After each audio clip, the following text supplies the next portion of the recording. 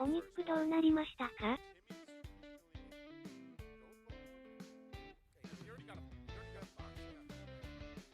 はい、お肉はまだよ。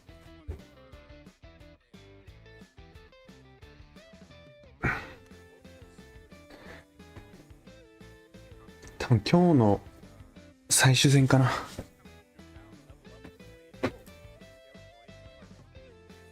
アルタエゴと激突。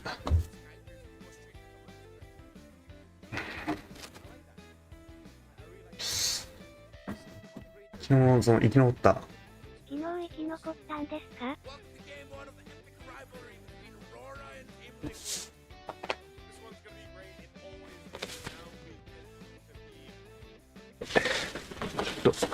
飯食いながらやろっかな。ご飯食いながらやらせてもらいます。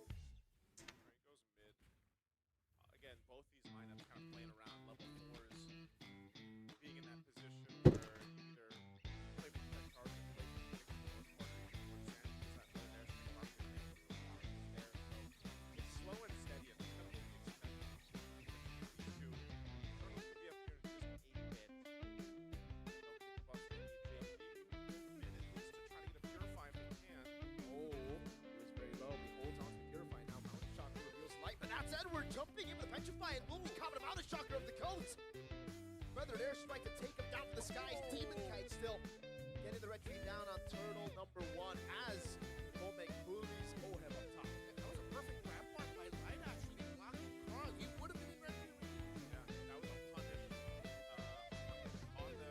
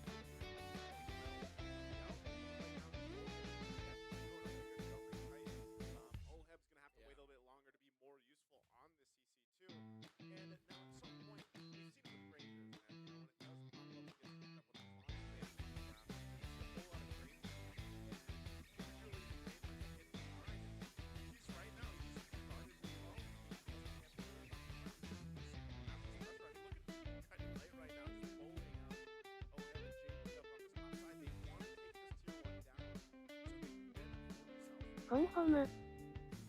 よっ。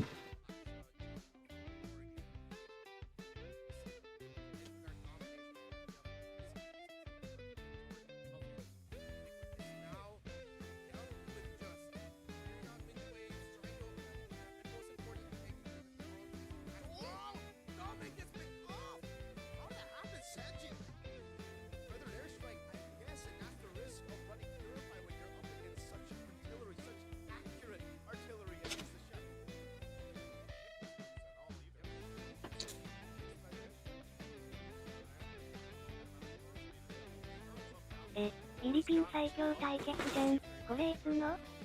今やってるやつ。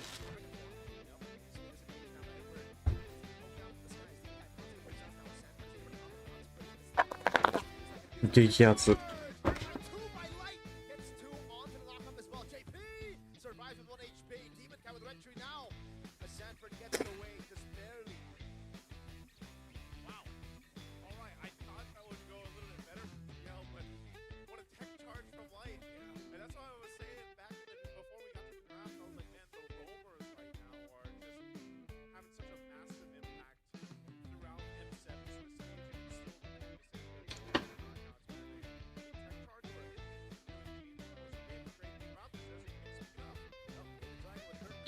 フィリピンの予選はオーロラ勝ったんだっけ？フィリピン予選はオーロラの勝ち。ただこの大会でなんか最初立ってたけど、その時は PLPH 上がった。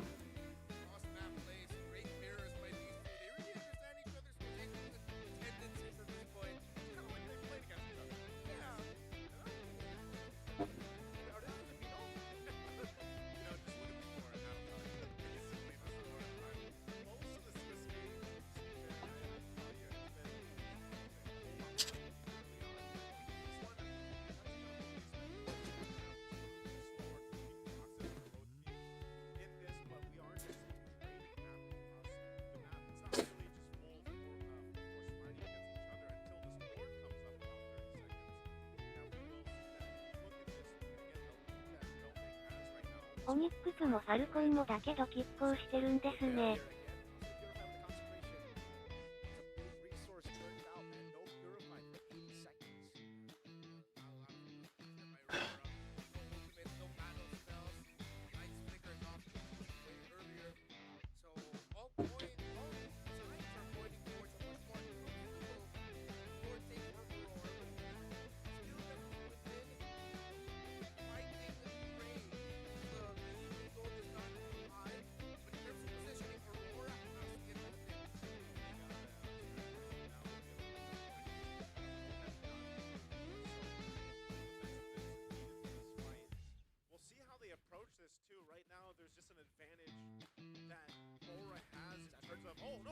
Purify gets taken out by Domenkai.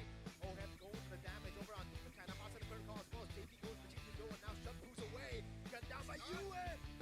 That's starting to deal a lot of damage. Quick Shun Pu out. But look at the HP bars on Laura.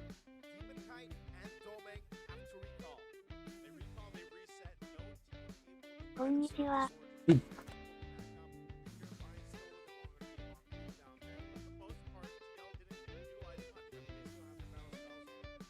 キャリーもクラウドもバンされたのかな。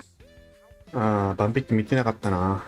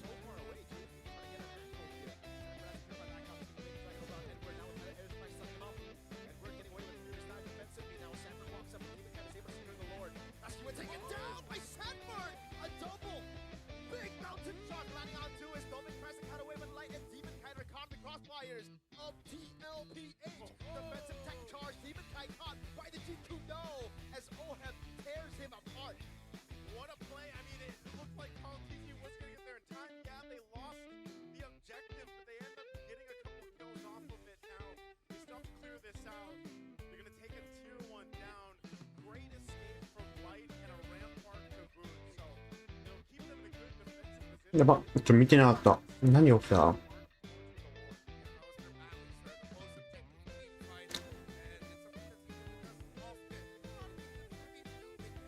おお。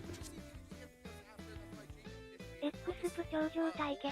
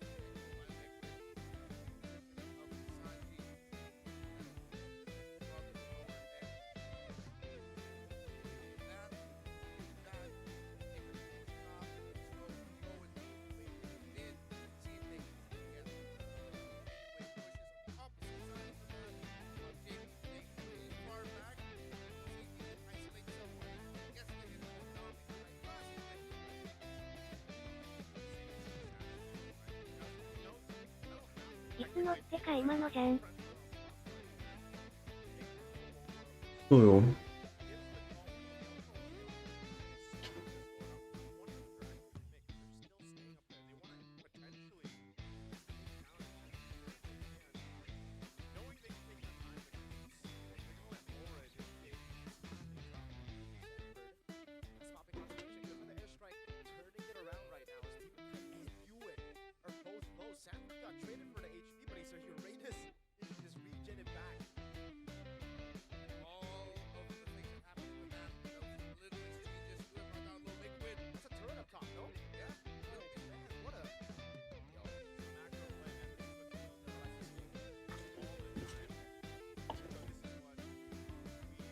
帰り優勝はもうなくなったんかな。2試合とも負けてるし。いや、まだある。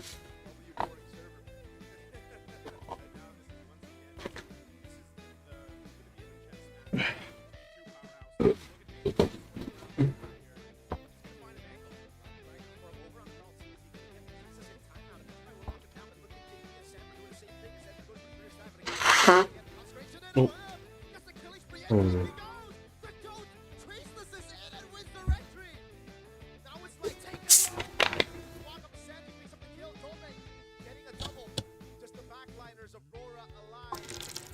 今回キングコングのジョイが見れなくて残念。どこに負けたんすか？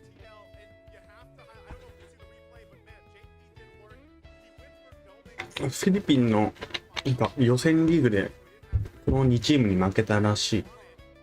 オーロラチームリキッド。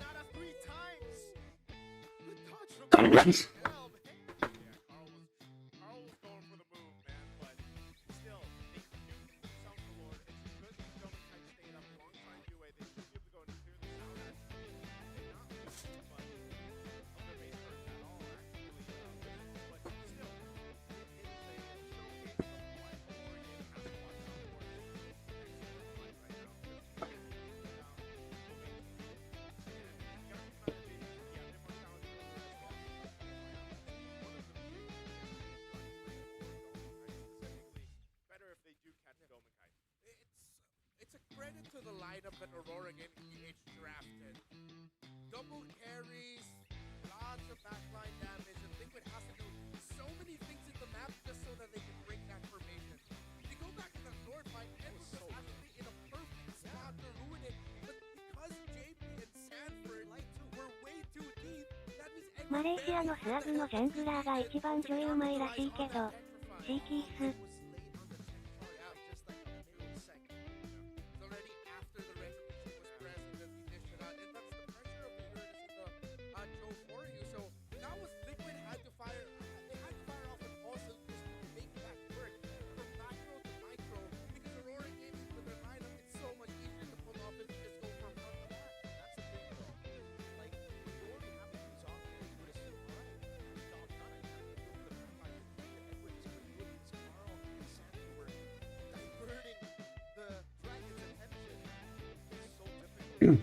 SRG のあれなんか呼び方世界図っていう呼び方らしい。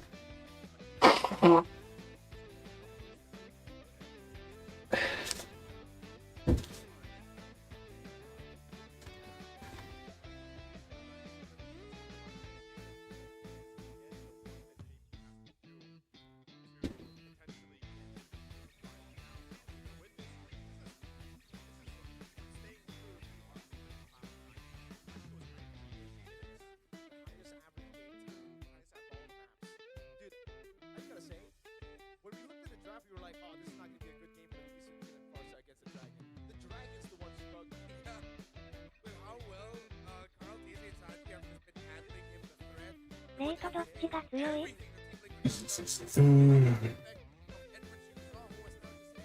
どっちもどっちかなこれ。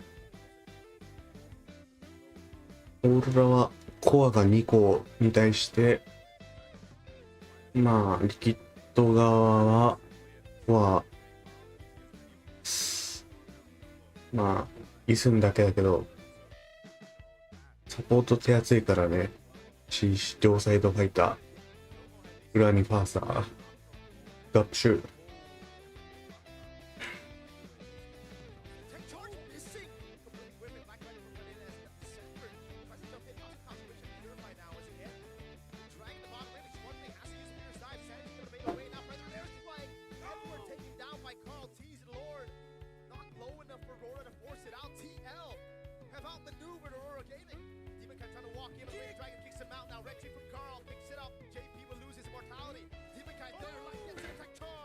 うまい。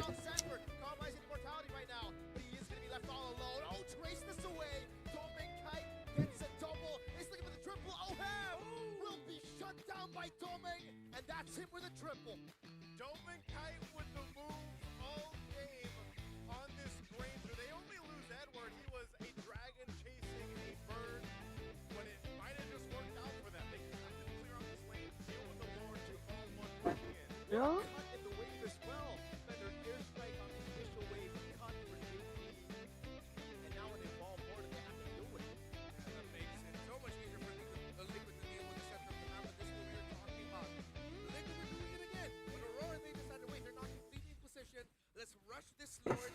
Yeah, we whiffed out the initial engagement, but then they held on. They still had the right tools, and Light eventually got the Rampart and the knockback knocked up back in perfectly. Aurora this time were ready for the counter, and that's what we were talking about. How much easier to make this lineup of Aurora work. When Liquid is not in the right time and position to do all of their crafty things in the map, and during the team fights, that's what happens. They get counter-initiated, and the counter-initiation from Aurora is dead.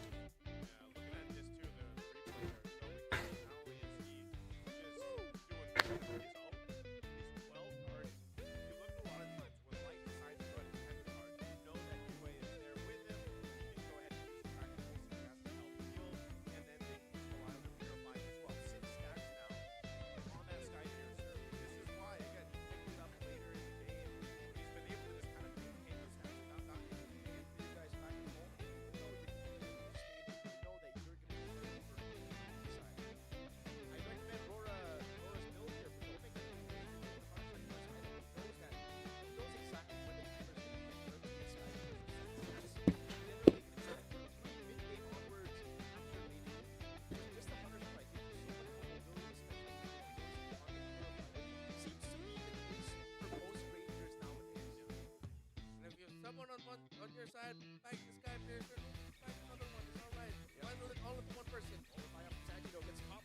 さあ、ウラノスが前ブリンクをしました。あら、あ、やばい。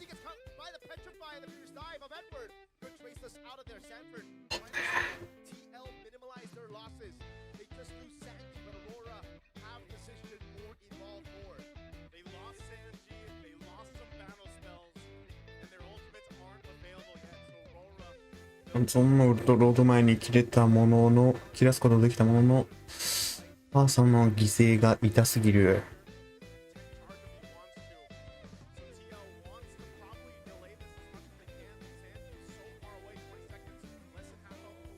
しかもガレックはフラッシュウルトがまだ残っておる。対戦シーン半島勝負。これは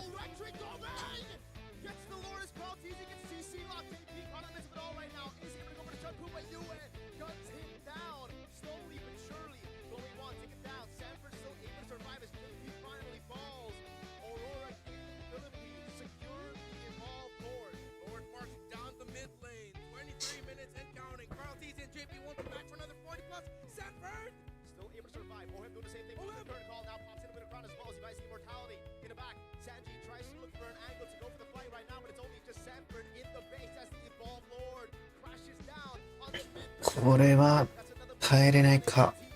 ハント勝負勝ったのはクレンジャー。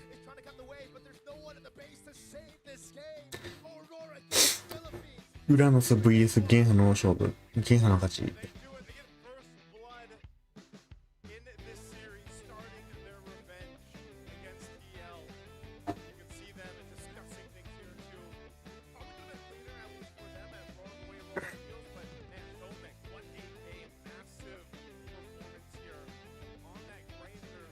ハント勝負の強さって年齢で決まる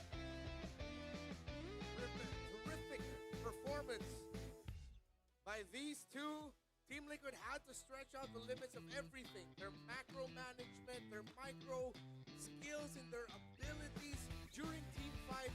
But in the end, it boiled down to the fact that Team Liquid has been running away from for majority of the game. The lineup of Aurora, the team fight of Aurora, is way easier to pull off. It's way easier to make work.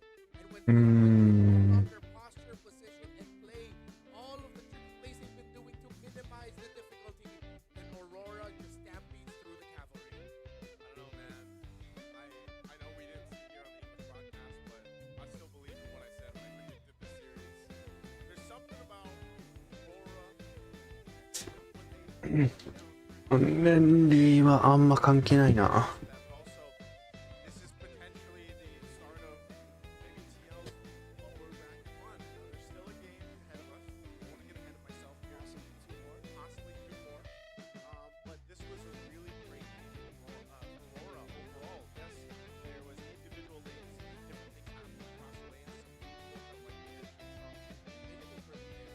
But if it goes to the second place, Sanji still doesn't have their lane. Aurora's gonna be looking for the weak side. So they would much rather go up against a Claude than an E. Wow.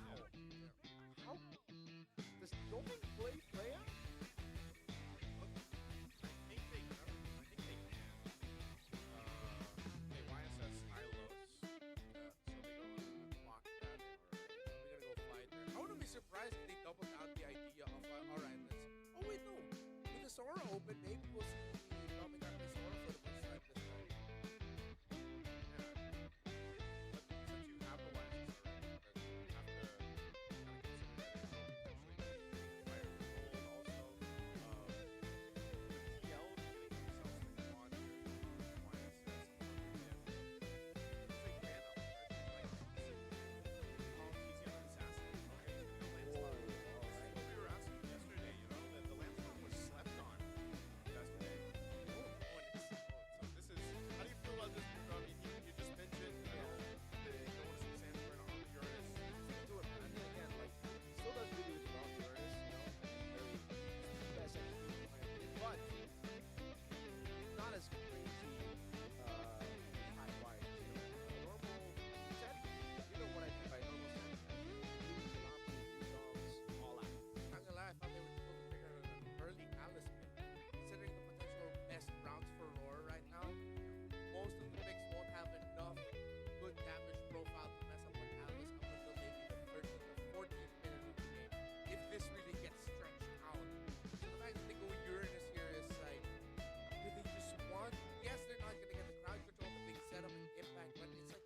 want Sanford to be a sponge. Yeah. Stand there now with a Luna, they're gonna feel pain. Like even up this early, that's not your side. It's a red 3 can get a proper response to it. So I don't.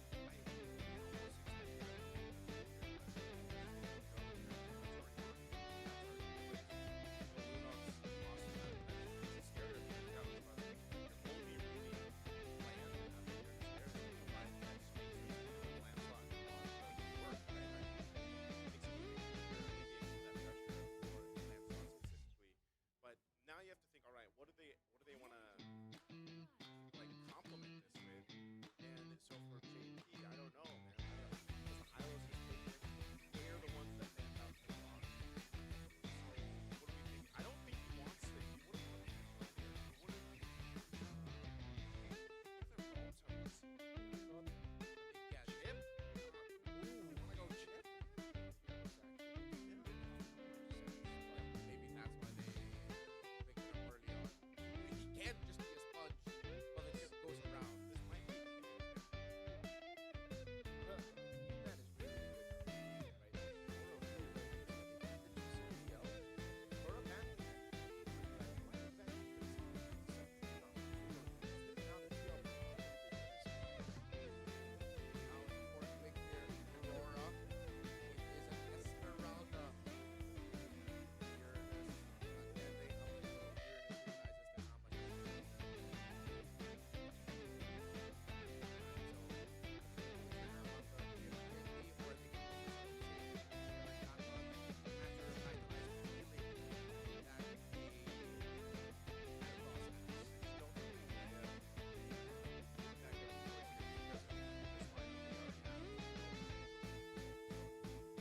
set up potential. Really getting that one thing. Lillian. Oh, well, this stat is not. yeah, not updated. Folks who saw Onyx play yesterday, they lost game 2. Lost to Lilia. Why the Lilia? The lineup of Aurora is from the back. Yeah, you can dive with the falling star, but with the glorious pathway, the high loss walking in front of you, that's not gonna be a good time. Remember there was a time in Gage when there's high loss on the other side, there's only 2 heroes in this, either Valir or Lilia. Mess that up, and that's gonna be difficult for like any member to deal with. Because now this is gonna be a fight to go there. Even Dominic guys say, wait, so much damage to this Lilia. What am I gonna pick? I like to pick the deal.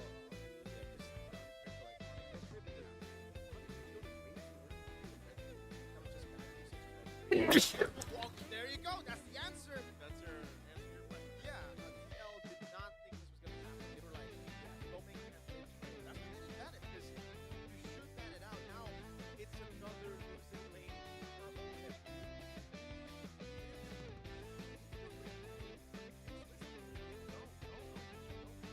But I'm sure like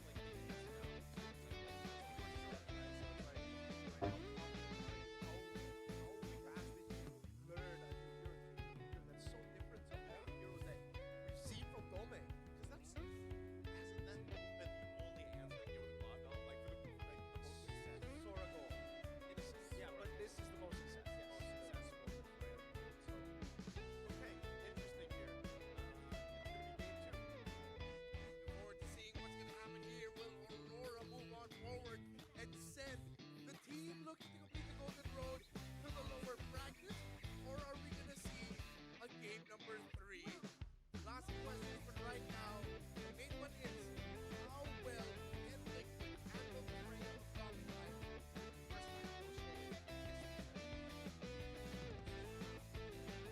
First time we'll show it. Might be looking at knowing just knowing like in general as he likes to just pull it out, you know, and so expect that with the Whoa! Oh my goodness, almost a solo kill up top, both flickers early on. wow, okay. So I know we call this like the dead lane. It's not so much the dead lane right now. Not for level 1. Yeah, not for the level 1. Edward getting a bit of an upper hand, of course, over that. So a lot more action already early on in the game too that we saw in the previous one. Got updated stats, ladies and gentlemen. As of today, Claude is 0 wins against the Freya. It is 0 to 3. So is that good? It's good for Freya. It's good for Freya. Weapon mastery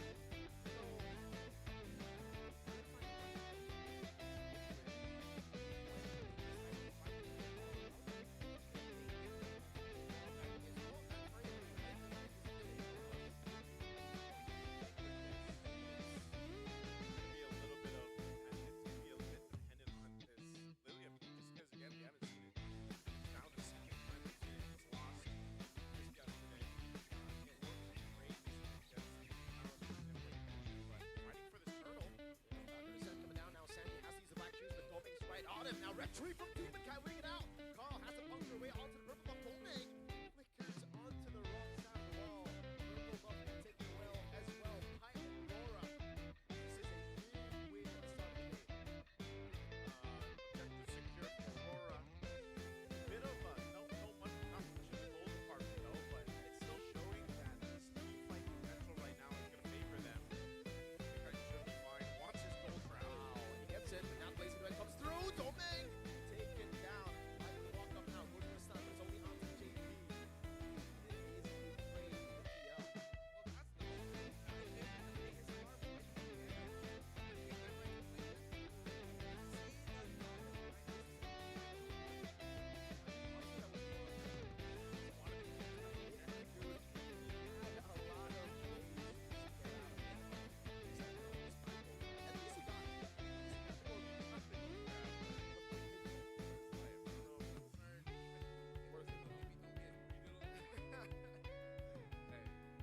Whatever works right now. I mean, in the late matchup, we're just gonna have that advantage. You saw how fast he did rotate out that turtle this time.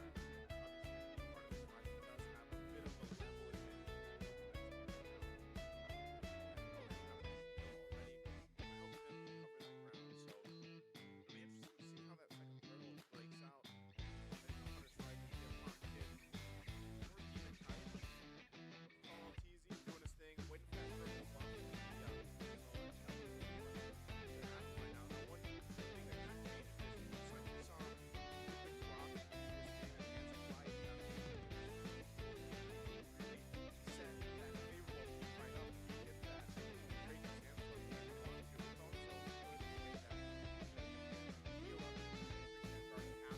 金次郎。 Yup. Is gonna be poked down and deal with this poke. Turtles up. Oh, there it is. Raging Sandstorm. Play one on Demon Kai. Sanford not gonna use a flicker. Just getting goes 音 for 出 it て in the る end with the concentration. うん。 There's a kill on the jungler early as the turtle spawns in. Oh, Carl picking it up. Julian's coming down now. Blazing away from Oham, doing a lot of damage. Light gets away with the glorious pathway and the revitalize. This time, TL takes Rora's purple buff. Great rotational reads by JP. Coming out of nowhere, Sanford covering for him to secure the kill onto Demon Kai. This Carl Oh. is a menace. Okay. I don't think they're gonna get more off of that. They're just trying to cause some chaos now on this side of the jungle. Carl Teasy's there though. Yeah, and he takes the orange buff away from Demon Kite. At least Demon Kite gets the green camp though, shoots the arrow, finds it. Right now, that advantage for Carl Teasy's nearly level 9. I don't know, man. Apex Predator and Uranus, that's not usually 2 and 2. You don't put that together, but in the hands of Sanford, he does make it work. Again, able to be very much of a threat still on this hero. And you can see he's got the Dom Ice now. Oh, they go リキッド負けたんだ。 Wait a second, JP goes back for the healing. Demon Kai has to respect it. They get zoned away from his own jungle. Oheb in the bottom lane there, blazing duet to shift him away. Demon Kai again stalked to walk back to base. Light having a hard time protecting his jungle because of everything else happening. BMI flicker around. Sanji coming down to help him. Good BMI. Domeng is looking for the chase now with Carl Tease. He's walking up together with Sanji. Domeng's trying the best he can. It will be Carl who gets the kill on him. The ankles were broken. This The is BMI, man. I don't know. It's not just ankles, it's considering that's afraid the wings also were broken. Be a little bit more Red Bull there, dumbing. Yeah, He that's, needs wings for sure. I don't know, man. Like, that's not good for the Freya. Again, the stat being 0-3 for Claude, but right now this is also, once again, Dominkite's. This is his first Freya. The goal lane, mid. Sanji is going to be taken low. Actually flickers out of safety. Edward jumps on the turret, picks up the kill, but now will fall as well. To the Thorn Rose of Carl Teasy. Oheb almost getting caught by Demon Kite's Mountain Chakra there, but a great BMI. I was a bit greedy. I feel like Edward didn't need to commit the flicker just to get that kill to trade it out. That's a losing trade because you lose a flicker. They're getting desperate, I feel, because scaling is getting tough for them, right? Like, TL are just dominating every part of the map. Yeah, it's a 2-level lead between Carl TZ and Demon Kite. Story that I was saying from game 1, you know, this is what Carl Teasy does against Demon Kite. We know that they've shared words and sentiments even seasons ago back in MPL Philippines. And it's always great to see. I always love to see them face off in the jungle. But yeah, I have to agree with you guys. I think right now Aurora Gaming is 裏の taking 末 a little 月 bit いな。 too many risks, like we just saw from Domenkite, and now even from こうなってくるとね、 pick up a kill. 裏の巣強いね。 They do want to go ahead and set 押してる展開。 at least contest that Lord when it does come up. Looking at the items here, you can see Edward, he's got only that enchanted talisman. He's got the boots working on his next. Even on the other side. おー、いいダメージ。 Damage, Phantom Execution. おい、 Gets the kill there. Hey, that was supposed to be one いいですね。 This feels like Demon Kite went into the game and is on hard mode, man. Yeah, like this is he doesn't have any space to work with. Thorn Rose over on Blue, Gonna force out the Brilliance now. It will be able to be. I mean, they forced it out. Sanford walks up, blazing red coming in from Oheb there. Oh, they disintegrate Edward under turret. So much juggling. Huh? Here さっ comes きなんで負けたの？ Why? Taken low. Carl's gonna be walking up. Revitalize coming down now. Carl doesn't have enough damage, but they bait out a glorious pathway and a revitalize. Dude, I think it's just too much. I think Aurora Gaming is just like too much is going on the map that they have to deal with. That they're just kind of overstepping and making mistakes. 裏の巣ってオラクル今序盤踏まない方が強いの He か。 has 6 kids now. He's made Aurora Gaming his kids this game. Again, it was the Kali.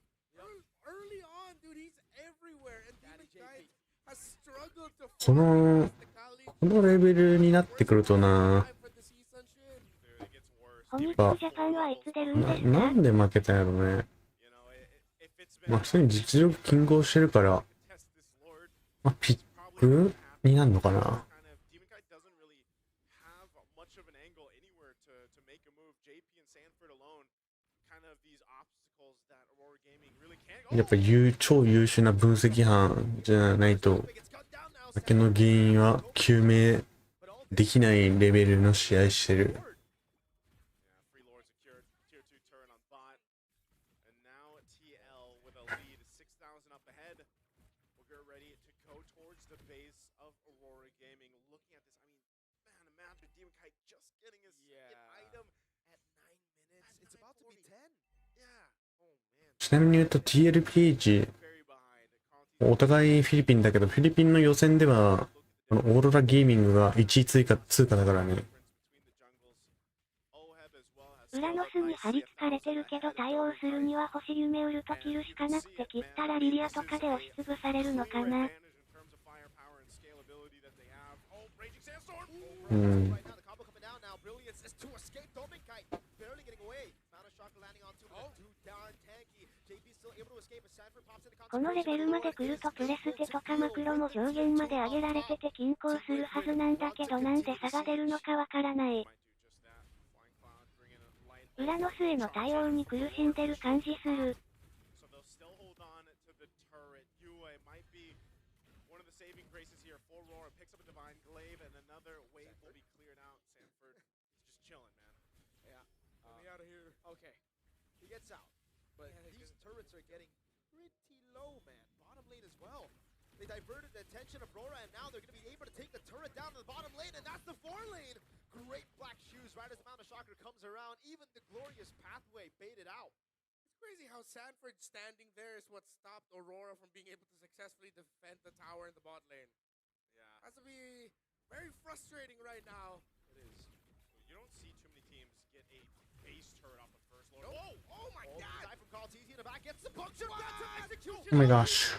Gets a fadeaway kill, but Oheb's able to crack the base open again with another base turret. That's value. No shutdown on the GOAT. All right, they get a kill. They lose 2 base turrets though. So Aurora Gaming took step 1 into this course pathway. Sanji has the black shoes. Can he pop it in time now? Radiant Sandstorm coming down and look at the AoE combo with the blazing duet from Oheb. Not a dive into the bag right now as the BMI gets Oheb out. Sanford and JP are sticking out to Demon. あ、びっくりしちゃた。んとダメージで飛んだ。 Oheb gets an outplay on Edward on the other side of the map, and now it's you. さすがにあの入り方、赤チーム、オーロラ、 is chasing him down. きちいやな。 Predator hunts its prey, and he gets a killing spree. Ladies and gentlemen, of course, we're going to be going to 返せるんだ。 a full 3-game series. That was about it. They got step 1 in maybe a 10-step process to turn the game around. Oh my goodness, I think they forgot they were 8,000 gold behind. 真正面から突っ込んだからクラウドイスンの横入りが So, again, smiles on the face here for TL. Hey, that's a first win for Claude against Freya as well. So, we're going to a game 3. Epic rivalry. No other way to end it for this stage. I mean, who knows? I don't want to say this is the last time they'll face off against each other because who knows? What if? Maybe, right? I just want to say, Oheb handled that game really well as a Claude. Yeah. Handled laning so well. He handled eventually once it became the 5v5 team fights around the map. It was a perfect game for him. He went 3-0-4. It's so demanding of a Claude to be like, hey, first pick, it's the last pick Freya. The entire lineup of Aurora had the whole draft to readjust to this Claude, and they said, yeah, this Claude, this is our answer to it. But Oheb stayed perfect? That's crazy. Yeah, looking at this again, they controlled this in pretty much this entire game, and it started off with some mistakes that Aurora probably just didn't need to take, you know, and I don't know, just interesting enough how fast the game scaled out of control. Demon Kite getting shut down. It was very reminiscent of what we saw in the grand finals in MPL Philippines, man. It almost felt the same because we saw that one of the weak points of Aurora's gameplay and the playstyle was one, Demon Kite was behind. TL just knows. It's like that familiarity. Like, we're going to go ahead, continue to put pressure on Demon Kite. The team has to make a choice. Do we respond and help Demon Kite, or do we try to win somewhere else? But when somewhere else is also losing, it's really difficult to gain control back from that and to get yourself back into the game. And for you guys back at home, Freya before this game held a 3-0 record against the Claude. This is the first time in M7 where the Freya has lost against the Claude. So now the record is 3-1. That shows 2 the quality of the gold laner that Oheb actually is. Again, very demanding for him to do that, but then overall, it looks like Liquid had a much clearer game plan this time around. They picked up the Khalid, which made the Uranus look like, okay, that makes so much sense, as we mentioned. And then JP was free to do what he did for the majority of the grand finals in Season 16, which was リリア disrupt にフォーカ Demon スし Kite て and たけ Light's どウル Field. トで巻き戻して全回復されて返されたのか。これ You were like, hey, this is a good counter. Can he play Freya? Play it, yeah. But having someone like Domeng who's played a certain way all throughout the regular season, throughout here, even with the fighter golds being a thing, he would still stick to the orthodox gold laners. I think the playstyle was a bit too much for him to adapt on the go. Yeah, it was also just really good the way that I would say TL responded to the way that Dominic Kite was playing that Freya. That was part of it too. They knew how to punish it. Yeah. So I feel like, you know, now all the teams that they have all that data from Swiss stage, they're like, all right, if we do pick up a Claude and the team's potentially going to pick up a Sora or a Freya, like we have a game plan for that too. And I think that was really good from them. Also, by the way, that also misconstrued the stats for Flying Clouds. That was a 12-ish minute game, man. Yeah. So One of the fastest, if not the fastest flying cloud Clouds. game we've had in M7. To make Flying Cloud shorter, you need sand. I Yes. think it was a Khalid, man. sand Sand and Uranus. counters the clouds. Oh, that's why I hate sand. Because It's rough. clouds are water. It's rough course and it gets everywhere. Calm down, Anakin. You were the chosen one. I love Star Trek. Ouch. It really feels like MPLPH because that's something Leo would usually do. That's Like, why you Leo, could bring I out did the- it for you, He's friend. literally cosplaying the perfect way. This is the sambal flavor of Grizzly Bear. So let's look at who the MVP is. What do you think it was, chat? It was JP, of course. The center. It's his fault, man. His fault. Daddy's home. Ooh. 2-1 You and gotta 6. say it, Naisu. Say it. What? Say- Daddy's home. Yeah. I'm not gonna say that, man. Why not? Just voice JP, bro. Daddy's home. There it Hey. is. Damn, JP. Whoa. Okay. Hey, the Khalid man 2-1 and 6, but like I was kind of explaining this when we got into the game. I was like, you know, the Khalid that we see from whether it's Light or JP, they kind of play it the same way. You know, they're able to go ahead and get things set up so well. There's great early damage with the Khalid. Not only that, but also the Raging Sandstorm is great. And you got to remember too how many times he was actually able to bait out some of like the positioning or the abilities just with a quicksand guard. Again, even looking at these highlights, ちょっ this is と where 時が Dominic 出てるなカ he レー went full ド。 Valkyrie mode, man, but unfortunately got his wings clipped, ankles broken, and everything else. And then, you know, just from there, it started with the gold crab, by the way, and then it went into that, and then it just fell apart further. And, you know, by the way, too, Lilia gets the first win. Yeah. So now Lilia's got the win. in hands here, so maybe we even see more Lilia pop up throughout the knockout stage. But I will say, you know, this is where they decided to just go ahead and hard initiate when, by the way, Demon Kite wasn't even part of that really big fight. And again, you're like, what, 8,000 gold behind. You don't have the defensive items or the offense that you need to fight that, even if you catch someone out there. So I'm really surprised that the call was to go. Maybe it was a last-ditch effort to just be like, you know what, let's just go for the play, basically. Try to make something to work. Get a 1-1ですか。 but it backfired. It didn't work, and now they have to face off in a game 3. Yeah, one thing I really like that Liquid did there, especially JP and Sanji together, is we all know how fast a Lilia can clear the lane already. Add a Kali to that, it's instant clear and then you're gone. Yeah. But they actually paced themselves.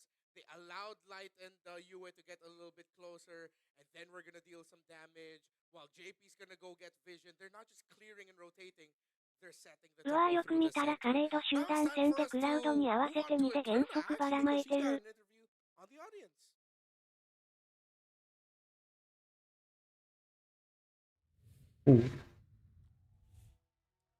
It is now 1-1 between both Filipino representatives with TLPH as well as Aurora from the Philippines. Right now, it's looking like a full house here in Exo Hall in the arena for M7, our first days of the knockouts. And I think we're going to get a little bit of a chance to talk to some of the people who flew maybe all the way here to watch this match. So we're going to see who we should talk to. Okay. Hi. Do you have a moment? Okay, could you stand next to me real quick? Hi. Hi, What's your name? my name is Calvin. Calvin. Calvin, where are you from? I'm from Indonesia. From Indonesia. All right. Dari sini ke sini jauh これ負 nggak? けてもまだ敗退じゃないよね。 It's about 1 hour. 1 hour. All right. So it's not that far. It's not that far because I think we have some Filipinos in the building as well. But of course, you still came all the way here. Can we ask why are you here? Well, obviously, are you a TLPH fan? Yes, of course, TLBH fans. TLPH or TLID? Team Liquid. Team Liquid. So in general, okay, he's a supporter of the Team Liquid organization. So right now we're looking at 1-1. TL came back in game number 2. How do you think about the match right now? What do you feel about the match? It's so insane. I think in game 3 it will be insane. Game 3 will be insane. Honestly, I think everyone agrees with that. Final message maybe to TL right now who are still trying to get that last point in. Pardon? Do you have a message? Ada pesan nggak untuk Team Liquid bertanding sekarang? For Team Liquid PH, fighting. Fighting. All right. Thank you so much, Calvin. Let's see if we can talk to someone else before we head into our next game. Wow. All right. TLPH and Rora. Hi. Can I talk to you for just a minute? Hi. What's your name? Oh, be careful here. What's your name? I'm Angelo. Angelo. Okay, Angelo. So I'm guessing you came from the Philippines. Yes, I came from the Philippines. All the way from the Philippines. All the way from the Philippines. You flew here just for this match or you've been here for a while? I will be here for 10 days after the Grand Finals. Wow, all the way to the grand finals. You think TL or Aurora will make it to the grand finals? Of course, I'm very confident. Two of our teams will be in the Grand Finals. 2 of their teams will be in the grand finals. What do you guys think about that? The Filipino fans are definitely raving right now. If I had to ask you to choose between both of these teams right now, who do you think will be moving forward in the upper brackets? It's really hard, but my heart and my favorite team is TLPH.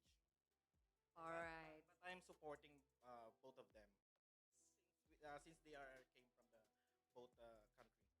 Of course. So final message to TLPH who are still trying to get that final point in. TLPH, I know you practice so hard. I know this match is also hard for you because we are fighting against same team in our country. But I'm hoping that you can make it.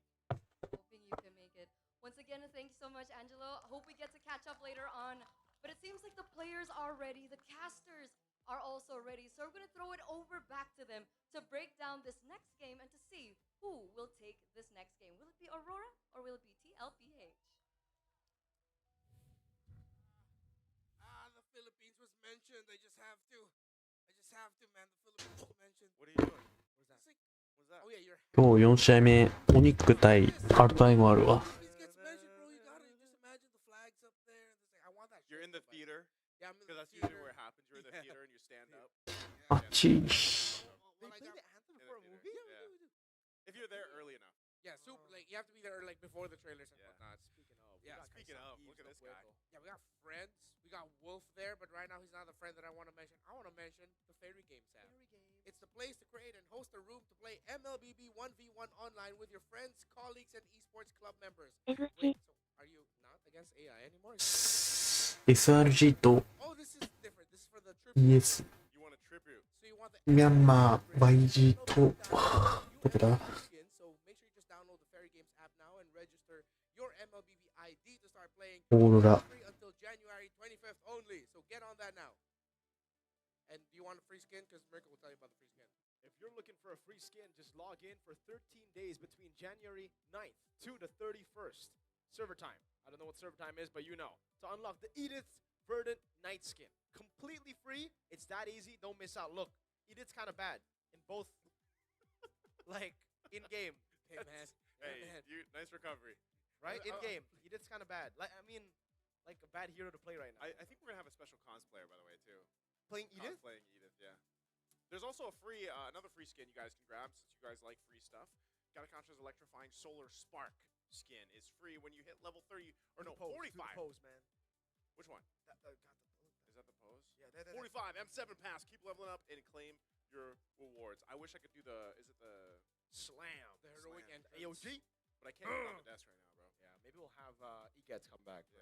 Oh, we still need to see the Greco-Roman oil wrestling match between him and Naisu. I was not aware of this. Oh, you weren't? We were all promised that it would happen. Yeah. But I think there's just a bit of scheduling conflict with Egeds. That's only for the premium subscribers out No, there. it's for everyone for free.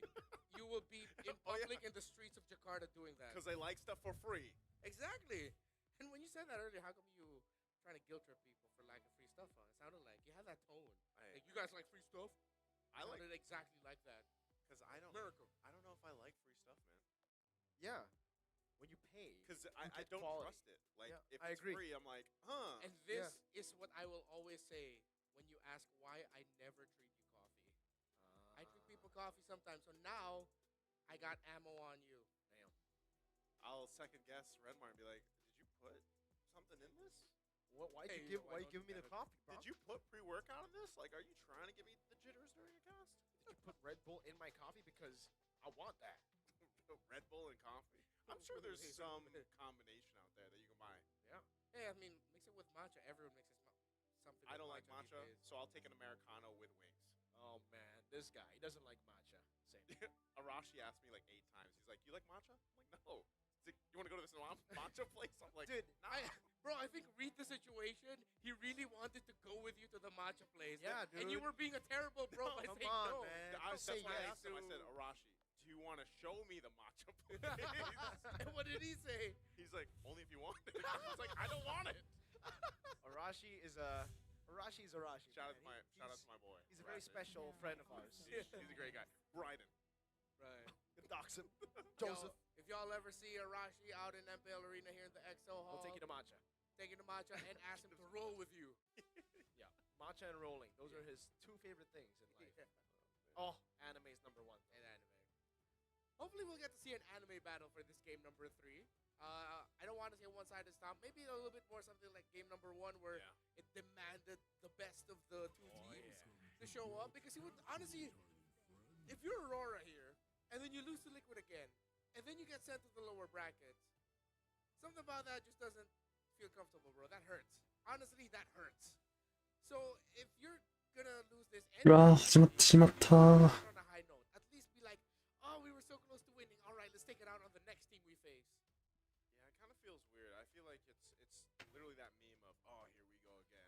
Like if that ends up happening, they are going to be on blue side. They'll get priority. They go with the Jushin ban here. I'm wondering, since the banned out. Maybe they just end up picking an Eve. We have continuously said, man, the Kalea has been slept on. Yeah.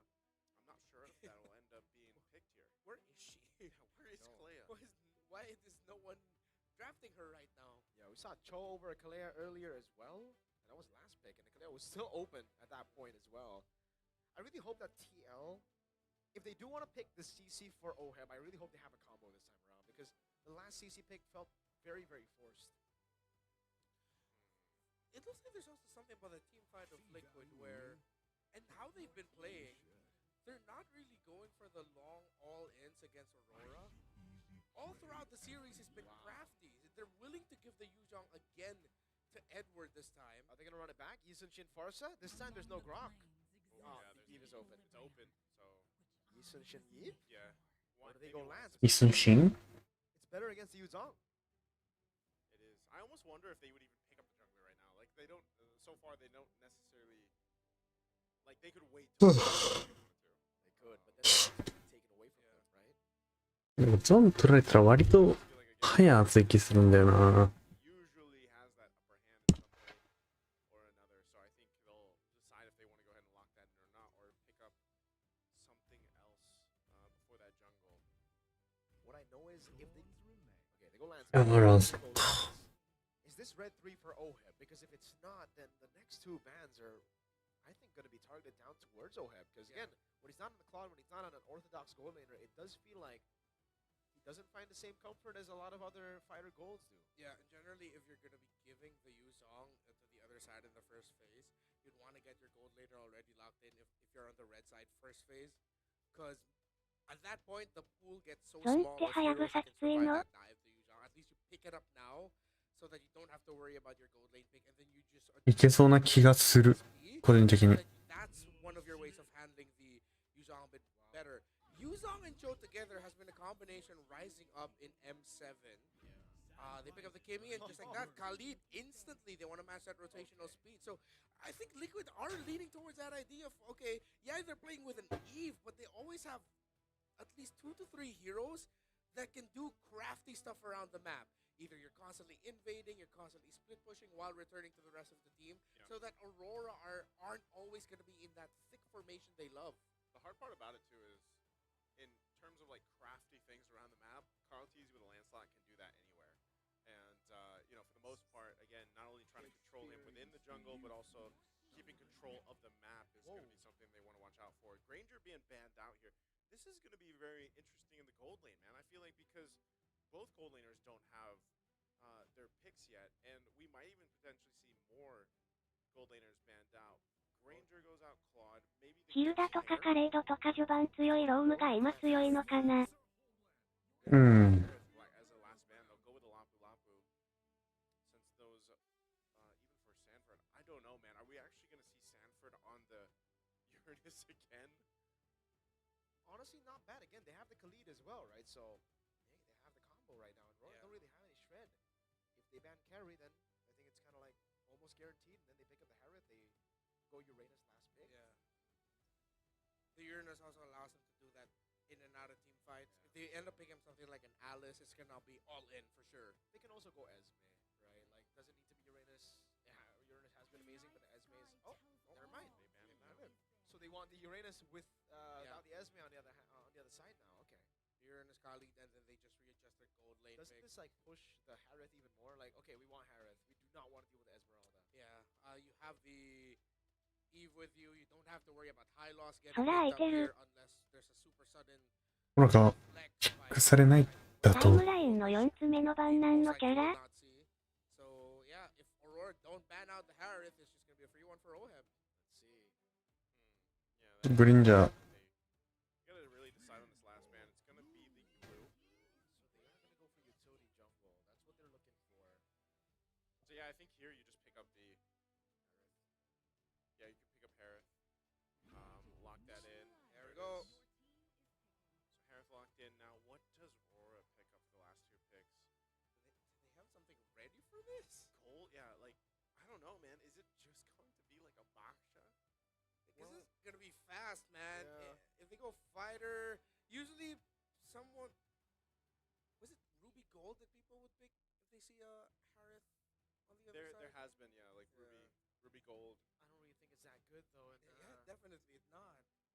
they still won't have any shred, and we know the Uranus is coming in.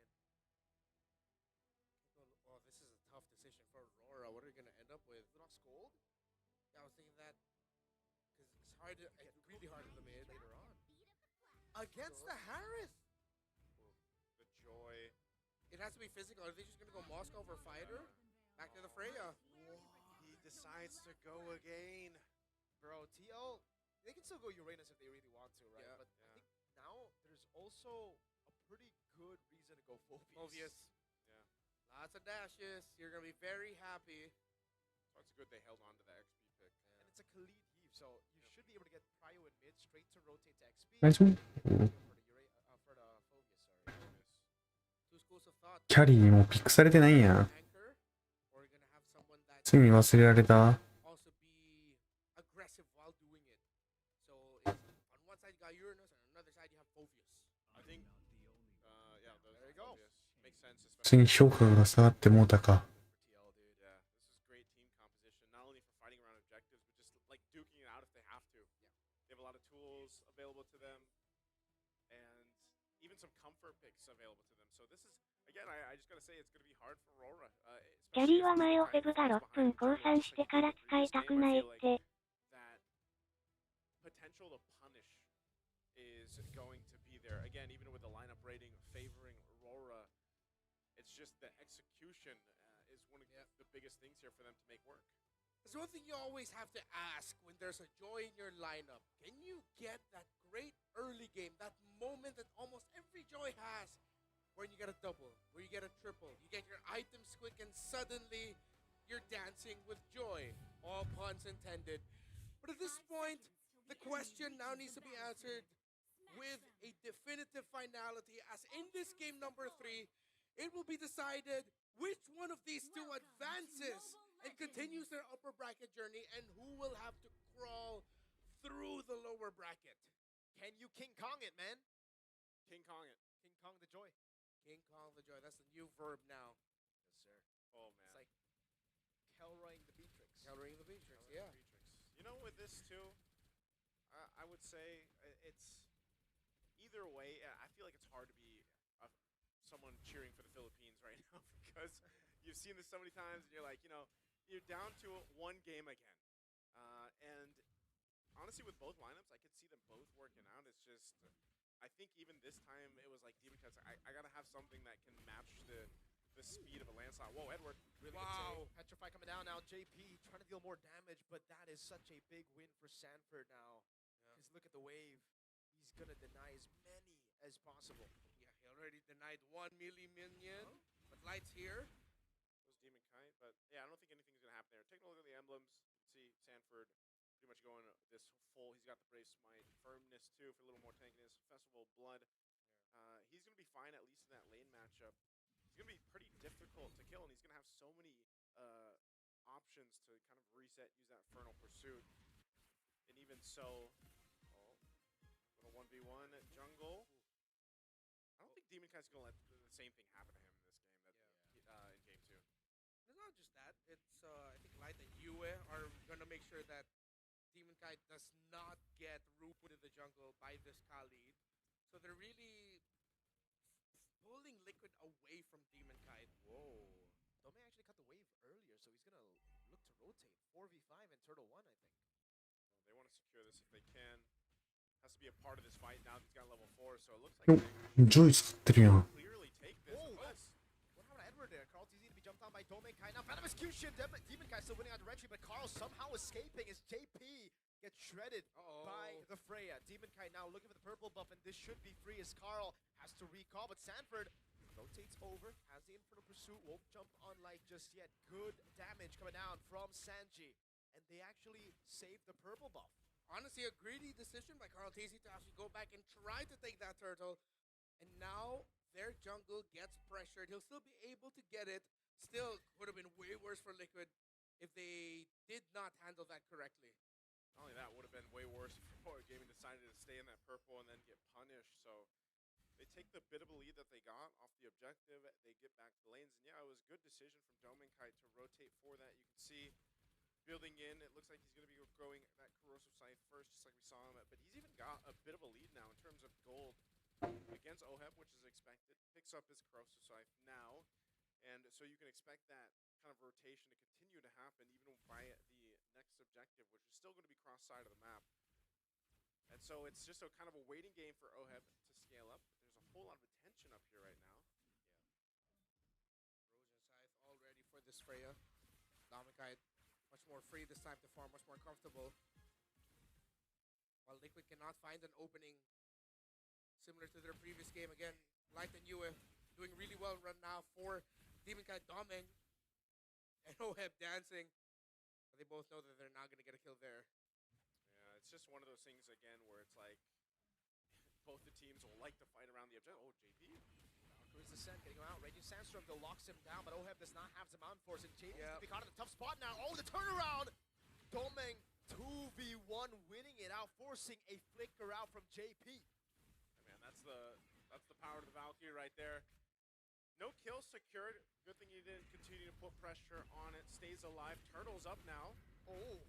So much damage. Cancel on the Black Dragon for him as well. But Oh my gosh. now in for the pursuit onto the Dragon in the air. Carl looking for the angle now, jumps in all the way. That's a Phantom Execution Retreat battle win for Carl. And Edward was too low. Sanford cooked him. Demon Kai, can he dash away? Sanford has the dash, and he cancels the dash. Gets the double on a Phobius. Oh, that feels bad for Aurora. The consolation prize, Domeng Kite gets a little extra gold on this top tier 1 turret. Wow. But man, that was just kind of disconnected in the way they wanted カレー to ド go. 暴れてる Yes, they な got the Sanji to burn the flicker because of the kick coming through from light, but then Edward was too low to really try to contest it. They came down to the retribution. Was that also Carl's lost gonna it. continue doing this, man. Bro, that was nasty, man. Everything was going so right until now. It's led to this. No purple buff on Demon Kite. They lost the last turtle. Significant progress in the tower up top. And now Liquid setting the tempo. They have to time their entries a little bit better. Light, I get why you were going for the kick, but no one else was close enough to actually try and follow up. And I think he missed that initial kick because I thought at first, like, oh, maybe he purified it. No, he's backing Flicker, Sanji. フレイヤが一番金持ってんのか。 Oh, am I gonna kick? Am I not? Okay, I'll kick. Oh, but he already flickered, and then he changed the direction. Yeah, I'm surprised he has the flicker. Don't we usually see Eves with the... I guess it depends, but yeah, purifying flicker, but Sanji relying on that. So far, so good. Hasn't died either, so... he's been pretty good on point with the RWMs too. You can see he's got the glowing wand locked in. Starlium Scythe now for Oheb, so a lot of these first items coming into play.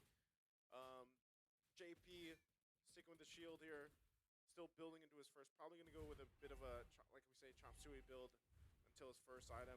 Demon Kite does have the Genius Wand, which him and Yue can work in conjunction together, but so far it's mostly just getting somewhat of a favorable fight, and that seems to be really difficult for them if イラン軍のお金差は1。 they're looking for, or they don't have that space around these objectives to look for, just because of the durability that this lineup that Team Liquid has between the Phobius and even to an extent JP.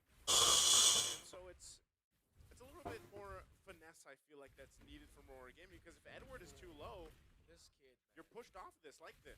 oh, he actually uses shoulder bash onto the turtle. Now goes in. Domeng! Skill 1 for the person coming down as Domeng Kai tries to dive in, but Oheb is able to purify out. Raging Sandstorm from JP! Big furious dive, but that lockdown saved a lot of them. Sanji still able to flicker out now as Edward gets isolated and now taken very low.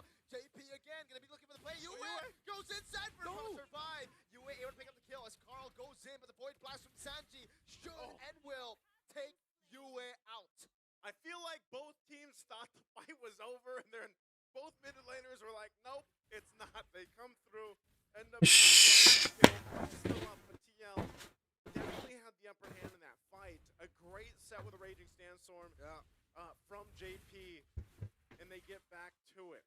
Yeah, Dominic with the initiation, but after all of that, Liquid had to expend a lot of resources as Aurora Gaming will be able to get this last turtle.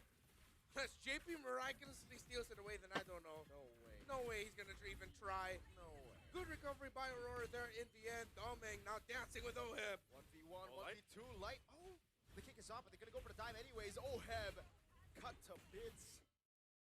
Great read on the situation by Doming to push it.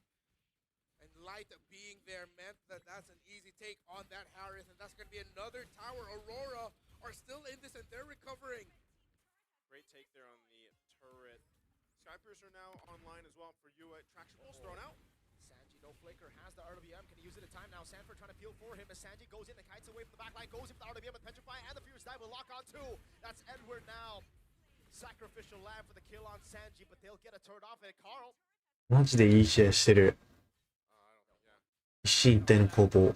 They lose a couple bodies, man, but they went for the tier 2 turret. I'm not sure if that was completely necessary, if they had to do all that just to get tier 2, but it does open up the map a little bit for them. About a minute here. So, interestingly enough, take a look at the items. You've got a Divine Glaive. Okay.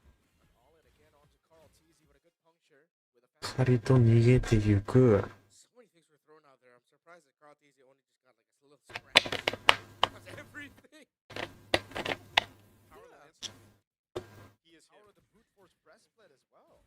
Well, that's ADR, the iframes. Light trying to find an angle, could not get it. You in trouble. Wow, those spells of bot force. I thought they would be happy with that tower. Yeah. I think they just want to go ahead and keep Aurora Gaming in check, saying, you know what, we will still fight if we have to. That is a holy crystal now. は、Going to be pretty good now on this Joy as he's got the 2 items locked in. Light now having the concealed veil. This is what usually まあ、五分じゃない。 as the Lord comes up. Some of these off angles. 別に、赤チーム、まあ確かに、カレードがいるから、序盤よりみたいな雰囲気で出るけど、フォビとか、リブとか、フォビブ、他のキャラは基本、まあ、終盤も全然いけるキャラクター。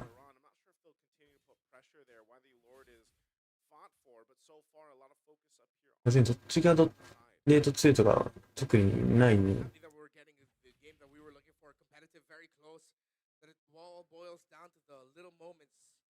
Good things or the bad that stack up into the result that you would want to see. Good handling of the minion wave. 多分当たり方じゃない。 They'll need that because sometimes Team Liquid are more than happy to give up that Lord if they can just continue pushing down mid, and then as you're backing away from the Lord, they'll come back from behind you through your own purple buff side. They're also handling the bottom side really well, meaning Oheb is stuck at bottom, trying to manage it, continuously making it 5v4, 4v5, as it's Domeng who frequently goes to the bottom lane. But that's also one of the advantages of being on expanding rivers. You know, in a way, it's like even on the cross side of the map, that's true. You're mostly fine just because you have such a wide range of this bonus to get back onto the other side of the map with that speed boost if you need it. So pretty much a stalemate right now. Neither team really having this upper hand advantage when it comes to actually securing this Lord. It's more so of a push and pull, seeing what the roamers can provide information-wise to the junglers and deciding on how they want to go with it. Again, Light might have to rely on a conceal play if he can, or a kick play, trying to get out potentially Sanji or Oheb. Even if he gets the Purify, that might be able to go ahead and help them. Now gets the Athena shield locked in, a little more defensiveness for Light, because he's got to be the guy to start things up here. Both teams playing the far lane pick off. The slow management to see if they can find an opening where it'll suddenly be a 2v1 catching off someone in the current rotation of who's going to manage, who's going to clear, and vice versa. But Liquid has started off this Lord. They're rushing! Yeah, they burst out the Lord! Aurora couldn't even time it that well. They didn't know. Sanford flickers out of Jikudo. Light looking for it. Edward with a jump. No, he saves the jump. That was just beautiful. Team Liquid utilized the slow push by Domeng in favor. Oh! Carl wants more. Thorn Rose doesn't land. Demon Kite with the electrifying beats. I know it's a small thing, but the upper hand of having that tier 1 turret up still kind of gives you that opportunity to make plays like that with map pressure, and that's exactly what TL did. And then by the time Aurora Gaming realized, hey, they're taking the Lord, they were too late. で、ここで、So now they have to deal with まあ、トップ側にロードが湧いてるから、まあ、下のセカンドは、あ、強い。順位が強い。あ、強い。Domeng Kite has to use the ultimate. At least it's not horrible for Aurora, despite the bait bad still. Lord was able to charge up top, and now the tier 2 in the mid lane has fallen. They're going to be able to go for the siege now with the Valkyries, the set still being down. I don't know if we'll have a replay of that, but it's always great. It's always a treat to see Lancelot in the hands of Carl Teasy here. He's able to just go ahead and escape so much. And, you know, again, that's why I even wondered yesterday why we didn't see Lancelot pop up in some of our games. But, you know, you're able to go ahead and avoid so much with Thorn Rose and the puncture. Dude, Carl Teasy has been baiting so much. Yeah. He's a master. He is. Really good at it. That's why he's the GOAT.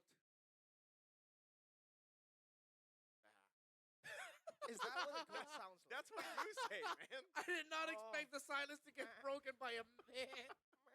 Hey. A bleed from Naisu to cut No, through that the was- silence. That was Mirko, man. He always talks about the goats. Listen to the replay. This is what I was talking about, though. Look at the Carl Teasy. All right?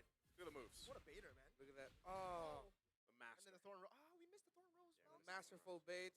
While here, Naisu, the master bleeder, like a goat. That's That's what right. you call it, Bleed. the gloat- Right. BLEAT. Yeah. There you go. But, I mean, we got to credit JP also for saving him with the Yeah. Raging Sandstorm. It wasn't all the GOAT. It was also the GOAT's dad. Wait, no. What? No, What are no. we talking about? I mean, he calls him Dad, Daddy. Ah. Everyone calls him Dad JP, so, Okay. yeah. Let's get off the farm and get back to the land of dawn. Hey, man, with how Liquid are farming up the map, it still That's also true. looks like the farm here. That's true. That's true. うーん Sword coming up. All this, by the way, across なんか the map is こう basically got that TLPH this パワー自体は押してるんだけど see the base turrets なんか全然 standing, but the shield's all down and everything else. Win a crown here now too for Sanford. 絶対的に見たときなんかあんまり押してる感ないな。 Providing so much of that tank 全然一発で一気にひっくり返れる。 PL can rely on. So this is going to be a different one. Lord started up. They'll take their time with it too. Look at JP's positioning. He's got the information he needs. Doming is around the corner.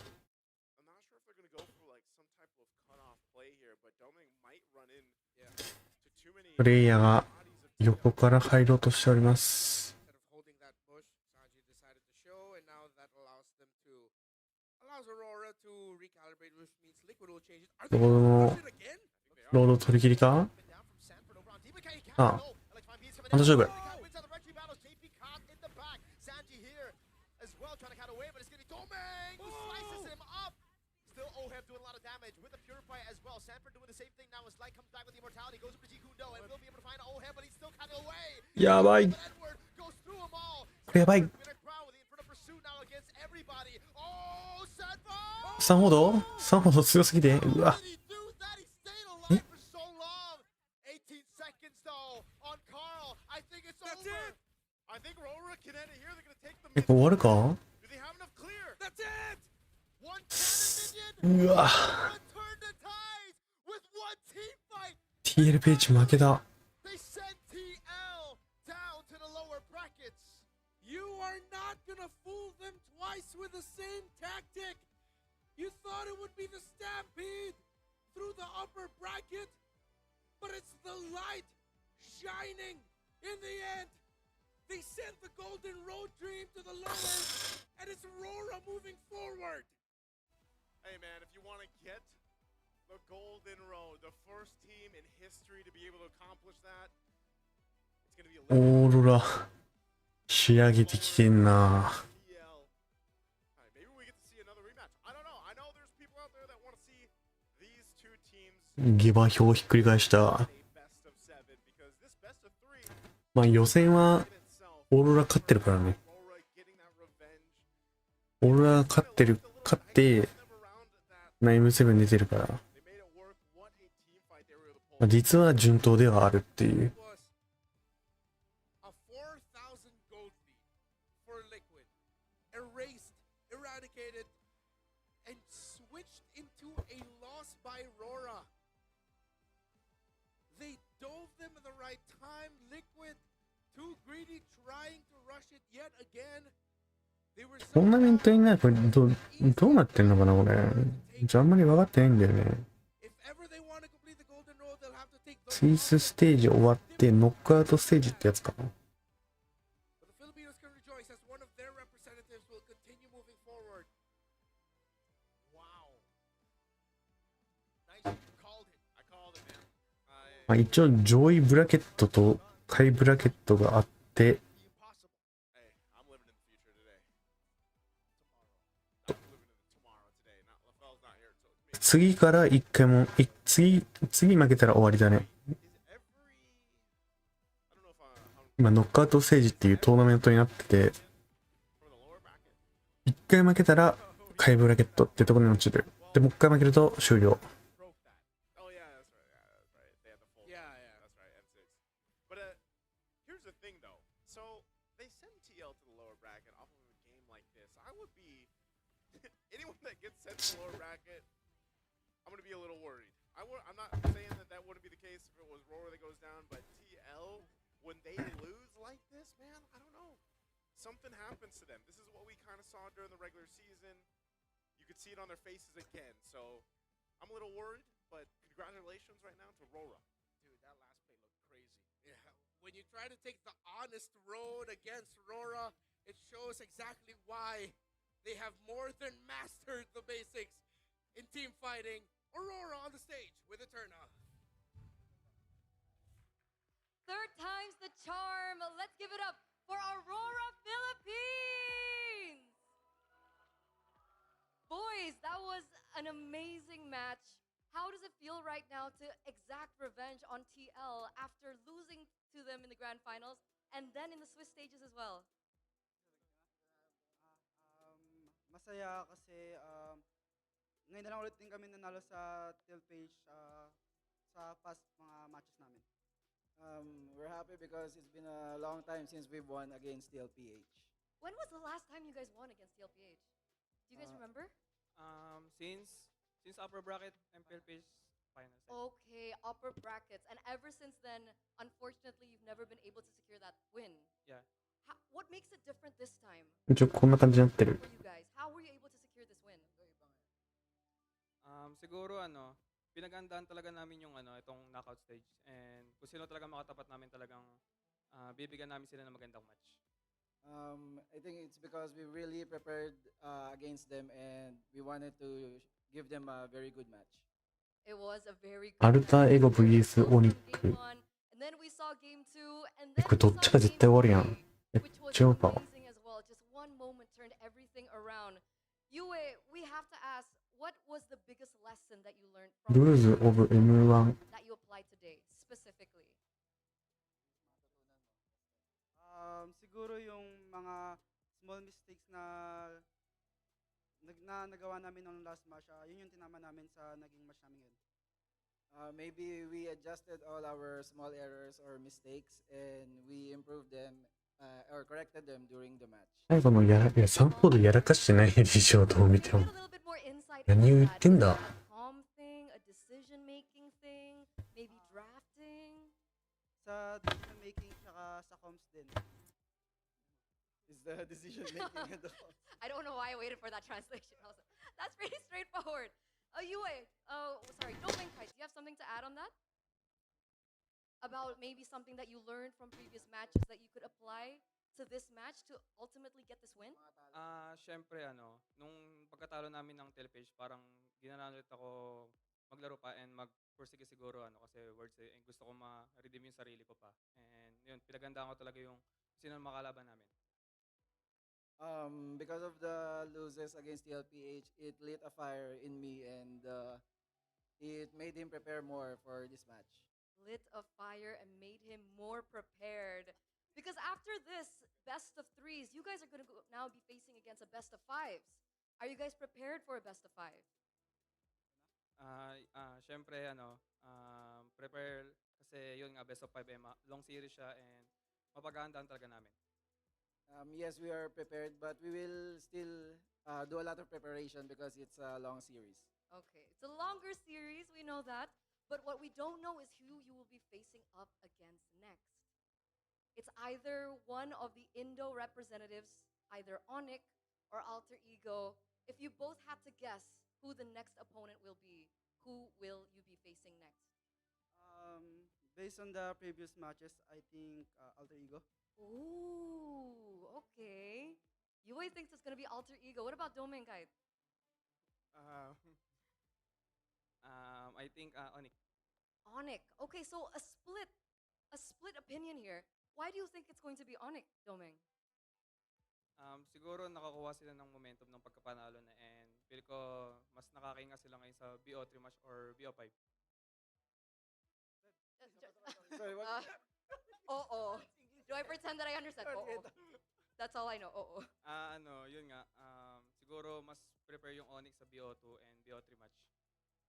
I think that Onic will be more prepared for BO3 or BO5 matches. Okay, interesting. Good insight because I think the players themselves recognize that. So, final message to perhaps TL that, I know that you guys are still friends outside of the game. Do you guys have a message perhaps to Team Liquid who lost today? Nice game sa Team Liquid and alam ko makabawi ka sa lower bracket, yung kita-kits sa finals. Nice game for Team Liquid and let's see each other in the grand finals. Okay, what about you, Yue? Now your message is to Alter Ego or Onyx? Good luck sa inyo parehas. Good luck to the both of you. Okay. Once again, thank you, Domeng. Thank you, Yue. Thank you so much for the translation as well. As we give it up once again for Aurora. Getting that round. DBK catches no. Electrifying beats coming down. DBK wins out the retry battles. JP caught. So much of that tankiness and that front line that TL can rely on. So this is going to be a difficult one. Lord started up. They'll take their time with it too. Look at JP's positioning. He's got the information he needs. Domeng is around the corner. I'm not sure if they're going to go for like some type of cutoff play here, but Domeng might run in to too many bodies of TL. Yeah, but now they're showing. Instead of holding that bush, Sanji decided to show, and now that allows Aurora to recalibrate, which means Liquid will change it. Are they going to just rush it again? I think they are, man. Look at the zoning coming down from Sanford over on DBK. Catches no. Electrifying beats coming down. DBK wins out the retry battles. JP caught in the back. Sanji here as well, trying to cut away, but it's going to be Domeng who slices him up. Still Oheb doing a lot of damage with the Purify as well. Sanford doing the same thing now as Light comes back with the Immortality, goes up to Jikundo, and will be able to find Oheb, but he's still cutting away. He gets by, but Edward goes through them all. Sanford with a crowd with the Inferno Pursuit now against everybody. Oh, Sanford! How did he do that? He stayed alive for so long. 18 seconds to be able to find Oheb. Which means Liquid will change it. Are they going to just rush it again? I think they are, man. Look at the zoning coming down from Sanford over on DBK. Catches no. Electrifying beats coming down. DBK wins out the retry battles. JP caught in the back. Sanji here as well, trying to cut away, but it's going to be Domeng who slices him up. Still Oheb doing a lot of damage with the Purify as well. Sanford doing the same thing now as Light comes back with the Immortality, goes up to Jikundo, and will be able to find Oheb, but he's still cutting away. He gets by, but Edward goes through them all. Sanford with a crowd with the Inferno Pursuit now against everybody. Oh, Sanford! How did he do that? He stayed alive for so long. 18 seconds though on Carl. I think it's over. That's it. I think Aurora can end it here. They're going to take the mid turret. Do they have enough clear? That's it! One cannon minion. Aurora turned the tides with one team fight. And finally, they sent TL down to the lower brackets.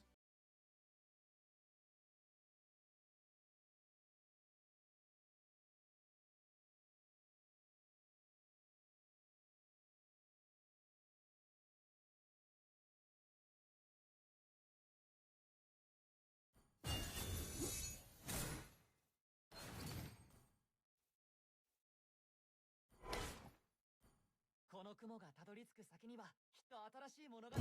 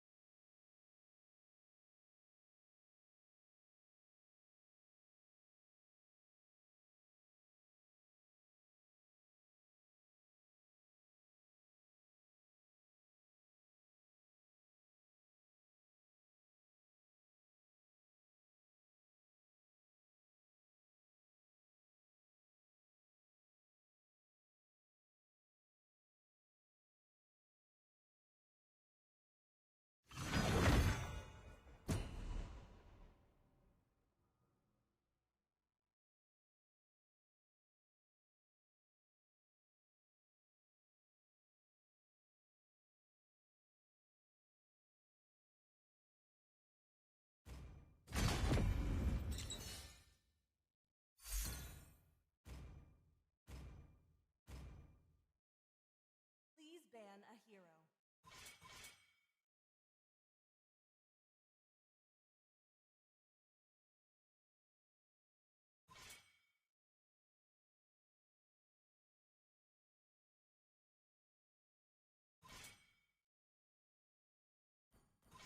Your team is banning.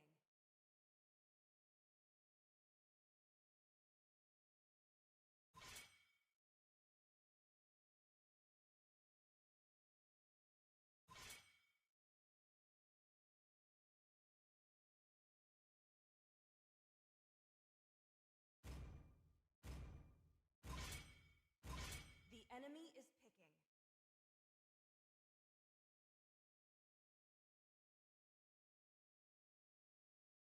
光はいつか闇に飲み込まれる。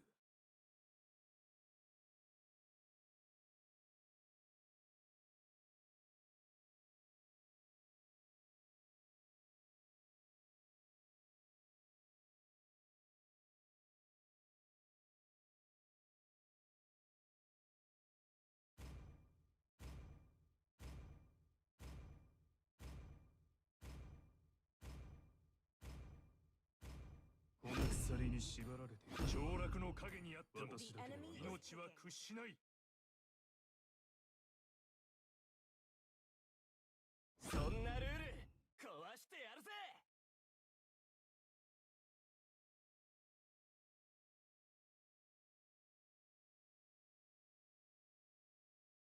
命を守る。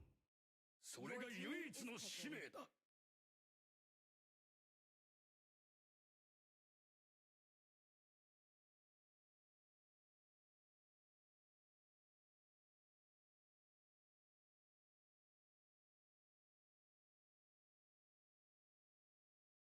Permission to come aboard, Captain! Da da da da da da! Da da da da da da! 全部ぶっ壊してやる。 The enemy is picking. 我は海を司る者なり。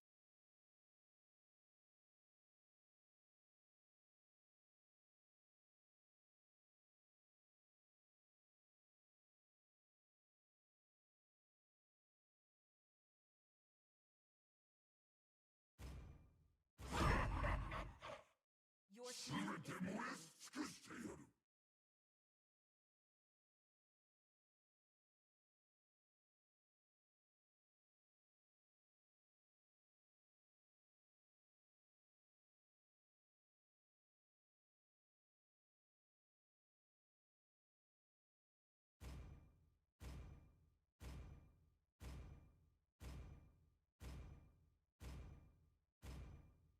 俺様に火を灯したら世界を丸焦げにしちまうぜ。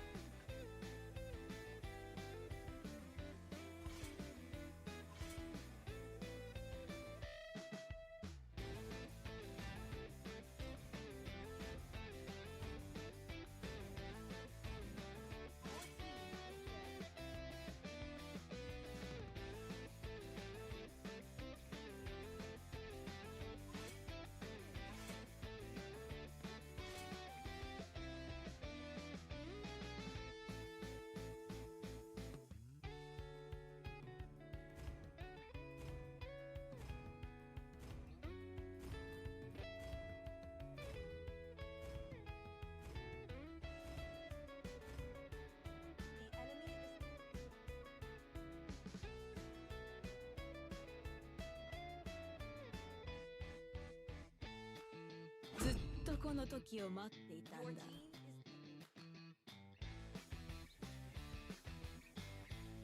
復讐の始まりよ。俺の刃いつでも闇に潜んで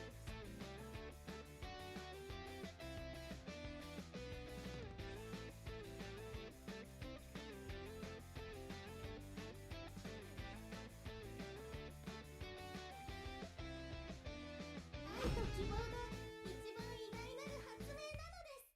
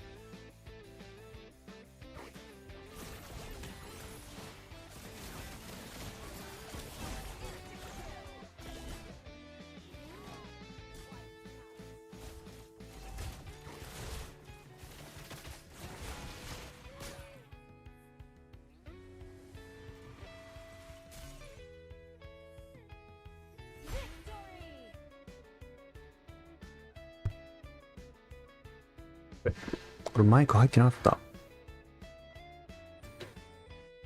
今日は、いやもう、ボエムちゃん、おやすみ。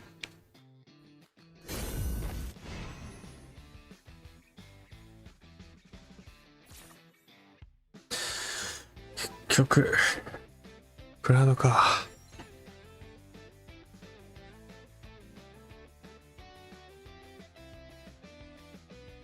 これがまあ ASMR。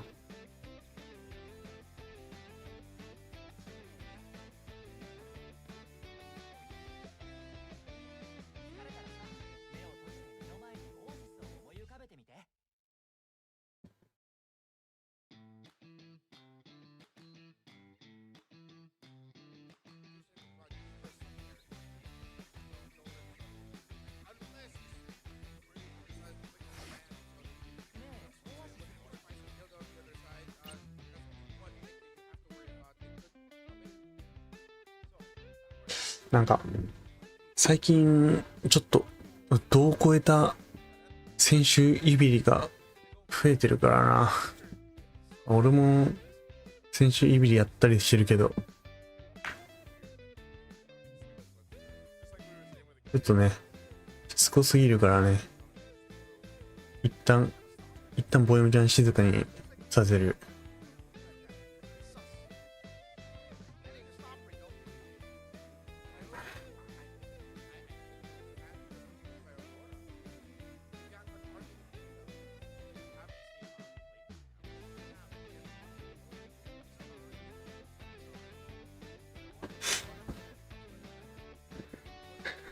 ってことで、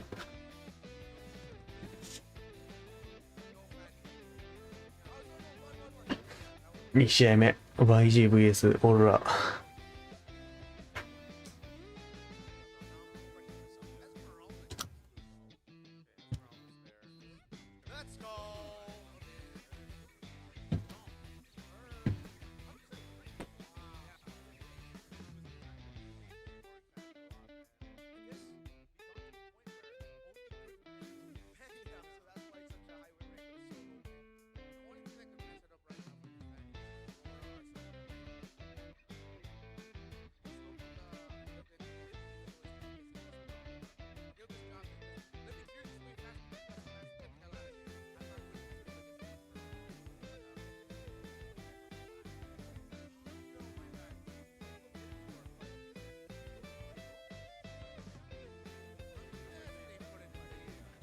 ローラの新スキンは、なんか出てたね。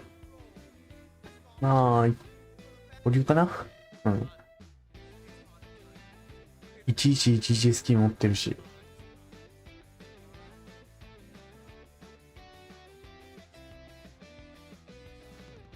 とりあえず保留。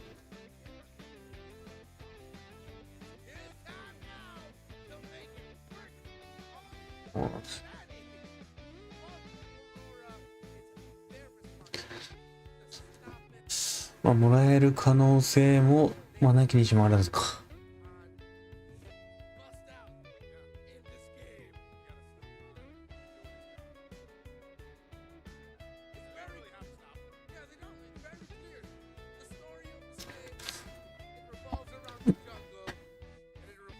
あ、クラウド開きました。なんかずっといるな、ウラノス。というか。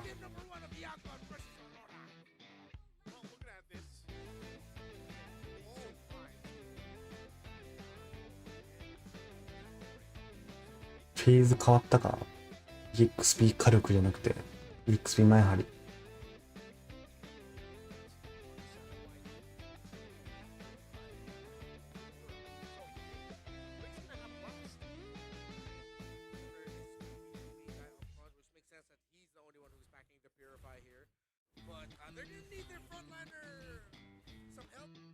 あとで序盤はエスメラルダが優勢と。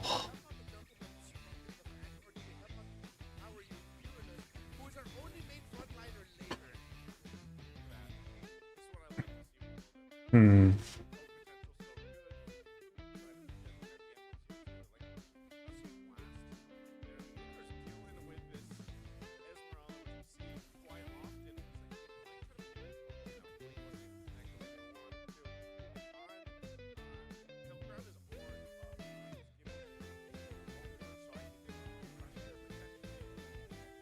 お、ファニー半トッチ。あ、これ。あ、これまずい。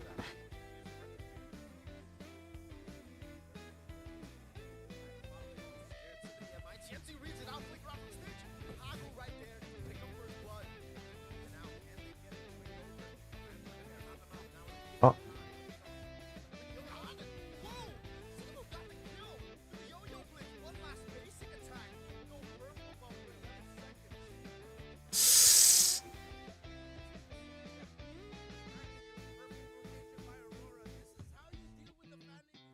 ファニーって本当に強いんかな。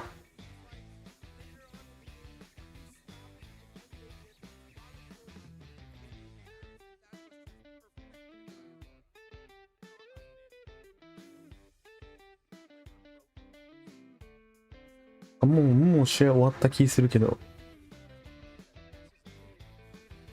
そんなことない。あ、こっからか。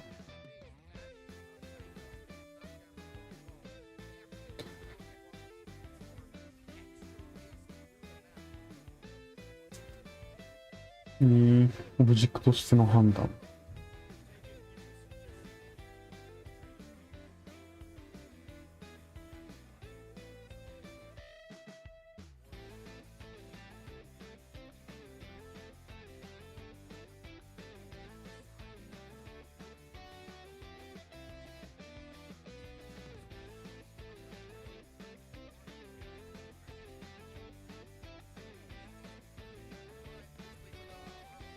ミャンマーはね、いや、まあ、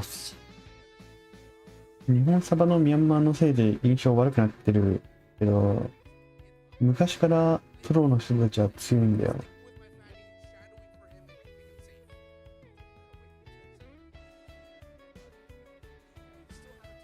お前がし。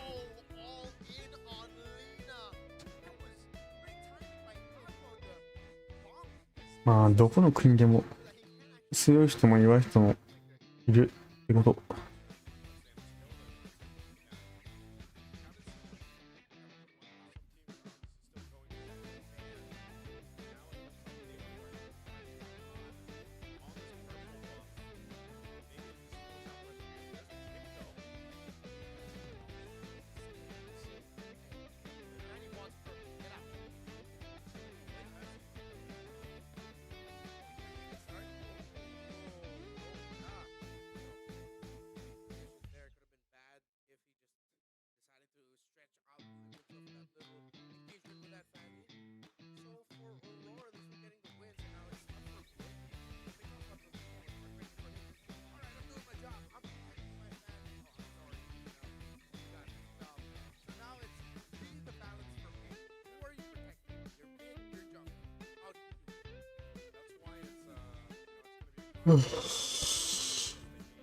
これ、ミャンマー勝ちそう。なぜなら、クラウドがいるから。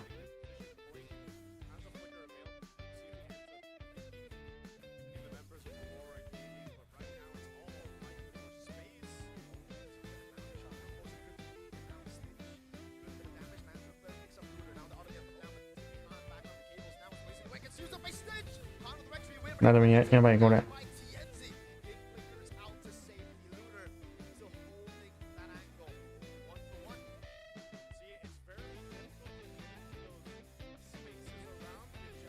シュが何もできておりません。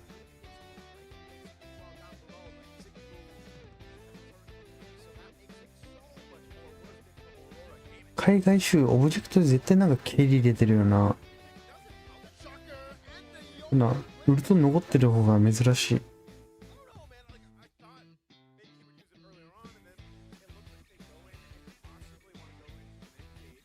ゴールドレーンで空は一旦置いといて、クラウド取ったら勝ち確。レートマジでバケモンよ。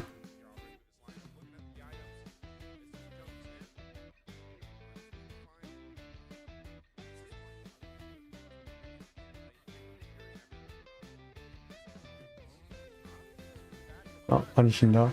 ピティ君。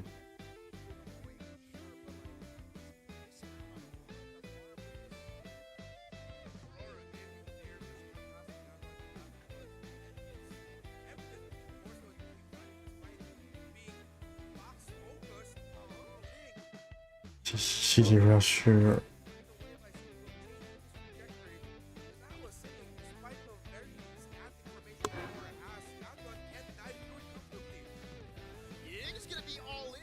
日本酒が今のところ使えていないからな。大会で見てないから何とも言えない。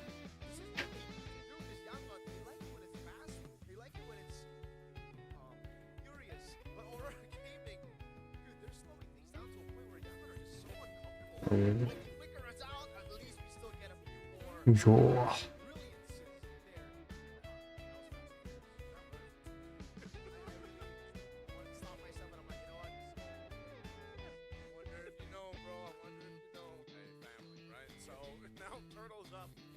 やばい。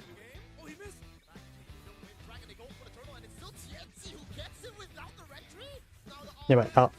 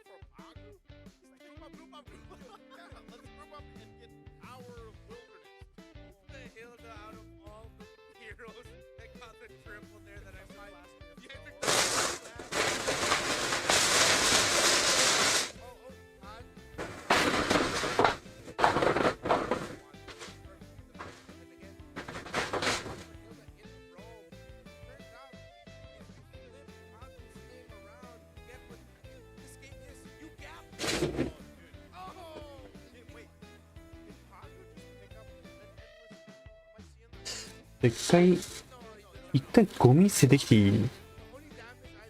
めっちゃ一周放ったいんだけど。一瞬。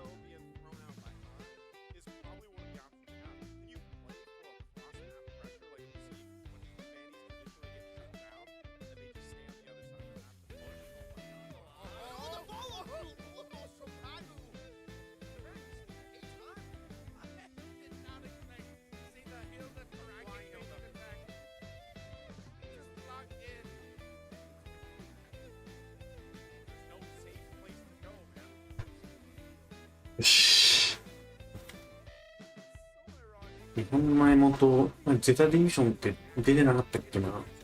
出てなかったかな。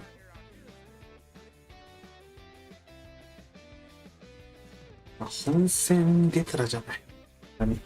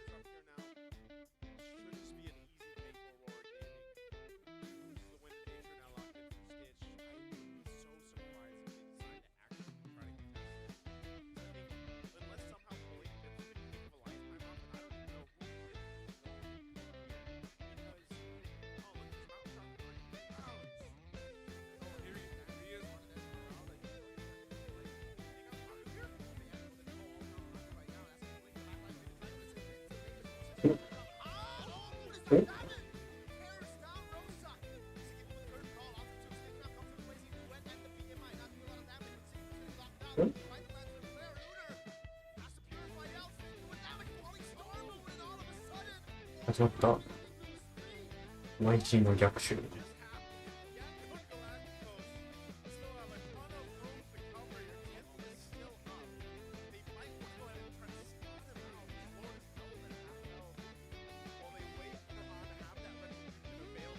配列になるならしっかり取って、兄がワンショット。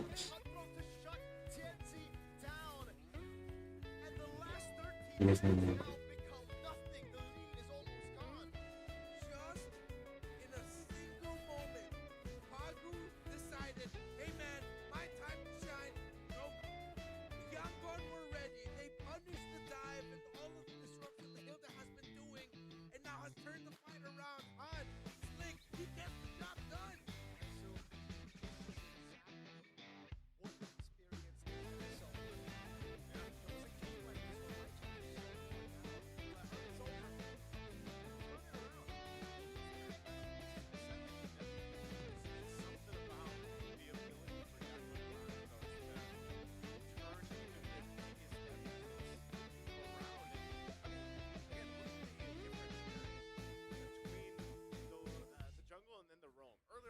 ボードがあります。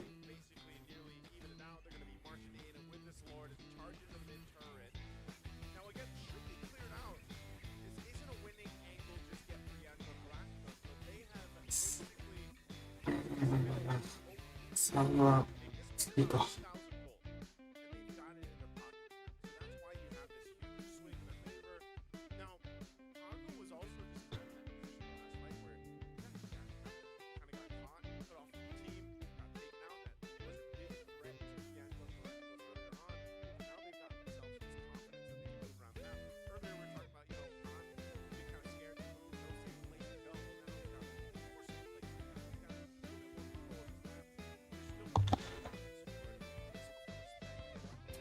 まあ、そうね。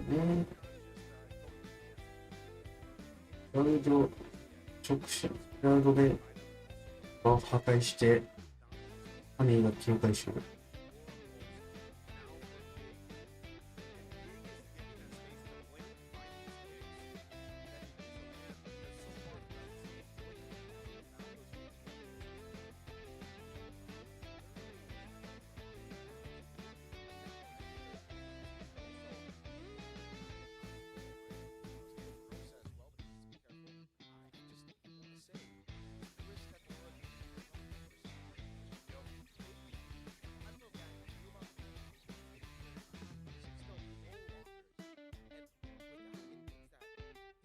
2試合3とかピックされないかもしれない。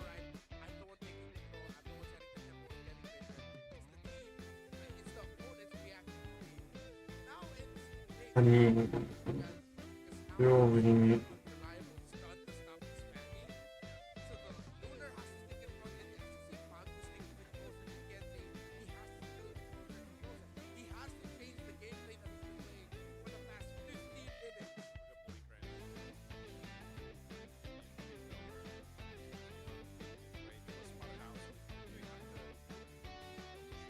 あんに青ありません。このタイミングで詰められたらきついんだ。やばい。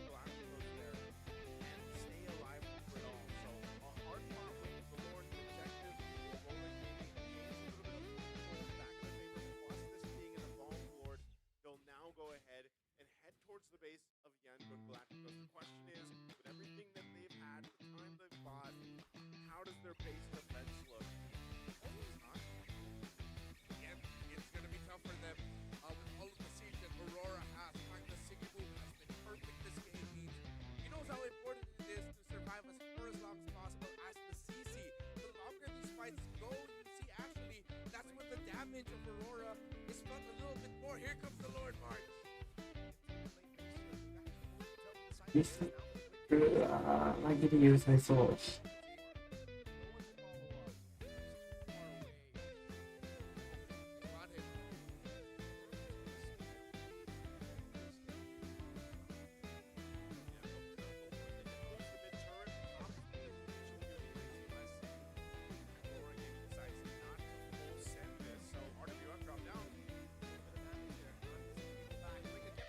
Able to fly in TNC!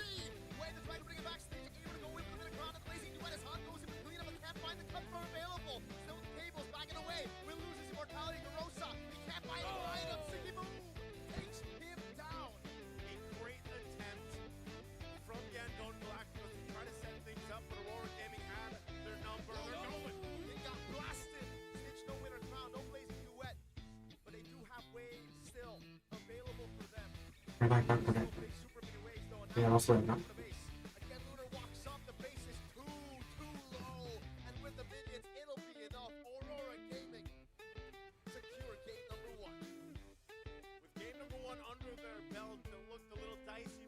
こんなにボリマッチョ構成で押し切れるよね。なんかせめて取りそうなものに上乗せし日々だ。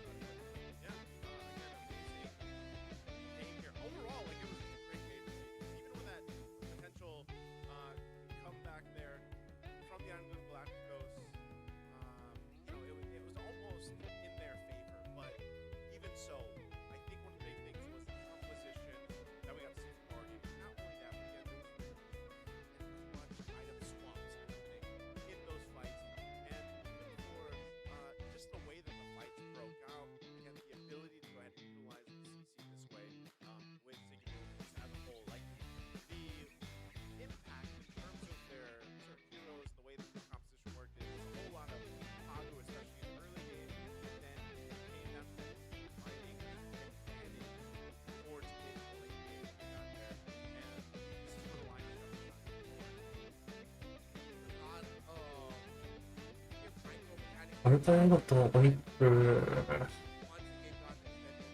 アルタイゴ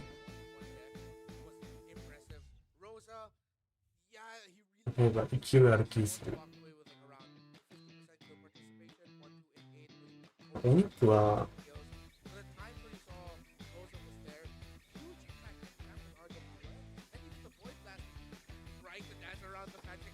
お肉はもう実質日本代表だからね。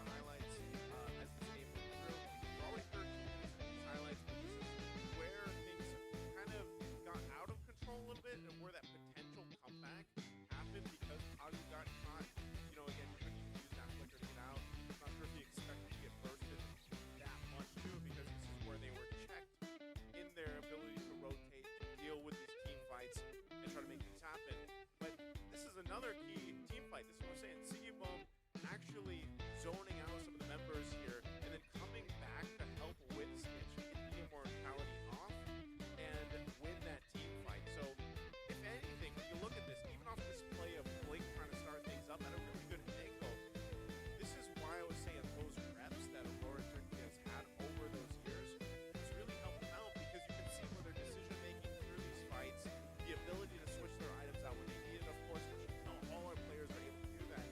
It's that repetition that they've had over the international stage experiences that are really meshing well together here. They took this competition and they made it work out great.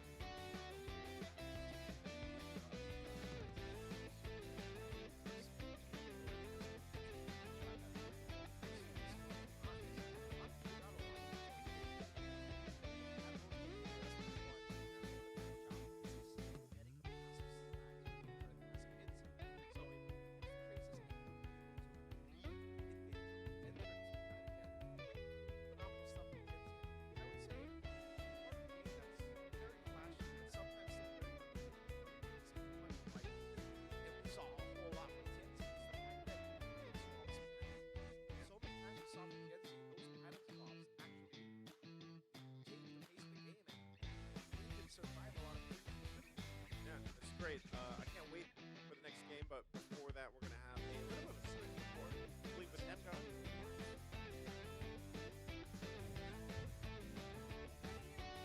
From Download Galacticos, we have M-God as well as Mars. So, I gotta ask, first and foremost, how did you guys come to get to be together on the coaching staff? Yeah, back on SL1 in Myanmar, I'm having hard time in communicating with the players, and then as we all see that I don't have them just playing with the boys, they're all Piper Miss, so I'm having hard time to execute the draft, my plans, and then the patch, how the patch going. So it's difficult for me. That's why they're sending us to studies on MSL 1. And then me and Sir Bay decided to make a big adjustment.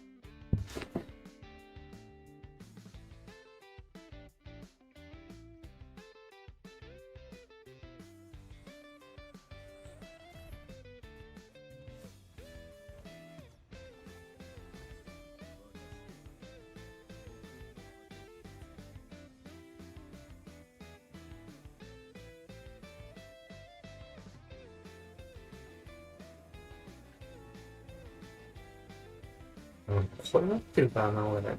1111。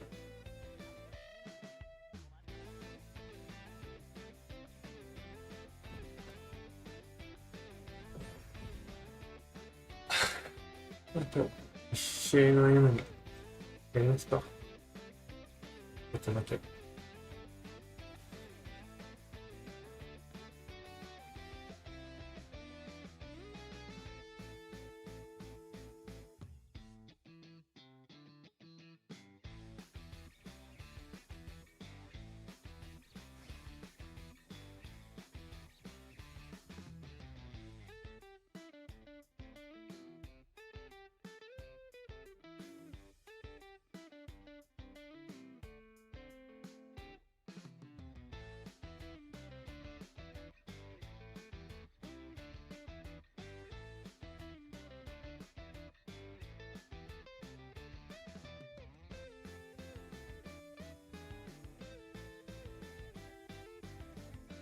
ハンバーガーは、もう、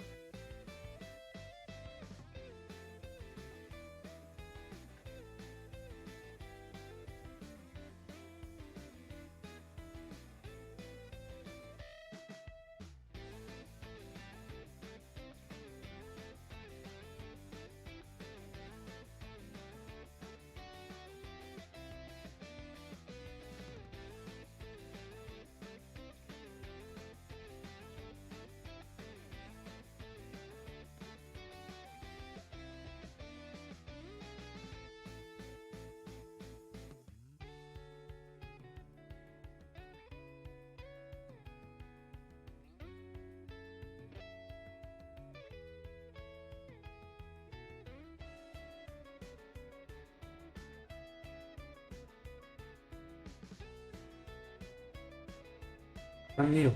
올라가.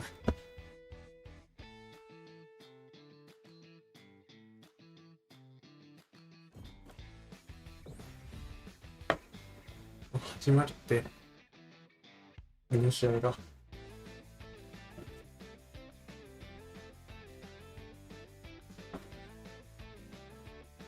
もらってた MLB カード。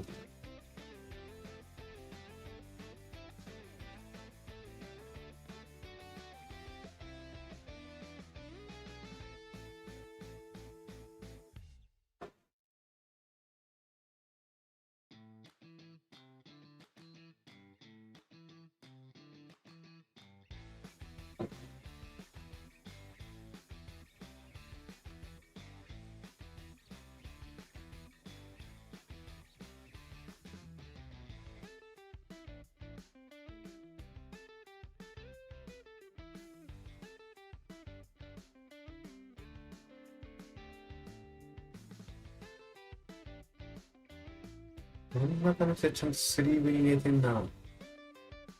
対して左の人、あれだ、ノースリーブの打った。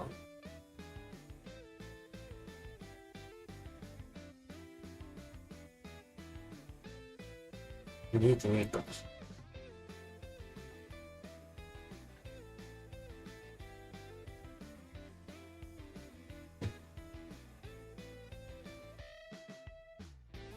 あ、じゃあ、しゃあ。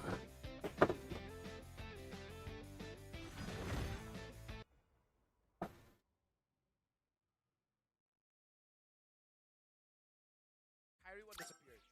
Kyrie one disappeared? Yeah. What if they these on January 23rd? I will. And then you just rip packs open and hope for the best players that you can get. Dude, we got another game. What do we get? We got clouds. Let's rip maps, and now we get flying clouds. So we could either have a fast game or a long game, depending on how these two teams decide to play it out. As we enter the drafting phase, game number 1, Yangon Galacticos was on the blue side. Aurora Gaming was on the red. Is there going to be a switch up? And the answer is yes, as this time Aurora Gaming goes to the blue. Lancelot and Grok taken out by Yangon Galacticos earlier on the blue side. It's the same bands. Meanwhile, Aurora Gaming now on the blue still continue to ban out the box show, respecting for their go-to picks. But this time they banned the high loss. This is something that you don't see a lot in the first phase. Yeah, actually. It seems like Aurora wants to set up for a Claude pick of their own. Yeah, they might just be going for that priority. Boom, first pick. Unless Yangon Galacticos says no. Meanwhile, also, the Hellcurt is open against Yangon Galacticos. Oh, yeah. Are they going to keep that open? Okay. Oh, man, I don't know. So, Ooh, what's the trade, boy? yeah, what's the trade? You shouldn't stand out. Kalea? Kalea. Kalea. It's Kalea first. Would Yangon Galacticos go Claude Hellcurt here, or do they just wait on the Hellcurt? Just kind of see. Let's see. Do they reveal the Hellcurt this early or red 3? It'd be really fun if they do it early on. Because I think that forces more reactions out of Aurora. So, Hellcurt red 3 feels like a reactive pick. There's the Claude. Okay. Oh, go the Valentina. Oh, Sora is open. I guess also to steal Tsunami Sam for now. It denies the Sora, but also it's been a way to deal with Kalea. So there you go. Get your own Tsunami Slam.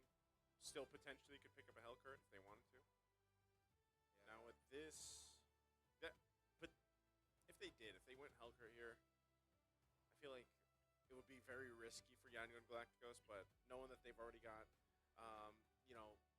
they've got a chance to make it work, and sometimes when they've picked up those Hellcurts, or they've picked up some of those off-end picks, they've been able to go ahead and kind of just make things work. Now for Aurora, having the Kalea already, probably going to go with the, do they want to pick up the YSS again? Yeah, there it is, makes sense.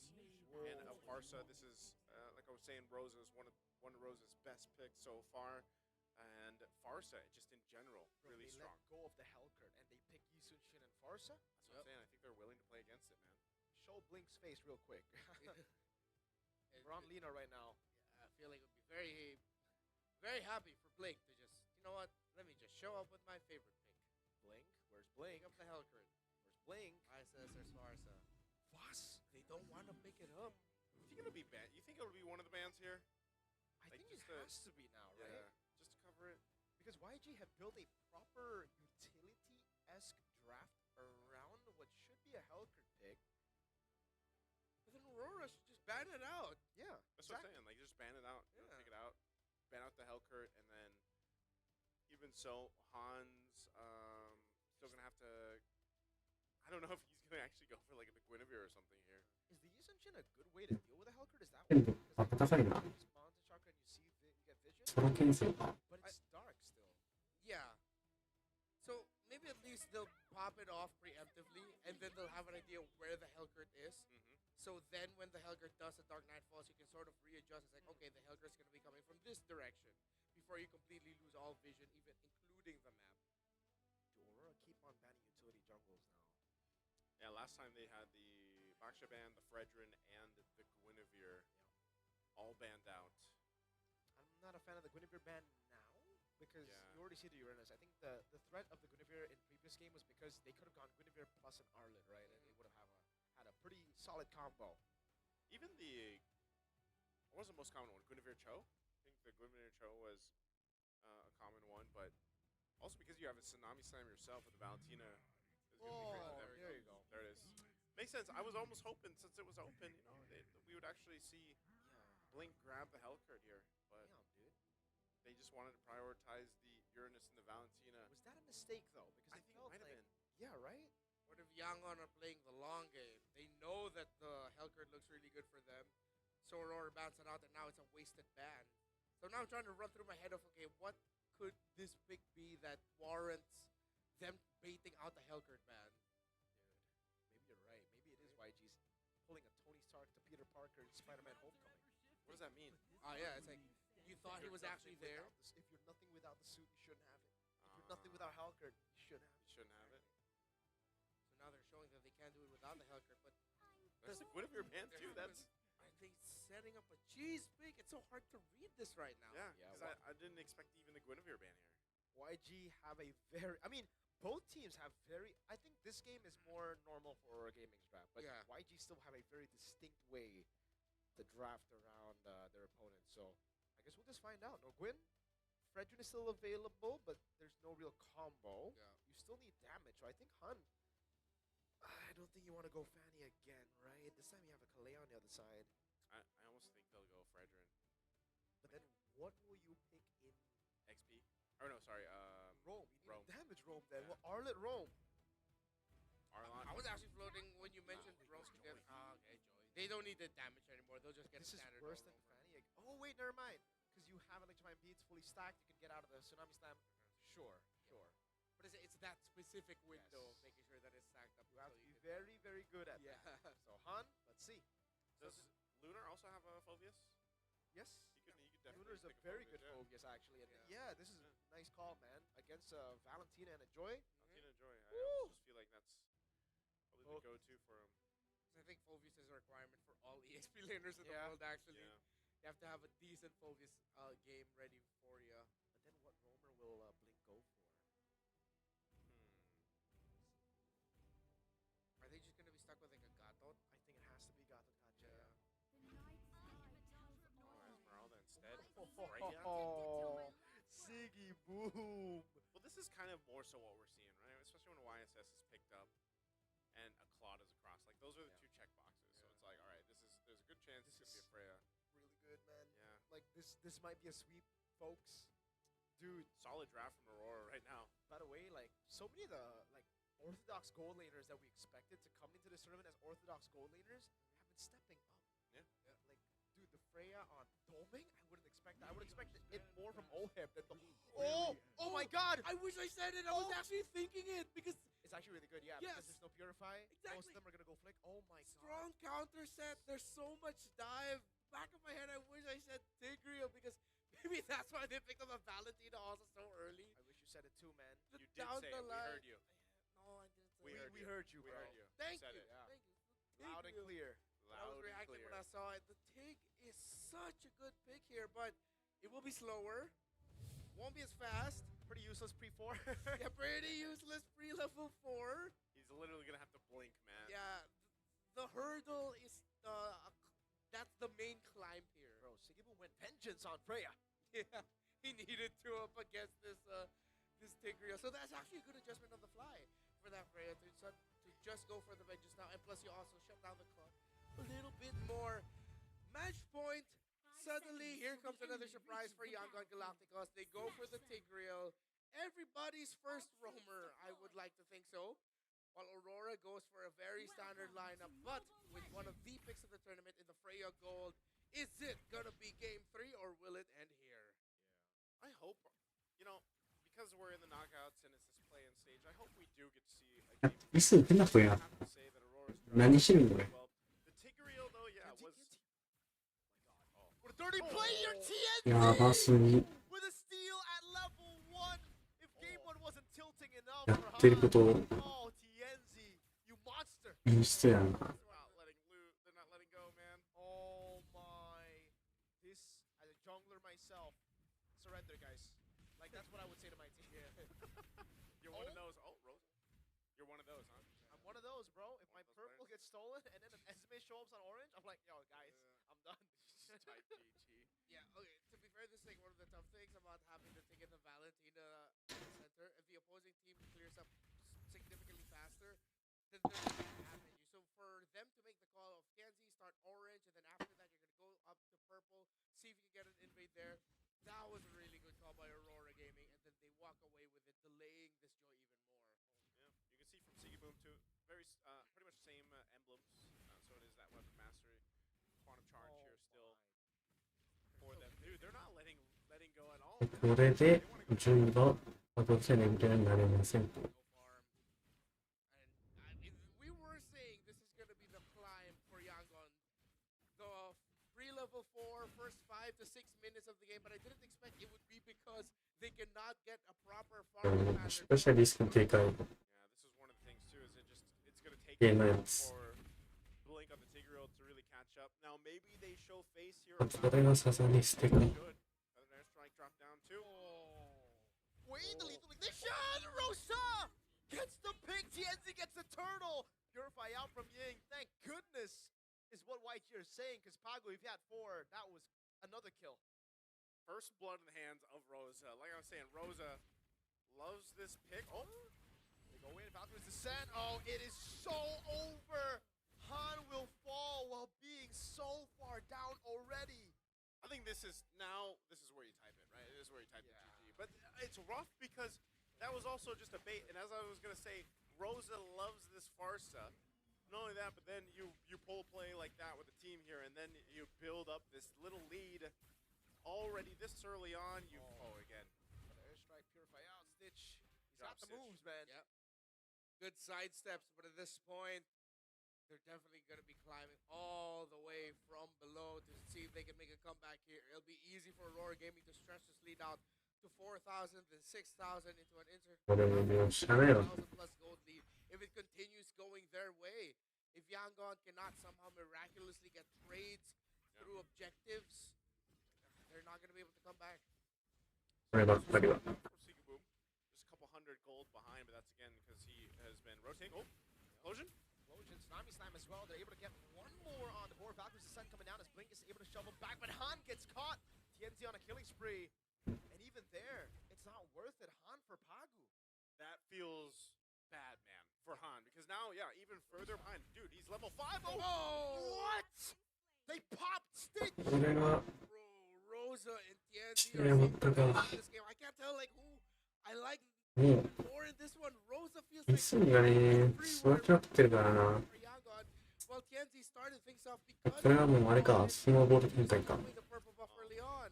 and now he gets Genius Wand already. So that's locked in. They're not letting loose, man. Oh my god, right as he comes back up, Feathered Airstrike takes him out. Rosa's on a killing spree, and Han is still 2 levels down as Tienzi goes for the turtle. This will put him in a very, very good spot as he probably will go for the orange buff as well, dude. Free turtle, mounted shocker, Ying trying to run away. Tienzi just goes for the clear. Sigiboom in the bottom lane now. Can he 1v3? Flicker implosion from Blink. The Vengeance is on cooldown. All right, they get something though. Like Yangon had to get something. この試合に関してはまだあんま関係ないけど、ブルースにいる方、なんか絶対負けるような宿命だよ。 But they are low after pushing where they could. An Oracle pick up some of the first チームリキッドが1回勝ったぐらいか。 They gotta have an answer オ from ーロラに。 Rosa フランス。 nicely alongside Tienzi here. Yeah, the Genius for is for the even faster rotations. That's why he's able to get to the key spots that もうね、ゾーラプラプやったのに、 there to be. The kill on 空気を裏のスエスになってるよ。両サイドの戦い。 that is a consolation prize in what has been Aurora getting the first grand prize every time. やるかなトップを一瞬浮いてみせて、それが裏に。 Is able to lock them down as Han goes for the electrifying beats, but the song ain't painful. Rather, the feathered airstrike is, man. Those shots are hitting big time. The airstrike again on Blink. They're gonna all in on Ying. Now implosion on 3, but the purify out from Lunar. It'll just be Pagu. Wow, I'm surprised that no one went down. I mean, you can see that Aurora Gaming is kind of like brute forcing their way into these fights under the turret, and Yangon Galacticos able to survive the majority of it, but still they're losing around the map here. Han trying to catch up any way he can. Oh, okay. Yeah, he's gotta get out of there. Turtle's up though, so you're most likely just gonna lose all the objectives. You kind of buckle in and wait for that lore to come up. We also did discuss once that Tigreal was picked up, the strengths it has in the team fights, and despite the lead that Aurora has, those strengths are still there. Implosion will still stop the divers of Aurora from dealing damage. It's can Aurora recover and hold on long enough to make sure that it doesn't wipe them out? See if they can. I don't think, again, you're going to be able to do anything in this. Han might try to make an angle. Oh! Ocean, what? They steal it, Han! He's able to go in, shut down for Lina! On a killing spree now, and all of a sudden, Yangon Galacticos are back in the game. The goal lead's gone. Implosion, baby! I'll take it back. I was like, I don't think they're going to be able to do anything against that. Han's like, hold my beats, man. They all stuck together. Did they forget they're up against a Tigreal? What was Aurora doing? Clumped up together like that. That's the easiest setup in Ultimate for Blink. Yeah, look at this replay here. That's the question. What happened here? Han Blink on this offside. Look at Blink. Oh. Big implosion. Ooh, there goes your lead that you built up for the past, 7.5 minutes up to this point. Now Han can actually go back in with the rest of the team. That's their only peel tool, right? All right. YG are going to stay chill. They just got to win. Gold leads back to 0, by the way. Yeah, pretty much even game. This top turret will go down. Stitch grabs that. And now Lina. They use that conceal. I think they wanted to catch Seaboom, but under the safety of this turret alongside with Lunar here. So now with this kind of shift in the game, Yangon Galacticos finds themselves pretty much evening out across the items as well. Almost a Holy Crystal built up for Han. He's nearly caught up in levels on top of it. So Han dealt with so much pressure in the early game. Well, now he finally gets to move around the map. They go all in on Ying. Purify out of there, though. Is he going to try to look for more? It does look like that's going to be the case here. Ying. Never mind. Just decided to push him back. And with the Tsunami Slam in the hands of the Valentina, an avenue also to initiate without the Tigreal nearby. This is going to be the tough thing for Aurora to decide. How are they going to poke down the frontliners and Ying or Blink? Because you want to be able to poke down the frontliner so that you force out maybe an early implosion, one that you're a little bit more ready to deal with. But you don't have a traditional marksman to do that. All the poking is in the hands of Stitch. Oh, shit again from Blink! He finds CNZ! Now the Tsunami Slam not doing much. Stitch in the back line now going to be all in by Sigibu as he pops in Vengeance as well. That Stitch taken down, but Han comes in with a song that gets him a mega kill. Ooh, I'm not sure if that was the fight that they wanted at all. Aurora Gaming checked once again by the implosion from Blink, and now the Lord is up. There's no way they can contest this. TNZ's down, and they just have to watch the Lord take. This is how every Tigreal experience goes through when we play solo queue.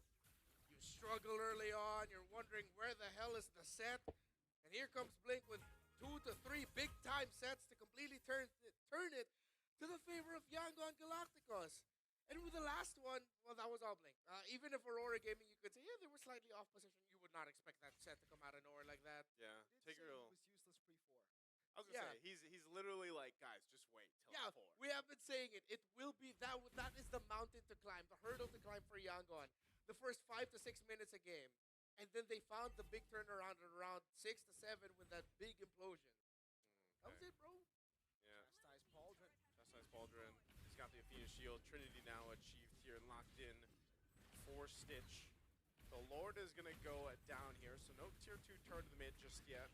But Yanio and Galacticos has fought and crawled their way on the sacred hammer of Blink and his implosions. And also, it's just pairing up really well with the fact that for the majority of the time, Lina doesn't have the Smash Slam. He hasn't used Feathered Airstrike too often in these fights, so they have a couple of options when they want to start a fight or if they have to peel for Stitch. So now, with this once again, they'll go ahead and continue to knock down some of these tier 2 turrets where they can, but Aurora Gaming will still go ahead and defend those.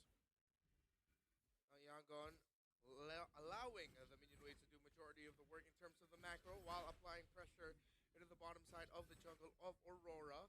Slow handling of the minion wave in mid as well. Sigiboom will not be... They're delaying Sigiboom being able to last it and get the farm there comfortably. Item check. Look at that. Oh, we already saw the Chastise on the take. Marksman, neck and neck. Items, neck and neck. A slight advantage for the EXP laner in Ying, but there's a lot of shields that Lunar can work through. It's one of those things because it's relatively even aside from the XP lane where it's coming down to those team fights and how they approach it. I think for the biggest obstacle for Aurora Gaming is surviving that initial initiation of that set, whether that's from Lina, whether that's the implosion from Blink, and being able to avoid that. Now the problem with this lineup too is they seem to just kind of stay close together, clumped up in a way, because TNZ also has to be crucial that he doesn't get caught out by one of those. And, you know, so it almost makes it counterintuitive for them to just kind of be like, okay, we got to protect TNZ, but we also just don't want to be in a situation where we allow Blink that favorable implosion to set up. So that's a whole lot for Aurora Gaming to kind of decide as they get towards this next objective, which is going to be in about 10 seconds on the Lord. Man, YG really made us forget about what happened in the early portions of the game, dude. Yep. Because if you look at it, if you just joined, by the way, Aurora were smashing Yangon at the start of the game because of a steal from TNZ level 1. Oh, he had a 3,000 gold lead at most at one point, maybe even closer to 4,000. But it was one big setup by Blink around Turtle 2 or Turtle 3, if I'm not mistaken, where Aurora just stood together and they eventually felt the hammer of Blink fall down on them. 12 minutes and 50 seconds in this game with the Lord already up. Second one of this game. Yangon still with a threat of their Tigreal will always have advantage in positioning. Ooh, Wind of Nature for Stitch. He can go all in now. And that's why you have kind of this stalemate right now for Lord. Neither team really can commit to it because it's not like there's one big advantage from either side. It's more so of just how they're choosing to team fight. Oh, they want pickoff.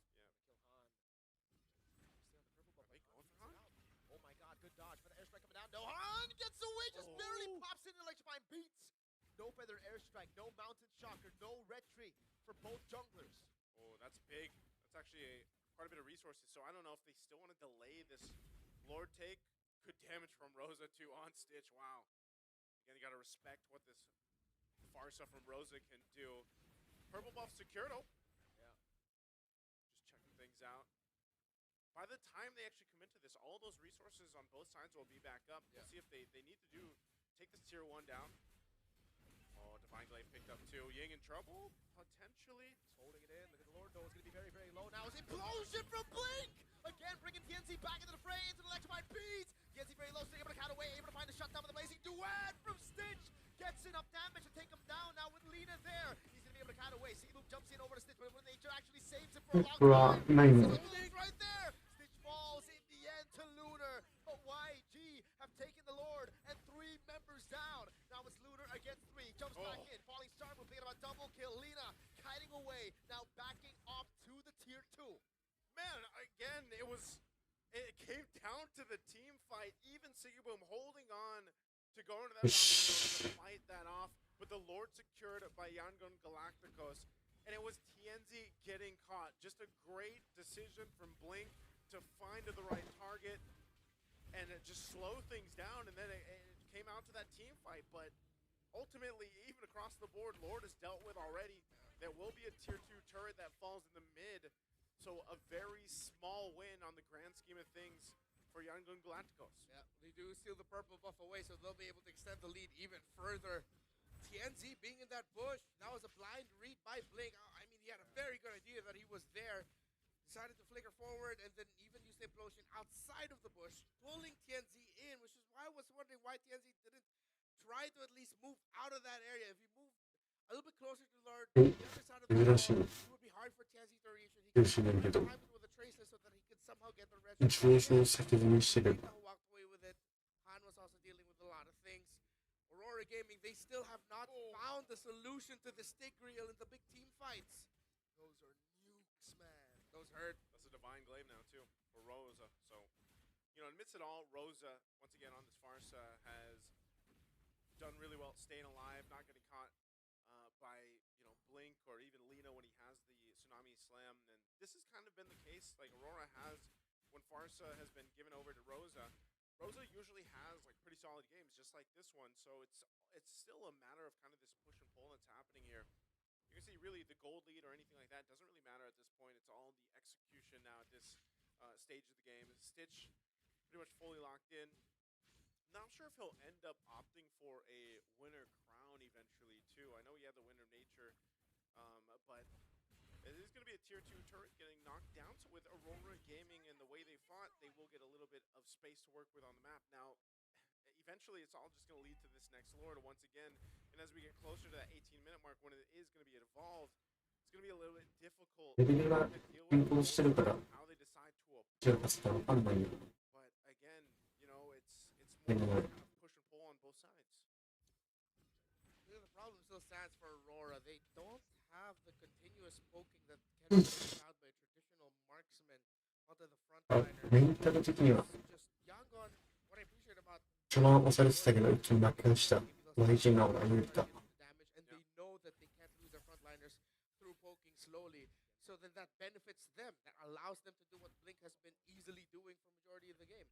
What Tienzi is holding a very interesting game that could be a huge gamble that might actually 強すぎる説ある。 is rewarding. And Lena's holding on to the fettered airstrike this time. Not the tsunami slam like we've seen. マイクの位置ずれてた。 So look at the positioning too from Rosa. Are they gonna go for Lena? これ、このポジションど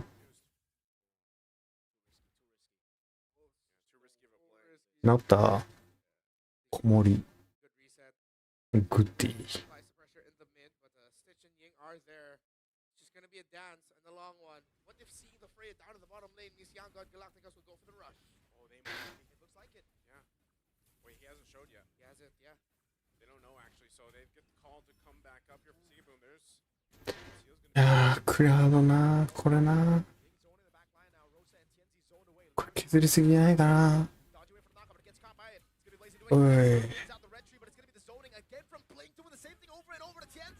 Stitch buys a rose gold, is able to escape. Sigi Boom now jumps in over on Liam, but is still able to keep himself alive for so long. In the end, it's a shutdown as Han gets caught with falling starboard to TNZ. Yeah.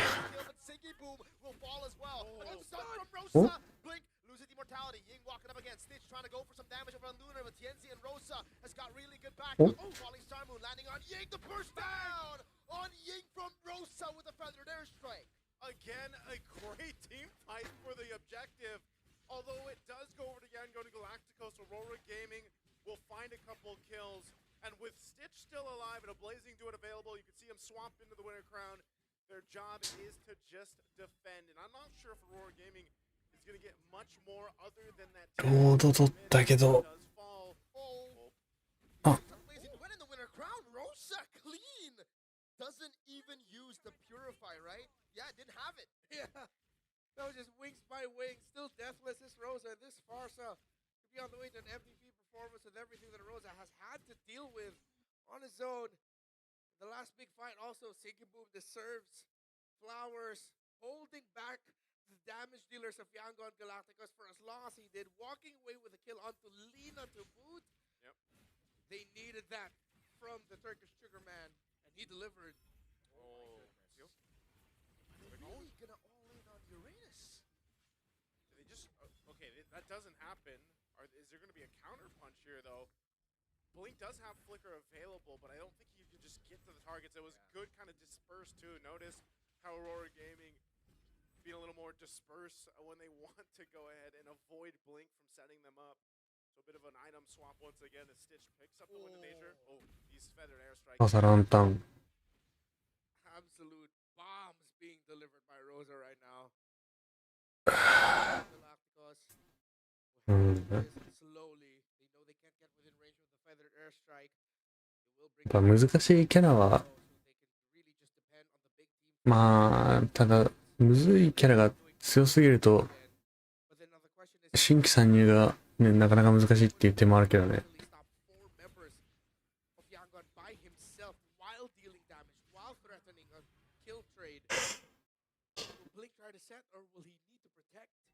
バランスが。5個レーンあるからね、簡単なレーンとむずいレーンを分ければいいか。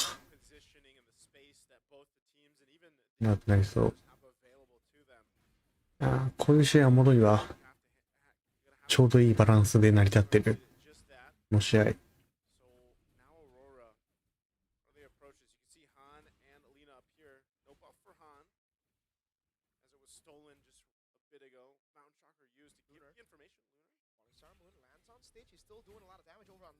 あ、フィギュアのインペでいやー、これクラウド洗礼吐かされたのちょっときついぞ。フ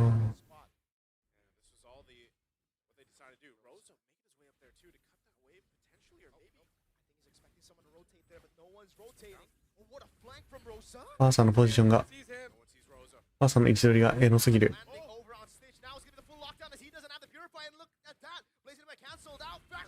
やばい。あ。あ。あ。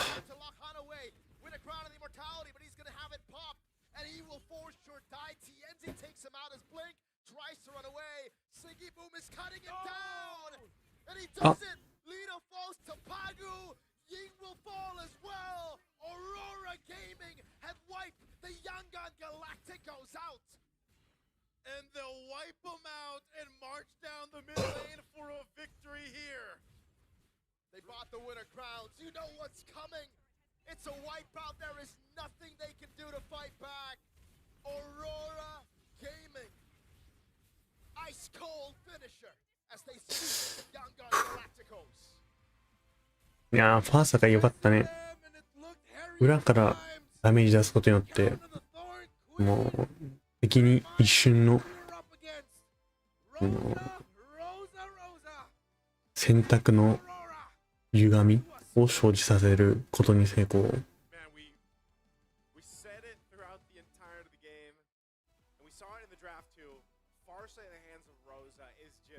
場をかき乱してた。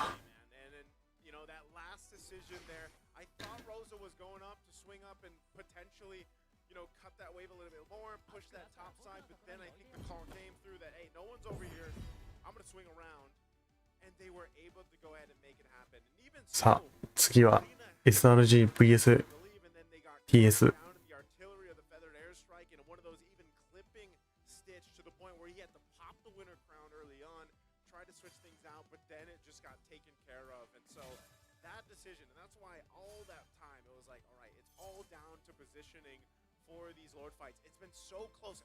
Think about every single team fight we saw leading around the objectives and especially the Lords was a back and forth. It was almost a 50-50 who had the upper hand, and that one, that time, it came out with Aurora Turkey having that win. This is what we were saying about Aurora, man. They are a team that always has 3 carries. Boom, TNT, Rosa. Because Rosa doing what he did in this entire series, especially in this game number 2. As a Farsa, that was a Farsa that felt like an assassin. That looked more like a Gushin cosplay to me. That was, bro. Imagine an assassin with range like that, dude. He was dropping bombs. And again, what a bait on the Purify by Pagu in the end. It was that stopped Stitch from right? You bait on the Purify, so the next time we go all in, it just takes a knockup from Siggy Boom to cancel out the Blazing Duet there. Yeah. And that's why a lot of times we always talk about on the desk here, when you're up against so much knockup, when you're up against so much CC, maybe it is better to go for Winner Crown, because look at this, Stitch Blazing Duet, instant cancel. cancel by Sigibu with a knockup. Yeah, there was just again these team fights were fun to watch too, just because it was like so many utilizations of like item swaps, and then of course the conceals even for the roams, and just a way for it to make the team fight in your favor had to come down to not just one person. It had to be like multiple members and really a team effort. And I think that's まあ what's highlighted here. 自国同士でやってもらわんと決勝で同じ国同士はねちょっと冷めるからね、他の国の人たちが。だからそういうのもあるんじゃない？ Crucial decision making. Well, they're key.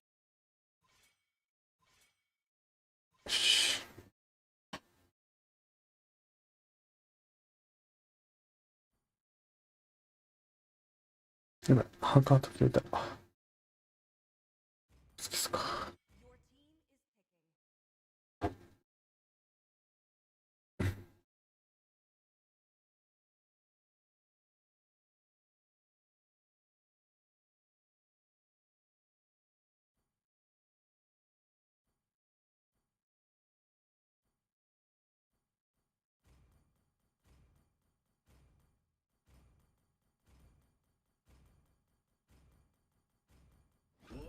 想像されし秩序の砦。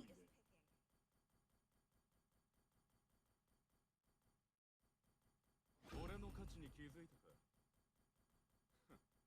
いい判断だ。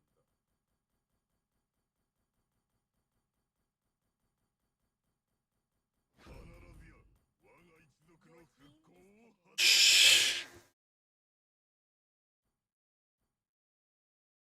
凋落の影にあっても命は屈しない。はい、もうスキンくれ。75のやつ。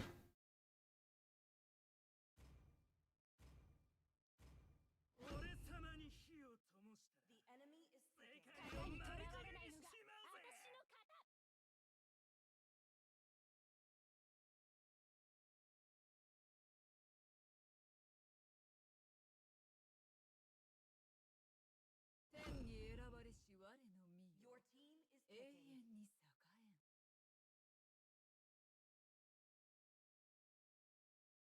の才能は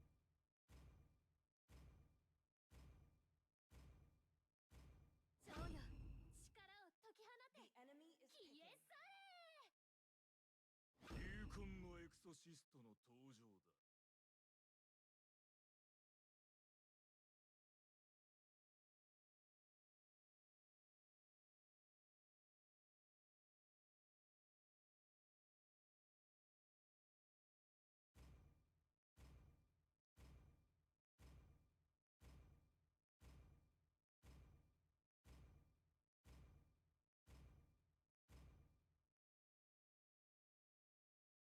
失礼します。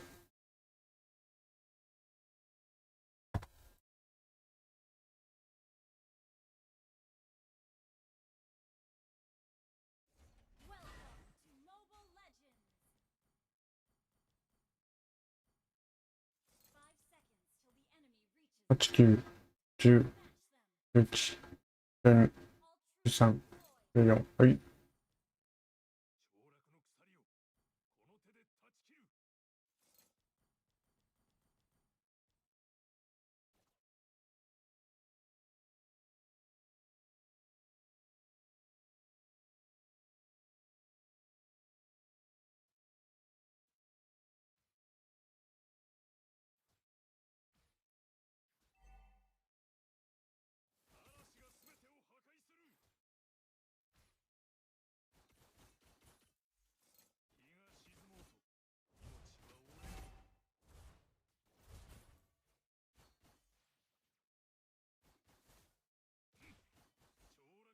くそ。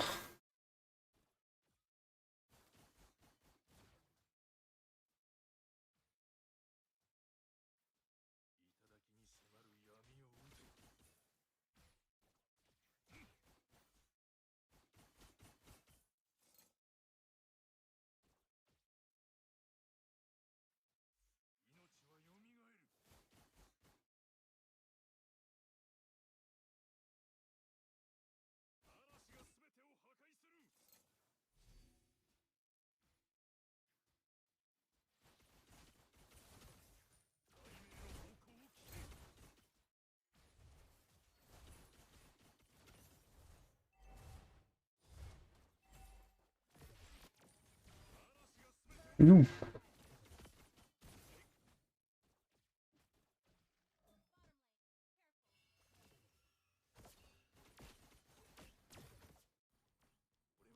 アシストつらついておりません。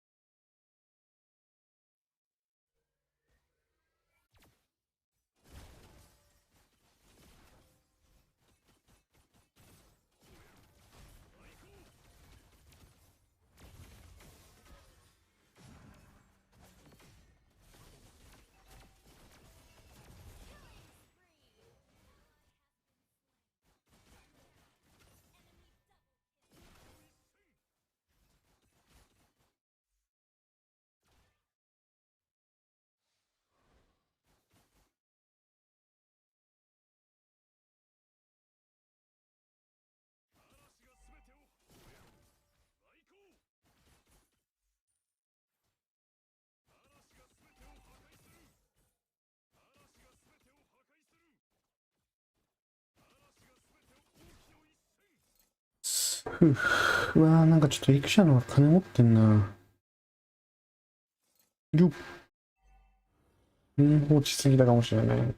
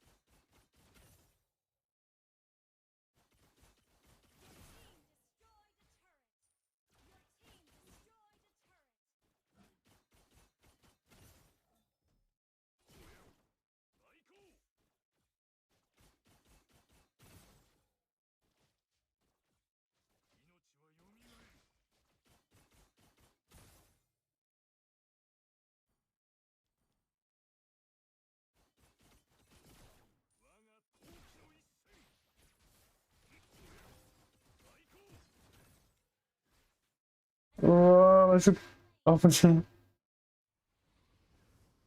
え。よっ。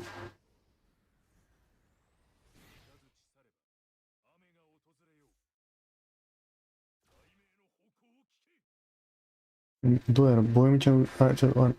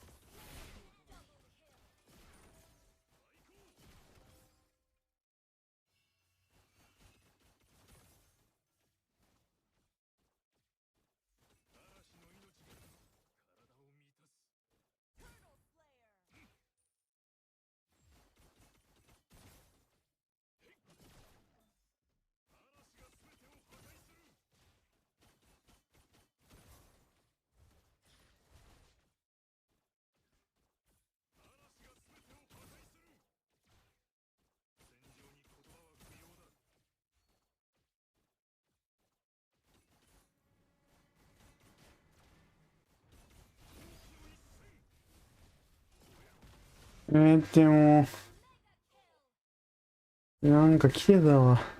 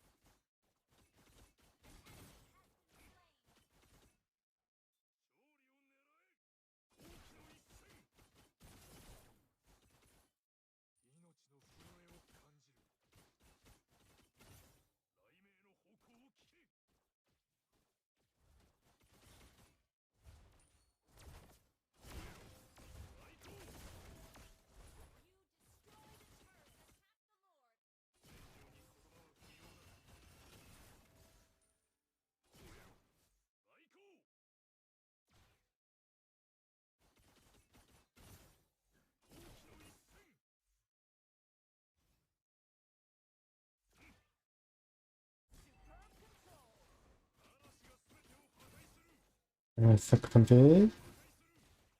サク食べまくって。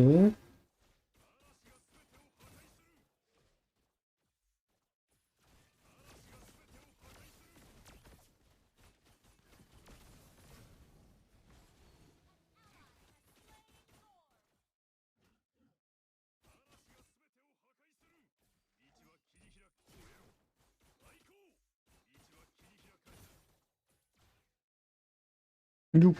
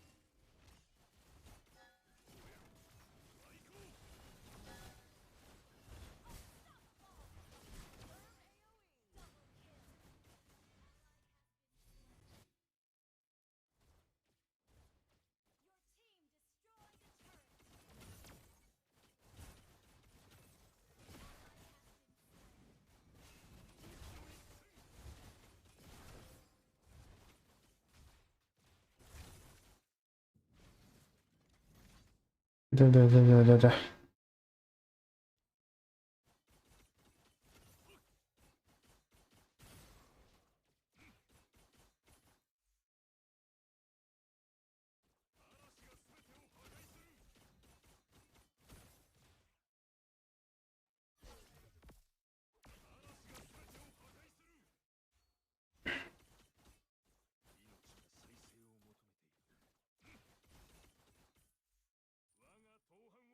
で、これで、よいしょ。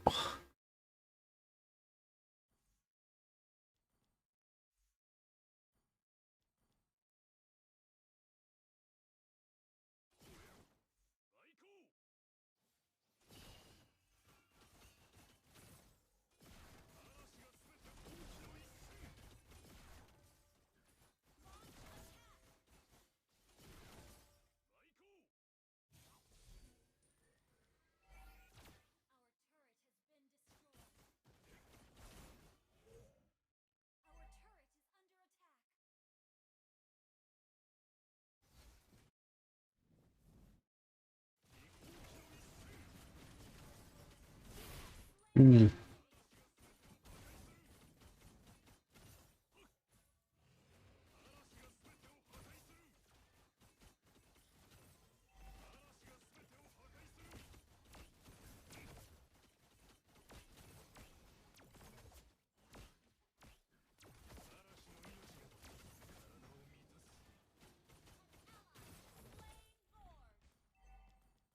うん、オヘブが積んでた。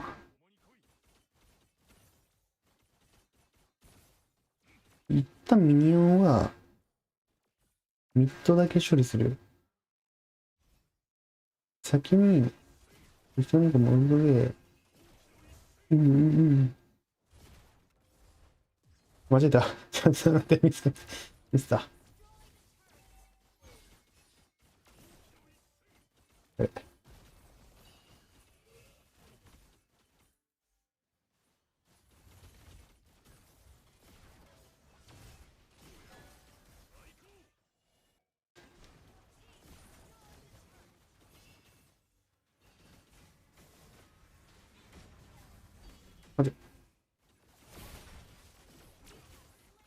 ちょっと待って、俺、フラッシュ。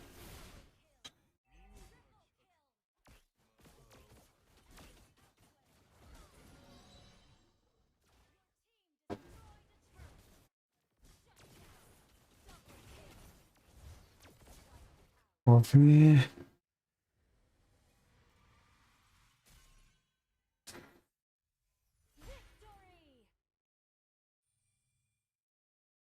え。よし。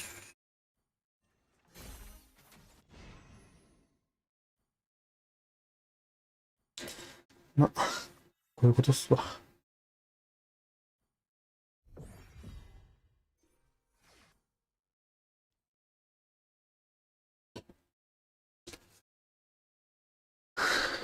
いや、これもう一周いけるか？あと2分ってなってるけど。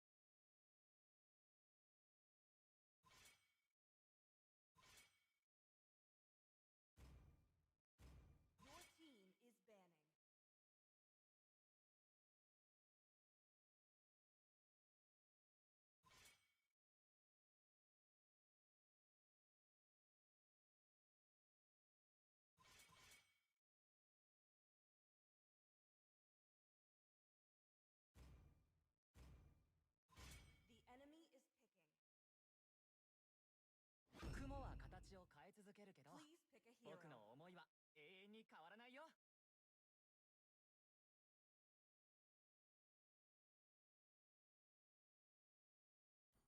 過去はもう風に散った灰。今は争いのみ。私の才能はもっと生まれたものなのよ。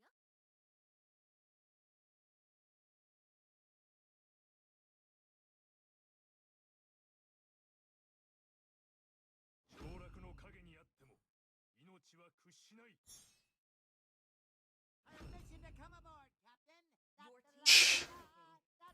予想で実はあんまりなキャラいきます。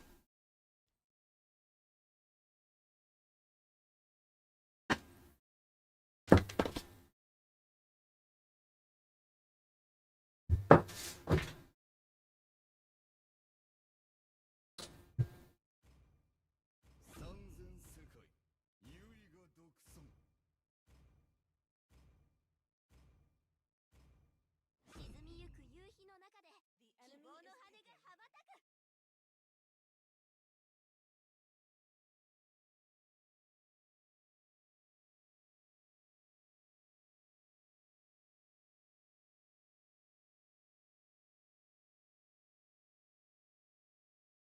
私のフラッシュビートを聞かせてあげるよ。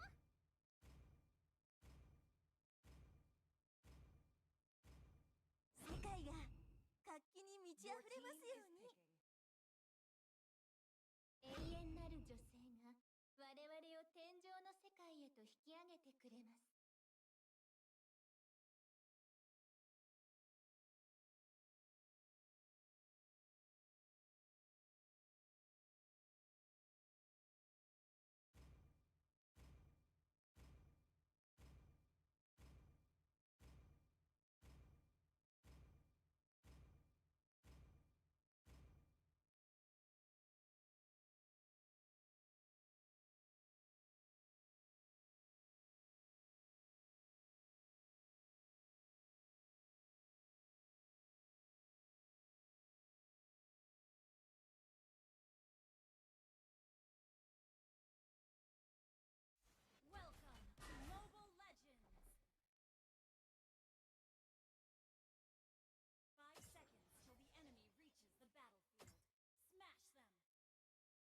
ギリギリ間に合ってゆく。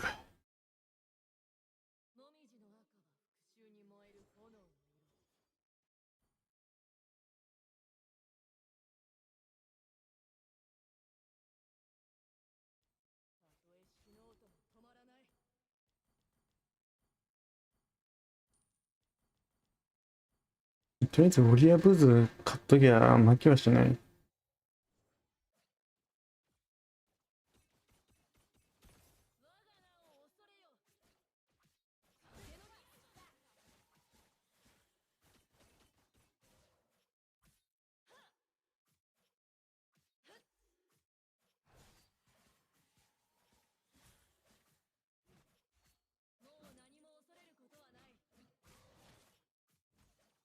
危ね。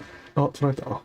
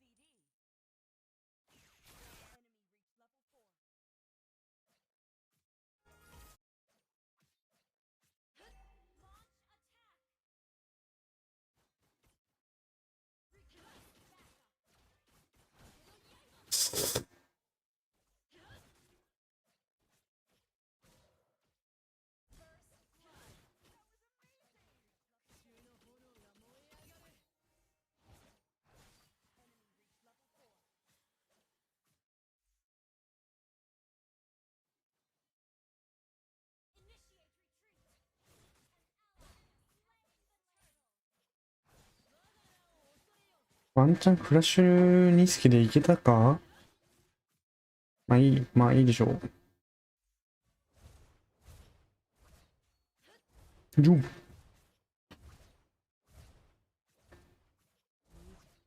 やもう全然変わった。普通にクラウドが最強。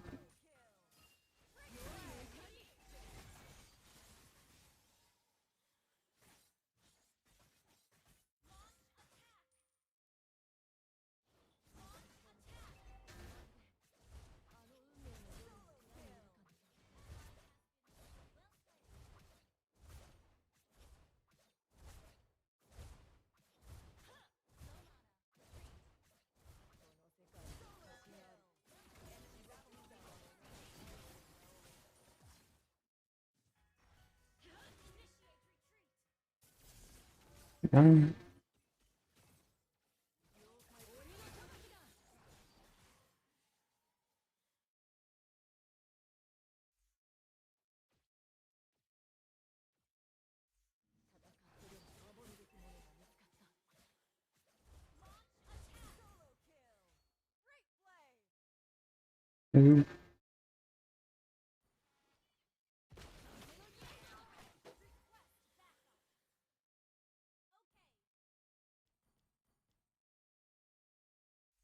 意外といけるんだよな、これが。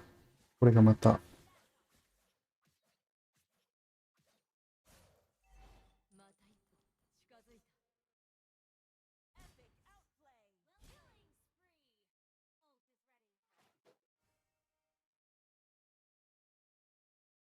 秋に散る葉は春の花を断ち切れない。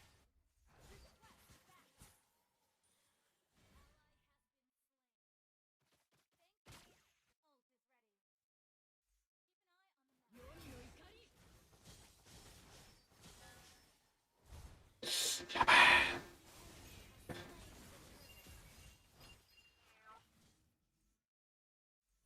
いやー、これクラウドだったらな。普通に破壊。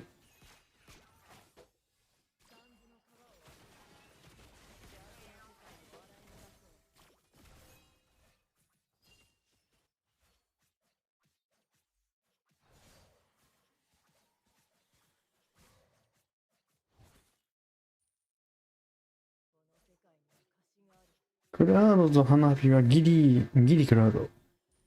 ギリクラ。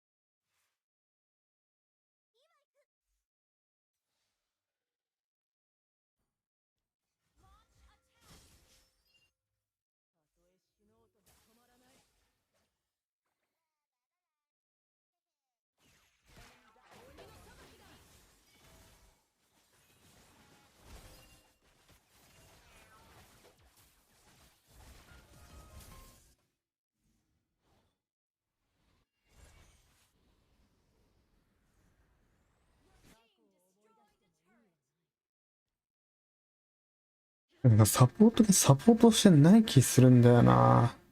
なぜか。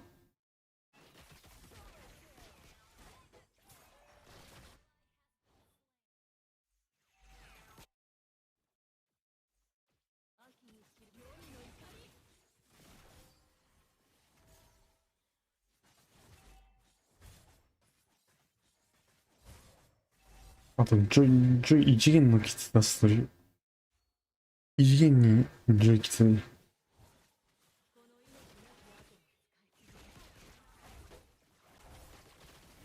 ねえ。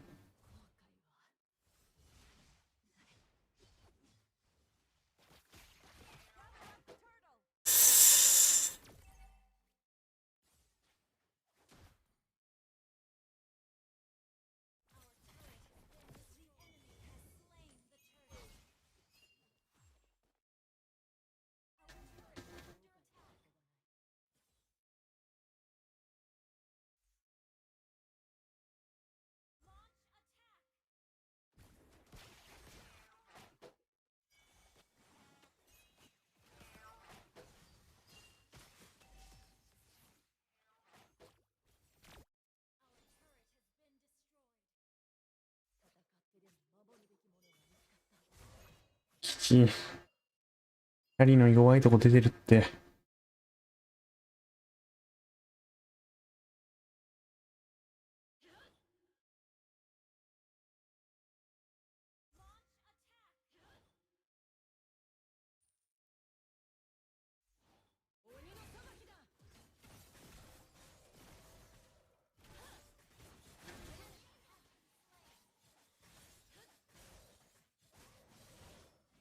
俺はキルを取ることすらできないのか。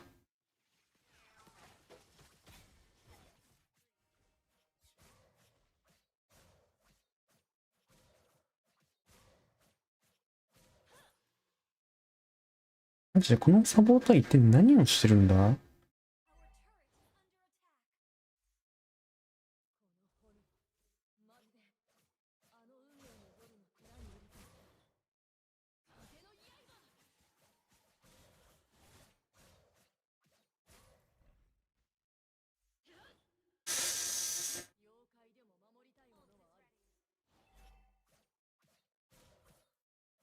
うん。サポートはマジで、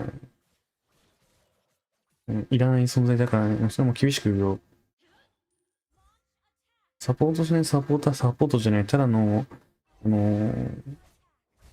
カス。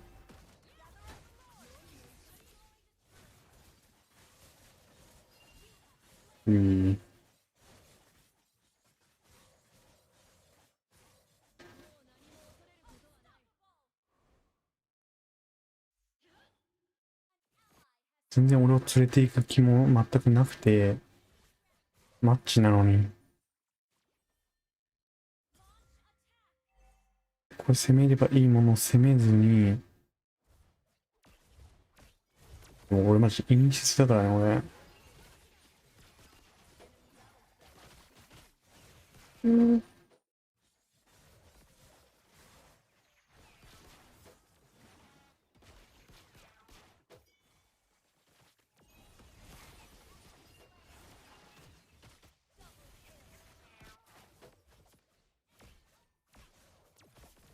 ウルト禁止縛りしてる、もしや。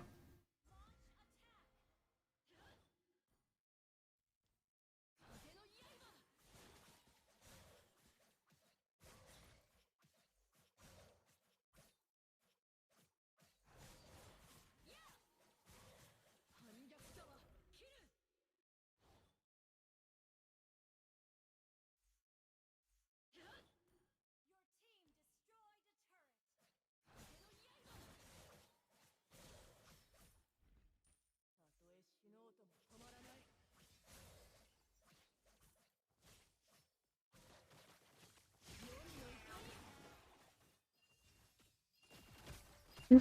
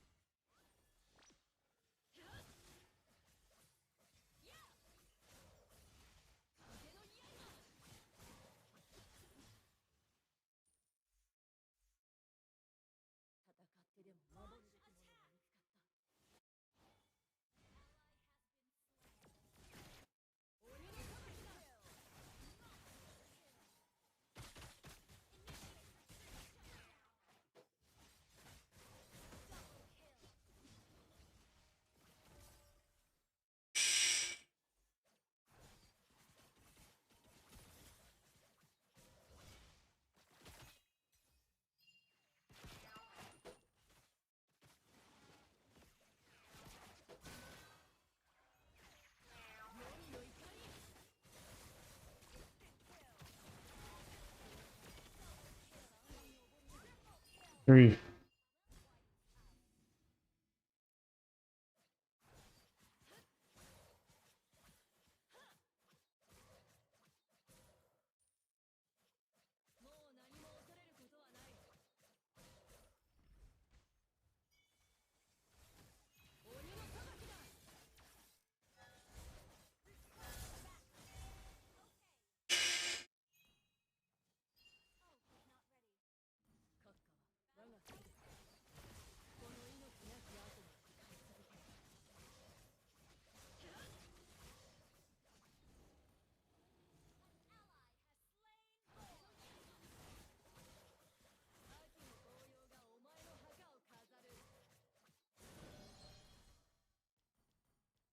またビルド1個で完成。400か。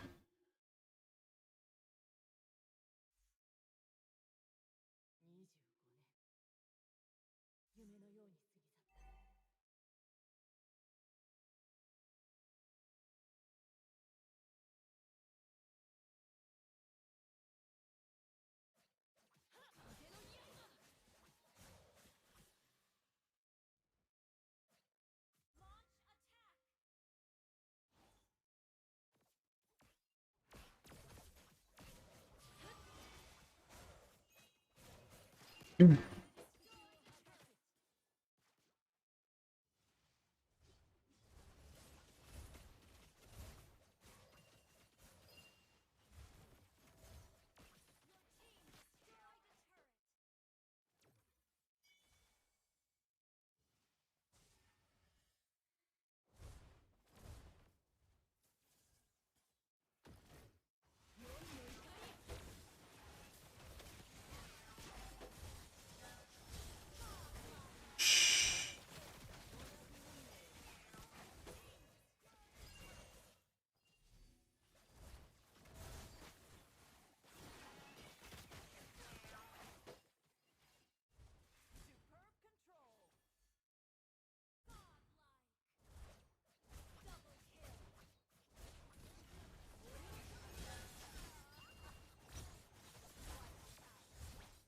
うい。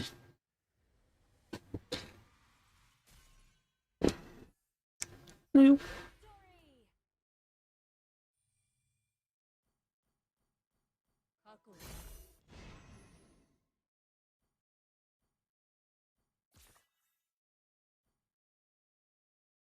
さて、ちょうどいいタイミングです。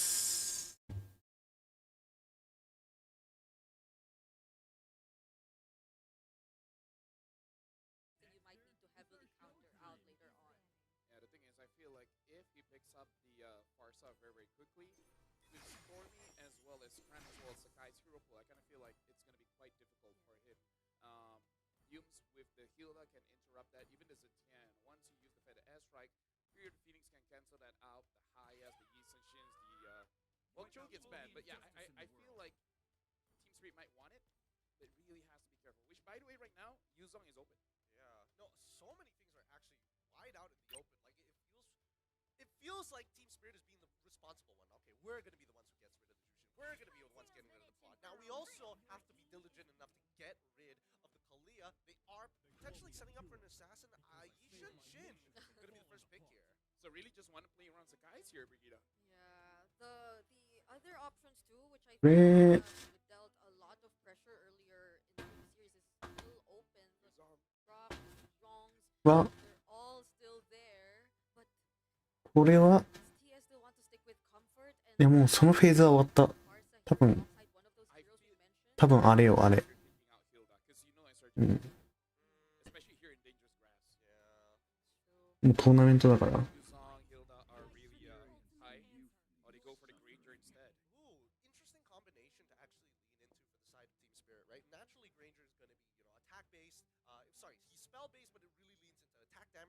Getting rid of people's armor or reducing it is so good for him to start that snowball and kickstart the initial engine that he needs when you get a Sky Piercer. Yeah, I feel like Team Spirit has to be careful of a potential CC later on. For now, SRG, I kind of feel like they gotta secure that Yuzong and then +1. The +1, it could be anything. It could be mid or roam. Yeah, they could also deny away because the range together of the Farsa and the Granger combined could be a problem for SRG. Even though they go for a really good dive comp here. Oh, but they early pick the Sora. I'm fine with it. There's a Valentina still for Sunset Lover. Yeah, but they fought against this before. They see where the Valentina is going, and then they just shift around the Sora. Could be gold, it could be EXP. Yeah, no, this is a really good position to actually hold on to your flex pick within the first phase, right? Especially if you are on the blue side. For TS, ideally they wanted to get the Sora, or at least that pick for a flex down by red 3. But now, getting a Valentina now could compromise the entire comp. It means that they have to focus a lot of their bans into taking away supports who can shove out the lane quick. Because like Gaton, for an example. So they do pick up a Valentina here. SRG, they have two options. Either ban out certain EXPs to force this Valentina to go EXP and then put their Sora in gold, or just ban out all the other mid laners to put Valentina in. So SRG is in a very commanding position when it comes to the upcoming bans. Yeah, Team Spirit on the other hand though, the options they can potentially look at are Yoom's heroes that I think they'd be okay with the Grok since they do have the Valentina. The Cho's not available anymore. これバレンティナね。 Hilda as well. ゴールド空です。残念ながら。They got to make sure that Hiko has a good time here. And again, this is just confusing because you really don't know where this Sora is going, which is amazing as SRG has been showing they're very comfortable playing double fighters, and both side laners can basically use each other's heroes. Yeah, I think the best part right now is the fact that both ミドルバレン、まあ、強いと思うよ。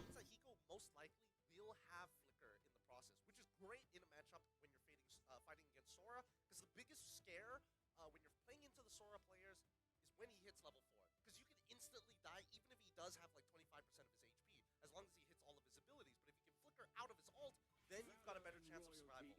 Yeah, I think the other options there for Yoom's ラムス、せめてヒゲは剃ってくれ。There's another one. Gatot? The Hylos or the Gatot, yeah. Or they're gonna pick up something that we haven't even really considered. I mean, they can just go back to Khalid, worst comes to worst, right? But then that's just another ult you might be handing over to the Valentina. Yeah, but either ways, right now for Team Spirit, they're banning out the Lapu. Ooh, that's good. That's actually very good. Yeah, you got to take away the divers, but again, the Yuzong is still available, and maybe they're ちょっと一回キャリーでやってほしいよな。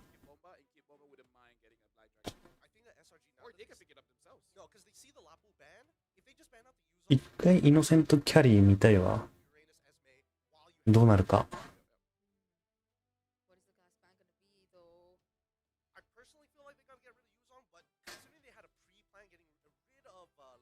I'm guessing they could get rid of another assassin.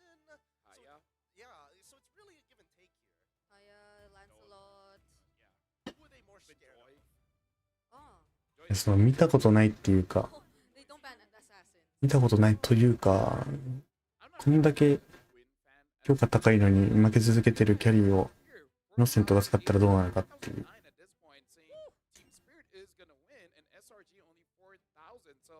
Shout out to you guys in chat. Make sure you guys keep on letting us know who's going to win this one. So now 30 seconds in, Team Spirit さあ、ちょい。まだミッドが EXP 決まってないバレンティナ。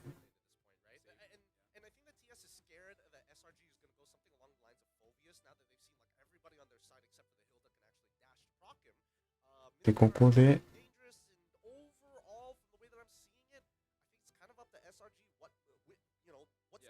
SRG は、ゴールドか EXP か、それは決まります。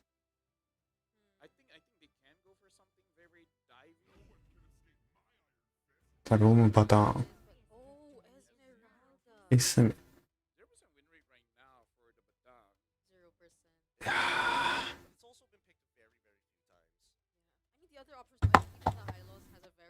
これまたどっちもいけるやつか。EXP もゴールドも。やってくると、これ多分ミッドバレンティナ、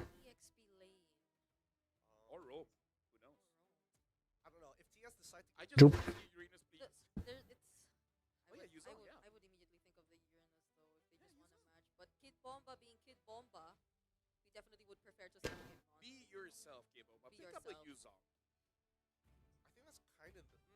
これゾーン空いてるやん。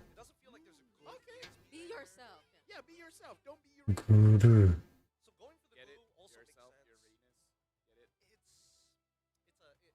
ほう。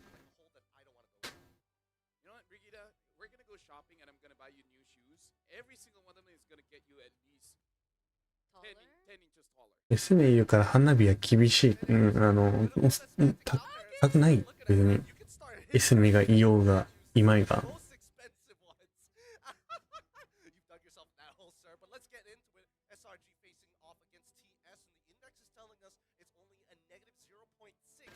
ファイト、まあでも一応ファーサーイスンだからな。そこ狙っとけばいい。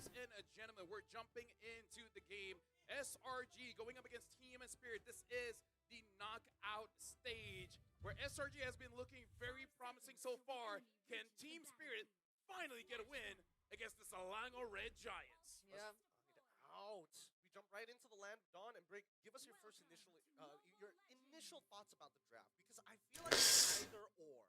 Yeah, I do feel the same way. I think the way that there's a Bajang Farsa in mid would immediately grant SRG ways to deal with the pressure that Sawo could potentially do on this Hilda.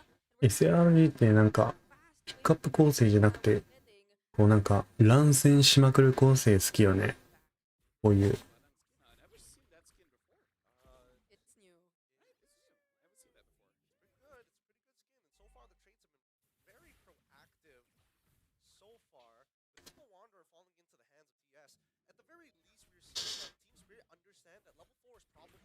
小規模集団戦やりまくる。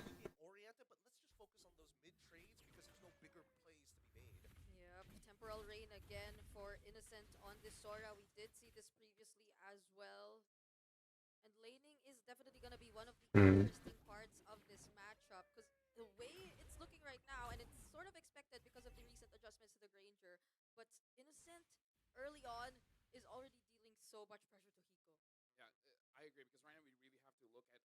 ただこういうコースの時になんかグレンジャーよりハリスとか取った方が強そうなんだけどな。ハリスも終わった？もしや。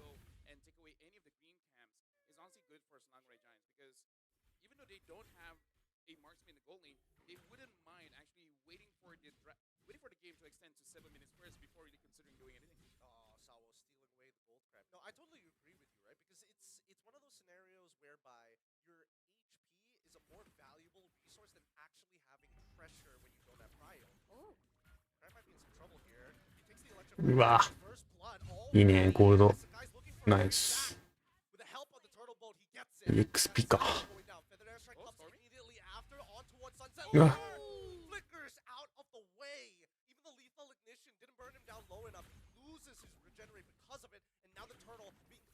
一回ロードを離す。うわ偉い。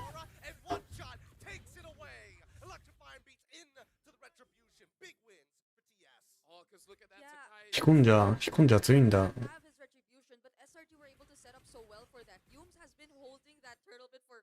very long time. Even when Stormy was trying to take まあ、 out TS、優勝候補のお肉インドネシアに勝ってたからね。 but without the retribution, that became the big problem for SRG. Honestly, I feel like valiant effort because I can see a world where SRG could have gotten that because Innocent was there. Yeah. And he used the shifting clouds. Oh, hold on. Looks like a trade up top with Sao. It's a full combination. Can't break out of it. Fist crack, fist break. Yums locks him down. And Hiko almost got 1v1. Oh, There you go. Innocent. This is gonna be a problem. Sao, you're the guy expected to really put the pressure for Team Spirit early on, but SRG, they see you as a target, not as a threat. Oh, wait, hold on. Already using the mounted shocker. Nice. Straight away. Good usage from Sunset Lover to find the pick onto Yums. Very proactive response from Team Spirit. They're not allowing the momentum to completely shift in favor of SRG. But what we fail to take into account so far is the fact that the gold lane is a bit too pressured by Innocent. いや、もうこいつが止まんねえ、マジで。あ、でも、さすがにナイス。Gets a trade back. Hiko, despite him dying, he does end up finishing his Sky Piercer. So now the engine is set up. Where is the gasoline? Yeah, but again, it does look like for SRG, they're just like, you know what, Innocent, even if you have a trade, it's fine. Sao gets hit here. Feather Dash like already connecting. His Sunset Lover tries to cancel out Stormy early. Sawa, low, and Flicker coming in from Cram to secure it. Electrifying Beast coming out from one shot, just scratching the surface. Cram, kiting, knowing that he is doomed, is willing to buy enough time, and Yulms decides to back off from this initiation. Who's gonna get it? One shot or Sunset? Nah, it's one shot. Beautiful decision from Cram. He could have walked back, but he decided to walk away just so SRG could make sure that they get the objective all to themselves. He bought so much time, even almost getting the attention of Sunset. 空のさ、黒い方のブリンク何個あるかよくわかんないんだよな、こいつ。これ2個か。あ、やばい。捕まり始めた。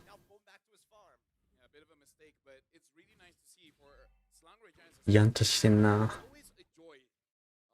It's always nice to see when teams really understand what their job is and executing it very well, like in the previous alteration that they had.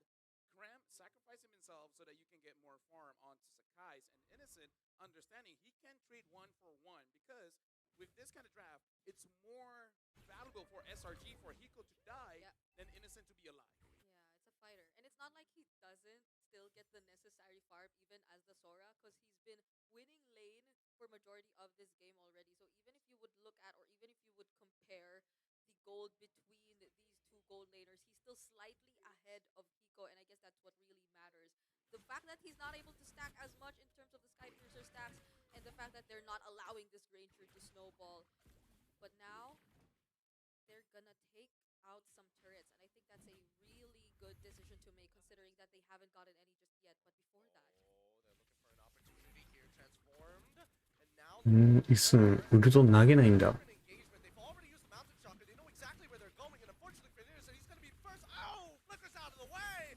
Still getting punted down by Sawa. A trade back coming in from Sakai's, and on the opposite side. いや、これあるぞ、TS、全然。でもなんか、ワンショット死んでるわ。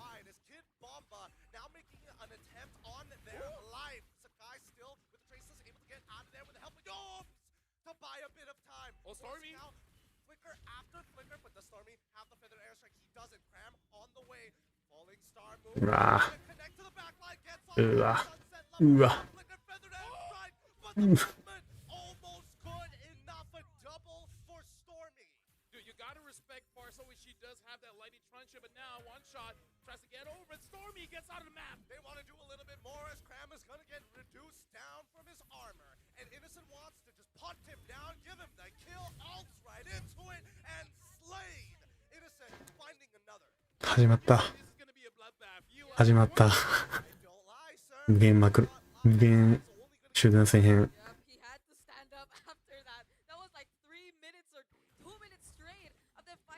四天王方式の過去全員が強いバージョン。engage up until that moment where they knew that they had an opening once again to get the last turtle, and they did. And now they're still up ahead despite that constant kills being picked up here by Sao, which by the way is really interesting because it seems like so far it's Sao who's being the finisher and not entirely One Shot or any other member. Yeah, because again, Slangory Giants, the way that they've been kiting around forces Team Spirit to chase, but no one can really chase except for Sao. And it's good for SRG because Sakai's hasn't been killed off just yet. Attempts were made. They tried. Not that they didn't. They tried. Speaking of, right now, Innocent looks like has been shown here. Should be able to get away, though. He should be able to hop over the wall if he wants to. Stolen Feathered Airstrike coming in from Sunset Lover as a deterrent to show that these are their borders, and Team Spirit will not be having the Red Giants walk in their territory. Yep, right now they're going to start grouping up together. They have to protect Hiko and enable him. They're on top of Yums. I mean, Kid Bomba can decide to get on top of him if he wants to, but the Traceless is going to be, the Mountain Shocker is going to be a huge deterrent. They know exactly where everybody is. And now Sora gets a free push on that top side as they look for the engagement down onto Cram. They're trying to deny his space and now finally reducing his armor. The help Nice. allowing Hiko to find one. That's a little いいよ、ヒコ。いいヒコ。 lot more if he wants to win this game. Yep, we just mentioned it. Team Spirit, now they're the ones grouping up together. Definitely sacrificing some side lanes to a certain extent. But so long as they get Hiko going, then that's what's gonna matter for them at this point.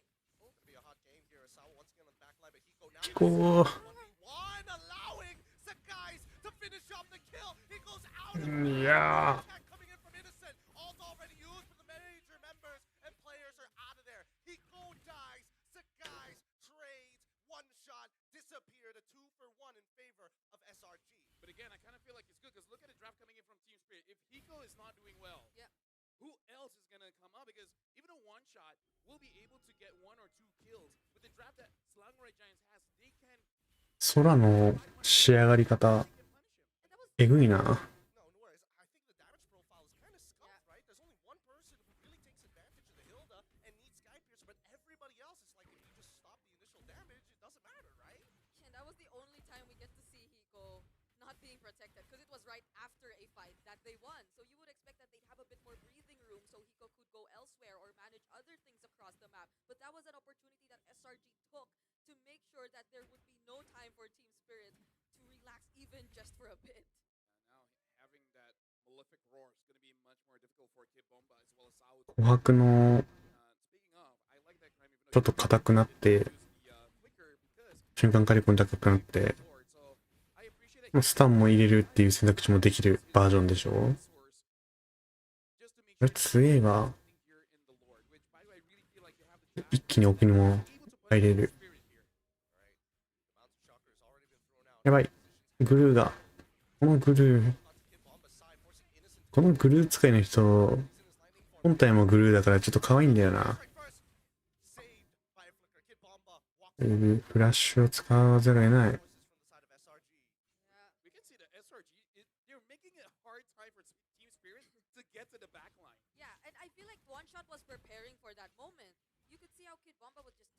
後入れがまあ基本ではある。基本はね。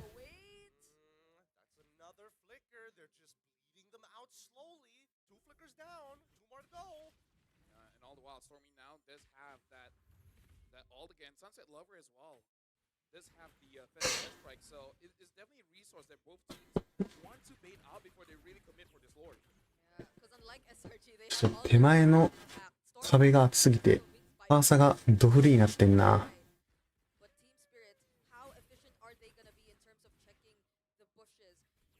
手前の厚がすごすぎてファーサまで届かない。こういう時にファニーなんだろうな。きっとファニーがいるとカオスにできるからね。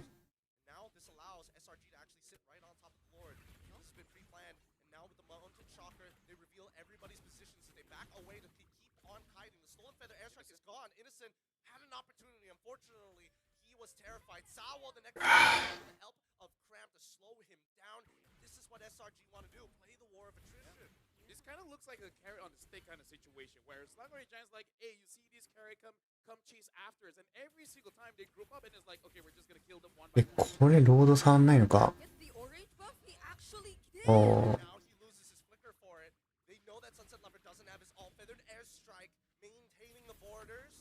holding them strong. Cloud form from Innocent, but doesn't get anybody. Now Sunset Lover with a stolen ult of his own tries to get involved. Yums knows that he's gonna go down, so he will buy some time. Sakai's secures the Lord. Sakai's in trouble. Nice, nice, nice. Hiko. Cram takes out Sunset Lover. One shot finds Cram, and that's a 3-for-1 trade in favor of Team Spirit. I do not think that was worth it for one reason, and Hiko got killed. Hiko. I take it back. Never mind. You know what? Spoke too soon. They were thinking of the long game. Yeah. Ended up being a Massacres. 3. Massacres. All right, good for SRG then. Oh my goodness. Such a prolonged and extended team fight we saw right there, and multiple instances of SRG failing to get what they actually wanted. You didn't see the cloud form, the setups actually connect onto the members of Team Spirit. You didn't see SRG actually finding the right timing. TS なんか強くねというか。 got back, but now Team Spirit, fortunately, they're not letting SRG get any more than this. Yeah, look at the goal difference, almost 2,000 in mid, and even Innocent looks like he wants to go for, I'm guessing, a Malefic Roar here. So the next time he finds Kid Bomba or Sao, they're gonna be. It looks like for Slangray Giants, they really want to make sure the front line of Team Spirit cannot do anything in this game. Yeah, they're really trying to just poke them out for as long as possible, right? Which is why they're targeting Sao, Kid Bomba, stealing away the buffs, trying instead of saying, you know what, we need to kill one shot, let's just take away his resources. Everything feels interconnected, but I still feel that Team Spirit are putting up one hell of a なんか動きがさ強いとこのそれなんだよな。TS って。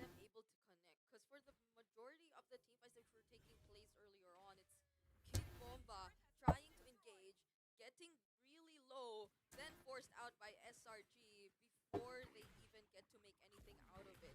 But I understand that Kid Bomba could not go in because SRG, they're holding onto their dashes.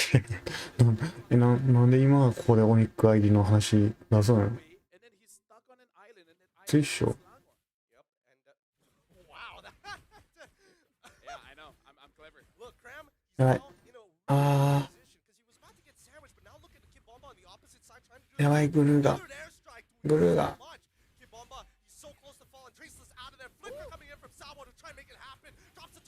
うわ。なんだこれ。If you want any kind of friends, find friends like SRG, man. God. How did he save Sakai's from that moment? The turtle ship, the traceless, everything was already committed just because Team Spirit were so adamant on chasing after him. But now it's all the more worth it. We have 10 seconds before the next Lord, and Sakai's is still okay. I mean, it's really lucky because if it was a second too late, I'm pretty sure that one shot would have made it over the wall and killed him with the electrifying beats. Luckily, he got cancelled before he pushed through the halfway point of that wall mid-dash.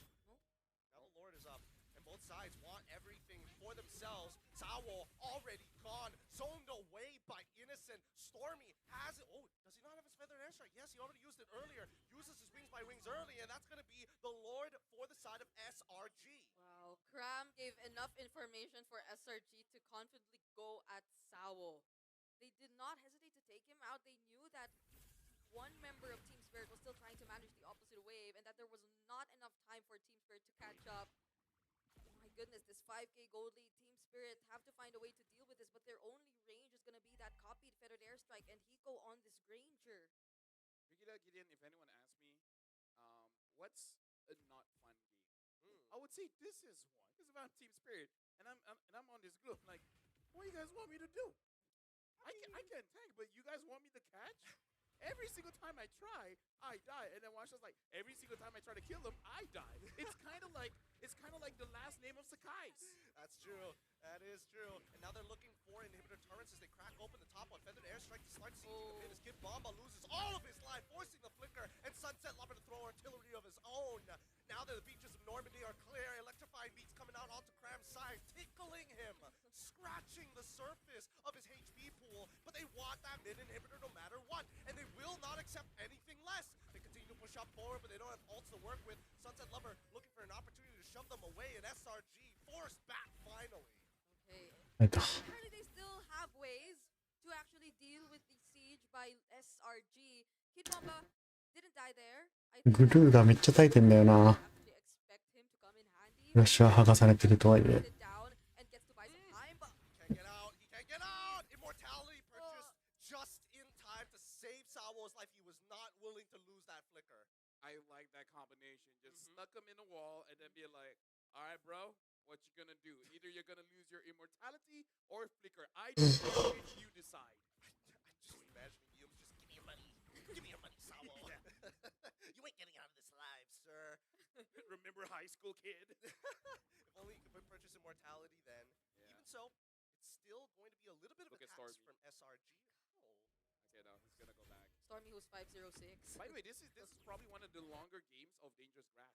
Yeah. Usually you start snowballing out of control at this Oh, point. Oh no, Hiko! Stormy sees Hiko. He sees it. No, they don't. Blasted, but he gets caught in the middle of the wall. Forced the flicker out of there, and now the entire fight has already collapsed. Kid Bomba loses his life. A single push made the difference. I know my boy. He's probably grinning ear to ear. He's like, got him. He is. See damage. I had to look back. He is, as a matter of fact, still grinning. And now One Shot forced to use the electrifying beats to clear off the waves, but they still have the siege minion. Feathered airstrike as well. あ、そう逃げでかい。 They got exactly what they wanted, and they're about to open up the map even more as all inhibitors from Team Spirit has collapsed. The next fight begins. Sakai gets out of their sunset. The flicker, such a weird off angle, and now they don't have an opportunity. They might turn this around yet. Sakai's thinking about turtle boating in. Nope. Decides to walk away. Lord is still available. This is the smarter pick. This is the smarter option, but they don't want to let them go. Sawo finally flickering out. The electrifying beats coming out from One Shot. Should be able to find one, but Feather Airstrike from Stormy in the off angle is just too much to handle. One Shot gone. Hiko, Hiko. As he gets blasted by Ooms back into a corner. Oh no, the minions, the minions! They'll have to take care of the minions first. Mountain Shocker committed by Sakai's. That was super desperate. I can see it, but this is why I say this is not a fun game to play. Because every single time you think of you want to do something cool, you get punished. This is the kind of game that in rank, you will blame your teammates, but you really can't. It's just the opponents are kind of being unfair. Yeah, I mean, they're anti-fun. I mean that, and also wait, hold on. Is One Shot still? Yeah, I mean, One Shot is still gone. It's a game of chicken. That's what it really is. It's whoever decides to let go first loses. Tough, it's tough. Not even Tabo nor Kid Bomba could just decide to go in at any given moment. They have to pay attention onto the heroes that they need to protect. I like the fact that Stormy is AFK just drinking some water. Has to turn back to Oh like, my what is he God. doing right now? Well, we got to look at the instant replay here, and Stormy's positioning here is absolutely amazing because you can see that they want to go in. Hiko dives in for Innocent. That's a Sora, right? It like yes, you went for the goal lane, but your goal lane is not of same value, my guy. Well, let's see how much value they're going to get off of this Lord. Now that they're sitting around and they get the damage reduction from this 21-minute evolved Lord. Oh, even the turtle ball has been thrown out. Feather Airstrike finally targeting towards Kid Bomba and the rest of the wave. Winter Crown coming down with the electrifying bees. One Shot finally disappears. Sakai's two-taps him, and they go straight for the bases. Sawo Sunset Lover cannot clear this wave in time. Selangor Red Giants again coming in with a very clean game, looking a very nonchalant, and yeah, they just keep on kiting a team spirit. In a way, they're just like, I dare you. Yeah. I dare you to come and chase after me, because you're not fighting against one. You're fighting against all of us. I got my Nakama with me. I got my amigos. My hombres. My posse. Nakama. My Ohana. You just, I thought it was a comma.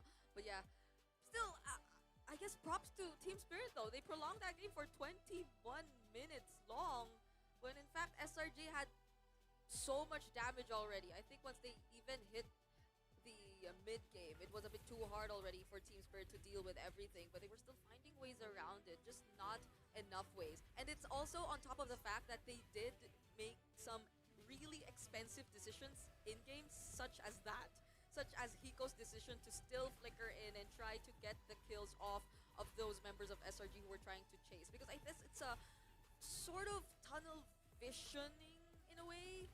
that you get to see an opening for you to get in more stacks, for you to just wipe out the enemies and go for the cleanups, but then you fail to take into account that there are waves you need to manage, and that your base is wide open, and that there's an objective coming up, and that you're the guy who cannot die. Yeah. The only guy. It's a tight win condition, right? No matter how we look at it, the win condition for the side of TS really is based on the performance of SRG. But luckily, SRG were playing very airtight. Yeah. Minimal mistakes across the board, trades that were effective, and we thought they lost a couple of those trades. But then you add another 15 seconds later, and they win it back.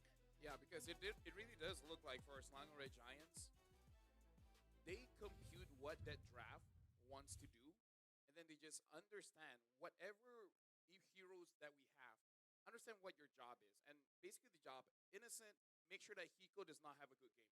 He will force a 1v1 to kill Hiko, and that slows him down so much. That's number one. And then Cram, zone everyone away. Yumes, make sure that Sakai's doesn't die. And then Stormy, just kill people. And he did that. Even all by himself. Yeah. Especially that one he did down bottom. Because you would think he would already recall. Because everyone was already getting back to the base. Yeah. But at the same time, it's like, hey guys, want to see something cool? Do you guys want to see a magic trick? First he's there, and then he's not.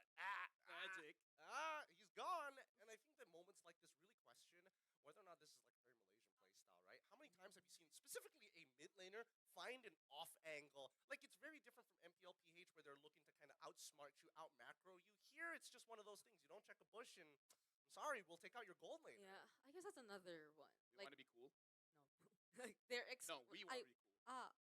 Like, as in, like, you know, go on with your point. Okay. What was my point? No, I know. I remember. So, what was? Exactly. No, wait. I remember. Okay, so that's the thing. I remember now. So the thing is, they expect that there has to be people checking bushes. There's not a single player from Team Spirit who could just go for the dives. That's one shot, I guess. But one shot has been shut down so much. So Stormy was just too free on this Farsa, could position himself wherever he wanted to. He had nothing to worry よいしょ。ちょっと夜飯作ってくるか。待機時間。 But I think when we really look at it, especially when we're about to hit the highlights in just a little bit, right? Where could TS look to find openings, right? I think that was the really big question. Or did they already lose from the drafting section?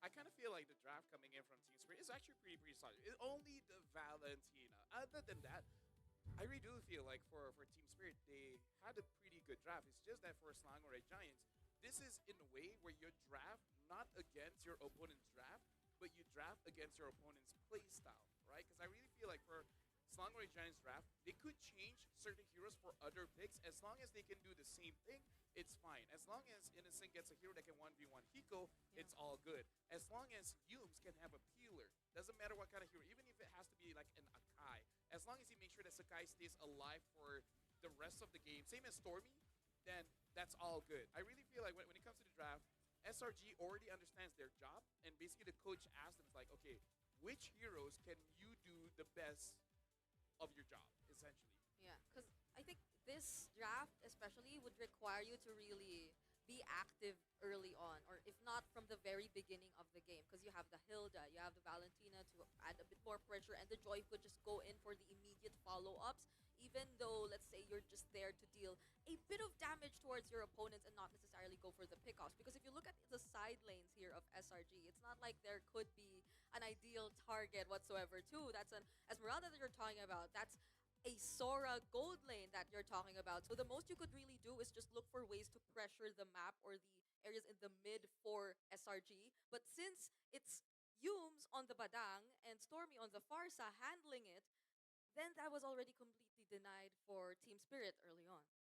Yeah, and for right now, before we start the draft coming in for the next game, we were able to get Smetana as well as Osprey. So let's see what they have to say about this.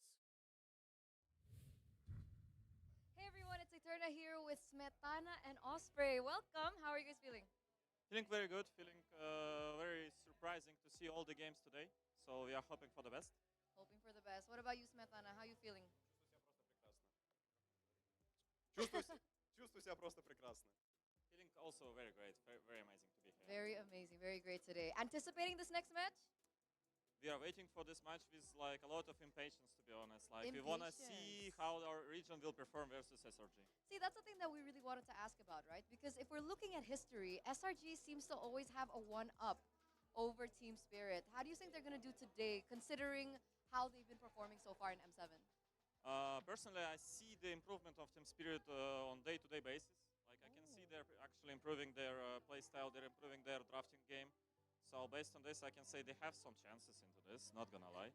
But SRG is really, really tough opponent. Like we cannot disregard their skill and their commitment to the winning of the whole tournament.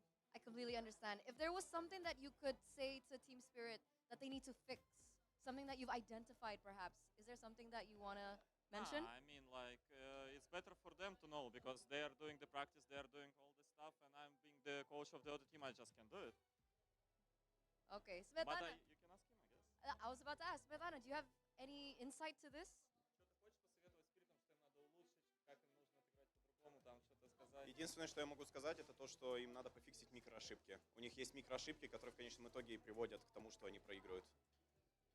Smetana says there's a lot of like micro mistakes for the Team Spirit. Like they need to fix their micro game, and if they are fixing their micro, then it's fine. Like if they are good enough in terms of like just being able to press the buttons, then it's fine.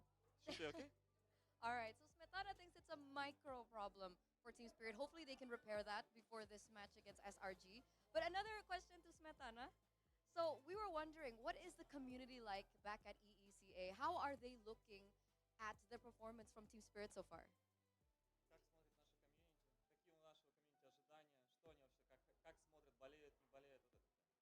Наше комьюнити, я на 100% уверен в том, что наше комьюнити на все 100% поддерживает Team Spirit. Возможно, не все, есть некоторые хейтеры, но вопрос заключается в том, а кого поддерживать от нашего региона, если не Team Spirit. То есть это единственные представители нашего региона, и болеть против них, это означает болеть против всего нашего региона. Это бессмысленно. Smetana said, despite some haters, like 95 and like some couple percent of people totally backing up Team Spirit, because who else do you gonna cheer for since it's the only team in the tournament from the ACA, so like we should cheer for them. And it's totally understandable and it's totally fine. Okay. So 95% are supporting Team Spirit right now. Were you actually kind of shocked about Virtus Pro, by the way? Sorry, Yeah, off topic. I really was. But I mean, it's up to them. It's their team and their game, what we can do. Okay, that's true. I have a question.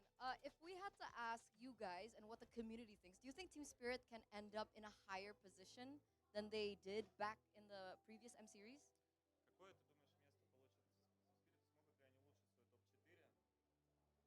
Я на 100% уверен в том, что они займут минимум 5-е место, это минимум. Но понятное дело, что расчет идет на места повыше. Smetana says that like, yeah, like we are expecting at least top 5-6. At least top 5-6, it's gonna be like a decent result. But of course, we wanna see more. We wanna see the improvement. We wanna see maybe going top 4, top 3. And I'm kind of agreeing with this. Like, objectively speaking, top 5-6 is a good result right now. But of course, we wanna see more. It depends on the draw. It depends on the teams who will play. It depends how we can end up on this tournament.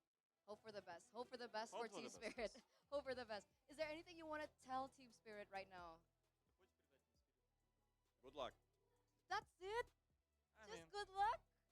What else should we say though? I don't know, like... I mean, we wish them all the best. Wish them all the best. Wish them not to actually like. We wish them to perform that it won't suffer and hound them afterwards. Yeah. To perform like they actually wanted to perform, not like we are doing mistakes, we can fix them. We are giving out our 100% and then see what is gonna be the result. That's the wish for me. At any point, are you already proud of Team Spirit? I mean, if you are like region representative, you have to be proud of your region anyway. Okay. Smetana, proud of Team Spirit? Пока еще нет. What does that mean? Not yet. Not yet. Okay.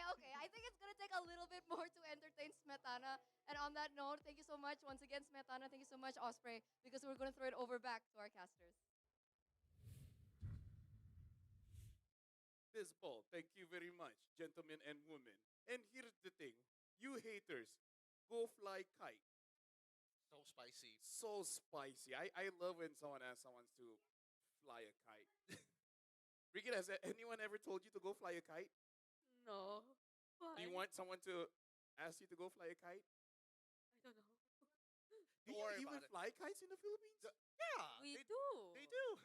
Oh, well, do you guys have the Realme 15 Pro? Because right now we got to talk about the AI insights from the Realme 15 Pro. It has win rate predictions, analyze gold, items, and everything in real time. It's like having a strategic coach in your pocket. That's the AI gaming coach for you. But it doesn't stop there, because when a fight breaks out, you can press one button and it can execute the consecutive skills.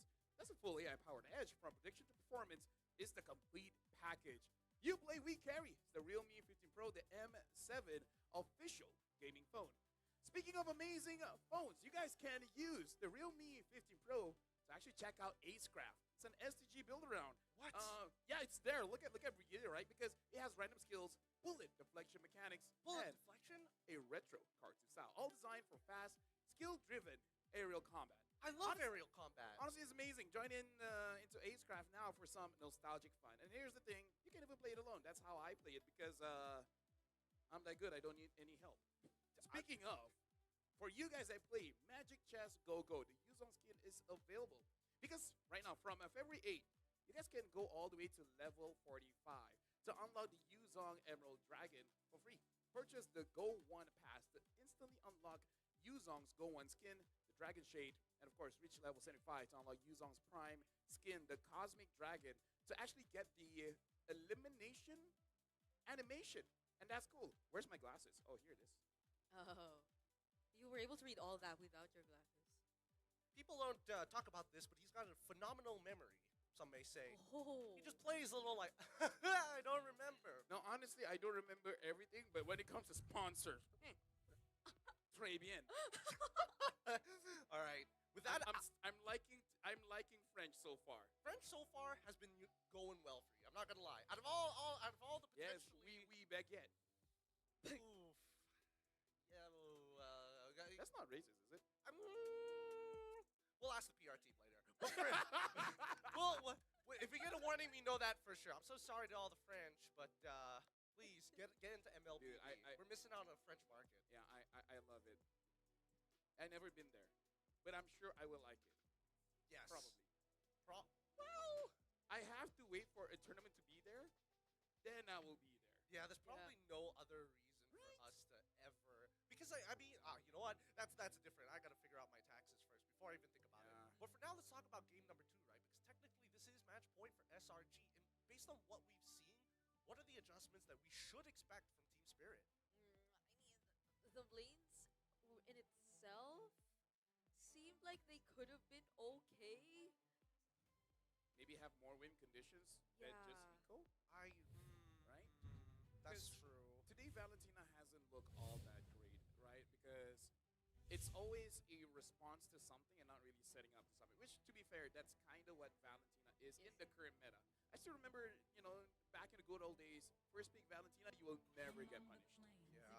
No, it's very true, but I think that it goes a little bit deeper. This does show that TS Hiko can actually play the Sora, or he opted not to go for the Sora in the fight. Because, I mean, the draft that technically could have been flipped, right? Yeah. I mean, he could have gotten Sora for himself, and he's just chill with it, and then they got Valentina on the opposite side. They could have done a little bit more. Yeah, it's not that being reactive is bad. But in that scenario wherein by being reactive, you kind of limited yourselves in terms of the win conditions to a marksman Granger who did not fare as well in the laning phase and you did not really pay attention to because the other parts of your draft required you to do something else, then it became a bit too complicated for Team Spirit. Very complicated. But I think that TS, they got to come up with a draft that isn't just a straight ruler. They need a little bit of, they need angle. So we need a protractor. They need the right tools to deal with SRG. But the big issue is that, why did they go back to the red side? They played initially with SRG, same exact thing. And honestly, the bans are looking exactly the same as well. It's a bit too similar. So if they do go for the Granger and Hilda again, then at least we see something else in Red 3 for Sunset Lover. But the thing is, the Sora's open again. I think that, do they just, I think they go far No. Because it feels like one shot, no matter what assassin hero, it feels like Yums has kind of like got him in a bit of a chokehold. And we're never sure if Cram will be in the mood to play the Yuzhong or not. So, because the Yuzhong's been open even in game number 1, but he did not decide to go for it. Yeah, and I think it made sense in game number 1 why SRG didn't want to, because they showed Sora, and then they said, you know what, this could go anywhere, so let's hold it. But now, do we get the exact same thing? The question is, how in their heads are they going to be? And it looks like they're keeping it simple. Sora, Farsa, one more time, TS. They gotta show us something here. It's so same as game number 1, and this is where we're expecting a bit of change to come in. It's not that you can't flex the Valentina, but again, you don't know what the matchup is gonna be just yet up against Cram too, so that will be a bit too tricky to pull off. It's hard. It's really, really hard, because showing the Hilda already states what exactly you want to do, and it pairs well with the Granger, don't get me wrong, but now it kind of hurts the mid lane, because there isn't a mid lane that can clear ultra fast other than maybe a Novaria, and even then, do you really need a Novaria when you don't have a lot of AoE to take advantage of? Yeah, I think this is much better. I like it. Pick up the AXP lane. Wait, why Lapu over Yuzhong? Yeah. You cancel out the Feather Airstrike, you have anti-CC for the Sora. Do you die against the Sora at level 4? I guess you could outplay it with the Bravest Fighter. Alright, that's something, for all intents and purposes, at least Sora could go into the gold lane, so I could be speculating for nothing. Yeah, it's not entirely decided just yet. But, in this case, wherein you know you're up against a Granger again, and you did really well against it in game number 1, I think it's warranted to just go for the gold lane Sora all over again. At least you get a better matchup. And at this point, they're just taking out potential matchups for the Lapu to make it a bit more difficult. So that's the Esmeralda already gone. I mean, if they get rid of the Uranus, I think they just want to make sure that the lane is volatile, so they don't always have to rotate to Hiko. Maybe they can actually sneak away with the top gank with Kid Bomba. They were taken out as well. So it seems like they don't mind opening the Yuzhong still for Cram as well. The CC is also still available. There's a lot of options. I don't think you could completely limit the options for Cram at this point. So there. Yup. Okay. All right. All right. So what does that mean? What does that mean? Now that we see both Uranus alongside with Esme out of the question, now the EXP becomes a little bit more volatile. It's a battle of skill. It might be Yuzhong versus Lapu Lapu. It could be Glue versus Lapu Lapu as well. Both of which are kind of okay, but Lapu's main goal is to stop this Farsa. I want to see whether SRG are waiting to see the jungle pick or the mid pick before they decide what Cram or Yums is going to play. Sorry for not saying anything for a while. I love hearing you guys talk. Thank if anyone said you guys have amazing voices, no, not when I'm singing. Oh, okay. we will next time sing for us. We promise. Okay. We promise we will say you have an amazing singing voice. I'll do that on live. Hey, you know what? That's on you. That's on you. But we will support you. We will hype you up. Okay. When everybody else doubts you, you know that there are 2 fans right here. Just 2 fans. Just 2. If one of us died, then that's just one. Yeah. Won't say that. Even when the rest of existence is gone, we still are your fans. Well, I can't remember the copy pasta. From our grave. From our grave, we will roll. We will be like, you're good. All right, same exact bans in the second phase, with the only difference being the Esme alongside with the Uranus. They're really maximizing this time because this pick is so important. Whoever gets picked here in red 4 is basically going to have to push this game, direct the flow, and Hayabusa gets locked in. Okay, so now they're still going for an assassin jungler, but this time around I think there'll be a bit more help because it's not just him doing the dives. There's also the Lapu Lapu from Kid Bomba to help him in terms of doing that. But now SRG, they have an idea of what the jungler is going to be.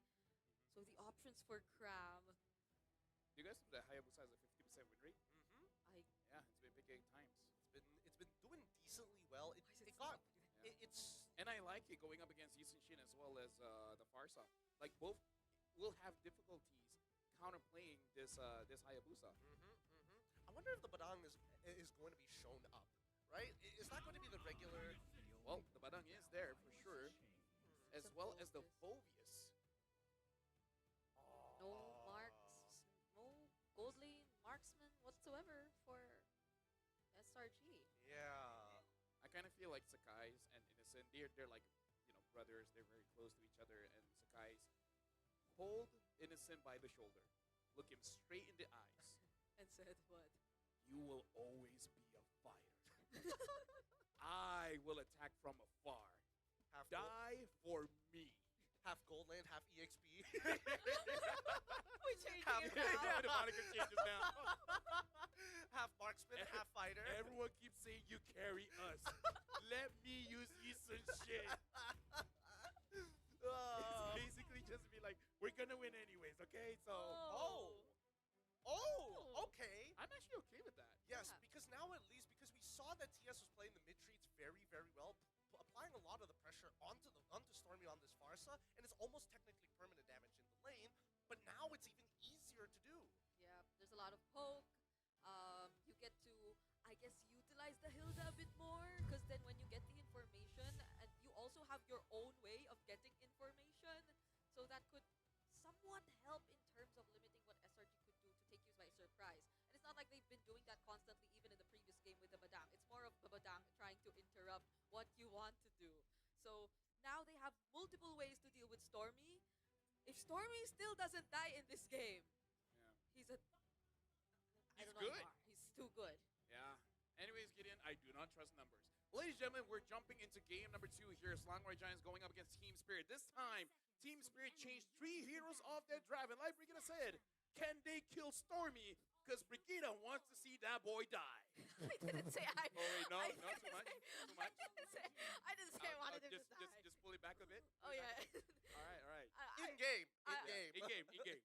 Can we change the phrasing? Whether or not he will die. Ah. I don't want to see him die. I like the storytelling aspect. No, it's just that she's too positive. I need to bring some negativity in her life. Yeah, I can't. I've tried. I've tried. I haven't tried. Very positive. Give me my opportunity, okay? All right. Do it. Hey, man, we still got another best of 3 after this one. So let's see how this is going to go. Because the laning phase was the biggest question mark here between both of the teams, especially the side laners. Kid Bomba, he did all right in lane. But Hiko, this is the one where it gets scary, right? I felt like he needed more help from the rest of his team down by the bot side and should be calling for resources towards him. Ooh. Tao and Sunset Lover are dealing with it much, much better now compared to the previous game. But still not enough to just get access immediately to the jungle. Maybe because this time they have a mage with range. Quite a big difference range makes it. It really does. It's kind of like fishing. The longer the rod, the more range you can put. Anyways, look at his gank. Oh, not successful. There you go. Unable to find it so far. Sky's a little late to get there, but at least for one shot, he does get the EXP crab. However, in terms of the raw rotations, right, it's been pretty honest for the most part of it. Yeah. It's not like you could really just expect to take out the Phobias early on to at least deal some damage, but the Dark Wave was timed a bit too well for you to be even able to do that. So that just means SRG, they're still on track in terms of the farming and in terms of EXP. And with this assist that you're seeing from Sekai's right now, it's no surprise that they'll be the ones to position themselves first in the turtle, unless... Could they find the interception, Yums? He's looking for an option. Sunset Lover gets out, and now Sawa in trouble. Forces the flicker early on, knowing that Yums could lock him down. They've learned a lot of the habits from game number 1, and here comes Cram to start making sure that he can punt multiple targets. Kid Bomba now getting targeted down as they turn towards Sawo's side. They've zoned them out, and Innocent almost getting it, but he fails to dash into the wall as Hiko trying to beam him down. Sawo gone to dust. Sunset Lover on the run now as Cram looks to finish him off. Doesn't find it. Okay, there's one shot too. Still trying to go in. Loki Shadow Kill finds it. Yin Yang overturn as well. Being called just in case. No stone unturned. Yeah, making sure to punish SRG for overextending, and now Sawo is there trying to get away. Slangway Giants still starting off pretty strong, but we can definitely see Team Spirit adjusting their movements as well as position just to make sure that they don't get as heavily punished like game number 1. Yeah, but still a very similar approach to what we saw earlier too. It's the fact fact that they try to deny Sawo of whatever he wants to do and whatever interruptions he wants to try. But the difference, I guess, is also the fact that Cram was just a bit too eager in doing that, and that we didn't see Kid Bomba able to do the same. Because by the moment they were already able to take away the turtle, then it was an immediate shift to just try and assist Cram. Oh my goodness! Sawo again! They really don't like Sao. They don't. Sawo on the Hilda, they just don't want. But this does come at a little bit of sacrifice, right? Because Cram, yes, he had an EXP lead against Bomba, but I think now Bomba's going to even it out with the help of the extra gold from the plating because Cram wanted to go so far out of his way to ruin Sawo's laning phase. That's the thing about Cram. He likes to ruin someone's day, you know? I think that's the best お始まってんな。 I feel like as an EXP, the best compliment that you can have is you're annoying. Yeah. Now, Feather Airstrike already out. Very early flicker, knowing that Sunset Lover was in position for the Yin-Yang overturn. I feel like Cram, during Christmas, does he get called Krampus often by cousins that don't like him?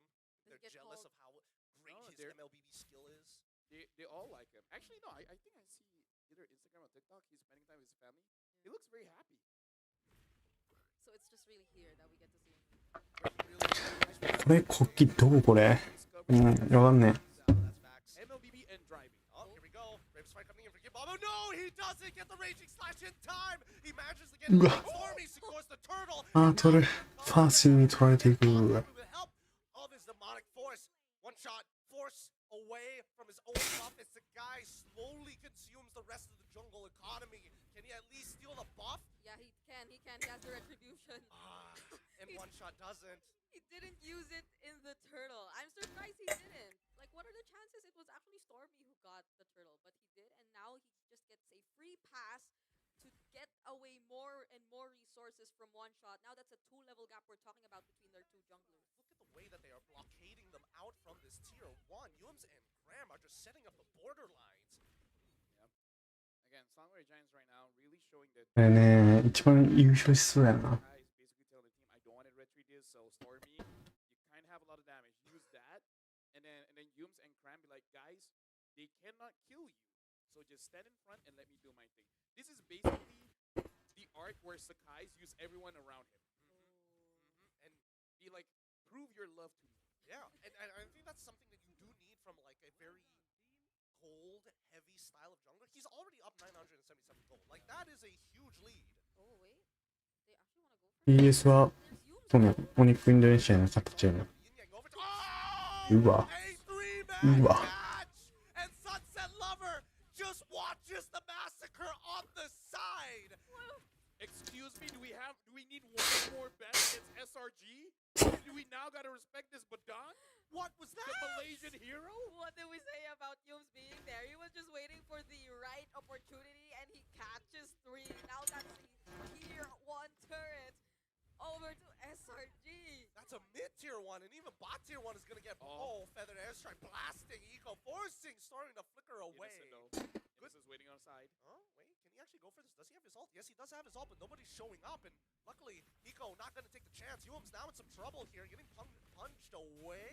Raging slash coming in from Kid Bomba as well. Not sure if he wanted to hold on to that, but for now, it's gonna be a no contest. Sunset Lover trying to run away, flickers out just in time.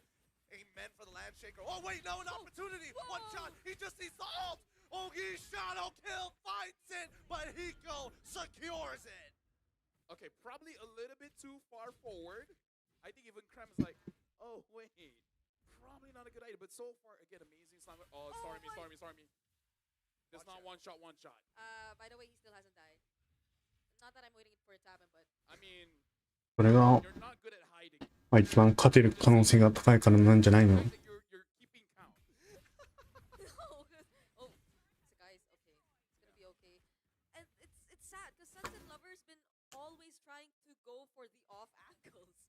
He's tried to enter from the bush. He tried to 3レベルだか to go from behind, but he gets spotted out every single time.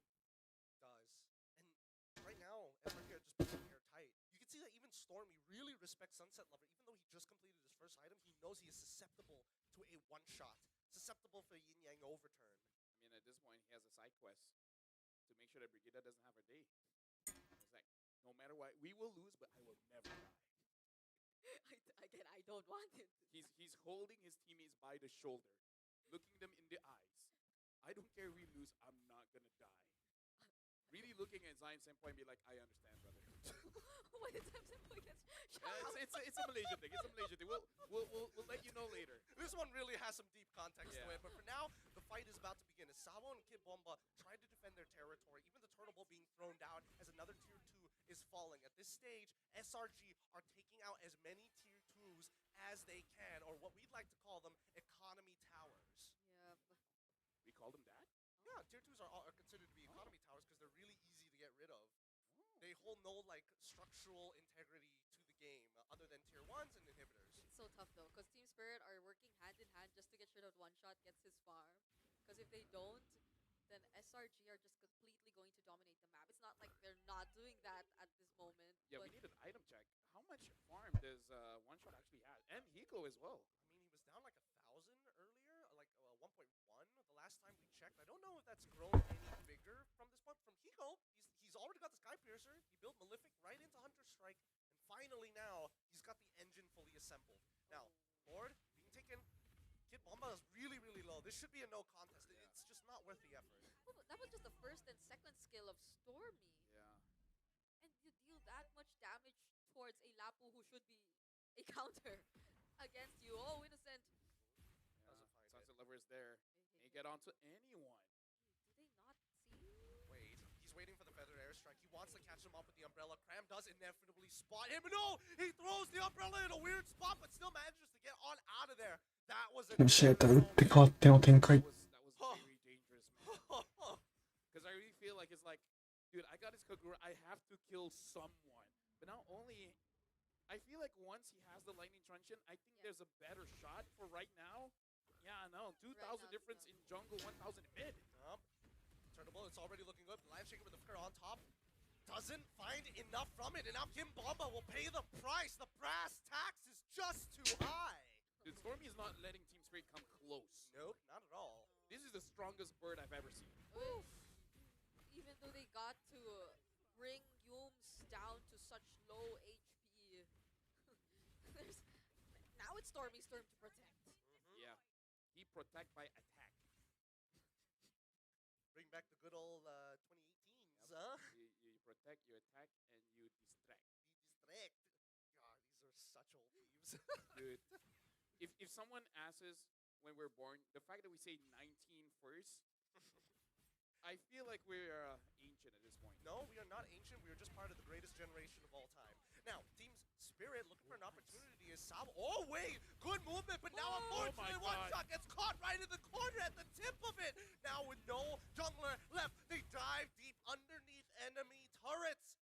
Oh, that's ちょっとあまりに強すぎるな。 Let me be transparent here. I don't know whether I want to give MVP to Stormy or Yums.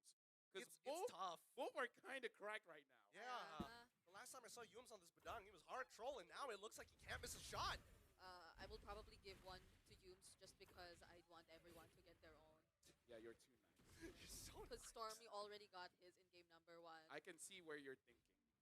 Where? Left. They're thinking somewhere around the left. It's a very socialist idea. No, I'm not going to go there. No, I'm not going to go there. But with the way that the game state is looking like, it's not looking great for Team Spirit, right? Yeah. 7K lead is gigantic. And I'm looking at the item build so far. It's looking pretty unwinnable, even for someone like One Shot having to go for a Malefic Roar this early on. Oh, man. It's very rare for us. Usually we say that Farsas really punish the backline, but it looks like SRG, they're like, no, just kill the front. Make sure Kid Bomba and Sawa does not have a game, and no one from Team Spirit can ever move forward. That's the thing. They played their laning phase really well. Hiko, as long as you are blocking the frontliners are blocking his line of sight, he's not going to be able to get effective damage on the backline. Yeah. And even when Sunset Lover already has the lightning truncheon now, it's still going to be very difficult to choose and to find the targets that you can burst at this point, considering how ahead SRG actually. Oh my god! No! Dang. Well, Kid Bomba now is going to get attacked. He just has to fight. He has to just fight just to maintain his life. Ults being thrown out everywhere, but One Shot, unfortunate as RNG was not on his side. Now they're looking for an inhibitor turret. As Kid Bomba already put down to 10% of his HP, down to 5, and now now the rest of the wave is gonna collapse. The Lord finally spawns. SRG on the cusp of winning here. I just wanted to bring up Sunset Lover and then he got deleted. He got deleted real Stormy does the highest amount of damage here, and Cram is the second. I'm actually more interested in Cram. 待って今気づいた。イノセント000やん。 We'll see whether he's gonna get a little bit more. By the end of this, Sawo gets locked, forced to flicker early on. That's a big resource. Let's see how SRG takes advantage of this. No shields left for any of the space turrets. ファーサー集団戦参戦率 100%。 Flicker for flicker, and now the Lord crashes right into the inhibitor down on bot side. Top side, even one shot is a little worried about Sakai's raw damage. The base damage is too high, and SRG are making sure that they punish TS for even walking up to their inhibitor turrets, but they got what they want, and they back off. Rick, do you think Team Spirit can kill Stormy? く Innocent is 000, by the way. Just お point that out. 聞こえてるよ。 The few moments we saw One Shot use his Ogi Shadow kill, it dealt decent amounts of damage to Cram and Yumes already. So if you get to reach Stormy, which so far they haven't been able to do, then they can or they definitely will be having the damage. But it's tough. Yeah, no, I feel you because the last time I tried to catch someone and they throw a meteor in my face, I could not get close to them. Who are you trying to catch? Are you trying to catch like a... Who are you captured in this? Rihanna? Okay, that makes... surprise, oddly enough, that makes a lot more sense than I thought it would. Only Rihanna throws meteors back at you, right? Okay, Thanos. Alright, but even so, Stormy's damage is through the roof, and he knows it. That's why he's already got the Holy Crystal build, right? He's trying to accelerate this game twofold. Yeah. Honestly, if Team Spirit won, I could have done more Rihanna jokes because, get it, Kagura? Umbrella? Under my umbrella, Ella. Finally! I get one. Oh, you get one joke? Yeah! You know what? I'm so proud of you. I'll give you a sticker. What sticker? I'll think of something. This is on top of the expensive shoes, by the way. We gotta keep track of it. Okay, okay. It's on broadcast, so he has to do it. But what do you do as Team Spirit? Even when Sawo tries to go and check bushes, no, even that one instance where Sunset Lover just wanted to use the umbrella to check bushes, he got bursted. So I think what Team Spirit have to do is learn... Kill Storm. Well, yes, but how are they going to do that is the real question. And I think that SRG actually showed a way that they could potentially do that by faking, by not, well, faking is not a great way of explaining it. Let me, it's a diversion, right? You're looking to distract your opponent. セレンガーレッドジャイアンツ。これは優勝候補。SRG。マレーシアの超強豪。So they gotta fake it. The question is, who's gonna be the faker? I think it's gotta be Sunset Lover, right? wait, he spots Stormy there though, but that was enough Oh, time. Sunset Lover. Oh no, he's getting chased, and he even flickers out of the way. Yin Yang Overturn being called as Innocent flickers on top of him. This game is almost done and dusted as they chase the remaining members of the TS back into their base. I really want to know how they shot call. Who said, yeah, let's just kill them now after we get the Lord? I think they saw their lead and they're like, it's GG, man. It looks like they put them in checkmate at this point, and now they're looking for an inhibitor turret. Okay. The engagement is good. Doesn't find too much though. That's one resource they don't have to worry about. If they just focus on the wave, they might be able to hold out. Oh For my now, God. 10 seconds left, one shot. Already put down to low is Cram. Is still maintaining off the waves. Eco's trying his best, but they don't have enough damage to cut down this Lord as they go straight for the base and into the fight. The Oki Shadow Kill targeted towards, but they peel backwards. No, they don't want to. They don't want it ended. They want to fight, and they found one looking for a second. Cram able to get Sunset. いやー、ヤムス、えら。それ。 Final nail in the coffin. Cram goes down, and that is SRG winning 2 and 0. And Stormy did not die. He did not.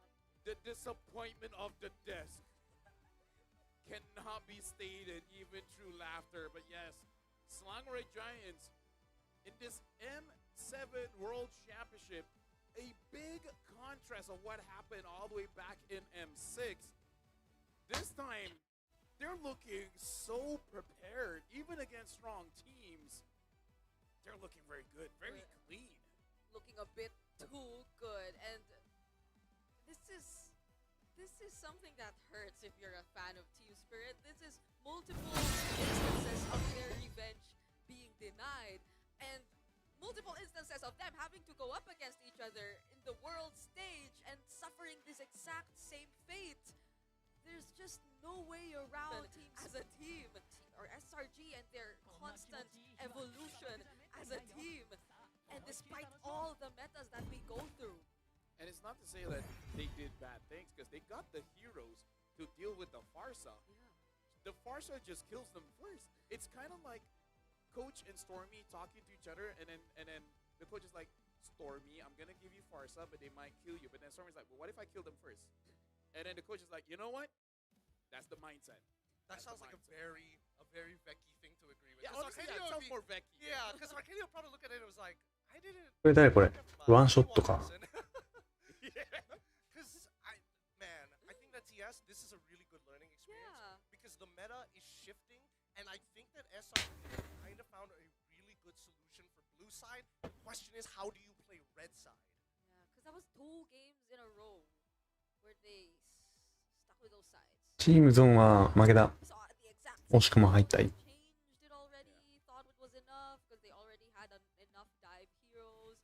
But how could you constantly dive in the presence of a Badang who times his fist break or fist crack so well he can even just choose either or? That one instance where he just used the fist crack on one shot around the orange buff of Team Spirit was one of the highlights of this game, because that looked like an opening for Team Spirit to actually turn things around in a team fight. But then he got denied with a single fist crack, and then they were able to re-engage again. Honestly, SRG also living in tomorrow. 日本に勝ったチームで生き残り、もういない。With that, congratulations to Selangor Giants. With this, Team Spirit will be going to the lower brackets. But for now, we're going over to the stage for the interview.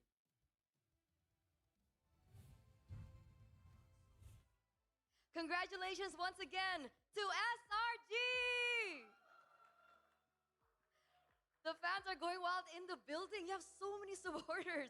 It's insane. They were waving the Malaysian flag. But I'm here up on stage with Arcadia and apparently Tom and Jerry.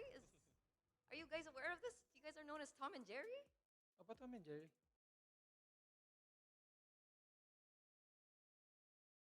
Shh.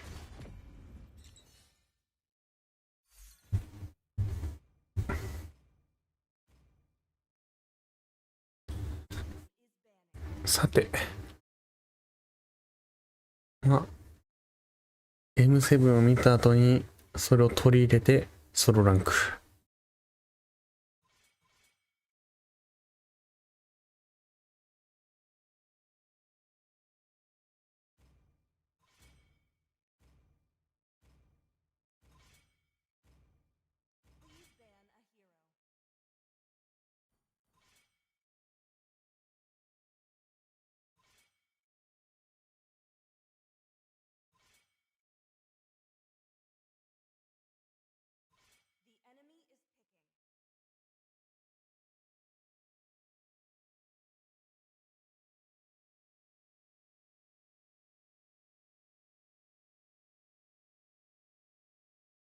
奥に入れるの女医しかいない。うちの硬すぎやろ。フィリピンオーロラは相性悪いと思うんだよね。こんなに中規模戦付き合ってくれない。今日の M7 はもう終わり？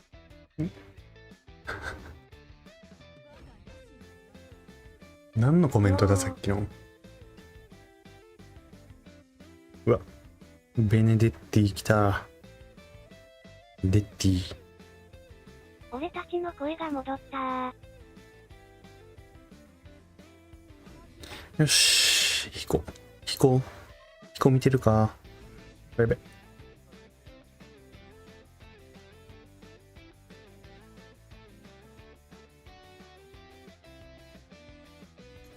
お、読み上げチン復活してる。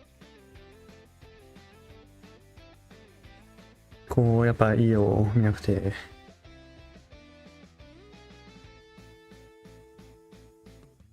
今なんかちょっと今日暑くね。なんかパンツ一丁で俺やってるけど。さっきの彦です。私への暴言言いましたか？うん。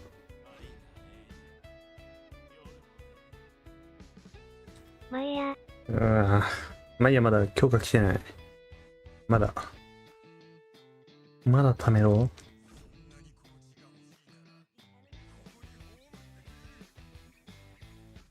50試合サポート。まあいいや、強化来る前に触っとこ。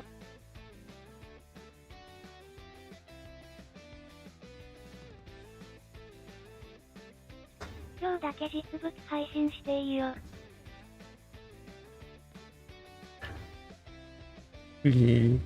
胸毛ボーボーだけど大丈夫？自分よりもバレうまい異性好きになれますか？自分よりもバレうまい異性好きな、俺よりうまい女の人ってことよいしょ。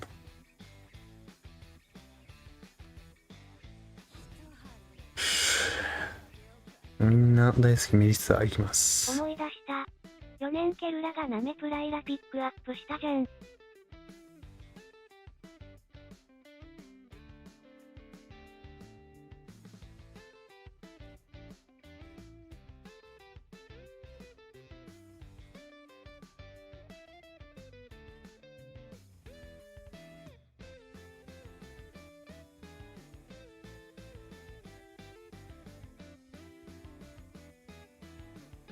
リオちゃんの思い人は？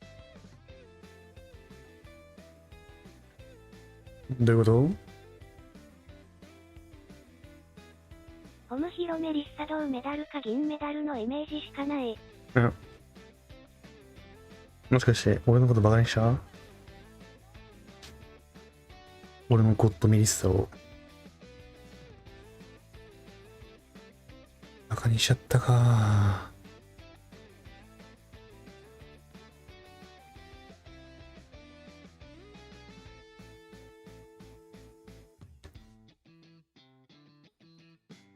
そういうコメントするから棒読み消えるんだぞ。そういうコメントはいい。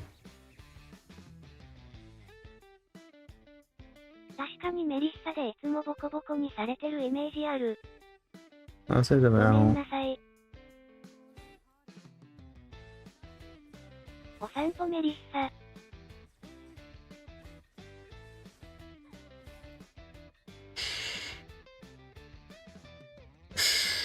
リッピさんも大概ですよ。というかゴールドレーンは基本銀な気します。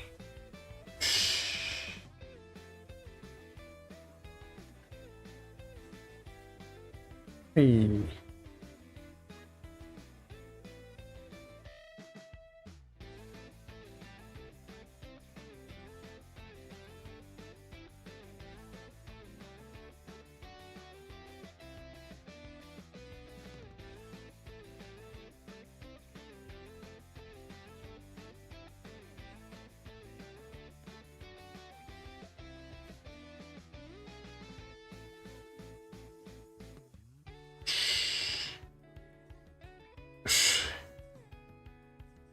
あのグレンジャースキンってもっと課金しないと手に入らない感じ？うん。まあでも時間が解決してくれるけどね。一応。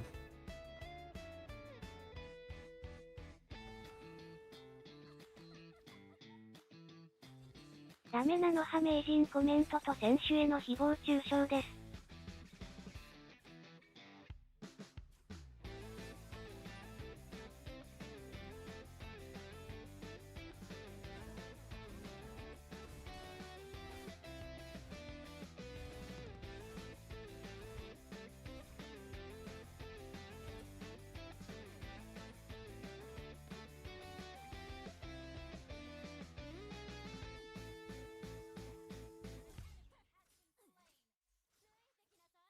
殴れ殴れ殴れ。ドフリー。つまりホムヘの罵倒はオケと。はい、オゲージ。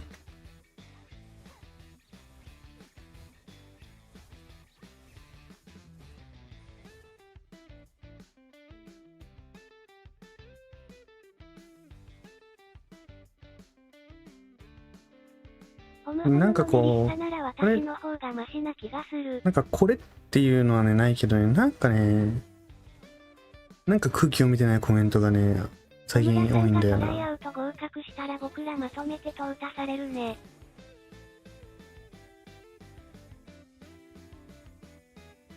あ、そういえば明日合否わかるのか。うん。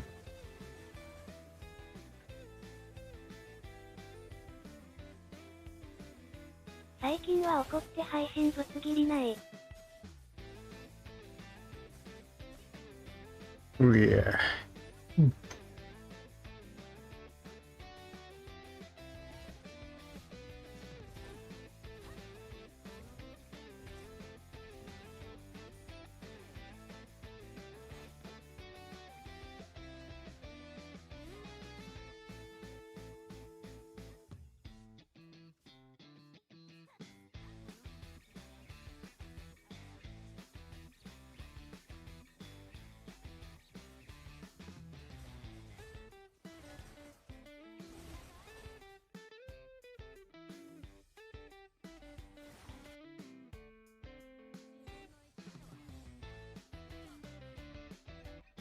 なんか、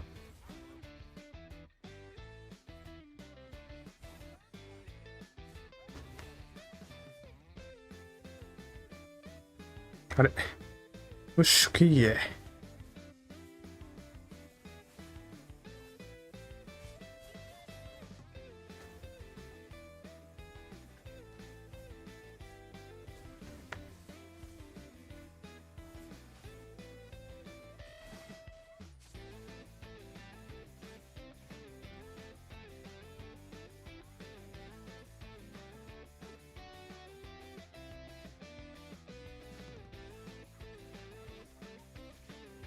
いて。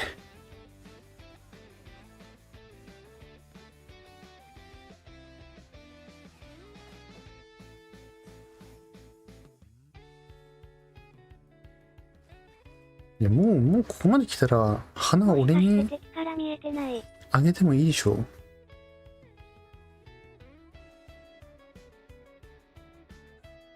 ギブミーフラワー発動する？これね、今楽しみで仕方ないこのベラスキン。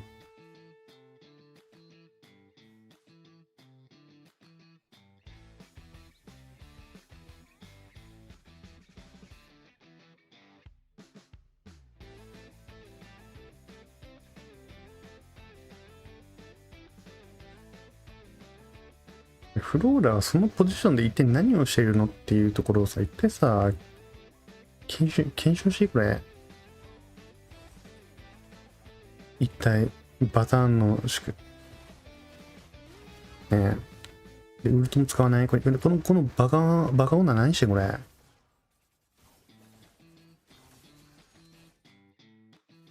こいつ。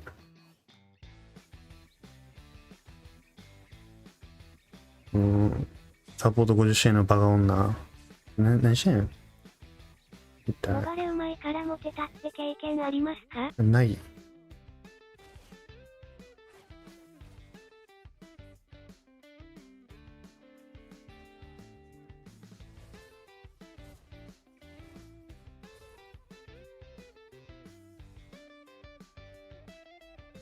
関係ないけどブルーのなんで消えたのかしら？まあ弱いからじゃない？いい意味で言ってますよね。うん。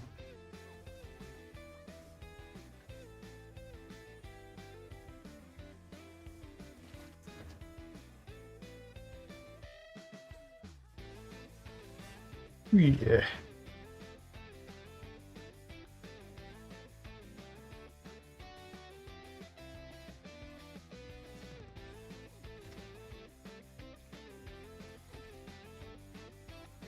サポートに厳しい。サポートに厳しいんじゃないよ。サポートやってるやつが基本弱いから、そう見えてるだけ。いいサポートにはいい動きの人にはちゃんといい動きっていう。いや、何も言わないからもう。そうだ。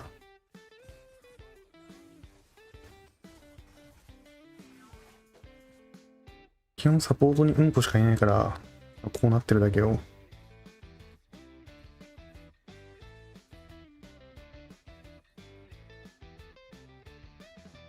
サポートこれのからトライアル受ける人のバカ女好き、わら。マチルダに関しては上手い人多いイメージある。うん、サポートしかやってないやつのクソ率は異常。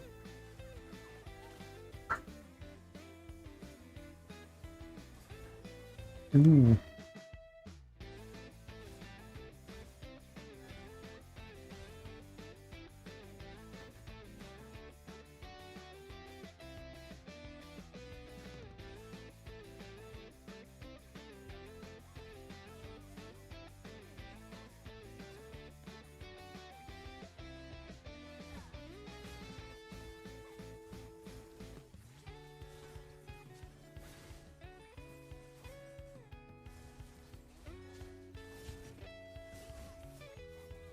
ういえ。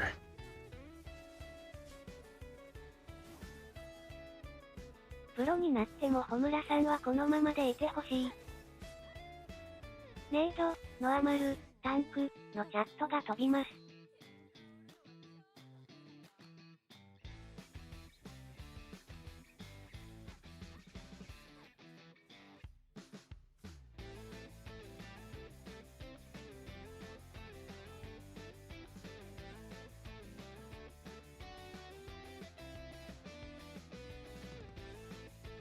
ホムホムメリッサ使えるようになったんだね。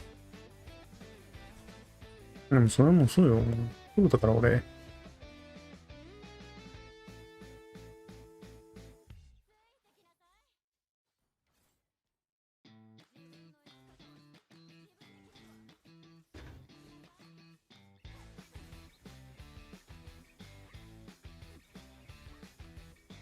そうか、これ。通常攻撃や回復しね。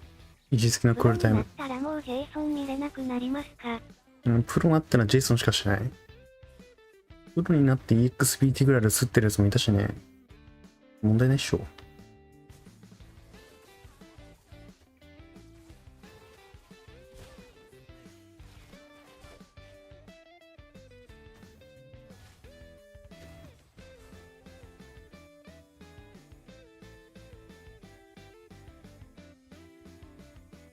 マジな話メリッサが下手なイメージないけどね。琥珀は別。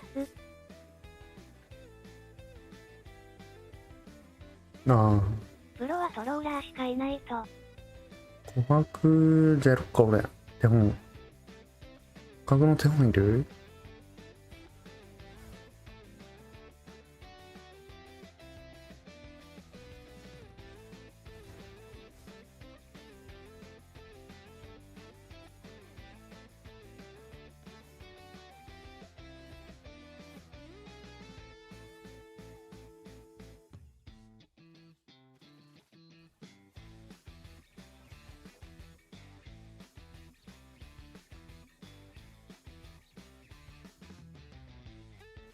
なぜか穂村さんずっとサイクロのイメージあります。やばい。琥珀の手本見たい人はみんなこの配信くればいい？うん。あ、他にでも琥珀使いないから。いや、やっぱもうサポートいいね。一家に一台サポート欲しいわ。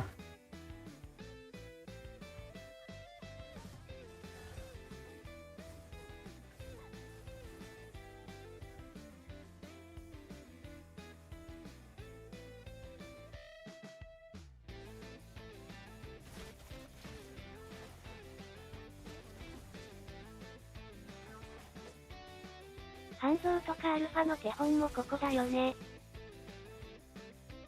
手のひら返してる？何が？いや、俺好きだよ。ローラーのこと。なんで、なんか、悪口言ってた誰か？ギブミーフラワーの時間。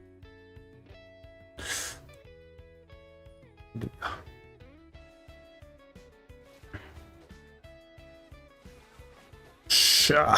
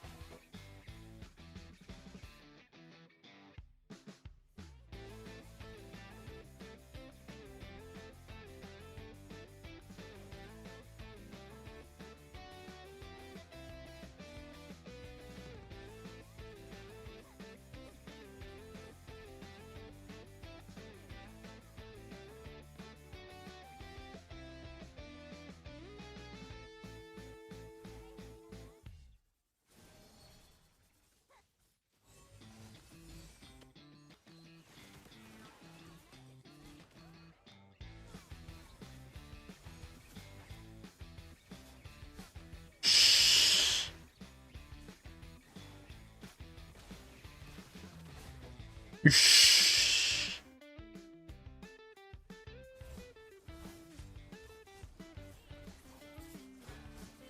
よし。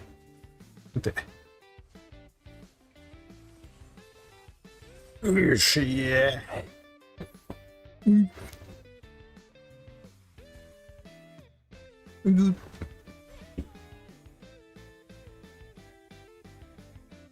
ゲルラ降臨。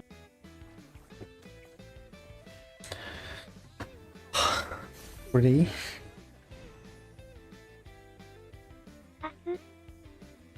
あ、これでいいか？47%。マジうんまじゃん。うんま TV だった。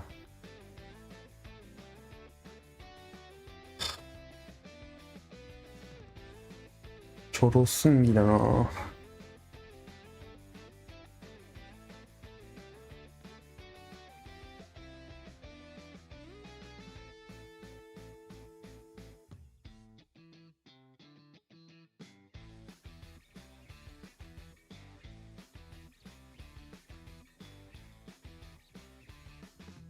5泊もこれくらいいけるのか。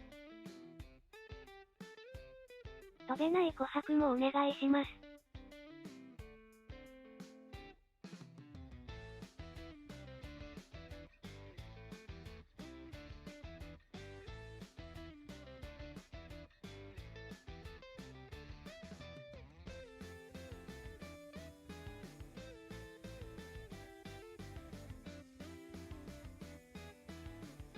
琥珀ってソロ向きなんかね。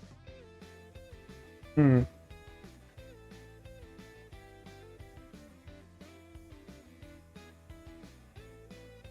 まあ、ソロもフルパンもいけるっしょ。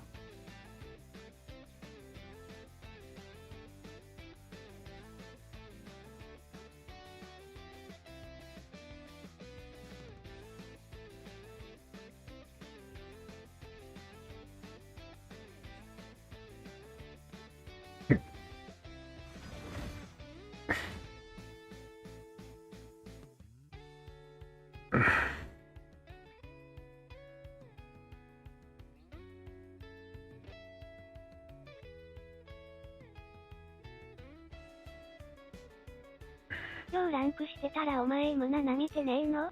何その動きってジグの方に言われました。ああ、それもしょうがない。うん。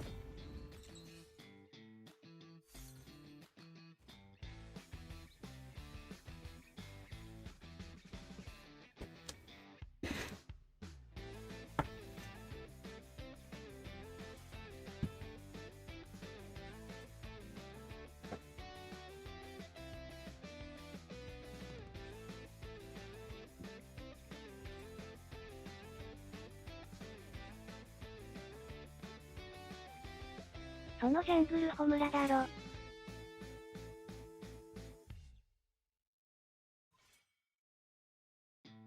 まあでも M7 見てたらわかると思うけどな。俺たちがどのレベルなのかっていうこと。もしも本当に M7 をちゃんと見てるのであれば、俺たちが人にとやかく言えるレベルじゃないっていうことがわかるはず。うん。でも俺は言う。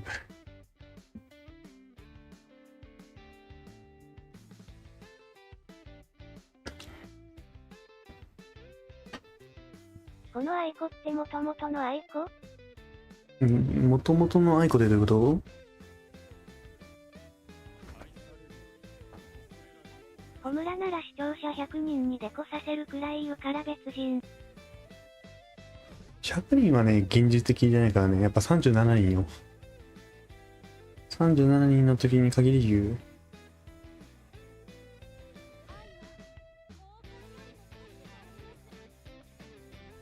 伝説の説教親父会のアイコ。多分間違いない、それは。野山市と外さばいきりするくらいだものね。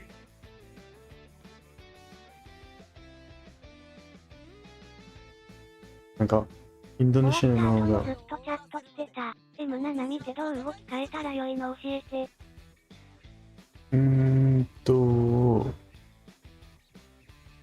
やっぱり、連携うん。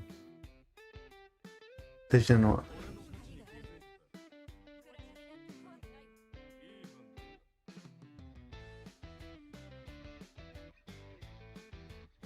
俺に試合の動画送ってくれたら、うん、私のこと動きのレクチャーしてあげるよ。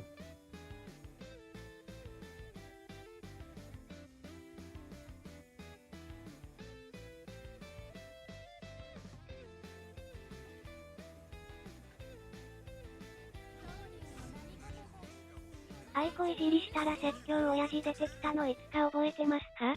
ああ。これがあれでしょ、顔面ボコボコにするとか言って、リオさん女なら言ったやつでしょ。誰でもいい感じになってる。ロード前にファイト、これよ。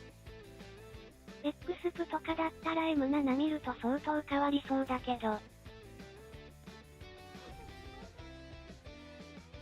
待って。俺、琥珀とか言ってたな。忘れてた。なんかグリーンじゃなってる。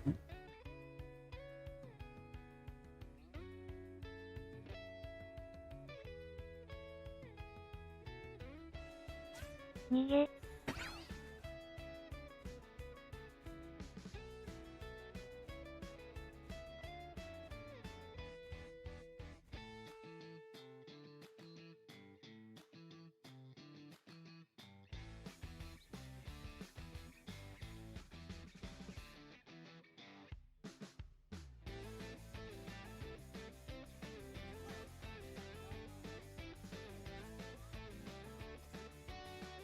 はミンミンって古豪の人やね。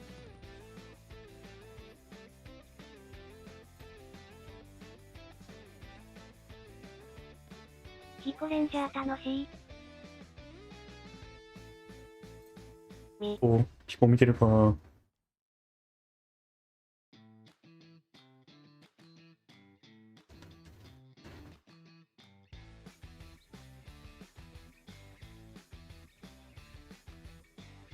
でもその人グレンジャージグしててずっとヒルダにやられてました。M7 見てどうにかなるのこれ。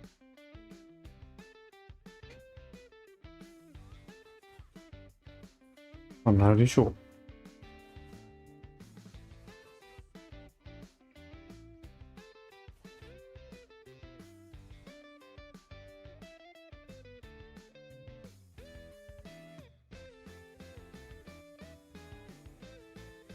2年前のパッチの人じゃん。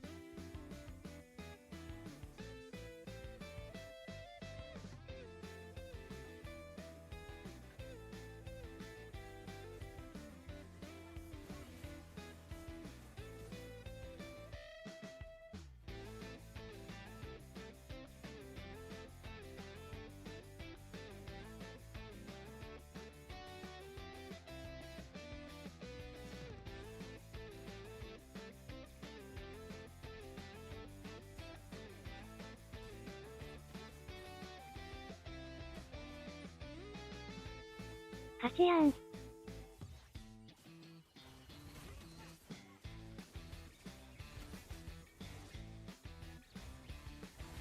って。ゴールドミニオン捨ててくれた人いる。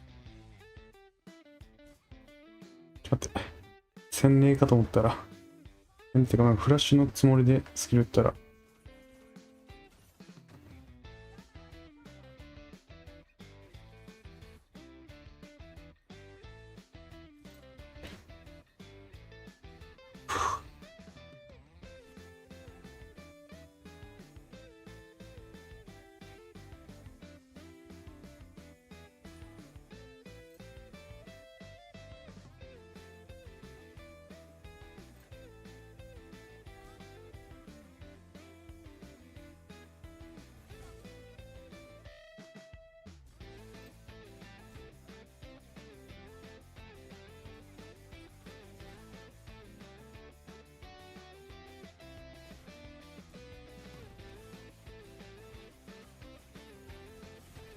さっきはスピシャ先だったと思うけどその判断は？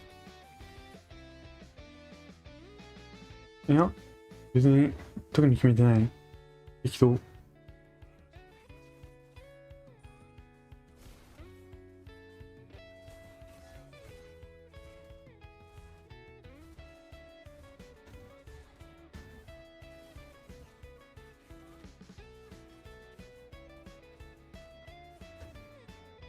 ホムラにビルドの質問は、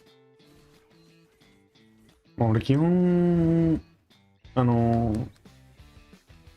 最初にやってるこの固定のビルドでやってるからね、俺は基本。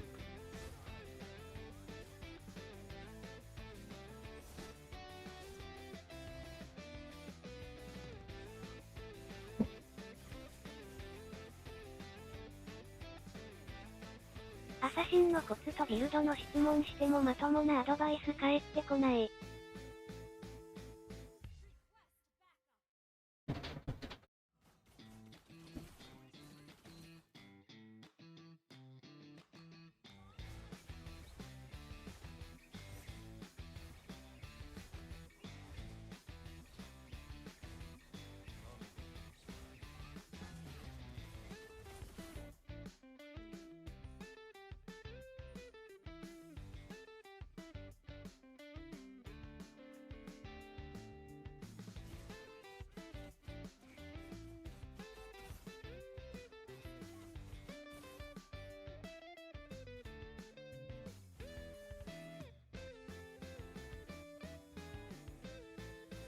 そう、俺のレーン暇すぎる。俺、イノセントやん、俺、ほぼ。それもう上昇やん。アサシンのコツ教えてください。気合い。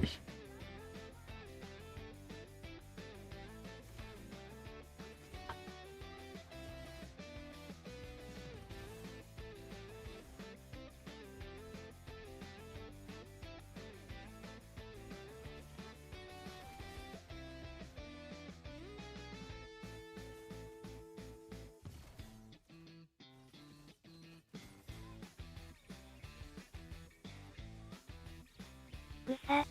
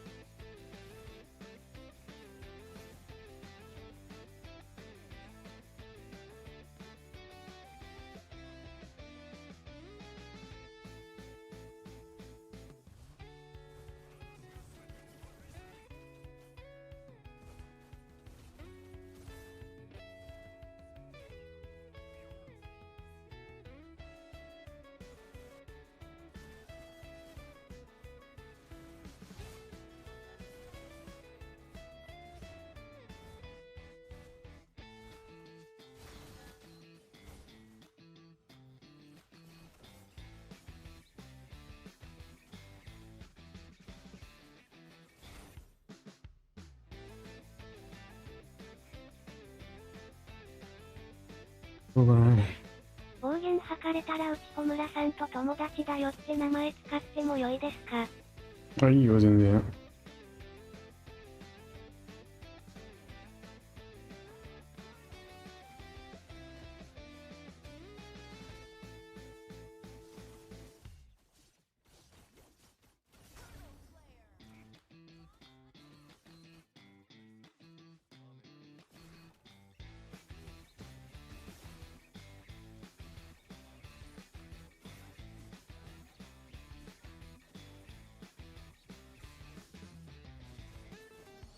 マジで、なんか、試合が。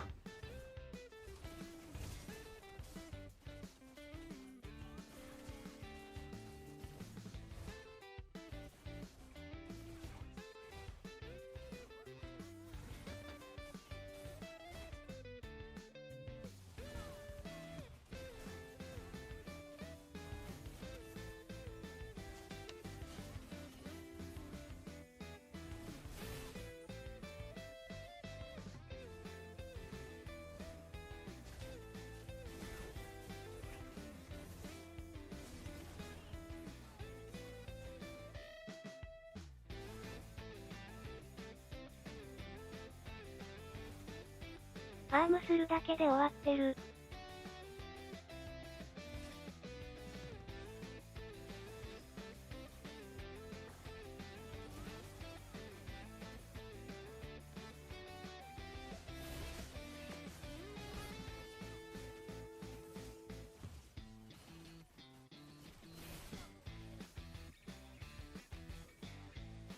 なんか棒読みの音量でかくない？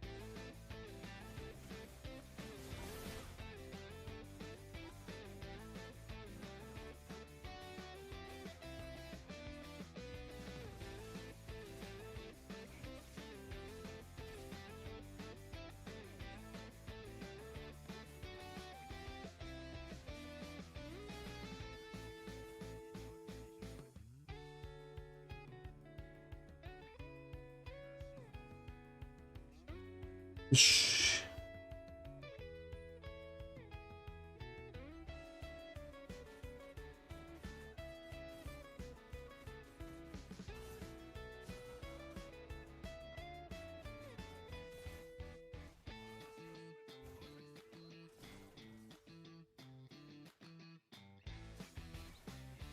上昇なんだ。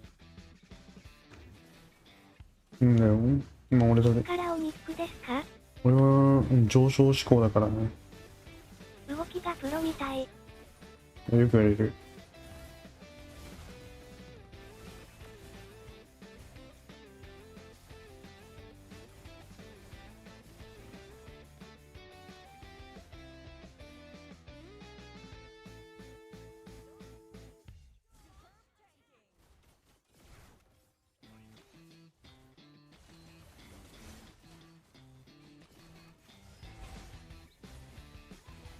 マイヤの動きもプロみたいだよ。あ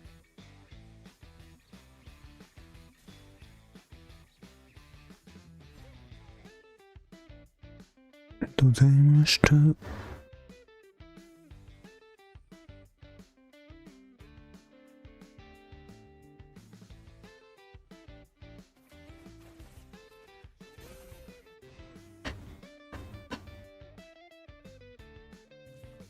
ま、ダメージダッシュが一緒。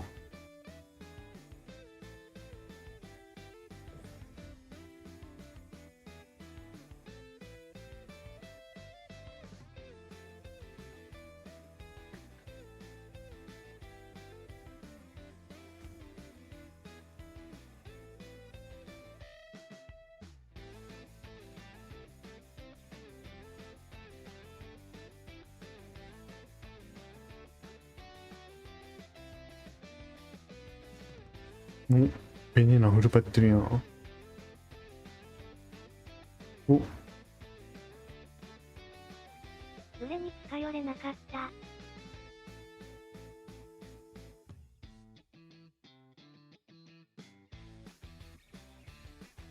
おい。なにどうした？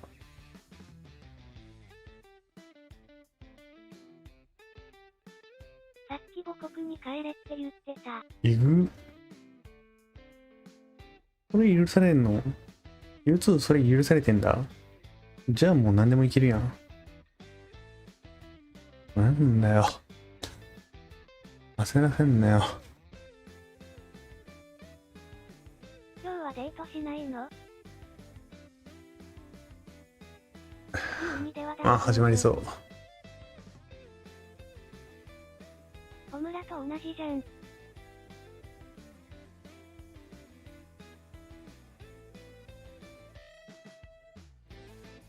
うわ。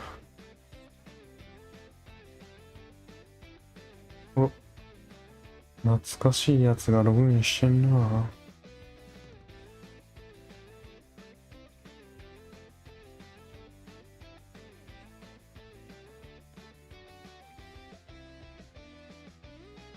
モバイルレジェンド怖い。さあないとか。どっち勝利予想？エゴアルター。さあないとビートロ？全然関係ない。全然関係ない。親父ログインしてたわ。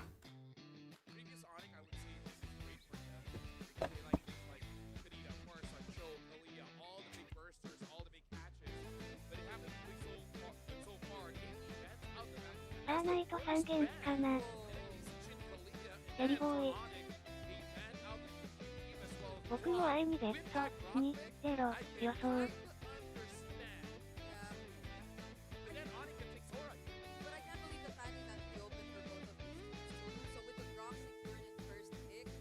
BGM 下げれる？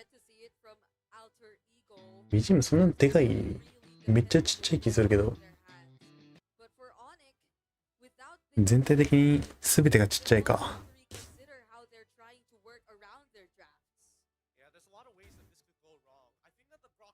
でもその配信してる人間の器だけはでかいと。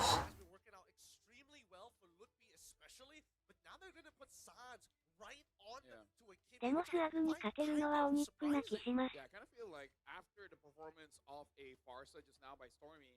I would have thought that might be the priority, but now Alter Ego, they have an option to take whatever prio jungler that they really want. And 逆にね。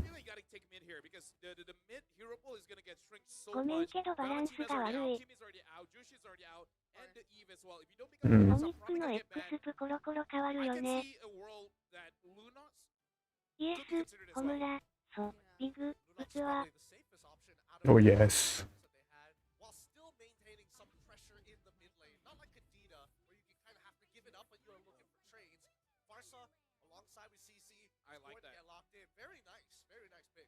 器 is very big。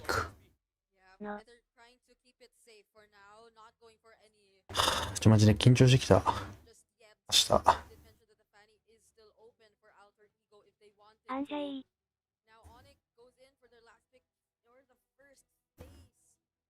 明日緊張すんな。アルターエゴのコーチが鬼優秀らしいね。インドネシアっぽいバンピック。頑張れ。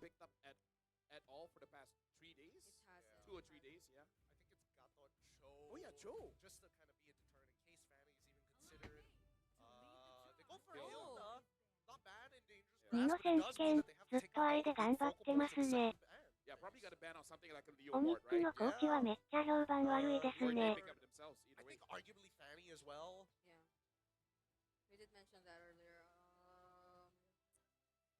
So far, it might be the jungle pool that really shrinks 1, 2, at this 3. point. I feel like that's the easiest route because at this point you kind of want to force Yasuke on some kind of assassin because Yuzong and Hilda can do もしトライアウト起きても配信はしてくれますか？はやぶさに一票。T ボーイのヒルダは悪くないかも。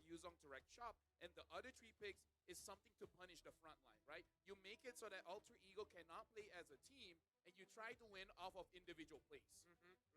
I don't think it's a bad idea, ダメならゼタに入るチャンスと思う。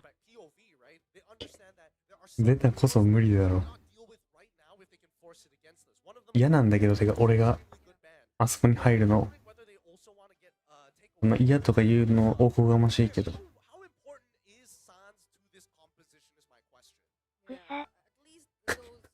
シンプルに。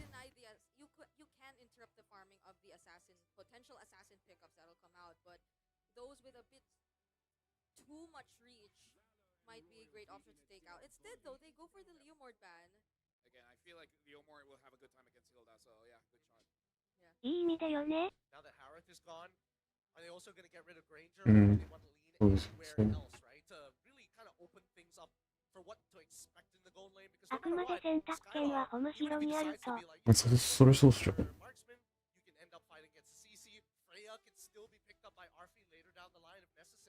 ミドが良い匂いでもいや。無理。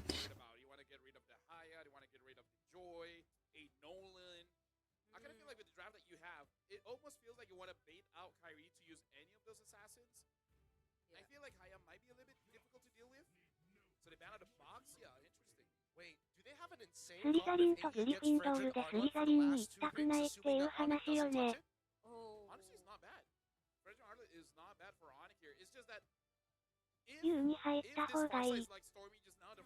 U2 落ちた場合の話やからな。今までの、てか最近の、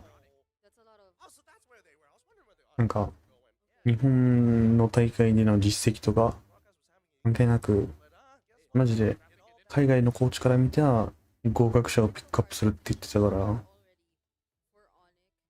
俺がそれの基準に達してなかったら、落ちる。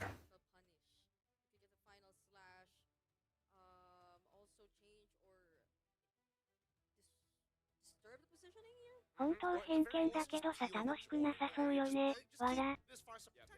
LLG も本気でモバレに投資するならトライアウトもそのうちやるでそ。知らんけど。うん。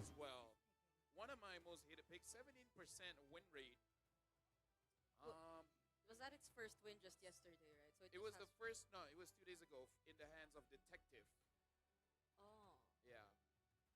And Detective is not with us.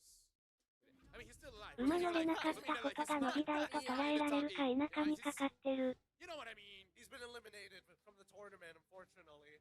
But man, I don't know. Looking at this アルタ英語勝ちそう。100% sure whether or not this 英語アルタ小村さん、ベリー、ゴーッド、プライヤー、いける、大丈夫ですよ自信持ってくださいコンホム。Honestly, this is a very Indonesian draft because what this tells me is you're just gonna brawl. Let's see who fights better. 小村さんってモバレ何年目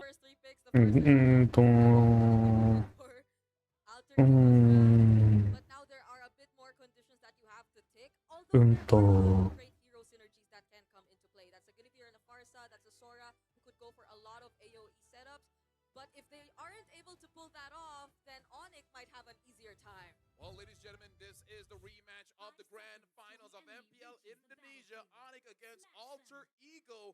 Winning this one makes it a much better time for losing. You're gonna face against Team Liquid. Gonna be real tough here. The laning phase has been such a detriment throughout the entirety of today. I think that has to be today's theme for every single one of these games. Lose lane, lose game. Yep. Now we're looking at the sides. Right on cue, we'll have to see how this goes for both. M シリーズ第何世代？ M セカンド。Who are all fighters. There are no marksmen in this game. So I am more, but I'm more inclined to believe that we are gonna see all brawls and no easy turret pushes, not unless there is a successful team fight. Well, let's see because they were already starting to start these fights by the Little Wanderer and Yasuke. No, that was a mistake. You shouldn't have autoed the minions. やばい。ちょっと待って、マジで今ちょっとランクやってんだけどこれ。今やってほしい。ちょっと。Yeah, but you gotta look at Onyx. They have so many dashes and ways to chase after you. And Yasuke can only use a spatial migration to get away, but he used it to jump in. So one mistake could cost you so much. And this skill shot hero is not gonna like it when it misses all the time. Able to get the purify, but again, I なんでやねん、わら。you know, like in 40 seconds, I don't think any gank will come over to Sans. Yasuke now has to make sure that he keeps up when it comes to the. 昔ならアフクしてたのに。 I feel like after this, they might be able to go for that play, but you gotta wait for Hijime to at least get 4. First blood. Keyboy, he's making sure that he's 誰と？ right? Making sure, hey, where are you? Where are you currently at with your levels? And it was Skylar who actually got first blood. So it makes it easier for the Esmeralda. Force the flicker. Also the traction pulse coming in from Sam. そんなの言わなくてもわかるっしょ。空に結構パンダ刺さるよね。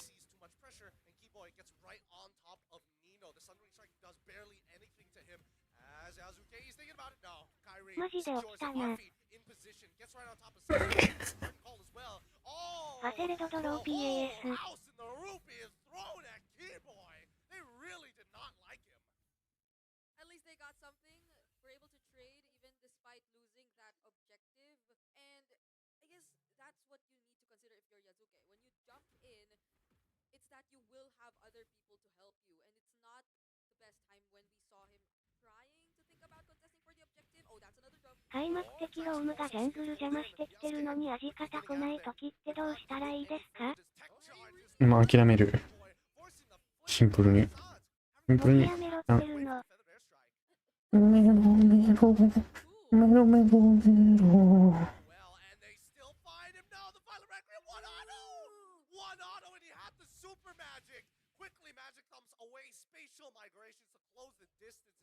って感じ。Not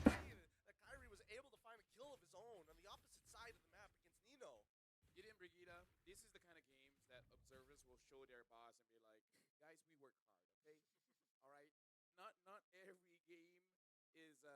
is a macro fest.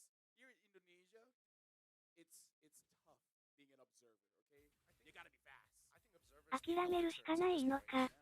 Honestly, at least give them a burger and more money. But you know, we need two cameras for this. Honestly, let's give them a cake.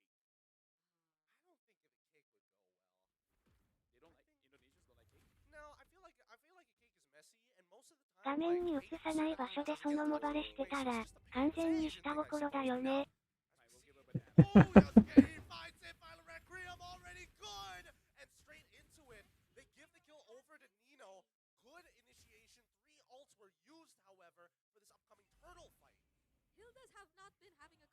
ジャングルグネ多いわね。Hilda's sad. I would say since yesterday, Hilda a bit sad. Hilda very sad. The stun is good. Hijime, now with the feathered airstrike, just wants to make sure that Sans is out of the fight. He uses his Purify as well. First item already complete. Yeah, okay, now Yazuke knows Sans doesn't have the Purify. めちゃくちゃ拮抗してそうね。Oh wait, the mighty swing pushes Keyboy back into position here as we see that. Oh, the cloud shift! It's good! Nino fights it! And now the backline. グネ流いってる。どういった？でもクネンとったら負けてんだよな。So it's not Yazuke who actually goes for Sans. It's gonna be Nino, who is, I think, the better option too. Since you need Yazuke to be here for this turtle take, that's gonna be an objective for Alter Ego. But the lead somehow, at least, is still manageable. It's nice that the team is managing a 1 kill per minute. 空番白ハセレドドロー PAS。I think it will ramp up pretty soon. Once again, the catch, magic thump right into the Violet Requiem. Yazuke is just not missing a beat. He is not scared to engage, no matter the odds. This is gonna be an easy game for me. I don't feel like I need to talk much. I don't know. ホムラもフルパでジャングルグネでエンジョイしてたね。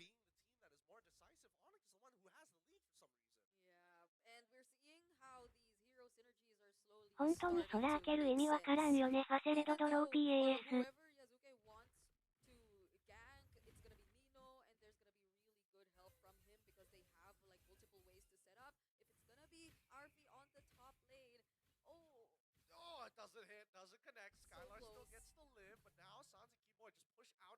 I like to make sure that Hijime doesn't find a better position. Tech charge right into the spatial migration Violent Requiem, forcing out purifies and flickers all across the board. And Nino will not let these kills slip between his fingers. Should we make a list of the possible combos that you could see from Alter デ Ego? カファーサめっちゃ見るね。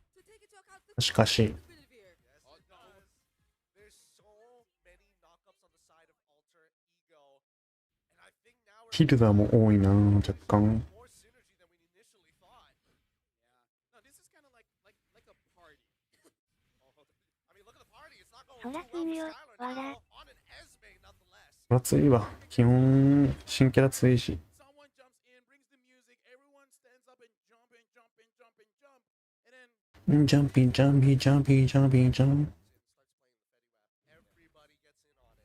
it's kind of like, oh, hold on, for the S right? Gets canceled out early on, and Luffy is getting involved. A petrified, furious dive to end Hijume's life as Skylar maintains pressure on the top side. And now the falling star who doesn't connect and Kyrie has to back away. Really good entry from Lutfi there. So now the Farsa has a death. But then, Black Dragon form? He doesn't have Petrify. It's a little scary, and San still has 8 seconds left before getting back. Yasuke easily going to be able to take this turtle away now, and Lutfi making sure that Yasuke might pay the price. サイズファセプアプレクリング。 Keyboy's already dead, and Lutfi is all by himself. The feathered airstrike now out. Hijume gets his revenge. Oh my goodness. サンズどうした？もう実況して。まあ、俺今、ランクしてるからわかんないんやって。ごめんけど。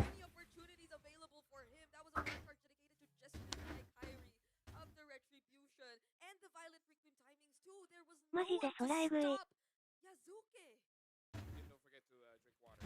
本当に空ファセレドドロー PAS。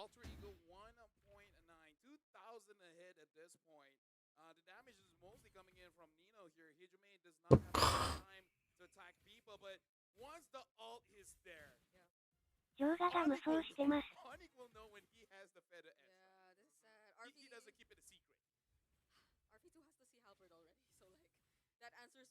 キーボーイヒルダがもう前張れなくなってる。オーマイガッシュ。つまりオーマイガッシュってことか。さっきの試合もそうだけどヒルダきつそうだよね。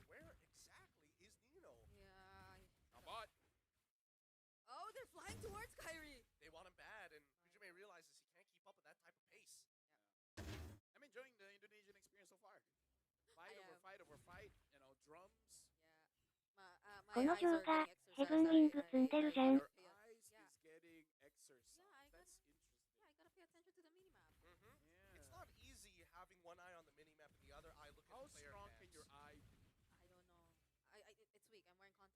Oh yeah, that's true. I'm wearing glasses. He as well. We need stronger eyes. We all need stronger eyes. But I think it's mainly because of Nino that you really have to pay attention to the minimap. Like he's not just an EXP laner who gets to dive on the backlines or tries to set up for team fights. He's an EXP laner who can actually go for pickoffs himself. So it's kind of like innocent, half EXP, half gold. When he's on the Sora, then ジェナコムヒロは上ランク？いや、トリオ。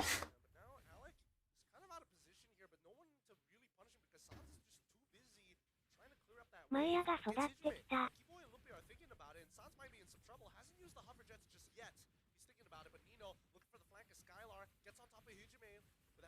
次如意棒買おうとしてない？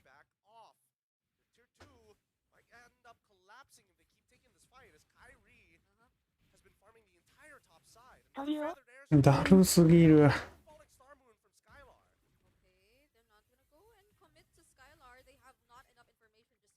あ、でもミッドレーンおられてないやん、10分で。いい勝負してんねん。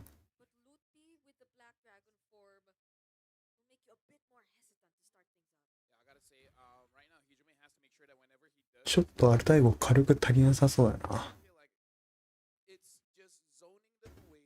待って、オニック天空3人いるじゃん。え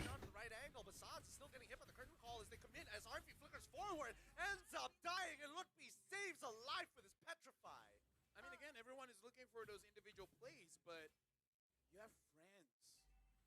Open up to your friends and あ、 tell them 戻ってきちゃったか。 I want to kill this オ guy. ニック調子悪いんかな。空が全てを破壊するよ。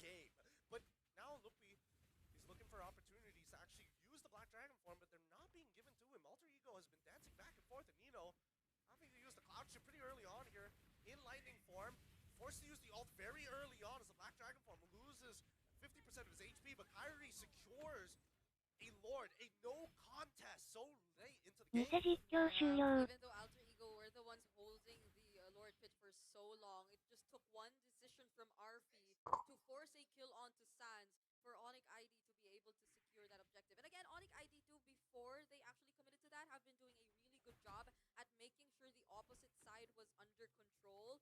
So 全然拮抗してるやん。 or even Nino had to pay attention to that too and not just constantly stand around the Lord pit. We can ロード取れたか。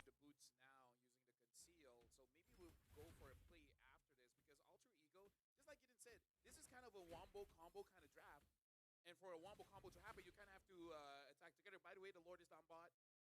Maybe they need to stop that. Mm-hmm. These T2s were going to get broken at some point anyway, so you might as well let it go. But the inhibitor turrets is where you might actually need to put a lot more emphasis. If you look to the top side, the Violent Requiem does connect, and Arfi able to keep up Kyrie out of the picture.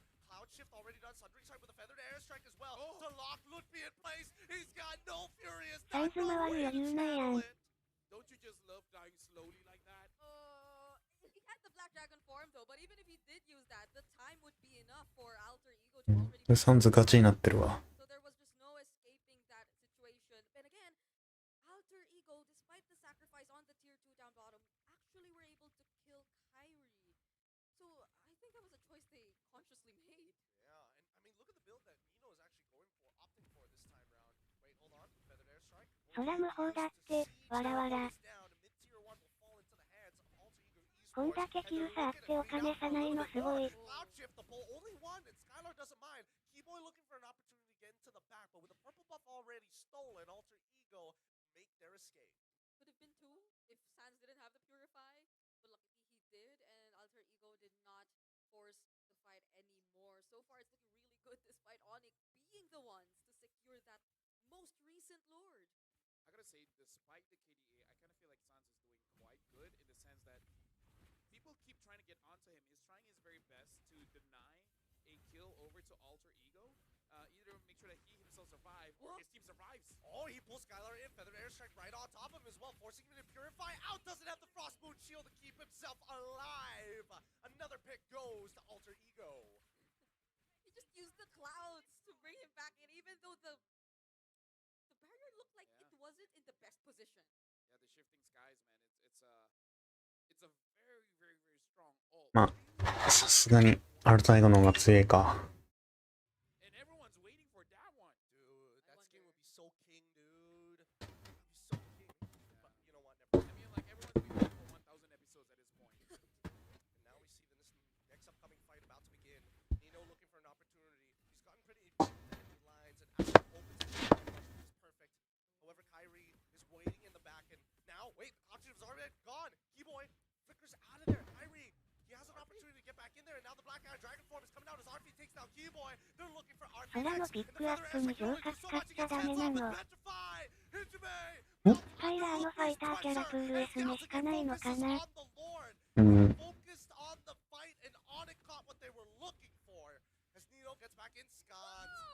つえー。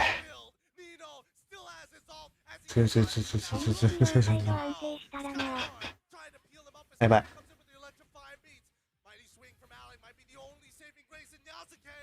い。よっ。勝ちか。逆に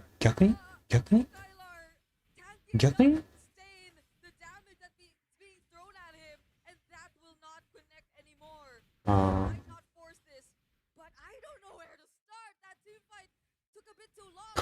なんなんこいつ、わら。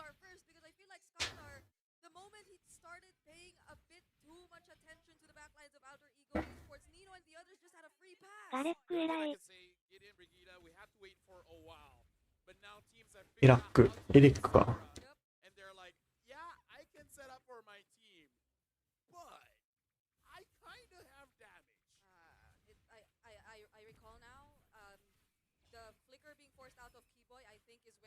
空は触診並みのぶっ壊れやな。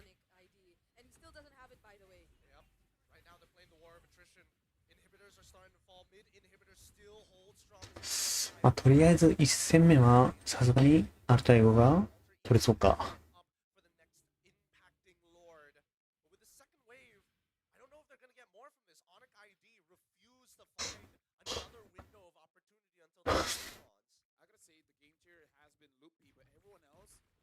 ヒルダイミネー。まあ、この試合展開がね、さすがにヒルダきつい。なんで空バンされないのか。I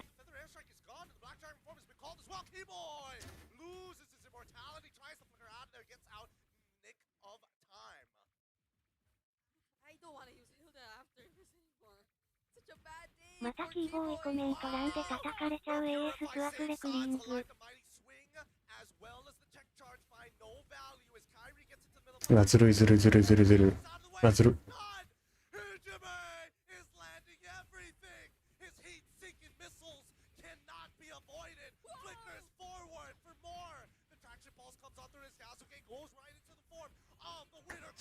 いやもうやってることがもう完全にもう。やっぱキボイはピックアップロームの時が一番。いやいやいやいやいや。いやいやいやいやいや。そらさん。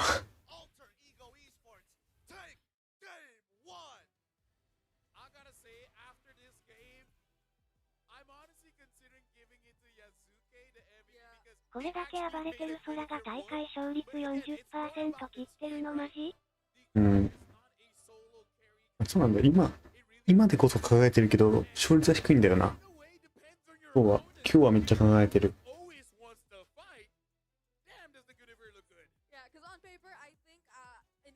ソラエッグ。Remind ourselves of how many times he was able to cast his ultimate. This is why Innocent's been saying just keep spamming your ultimate on the Sora. マジでソラさんさ。Many times he was able to just set up using the clouds or just assassinate everyone with the lightning form. And that was non-stop pressure for Onyx. So it was really difficult for them to try and defend that siege. And mind you, it's not like they had a lord with them or anything. It was just them staying 勝率 40% の大半はスワブとアエなんだろうな。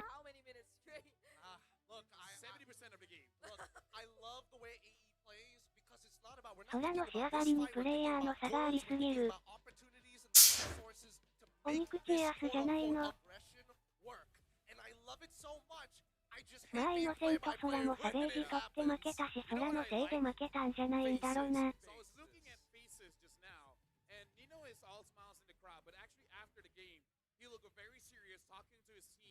So I really feel like Nino saw some mistakes coming in from the team, saying that they were not very clean, and make sure to really lock in. Man, they got one game off of Onyx back in the grand finals, but that's all that they got. And I'm pretty sure Nino is making sure that his team doesn't get overexcited, doesn't get overheated, and say that, guys, it's not over. We need one more to make sure that we can actually make Onyx fight against CL. Yeah.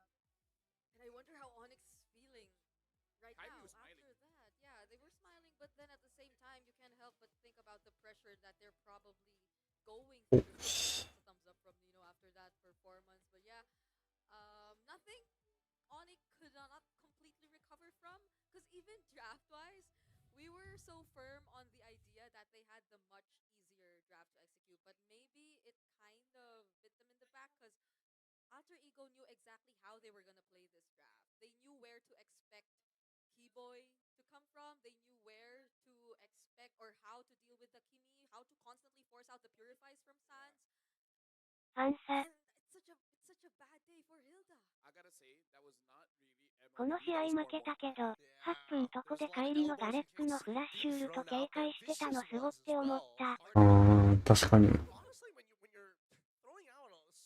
そういうところ、細かいところで差出てくるよね。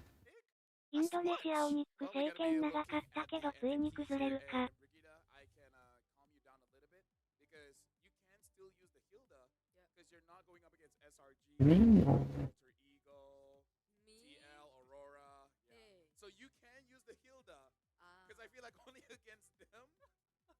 その頃見てなかったでしょ。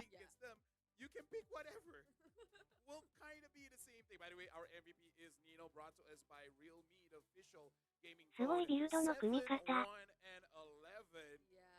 of course he's gonna remind me that I'm not a pro player. Hey, neither am I. Neither is Gideon. オニックの次はどこが優勝しそう？ Take a quick look at the highlights of this game, which are starting immediately with some of the MVP highlights that we get from Nino. And I think本命 TLBH 最高 SRG ゴースあれ最後。This was the one time RP did the same. He approached from the back lines and it was well worth it. They were able to finish off the kill onto Keyboy and could have been worse if only そら次ウルトのクールにナーフ入るらしい。in that scenario, but they were able to do so. So even this prolonged chase that's オーロラはファセプアプレイで AS。あー、オーロラもワンチャンか。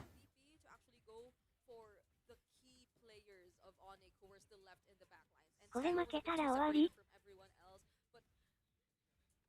What could you expect him to do? At that point, he's the only guy capable of going for the chase. Keyboy's been shut down. Skylar's like one of the remaining hopes for Onyx to finish off kills and get a bit more gold for the team, because even Kyrie wasn't present there anymore, but Alter Ego, that was too much already. I kind of feel like Sora right now, teams have figured out how to use the Thunder オーロラとスワグの決勝カードあるぞ。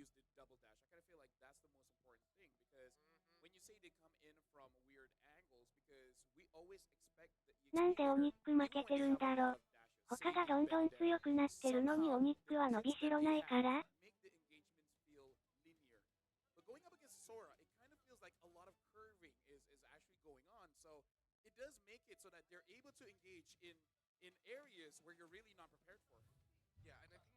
両サイドコロコロ変えるからとか。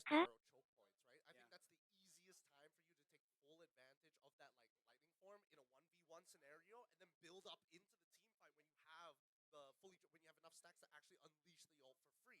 I think that's why Sora is looking so good right now, because in a 1v1 scenario, you're like, I'm out of here. And in that scenario, it's not like Nino had a single job. It's like he's too free to do anything he wants, because there are other people to synergize with Yasuke if he wanted to. I love using heroes with no mana, but now we gotta talk to Adi and Zephyr about their history. Everyone, it's Eterna here alongside with トロフィーを Alessa 渡 as す we're だ going to be け doing this アイファ interview セブル together. エスミリン Right グ now we have Coach Zephyr as well as Coach サブ Adi. ロー出してみ Now よ we're う。 curious, right, to get to know you guys a little bit better, because we've heard that you have been teammates at some point and you've known each other for a very long time. With this knowledge, does this mean that you know mostly what Coach Adi will be drafting later on? Sebenarnya kan udah lama juga ya gak ketemu. Mungkin ada, mungkin enggak. Jadi tanya aja nih orangnya, ada gak lu? Oh gak ada katanya. Jadi ya logikanya sih harusnya ada sih. So Coach Zephyr said that he's not really sure, but I guess he was also asking Adi, do you have something else in store for us? And he's like, maybe there is, maybe there's not. So okay, we're not really sure what's going on here. 最終回、涙のサブロー登場。 Shepard is known as a coach with a very deep pocket of strategists at this point. Can you still read some of 毎回オニック負けるたびにサブローに熱いとるんよ。 Kayaknya enggak deh, ini di internasional terlalu strong. Buktinya mulus lolosnya 3-0. Jadi ya kayaknya susah nih baca. うわ、ちょっと顔小バカにしてるやん。あったりからって。あれだよ、こう。こっち。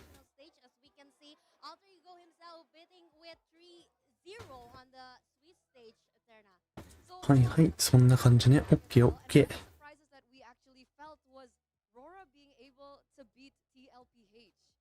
Now, Coach Zephyr, we're wondering, do you think that you could make a similar upset against Onyx? Because I think a lot of people are thinking that Onyx will be the winner of this match.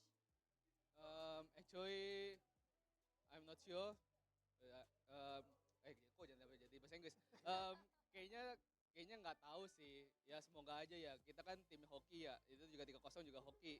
Jadi kita ngadain hoki lah. Semoga aja hokinya tetap lanjut ya. Tapi emang Adi ribet sih. Kenapa sih 3-2? Okay, so he said that perhaps maybe it will happen. We're not really sure これ途 because 中 as で of 変わ right る now, のあ Alter りなの Ego, all the things that they've been able to achieve up until this point is because of luck. So they're thinking about luck right now, and hopefully the luck still continues with them. But he also said, Adi, why'd you have to make it a 3-2? So complicated. This is very interesting, and we might want to know from Kadi. So how do you see Alter Ego's growth recently? Hasil. Performance.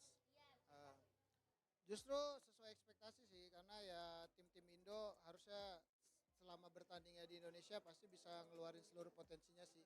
Karena harusnya lebih proud juga kan, karena fans crowd dari Indo juga gede lah ibaratnya. Jadi ya bangga juga lah Alter Ego bisa benar-benar nunjukin skillnya di internasional, gak cuma di MPL ID lah. Kadi say that This is something very expected as we know that Alter Ego also playing in their hometown so that they have sort of like the energy from the local people itself and their local fans.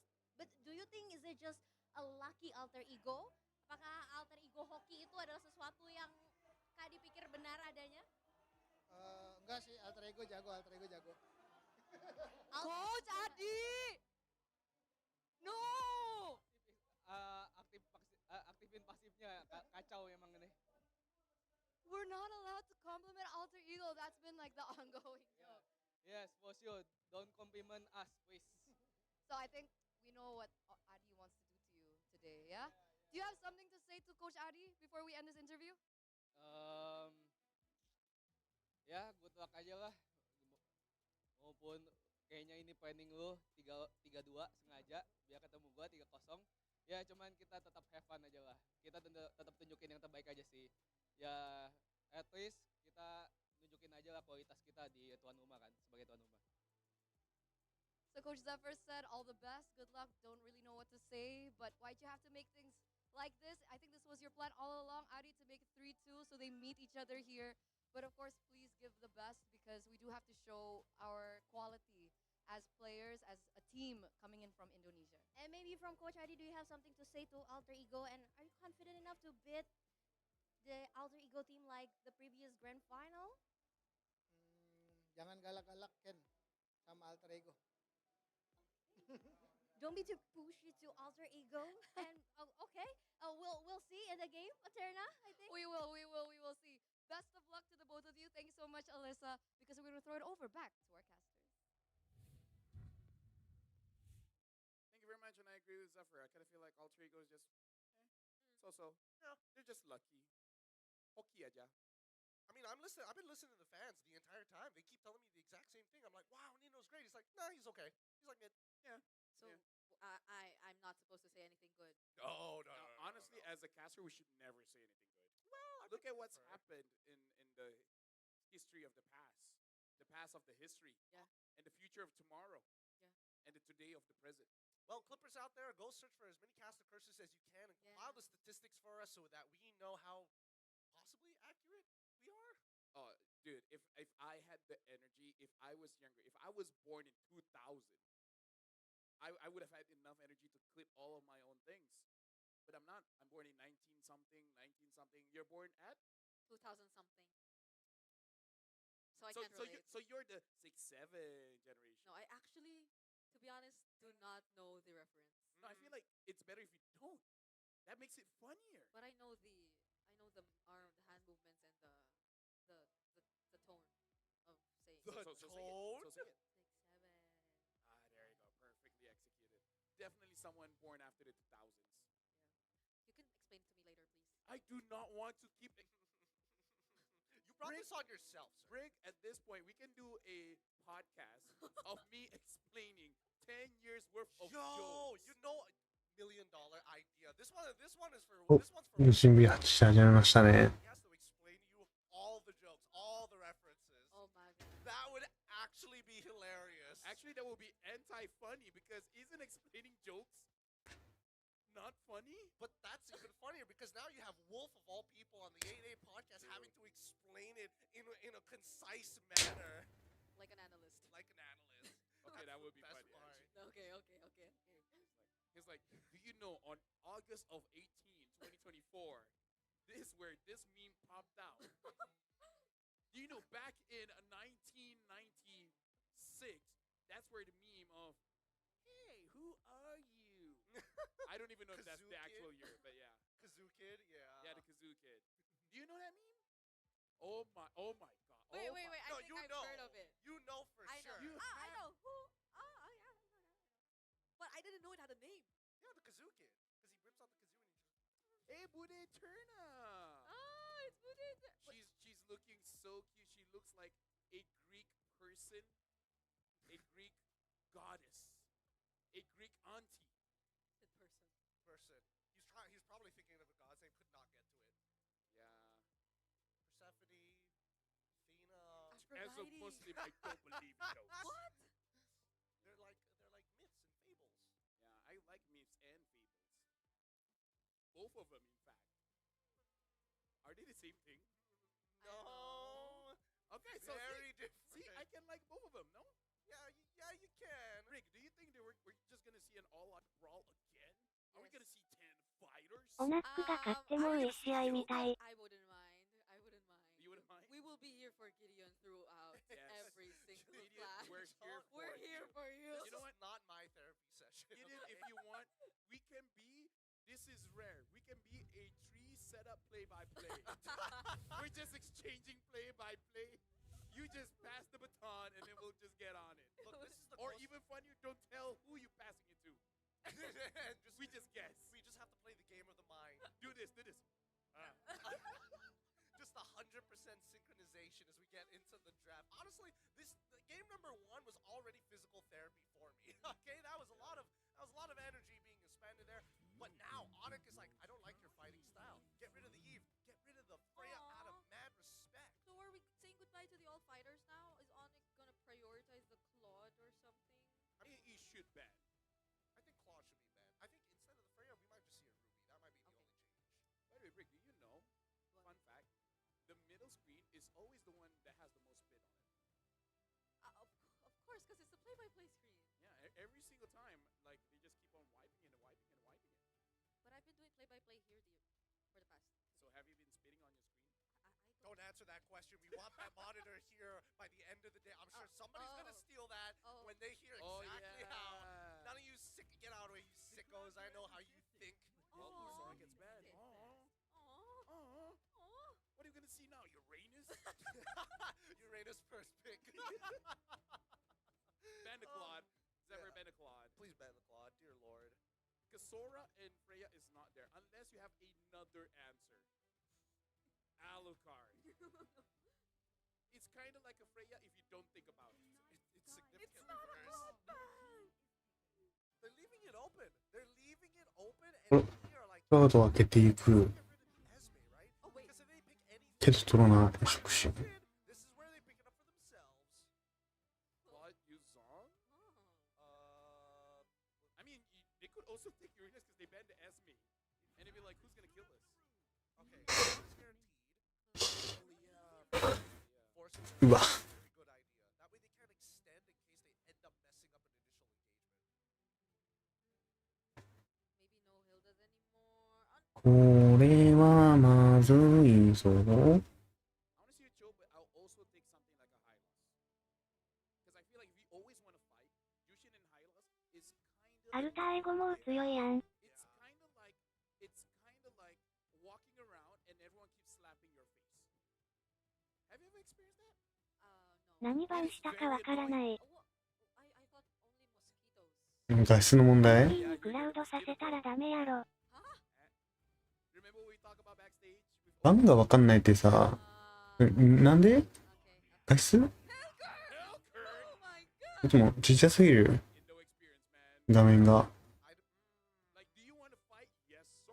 Well, I don't know about you, but I feel like EXP, by the way. I don't think it's gonna happen personally. But 空番ちゃんとしたねファセレドドロー PAS。 sidearm.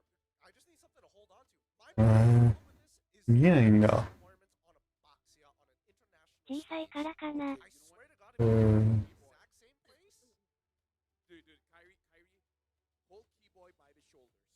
Look him in the eyes. And be like, I trust you. A penny gets picked up. そうに。 Indo experience, man. Indo experience. Come on, give him a secret lap clap. Yeah, because they have the お肉の 2.3 番キャラわからない。 They can also ban out the Cho and the 帰りがタンクやる試合負けてるイメージしかない。ハリケーンが来た。 Maybe they just want to challenge themselves. Yeah, I think it's gonna end up like CC Gold Late or something at this point. For Onyx? For Onyx, most likely. And then the damage. スマホだと全画面じゃなきゃわかんないかも。もしかして縦画面で見てるってこと？ Like, I feel like traditionally two bigs do okay against a Fanny, which is Moskov and Bruno. Yeah. I don't know if they want to go that far. I feel like Bruno is still okay. Moskov is gonna be so hard. Because you can't spell Moskov without KO. Yep. I think another one's the Brody too, but I don't think we've been seeing enough of that. お肉はイブフレイヤ空です。お肉、タンクジャングル好きなチームよ。フレイヤと空番してるねお肉。That's what he's missing. Like his damage is like, oh wow, it's crazy in the beginning and then falls off a cliff mid-game. And maybe a dash that doesn't make it so that you go to your opponents. But then again, the kissing meme will be over. But then what if better The answer? kissing meme has to stay. But better answer. What if he still has the corrosive strike, but instead he has CC immunity on top of it? When he does the second skill, he gets CC. Yeah. Yeah. That'd be pretty Then he sick. might be an EXP. I don't know.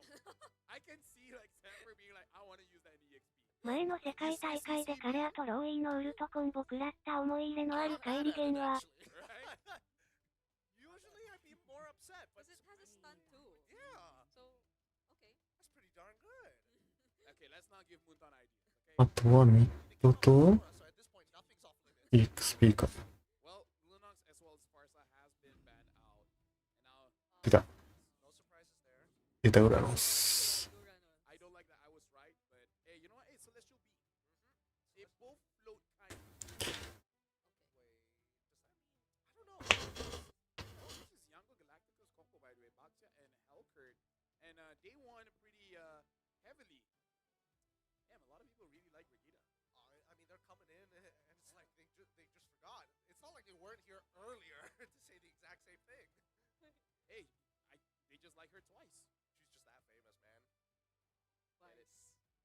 By the way, fun fact, I know え、 Vegeta 裏のスウィンレート61%あるんや、わら。ハンカチ。 Looks like Momo. Who's Momo? The only Momo I know is, see, I know Indo. Oh yeah. I know Indo. うわぁ、モスコブきっちいぞ、これ。 Option here. At the very least, we have some kind of peel. The Moskov, as you called it out, LaFell, but now with Trinity builds, it can actually scale. The Jushin might be a bit of a problem with the Sky Piercer. これセームでしょ、どうせ飛んでくるの。あ、消えてるわ。 Do you think that めっ Keyboy ちゃイ asked ン for ド this ネシア Hellkurt の because ピッ he's ク like, だ。 I like too much as the I Hilda? was supposed to say, like, Alright, sorry. 勝ちた Go. No, please. no, I was supposed to No. You. Okay, so maybe Keyboy wanted a bit of change in terms of the role. That was what I was supposed to say, not I'm what so you sorry. were saying. I am so No, sorry. you said something else. Don't worry. What else are they lacking here? Mid lane. カブラ。あ、リリアか。 So bad. Yeah, I mean, no matter what, somebody was gonna get shafted at the end of it, and it looks like it had to be the mid lane. バレんな。敵のウルト全部渋すぎて。 They don't even show the win rate. Usually only in rank do you see that no win rate show up. They even showed Guinevere's win rate. Just to put it into perspective. Is it that bad? I like this dance. We like to have fun. We do like to have fun here. Counter index only minus 0.8. Interesting. All right. Oh wow, controllability. Way out of blowing them out of the water from the side of Onic at the very least. Okay, the numbers are not too off for this one. Yeah, it's really close. Although I might agree with LaFell, I don't do that good when it comes to numbers. Nope. I barely do good with alphabets. But now, ladies and gentlemen, we're jumping into game number 2. Alter Ego is match point against Onic. Winning this one pushes them to the next stage of the knockouts. ハカーとウルト盗んでお互い真っ暗対決してほしかった。 Welcome to potentially another brawly fight. Yeah. Ding, ding, ding, ding, ding. Hopefully it takes a bit more time though, because we're looking at marksman. But never mind, because we see a Hellkurt in the draft. So you could possibly expect that early on there will be a lot of action. And fortunately for the Lilia, they have ways to reveal the Hellkurt constantly. I mean, for now, like especially since he's not level 2 yet, you're not really scared of him until he gets those stingers, right? He's able to, transverse really, really quickly. He's focused mainly on helping out the lane, but as soon as he hits level 2, oh god, Lippy manages to get out just in time to help the flowing blood. But yeah, Hellkurt, once he's level 2, that's when he wants to fight. Oh, there you go. He is already level 2. Oh my goodness, Yazuke. Yep, and Sans already losing his Purify. Kyrie trying to defend, focusing purely on Alex for now as they get back in with the stingers with the help of Keyboy. Decent damage, but nothing too out of the ordinary. Great block there from Alec too. There wasn't any energy left as much for Yazuke, so fortunately they were able to go for the punish. Hey. This should be an yep, pretty good, pretty even. Yep. Ah. The problem is that Arfi is not going to be able to get back into the lane as well, and now San's getting attacked, and that's first blood. Yasuke finds it. This is why people were banning out the Fannies in the first place. We thought it was gonna come from the Hellcurt, but Yasuke is the first to draw first blood. He's waiting, okay? And then boom! Okay. Yep, gets out of there. He's still, I mean, keep in mind that Keyboy is not running Petrify or Execute. He's running Flicker. No, Nino already flickers out to. We'll get this level 4. I feel like he didn't have to. Yeah, same, but just I think it's safer, you know. As Yasuke now attacking Keyboy, he takes him out with one fell swoop. As Alex now bludgeoning Sans underneath this tower. Manages to walk out of there somehow with the help of Hijime. Yeah, I thought the stacks were gonna come in already for the Lantern players, but apparently Alec, I couldn't recall exactly, but it was a bit too fast there. Let me just say, if Onyx loses, the one that will feel the brunt of it, probably ID. Yeah. Probably ID. That's usually the case. That's the default. It's very much, I mean, wait, hold on. Yasuke trying to get back into there as they stun up Kairi. Yasuke steals away the first neutral as Alex is the next to fall. Look, a little late to the fight, but manages to get in there with Throne of Ruin. And now, このレベルのファミヤベイ。 down. Keyboy might end up dying with the help of Yasuke's K-Balls. Gets pulled back just in time. That's another kill. Going over to both sides and as well as Lookdays. This fight continues. Hijime still trying his best. Black shoes as he keeps on devouring the front line of Onyx. And this is why we don't say nice things, Brigida. ワイヤーがコンピューターみたいな起動してるファニー。 Good for Alter Ego despite the loss on Alec because they were again able to get the turtle. They were definitely trying to go for the disengage there after that, but Onyx ID really good decision to go for it.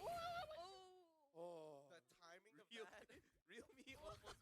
You know what? I think Keyboy knew Real Me was coming up. Oh yeah. So it's like, you know what? Sponsors are number 1. Gangs number 2. He was trying to make a point there. Here's the Real Me, and now Arfi using the Blazing Door to clear up that wave as soon as possible to get an initial recall. As we see that the rest of Alter Ego not as old. No, Arfi did not get to recall in time as Keyboy cancels it out. But here comes the reinforcements. Yeah, at least he's alive, and at least he's keeping himself alive because a lot of the pressure from Alter Ego now is focused on Sans in the mid lane. So Sans has to do a Real really Me good 助かる。 job at Spear Destruction from Skylar. Yeah, it actually hit. I don't know if he stole the cap, though. Yeah, I don't know. I was thinking, like, is he going to go in? If he does, I think if the observer is like, I'm ready. There's fights all around. You Yeah, know where what? do we look? Okay. これレートゲーム強いのもアルタエゴ側かな。 Yasuke, this is not a winning fight for him. Like, he cannot kill Ludwig underneath the wave. And now we look on the bottom side. Like, Keyboy has been, as much as I want to say he wants to be proactive, it's been pretty hard. He's getting some good damage, but now, oh, here it comes! The Tsunami Slam right on top of him. Cutthroat with the Blazing Duet as well. AE respond back with a strong statement. Don't ruin Flicker onto 3. Finds RP, and now Alex is going to be the next on the chopping block. Whoa! Really great positioning and plays from Lutpi there. Also supplying a really decent amount of damage, but nonetheless, Alter Ego Esports will be able to take away another turtle. A switch in lanes for now, and the gold lead never gets too significant. I gotta say, レートはお肉に見えますが、ファセプアプレイでエース。 both having 4 kills, 1 assist for Luffy, 1 death for Yazuke. It's looking good. Keyboy so far hasn't really been impacting that much. You know? Speaking of, vaporized. You blink, you miss it. So it's like, even though it's not on a Hilda, yeah, maybe it's just a Keyboy thing. Maybe they just really want to kill Keyboy. I suppose, but I think it's a good idea to get rid of it, right? Because Keyboy can turn off the lights at any time. Purify from Skylar. Tsunami Slam wasted as Kyrie is trying to peel off for his gold later. Sans finally getting in. Lantern Flare. Oh, pulling back Alex. He is going to be going down for sure. No way out of that. There was 4 members of Onyx ID ready. So we could potentially see the next once the timer. ファニー勝ちでレベチやな。 Oh no, he's going to get pulled. Oh, manages to get out at the last stack. Okay. Yep, because so far even the XP leaders are just trying to manage and cut the waves as much as they can. Lutpi does a lot more though. As you can see, he's up top over there, might get punished. This wave proxy and Lutfi, he doesn't mind. He can out-sustain it. I don't see the anti-heal coming in from anybody just yet. Sans already completed a glow in wand, and finally, we do see especially because the minions were close by. There was no way they're gonna be able to kill Luffy there. Yazuki just flying around, and Luffy just walking around. He's just taking it. And then Nino is also just hovering around. Yeah, this feels like such a different alter ego. ハカートが発見されたらファニーに駆られる。 Looking at every single one of them, but now you expect the キーボーイのスコアがファセクアプレクリング。 maybe RP, but that's gonna be a bit more later in this game. But so far, right now, we know where to expect the action to come from. But now, oh, they're trying to get right on top of Sands, and the cut throw might just be good enough. Hijime is able to blast him out of the water. And now, with Dooming Bloom, Ludwig able to get onto the back line as RP with a blazing duet onto Keyboy side, chasing him down till his death. Oh! Manages to get out with the help of Alec, who tops him up. Now Ludwig's done. It's good. The Tsunami Slam onto one, but really doesn't matter. Wait, is Alex going to find a kill? Nope, he doesn't. Skylar takes him out. And finally, RP dies. That's a 2-for-3 trade in favor of Onyx. Bro, Luffy is just saying, bro, you want to see a 1v9 game? I'll show you a 1v9 game, man. ファミー落としたの熱 all い。 over the map, getting kills. I protect, I attack, I not gonna finish the last one, but yeah. He's just standing between all of them. It's like, what you got, bro? and he knows exactly when to come in. He decides to punish whatever alter ego does after アリ the ス君よ。 pickups from Yazuke. Yazuke got a really good kill onto Sans at that moment, but Ludwig with the AoE against alter ego, who tend to really group up together as well. It's only Yazuke who's usually away from the rest of the members. Everything works out perfectly for them, and RP, he's not having the best time escaping even with モ the スコ presence ブ of が a だいぶ BNI 順 and 調だな。 potential protect from Alec. We're not able to see much from Hijume yet even. They're all kind of struggling. I mean, Hijime, his role is particularly difficult because Ludwig is able to kind of, transverse long distances. Dark Knight falls. Coming in for Keyboy. Hijime, アリスいいな。 RP and Hijime are both a little nervous to walk up, but here comes Yasuke trying to attack the back line, getting on top of Sans, forcing him to ult out of the way as Ludwig is peeling perfectly. Now, we do look on the bottom side, a split push has been initiated. But now we get to see a bit more macro. 'Cause, Yeah. it's not all team fights anymore that we're seeing happen in the map.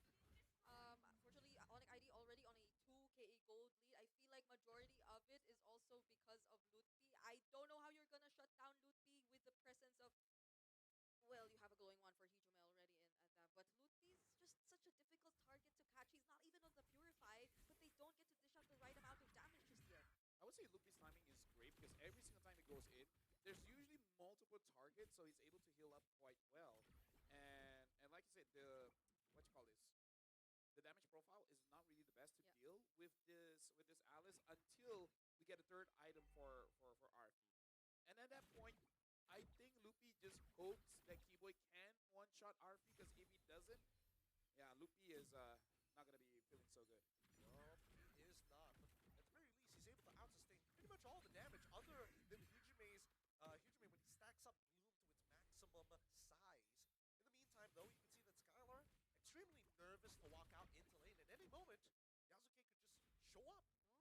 Oh, Alec, does he find? Okay, Kyrie was there protecting Skylar, so he's gonna be okay. That's another thing. Both Sans and Skylar have the Purifies. Whoa. Wow, what a fair hero. Spear of Misery still caught up.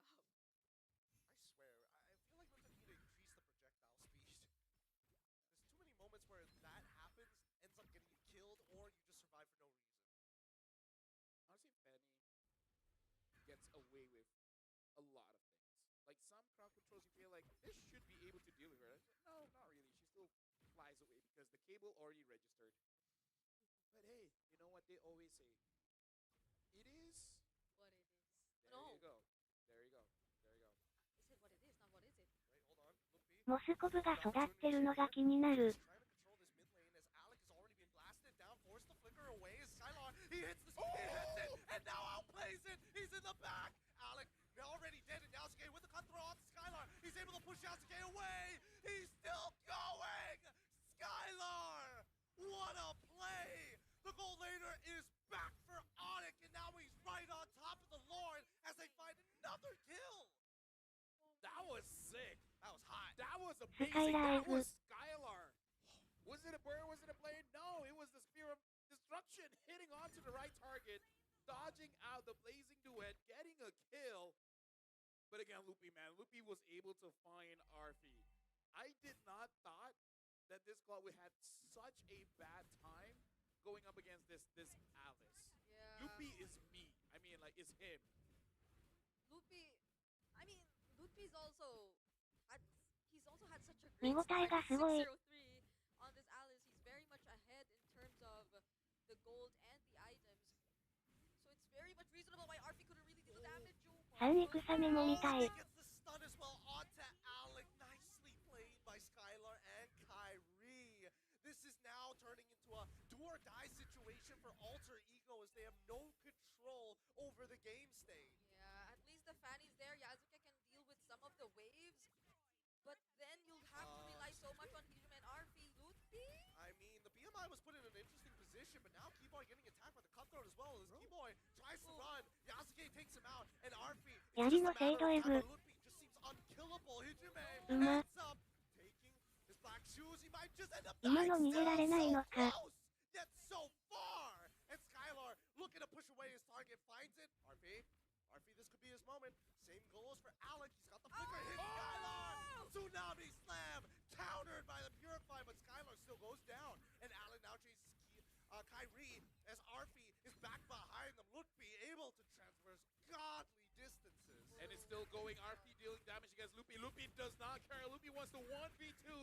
Able to get away with the Ode. But I gotta say, Skylar, he was fooled once. We gotta see if he gets fooled again. That catch coming in from Alec, that was juicy. That enabled Alter Ego to get back control of the map. Yeah, maybe it's not all about the Tsunami Slams anymore. Maybe at this point the Tsunami Slam is just to force out some battle spells for Onyx ID so long as Alter Ego あれは映 can't ってな get かっ the た right か。 timings just yet. But it's more of the interruption that you can get from the tidal strikes or even the Tsunami Slams. If ever you just get to find an opening where Skylar goes in or finds himself a bit too deep in enemy territory, and that with Arfi already completing his Swift Trinity and also having a Wind of Nature might just get the job done. And it's not just that.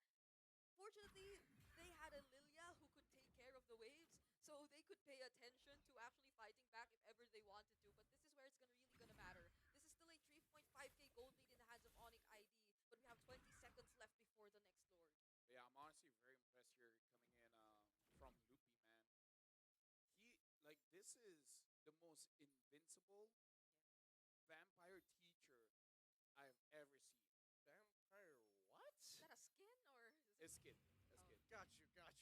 And not gonna lie, I've never met a vampire teacher, so that's not a large list. But still, it's definitely one of the most impressive vampire teachers I've ever seen. Look, I'm not gonna lie. If Lutby ends up losing this game somehow, I think he has the right to be tilted. I think he gets the, He slap will Kyrie on hold the his wrist. team by the shoulders and ask, "What were you guys doing?" And Lutby, he already finds the engagement. However, he's holding on to that throne. これはどっちかが勝つぞ。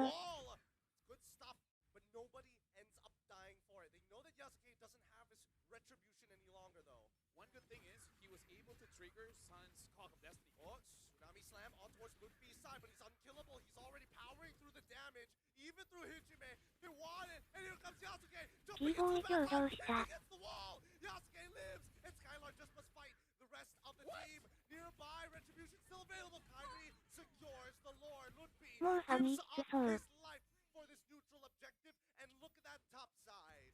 Yep, Keyboy doing work. Even though he could have done more, now he does get to join! And he gets vaporized while doing it. Sans takes the trade. He might get a little bit more, but no. He sees Hijime, and now the cables. Yasuke takes Skylar out! Oh man, you think it's over, but now Keyboy is looking to end it on the back way. Doesn't find it. Not enough attack speed. バックドルかと思った。 Down bottom, Alter Ego, Hijime is there. They'll be able to deal with it What? nonetheless, but they're working on Sans and Kyrie first. They're trying hard, but I don't think they're gonna get it. Sans, he managed to survive. Kyrie able to peel him off. Oh, there's a minion in the base. Oh my goodness, Onyx ID, the amount of pressure. So this is what it feels like. There's macro, but you also have so much going on in terms of the fights, and it still feels the same. My mind is split up. Yeah, it's like they altered their ego or something. It's crazy. And It's like mixed personalities. Yeah. Oh,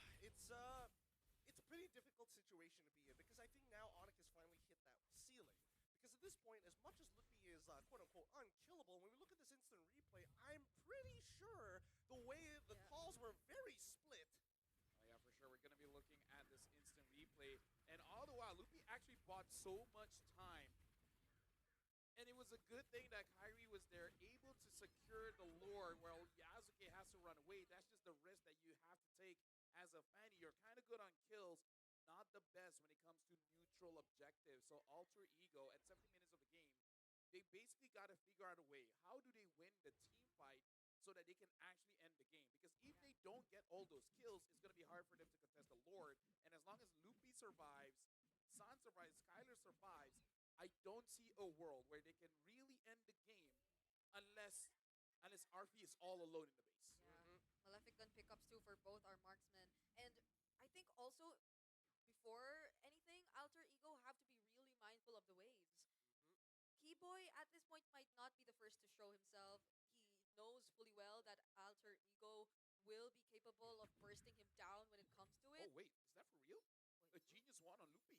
Yeah, I was looking at it for a while. I'm not sure when exactly he got this. I'm pretty sure that he was focusing on the radiant armor. We were talking about how he サンズの持ち方特殊すぎんか。 Once again, gets pulled back into the middle of the fight as you see Yasuke just trying to secure his own buff. The waves, they're already pushing in. Alter Ego don't have the tempo. Yeah, that one base turret that got taken down bottom hurts Alter Ego so much, and their capabilities to prepare for a fight. Oh no, I missed. Tsunami slam. The idea was there, but against a Helker that also has a flicker, I don't think that was the correct call, because Helker is very fast. Like, if you put him in a sprinting competition, top 5. Who is he against? Why is he fifth? Is Johnson one of them? Yeah, Johnson is one of them. Okay. Fanny is there too. They're all good options. All very, very good Ling. options. Ooh, they fight Keyboy! I mean, he's trying to get out of there, but there's no way he's going to survive. Yasuke has been out for his head so many times without fail. However, this Lord is anybody's game. Yasuke, he's almost there. He's trying to get there. Kyrie so low. He tries. Yasuke secures the Lord. Ichibei with the black shoes already goes back, and now they finally have a team-winning fight. This is the turnover. If anyone can get a king crab, it's Yasuke, man. 10-2-2, and even got the Lord against a Boxia. And they're gonna make sure that the Lord will have an easier time at marching towards the base. That's multiple turrets slowly getting taken down by Alter Ego. Skylar was making sure that Lord got bursted down immediately, as fast as they can, before Yasuke could even make it. But I have to say, I thought it would have been a little bit faster, admittedly, but it just wasn't enough. And you can see that Kyrie was there for so long. The changes to the lore, old changes, by the way, to ロードまでのケーブルやばい。 and finally completing Alec. Oh, Tsunami Slam. It's good. They need to focus down on this one target. Lord of Ruin already comes up. No more damage reduction as Alec forced the flicker away. Blazing to end as well. Oh, God. Yasuke, he gets pushed back, but doesn't get the initial stun. Nino has peeled it. Now Hichime, why did you use the black shoes? Loses immortality. RP Winds of Nature. Skylar pushes him back. And that is going to be one hell of a base defense. Yep. And again, this is why I say Alter Ego needs to get a team fight win, because this is a very difficult comp for you to push with your comp. Yeah. Like, I would say if RV had a better time, I think it's okay, but let's just call a donut, right? Yeah. RV's not having a good time here on the Claude. Yeah. Could have been worse though. At least Yasuke was able to find the kill on Keyboy, although Keyboy did take out Alec. It was somewhat expected to happen, since Alec was indeed going to be the sacrifice at that moment. He did go in for the setup, didn't have enough damage to deal with Lutfi just yet, was able to just use the ode to escape, but now everything turned, in LaFil's words, 1080. Onic ID are the ones to take down a base turret away from Alter Ego, even despite that Lord that Yasuke was able to steal from them. At this point, it really is on that micro, because it's very clear right now what we're seeing is Lupi and friends and Yasuke and friends, right? Like, who has the better trade will ultimately win the game. If Lupi is able to lock down Arfi, honestly, Arfi alone is enough, こんな上手い人たちの集団戦見えなくするのえぐい。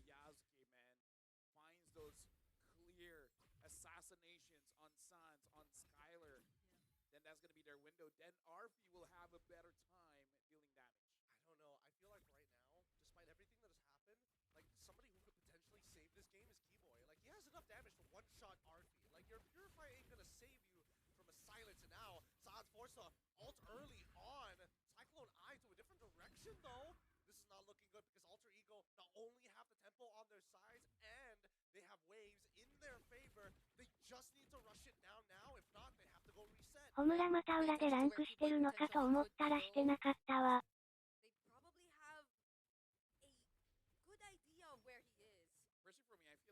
ハカートのウルトマリカーのイカスミぐらいにナーフしてくれ。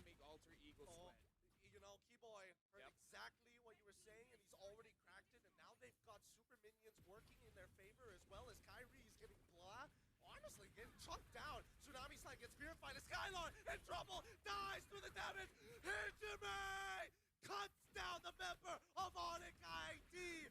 Max stacked. It's gloom and doom for Onyx. Right now, Alter Ego, they're just charging for Loopy, trying to clear the waves, but there's really not much he can do. Yeah. It's Suns and Loopy against Alter Ego. All 5 members of Alter Ego now taking down the last base turret of Onyx ID. Might they not even consider the Lord anymore? They're just standing in front of the base. Black Shoes already utilized, and Lutfi, he just needs to absorb the waves. It's too late. It's too close. And the Blazing Duet seals the deal. You have Alter Ego taking their revenge against the Indonesian champions. Ladies and gentlemen, Alter Ego. Something is up with their M7 World Championship run. Even against Onyx Indonesia, they still have not dropped a single game. Man, something is up with all our grand finals rematches today. They're getting their revenge against one ロード another. 取られたのがまずったか。What a way to seal the series. Hey, you know what? If we're sure our title is Let the World See Us, but at this point, players get your revenge. Players get your revenge. Right? You set up the entire year of your rivalries. Yeah. Here on 帰 the り、 world フィリピンに stage 帰ろう is か。 where you can get that sweet, sour, bitter, all the taste of the spectrum kind of revenge onto your opponents. And we had doubts for Onyx ID.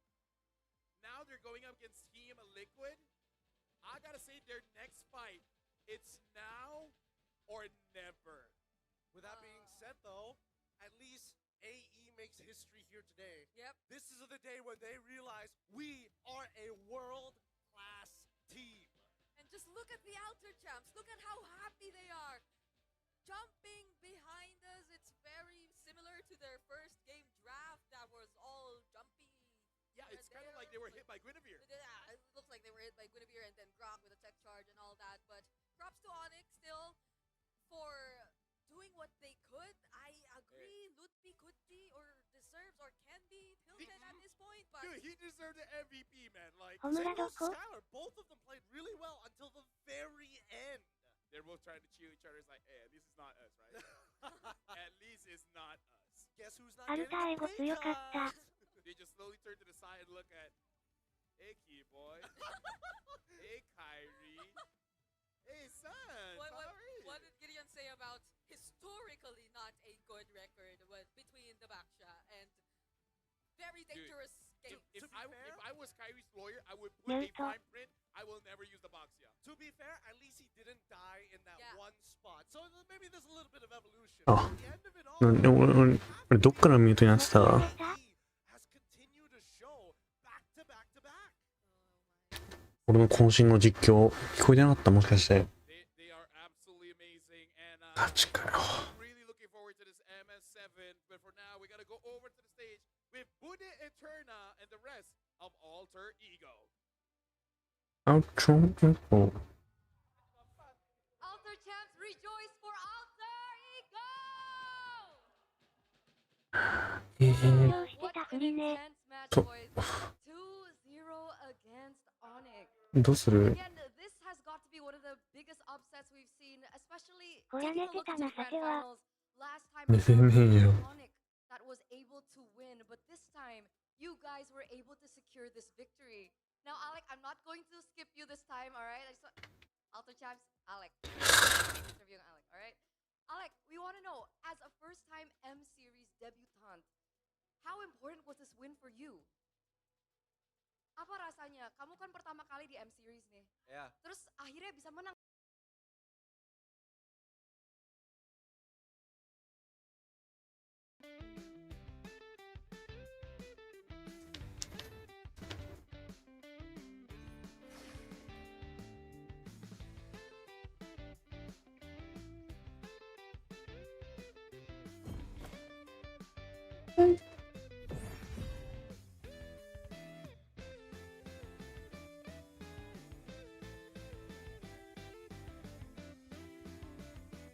クロムさん誘ってやろう。あれ TWS さん U2 じゃなくなってる。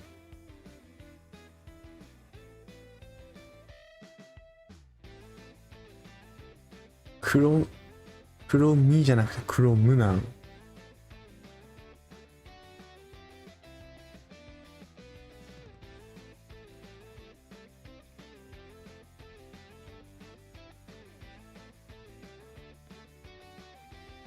なんかの動物かと思ったら違うな。なんだこれ。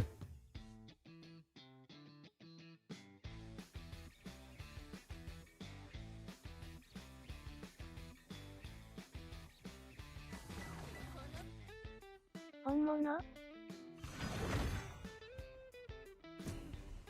黒身じゃなくて黒ムナ。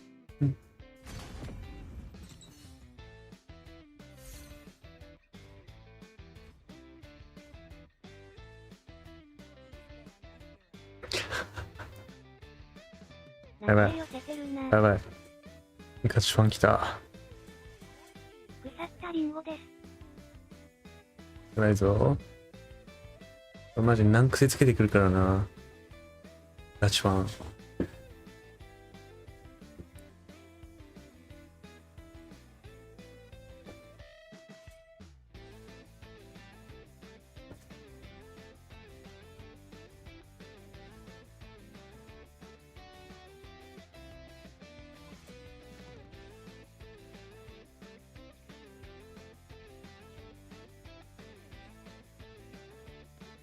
今向こうコメントできない。何指定化してきた？やらかした？できんか。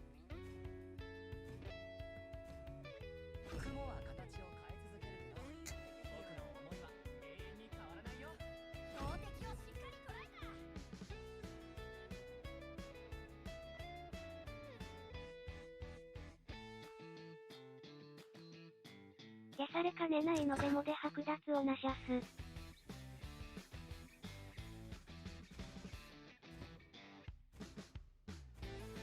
リオちゃんできん。とある配信者を怒らせてしまった。ああ、やっちゃったね。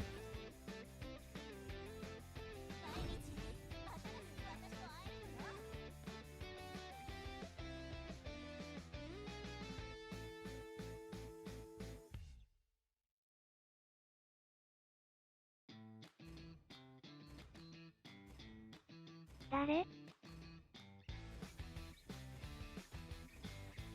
ヒカキン。ここの配信の尺度で他の配信にコメントするのはやめとけよ。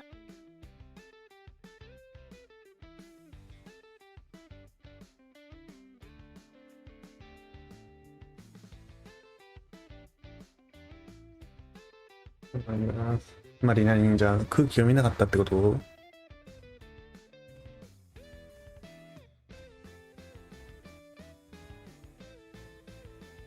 ああ。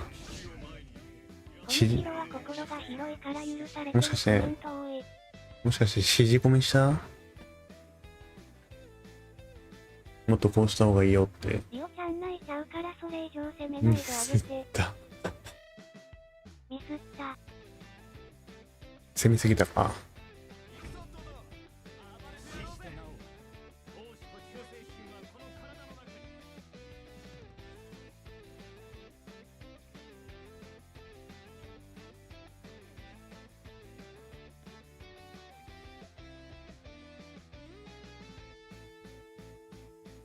一回何言ったかだけじゃ。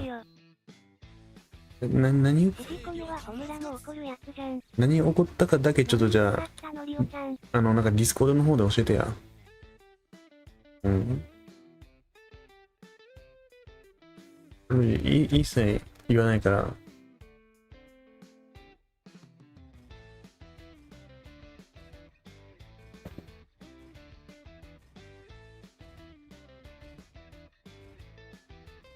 何言ったか誰怒らせたかだけよろ。僕で説明してもらおう。説明しましょう。面影ディスコでよろ。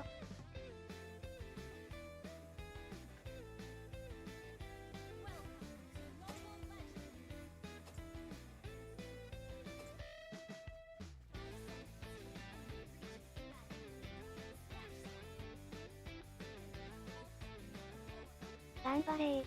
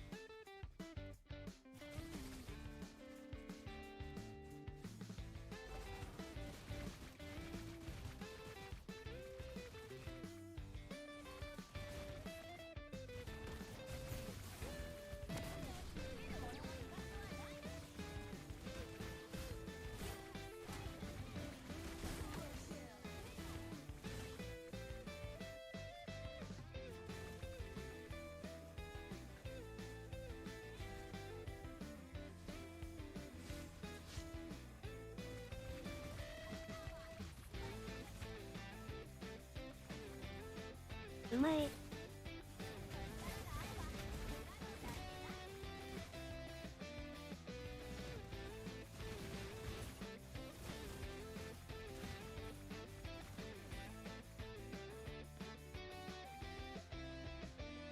あ、当たり前っす。そんな朝しまいっす。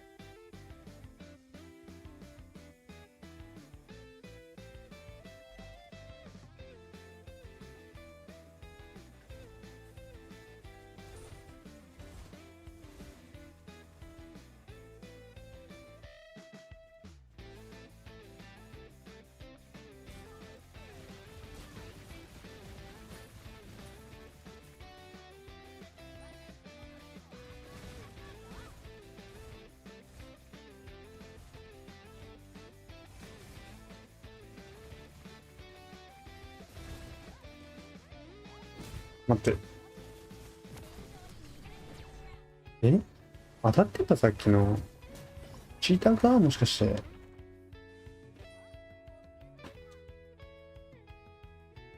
ちょっと VAR お願いします。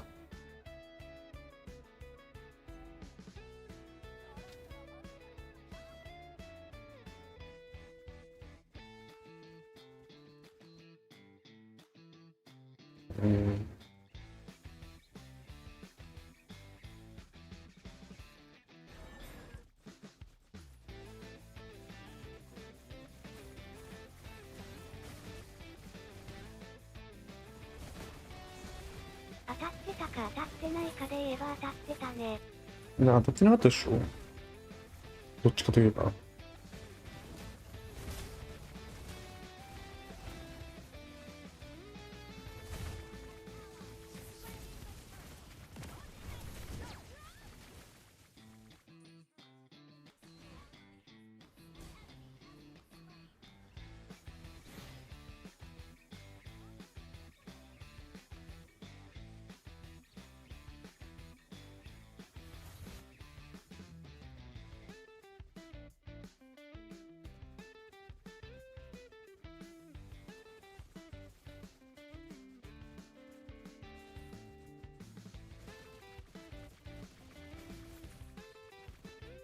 空のブリンクの距離どうなってんねん。落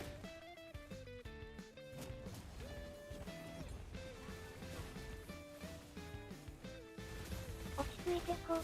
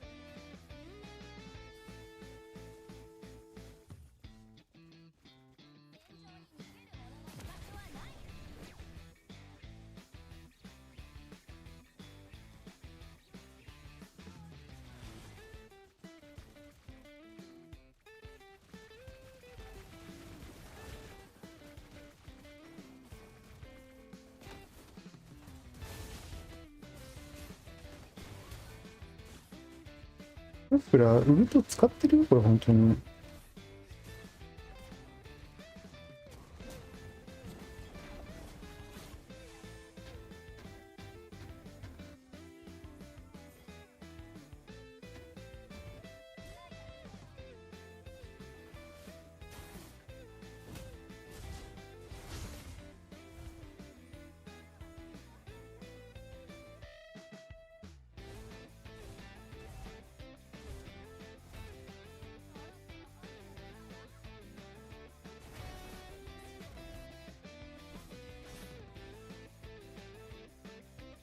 やめろ EXP フルカルカーロット。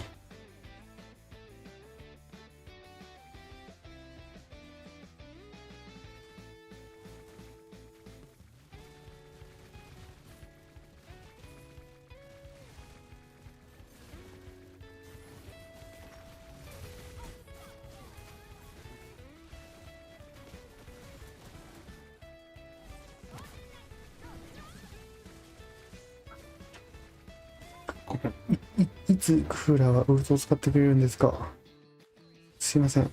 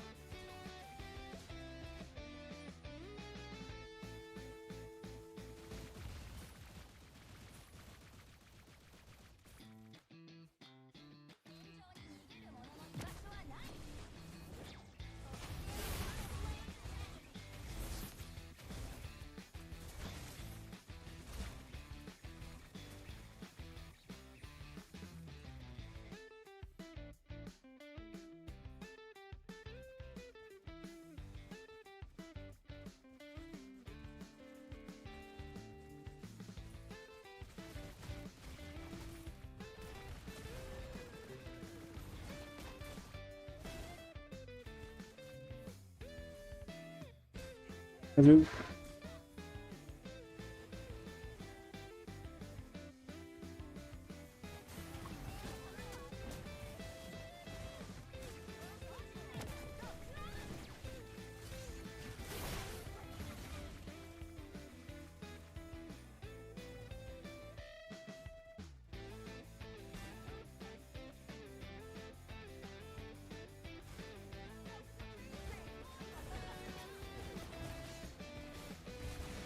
安静にうまい。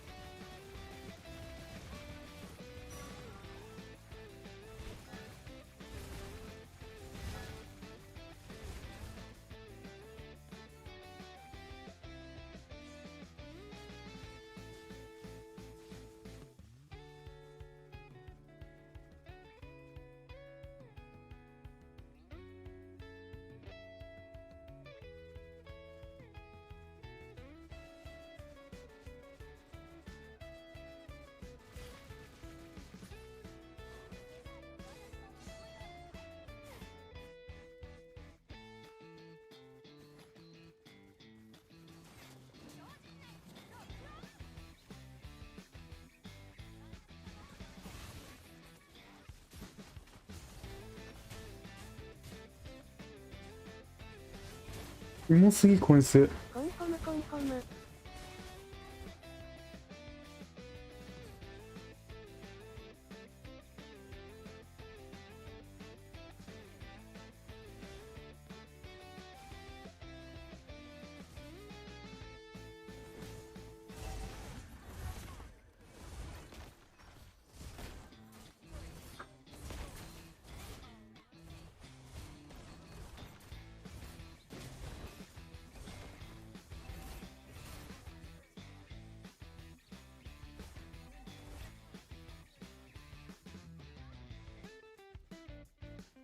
だから空を許しちゃダメだって。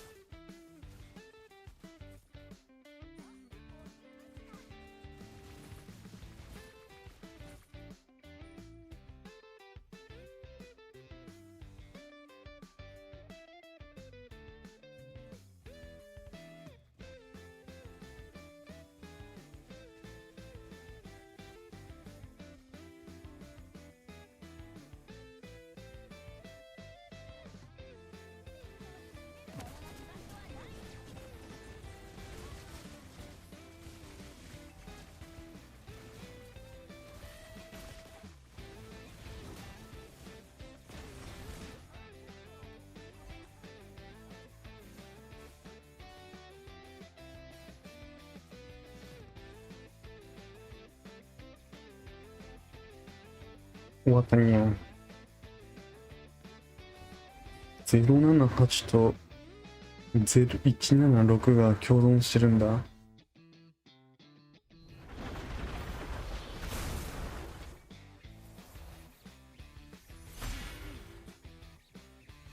あ、ディスコードなんもないけど、え？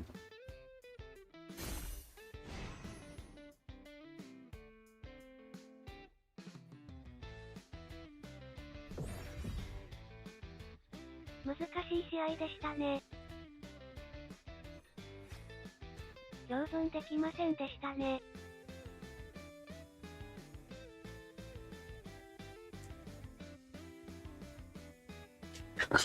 なんかコメント丁寧になってんな。おかしいな。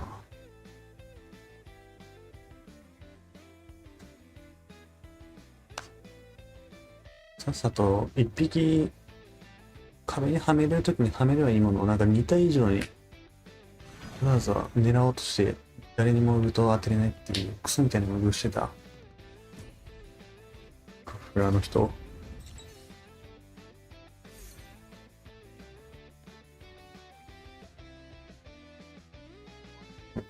できんエピソード待ち。できんエピソードもだけを楽しみにソロランやってたのに何も書かれてなかったわ。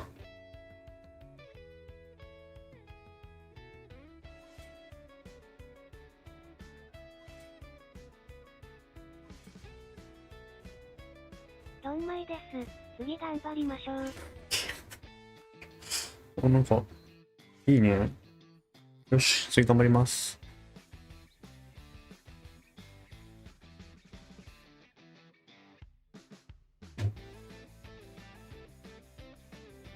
なんか、あれコメント消してないのに。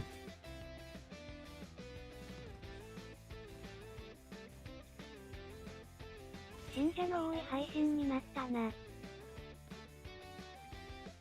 権力持たせちゃいけないタイプ。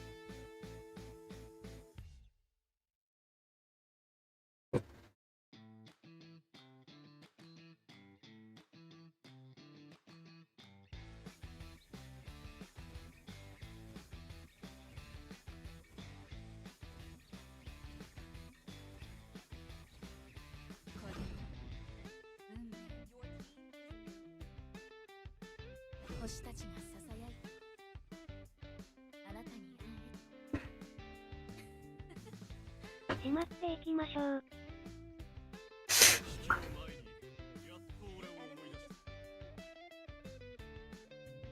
なんだっけ、あ、これですか。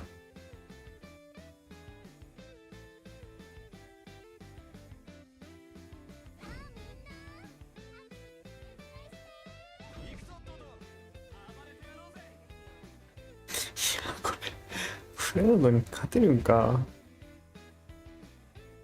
シンプルにト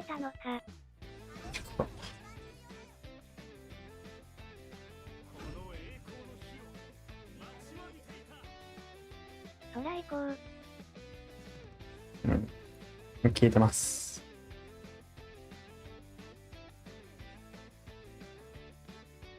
消えてたわ。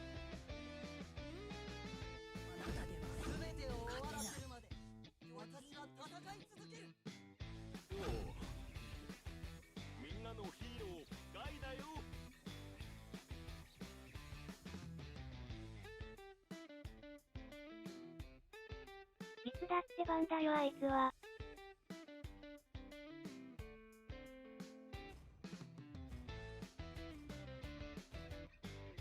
琥珀測るおさんがうまいからな。ゴールド空みたい頼む。あ。誰？カルオ？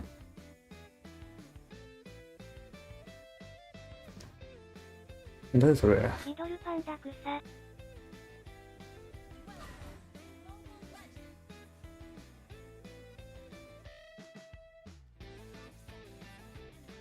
俺は防具から行く。おとなしく。と見せかけてこれから行くわ。琥珀のこと知りたきゃここの子行って言われたさっき。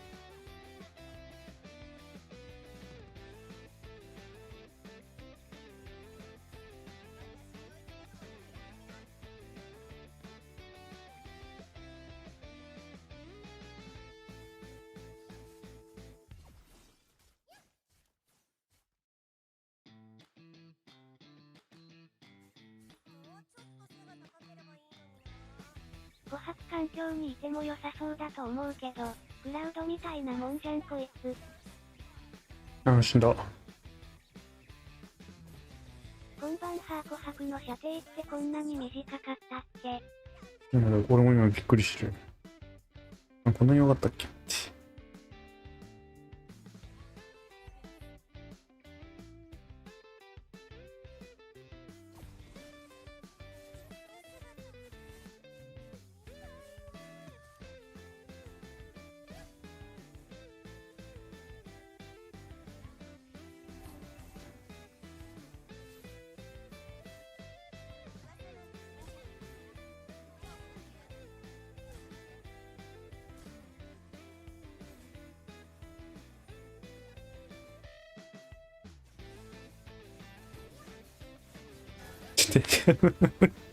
だって、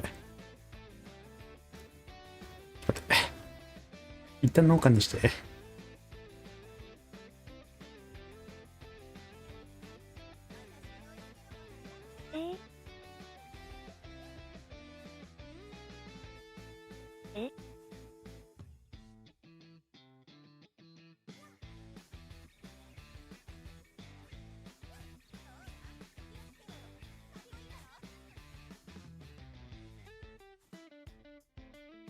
緊張感のある場面で相手のウルトの方がお手軽だった。俺の知ってる琥珀じゃねえわ、これ。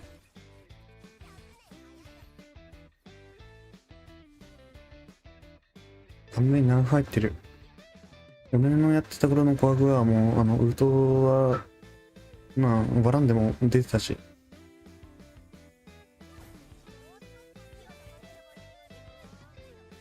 これはタワー化で土下座ファーム案件かな。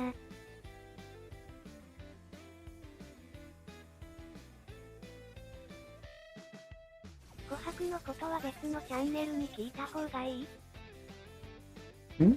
ここでいいよ。ね、聞いたい？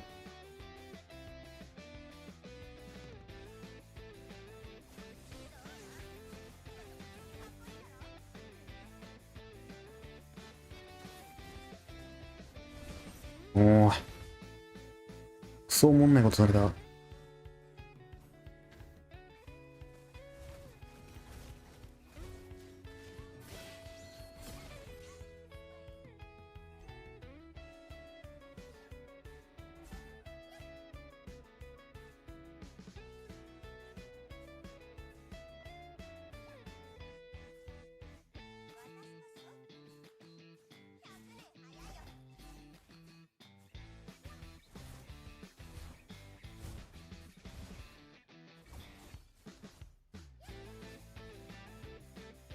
やっぱ専門家に聞かないとね。ねえ、もうおもんないです、これ。世界琥珀配信で合ってますか？これは味方のせいにします。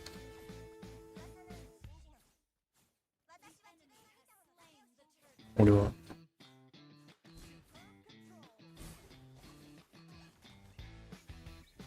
全部味方のせいにしとけばいいか、もうこんな。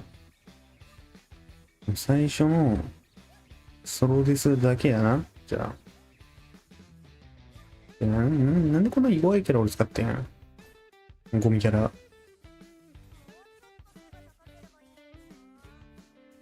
カルオさんの琥珀は本当にうまい。つまり味方依存のキャラと、琥珀で、ソロキルされたら、タンクでチャット打つタイプの人だ。琥珀で勝ってるやつは全員味方依存。打席こそこのゲームの真髄。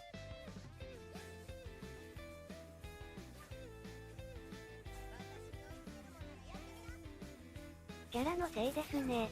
ゴミ。つまり。琥珀って名前、もう返上したし。そんなことない。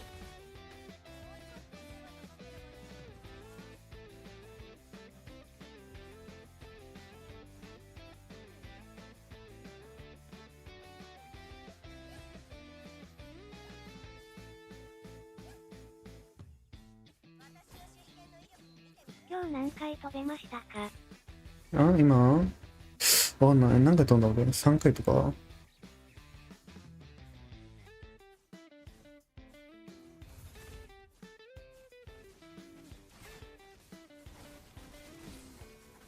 しゃあ。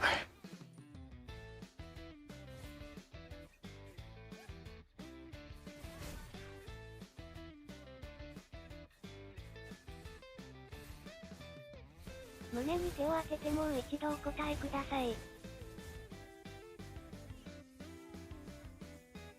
はい、イージー。飛んだ数じゃなくて質で勝負するキャラだもんね。それですの数ですね。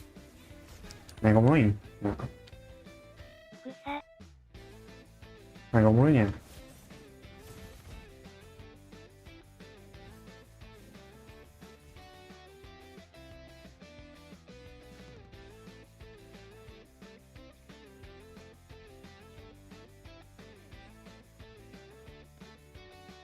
ノブは分かってんな。さすがに笑った。初めての奮起。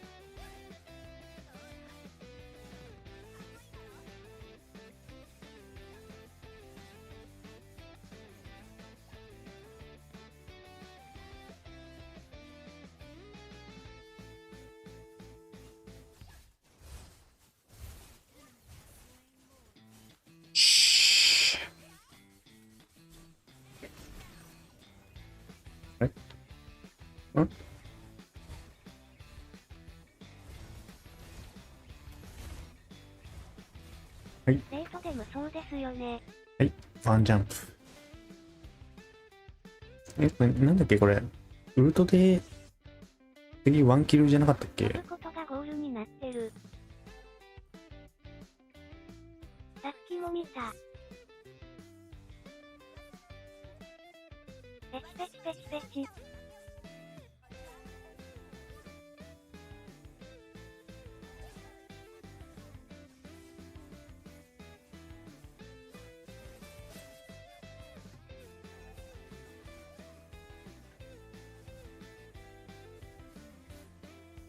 ウルト。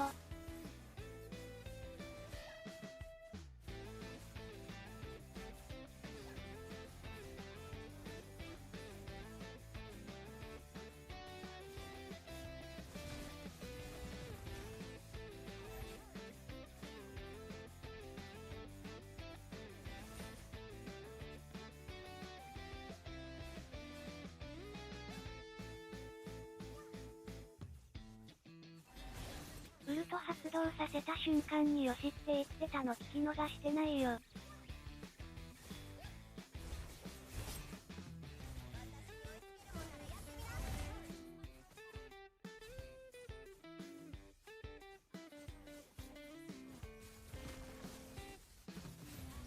あれ？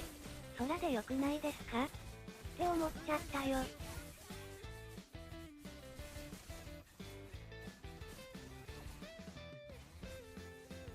何このゴミ出た敵えても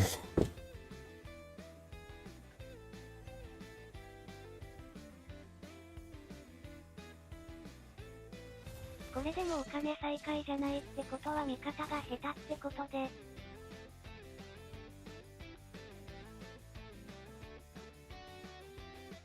もう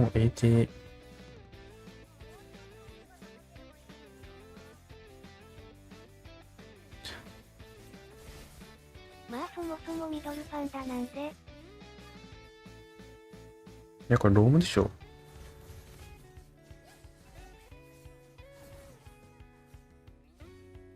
あ、本当だ、ミッドパンダ、ローム、直進だ。じゃあこいつらのせいだわ。危ねえ。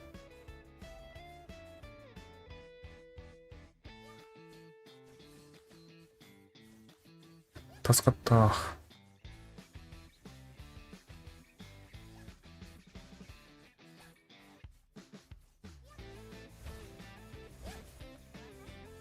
なんかゴールドきついなと思ったらね、そういうことか。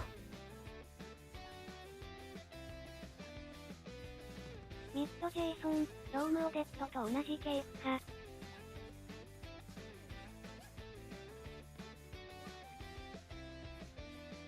琥珀のウルトって打ちたい時に打てるもんじゃないんだ。むず。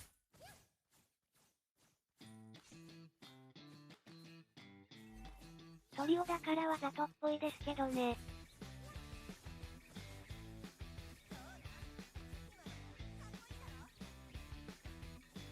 ノーランって強いかな？まあもうどうでもいいわ。野良の質なんてもう今に始まったことじゃねえし。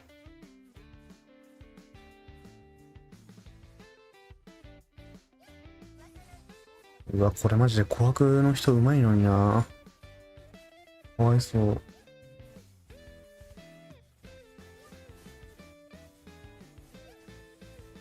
うわ。責任転嫁完了と。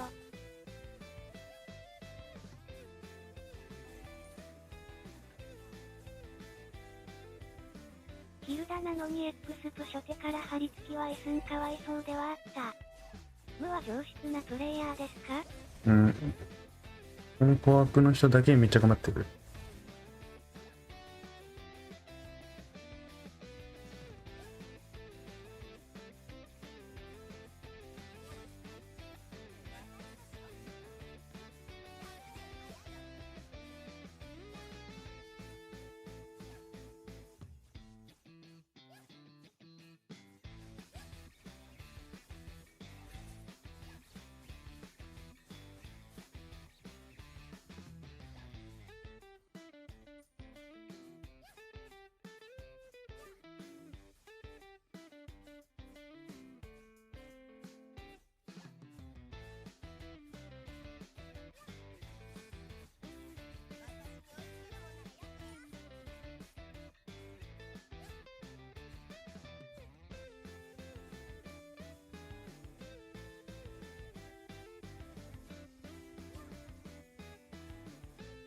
ついに裸足になった。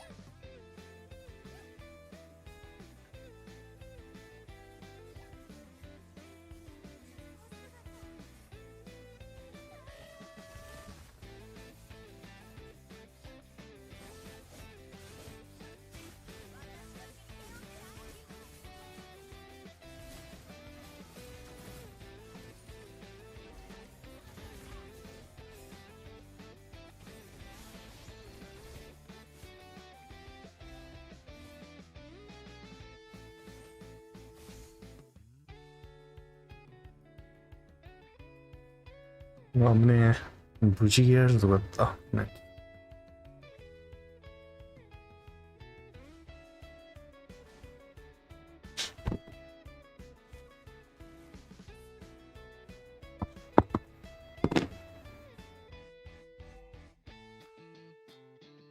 一部スキュー。完全に 1V9 やん。あれあれがどう見ても 1V9 やん。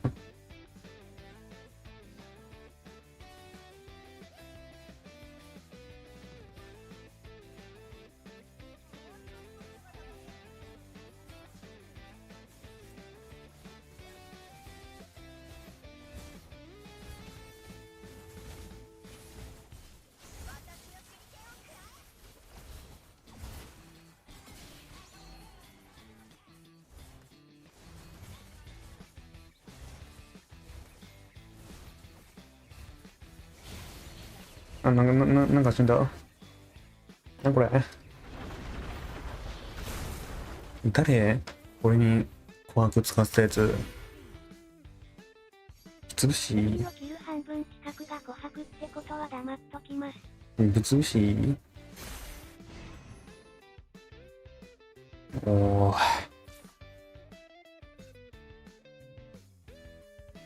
なんだこれ。うるせえ、ぶつぶすぞ。誰だ？なんだこれ、ん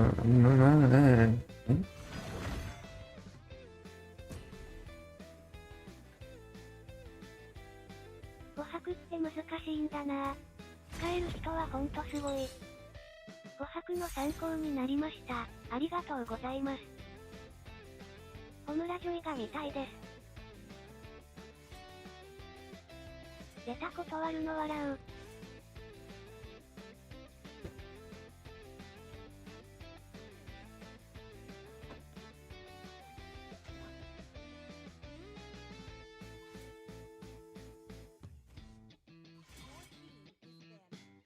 まあまあまあ。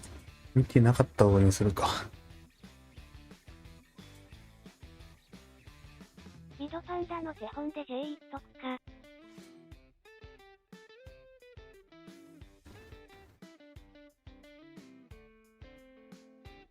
どういうこと？ミドパンダの手本でジェイソンってどういうこと？ごめん。わかんない。キャラと味方のせいでしたね。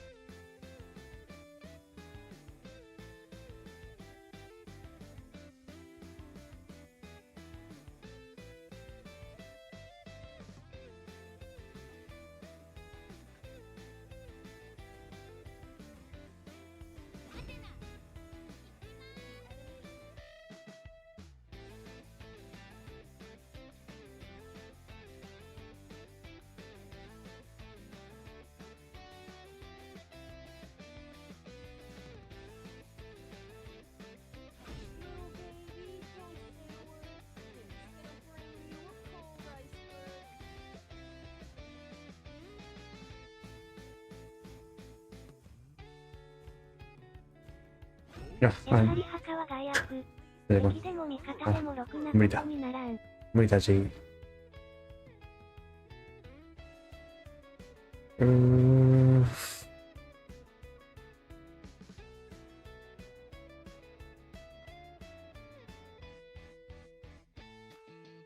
君のカウンター琥珀らしい。これガチ？ノブアかな。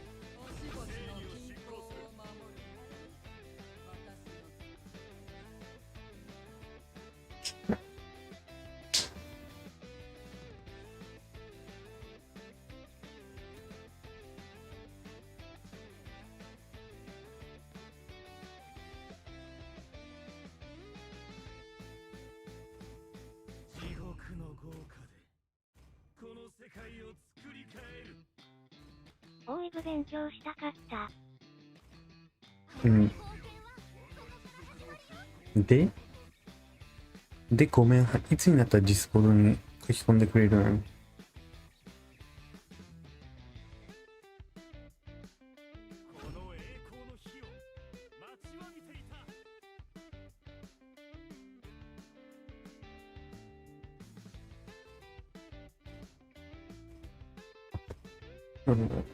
それ気になりすぎて今試合に集中できてない。で、怖く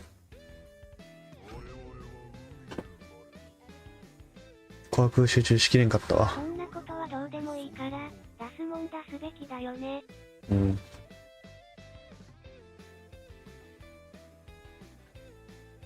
リオちゃんのせいだったか。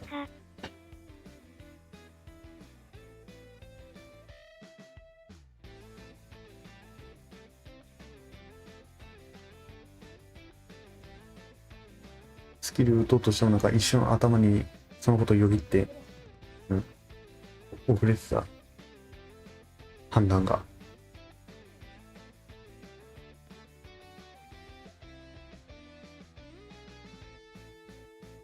リオちゃん急な出禁だったからね。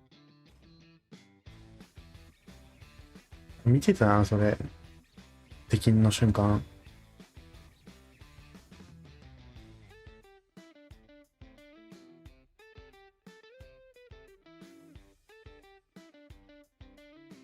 できんじゃない。できんじゃない。コメントができんだけでしょ。だから。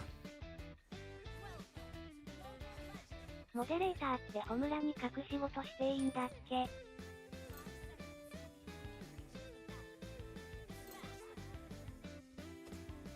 うまいなぁ。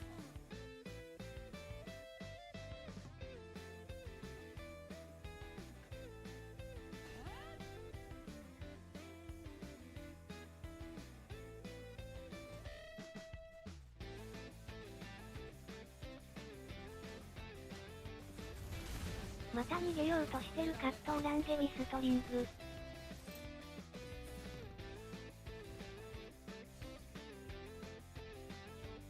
早い話アーカイブ見ればすぐわかる。大好き。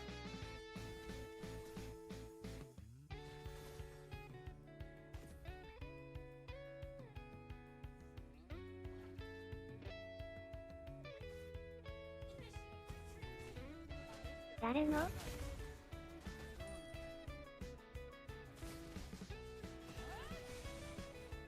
タンクが俺のゾーニングの邪魔してくる。相性いいキャラ誰ですか？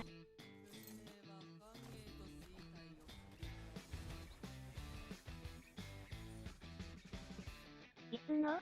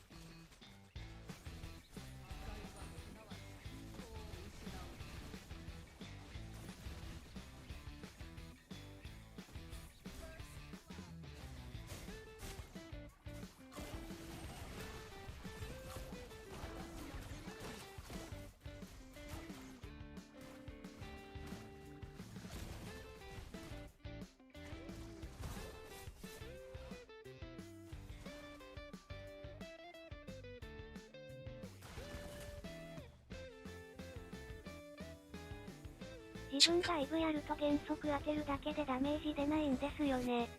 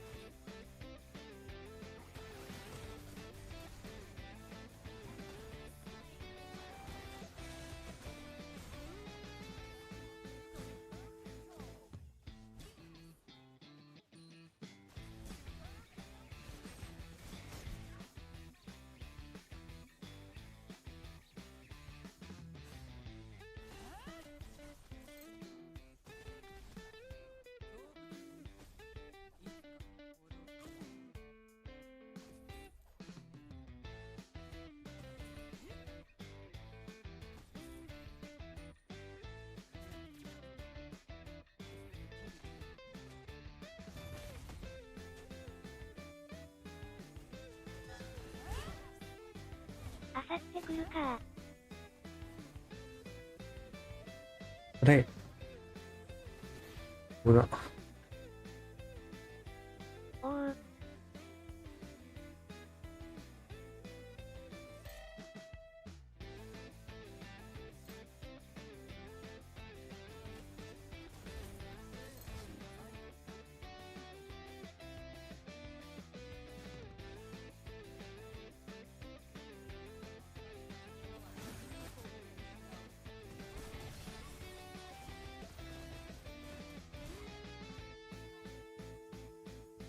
この試合熱すぎ。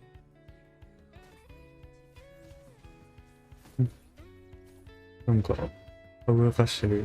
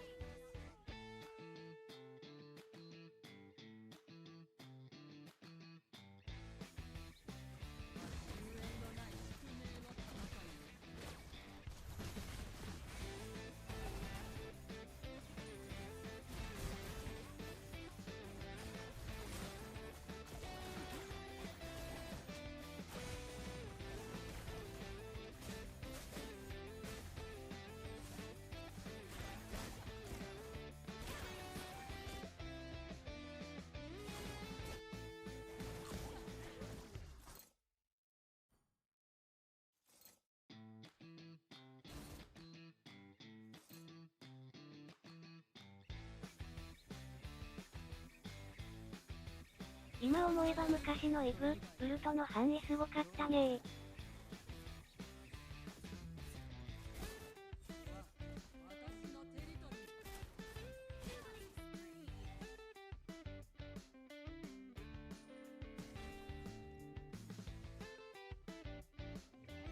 イブって防具積んでイメージって聞いたんですけど、防具積むかどうかってどうやって判断したらいいですか？だいぶ積まないよ。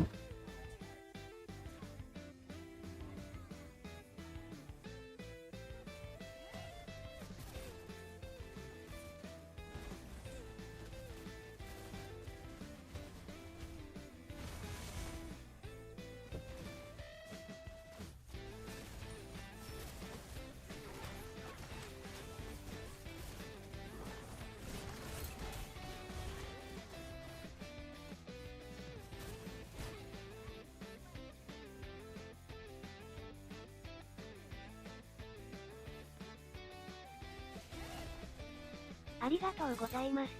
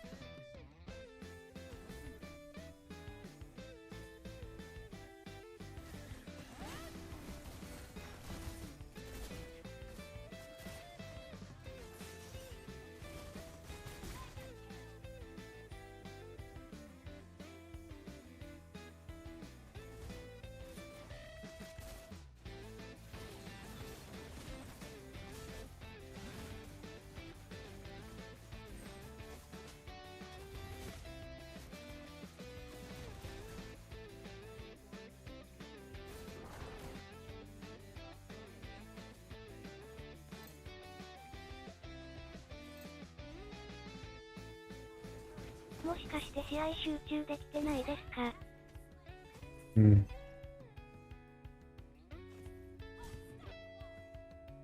なんか引っかかりがあるな。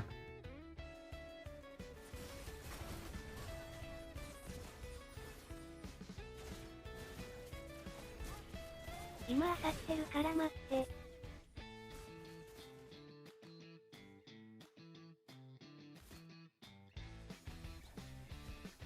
爆笑。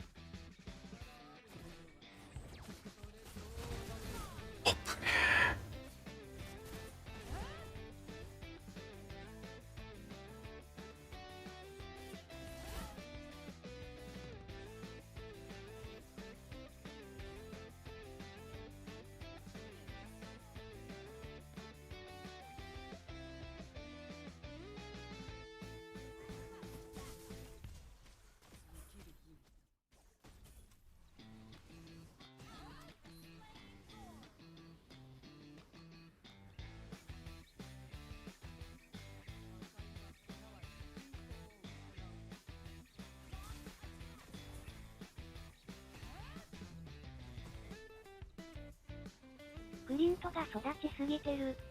うん。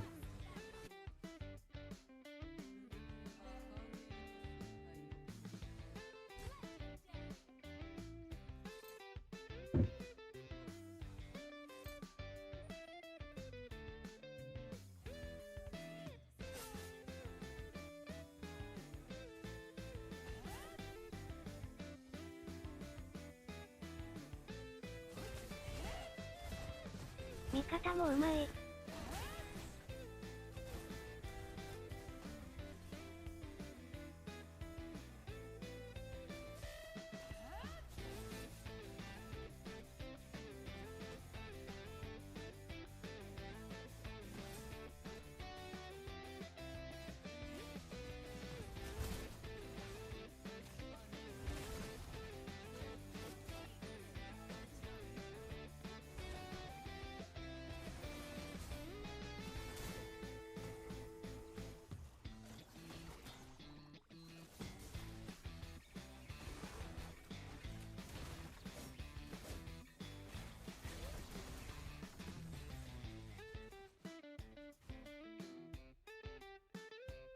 旧日本さんくらい優等生なコメントするようになったモデレーターがいる。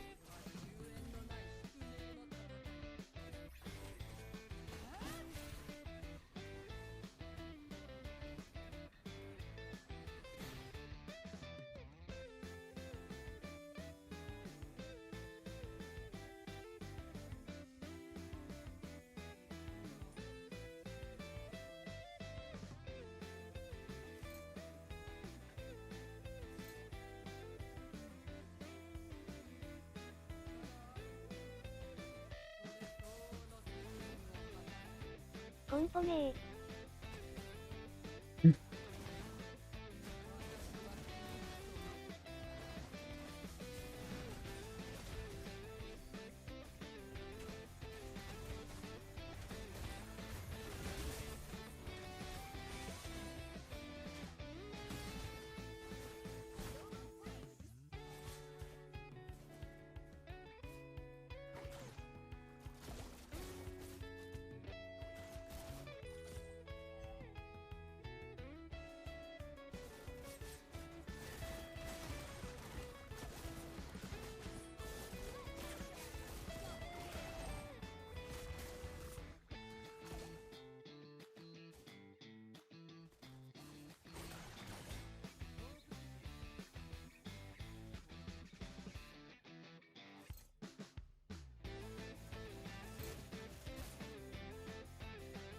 プリント育ってるなぁ。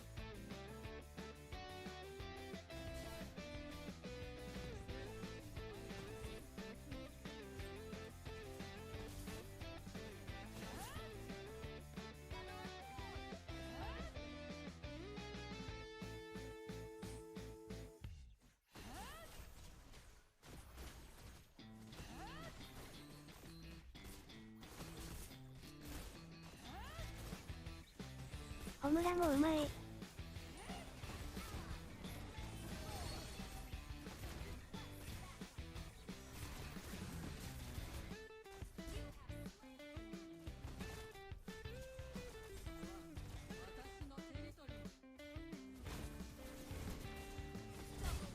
間違いない。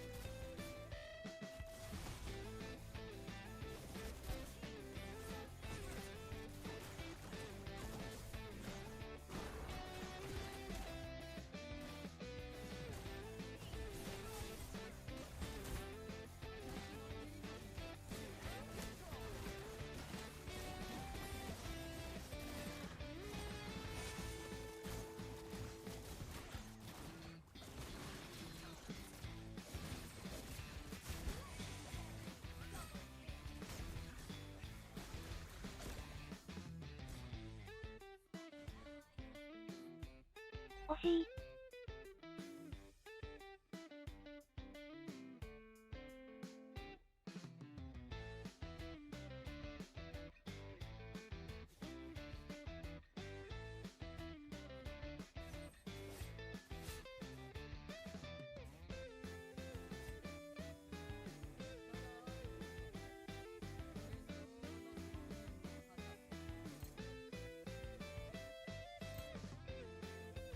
まあまだ有利ですね。オムヒロが喋らなくなった顔。次で終わらせよう。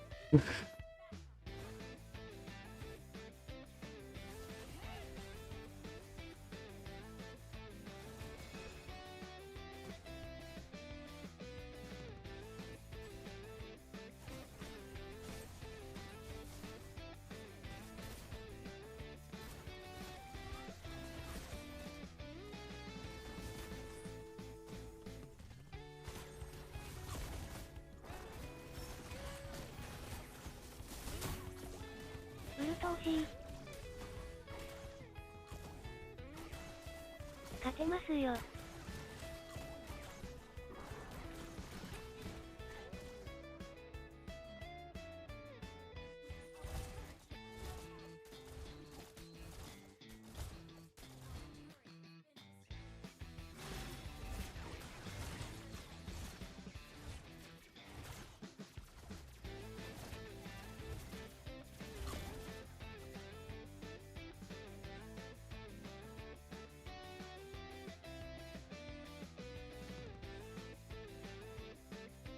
まだいける。いけるぞ。うえ。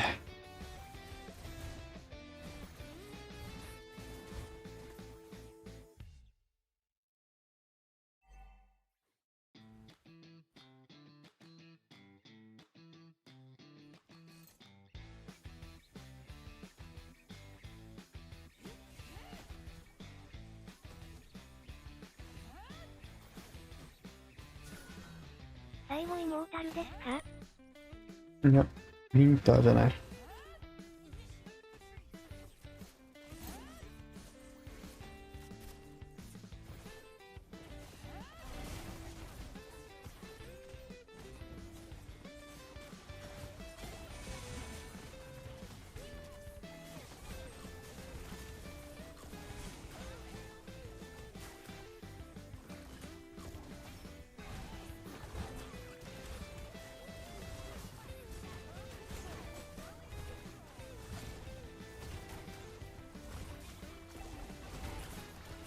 ナイスエレシルキル。マジでこのロムすべてが遅い。ああ。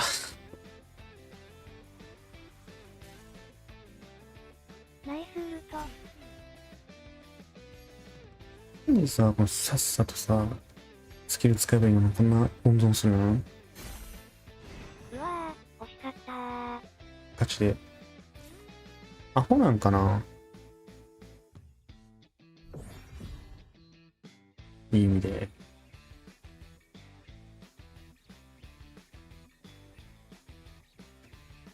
この時のこのロームも謎になんかスキルをこう温存しようとするんだよな。でそのせいで逆転されて負ける。いい意味でね。スキルのボタン押せないならなんかねえ何やらせる？敵も強かった。味方も頑張った。ナイスゲーム。ヒロスとかヒロスもダメだ。敵がまとまった時にしか使わない。なんかスキルがない硬いキャラとかいない？ベリックいいやん。うん。良い試合でしたよ。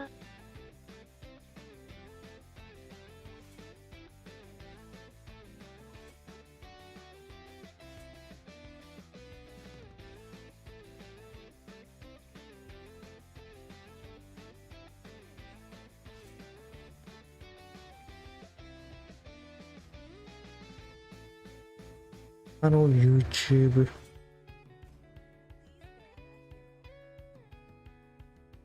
ゲンハとか。うん、ゲンハいい。完璧。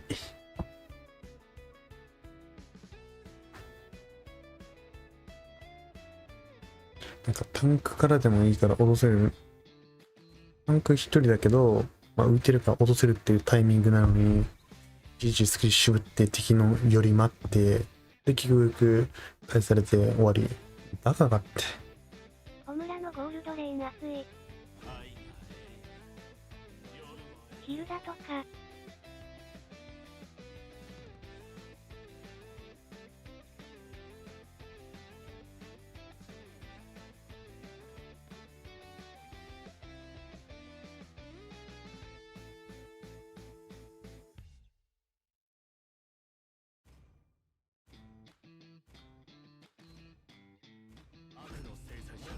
厳しいって。ヒルダは弦はより難しい。複数はめたくなるの気持ちはわかりますけどね。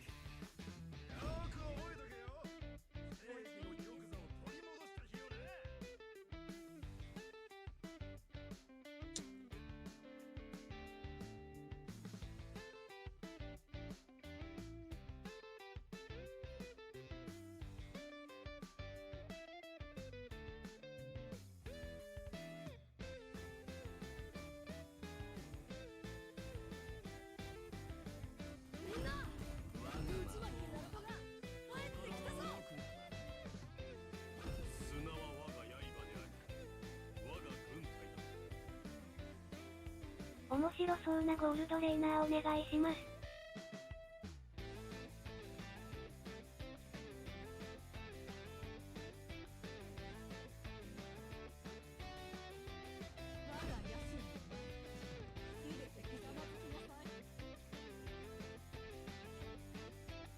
イラ。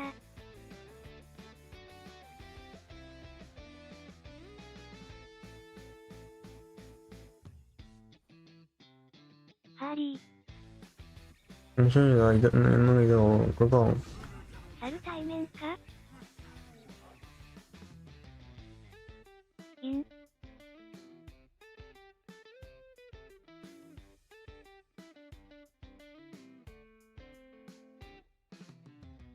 レイムス来た。なし、使うか。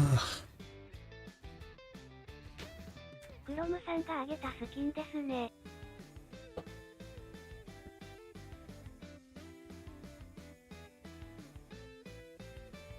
たまに初カットとかのスキンアップ。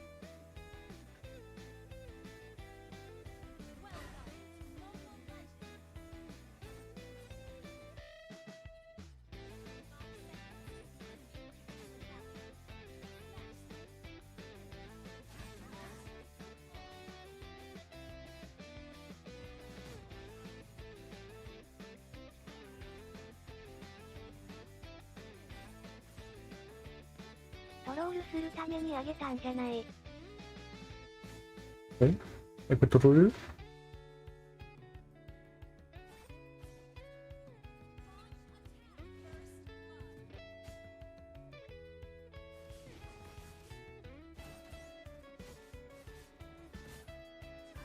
うわ。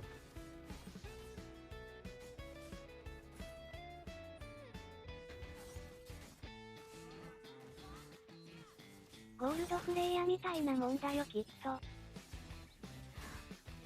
小村の判断を信じよう。このさ、相手だしいいか。お猿さんどうやって引っ込めてるのこれ。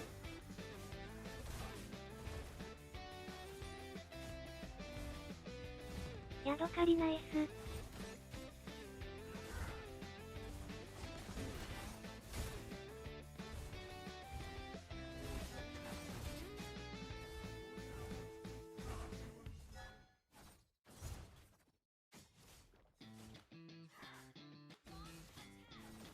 より離れると引っ込むんとちゃうっけ。より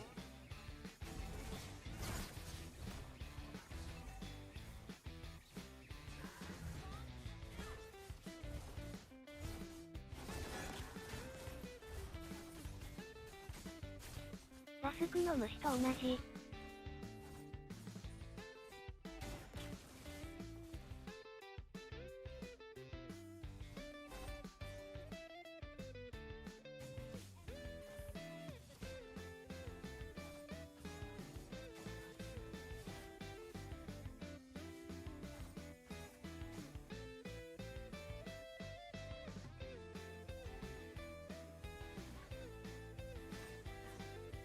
ラスクの虫の方がわからないという。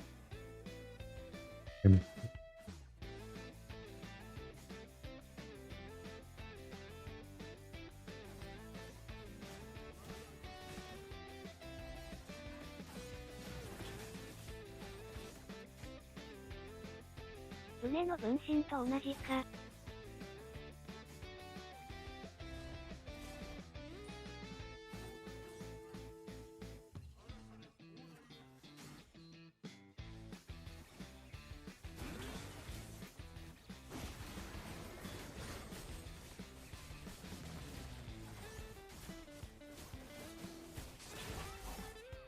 全部ミリでいけなかったんです。惜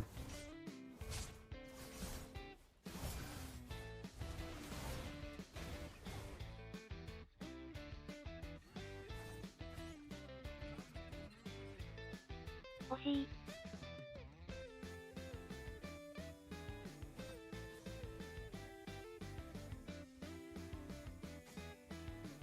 日付変わったけどトライアウトのメール来た？あ、そんな日に変わった瞬間来るもんなんや、あれって。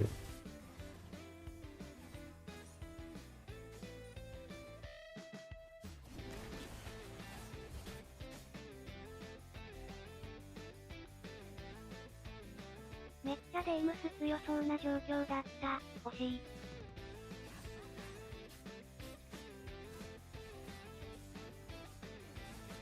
草。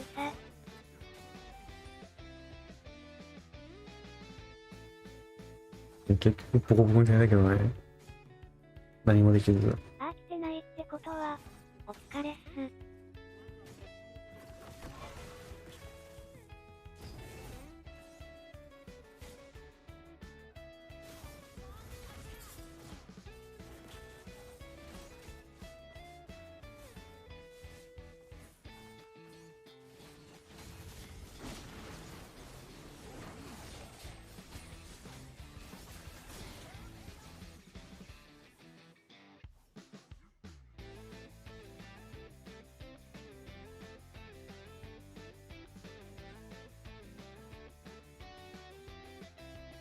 スキンでわかってる。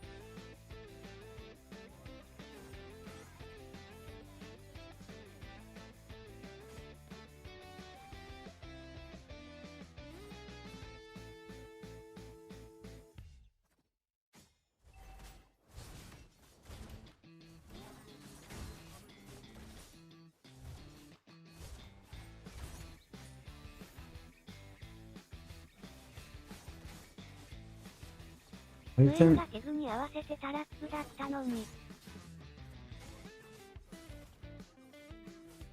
このチグラルなかなか決めてる。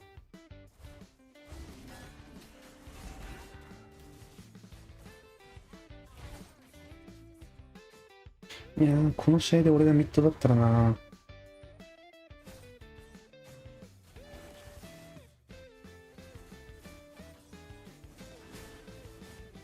アテラスとは違うか。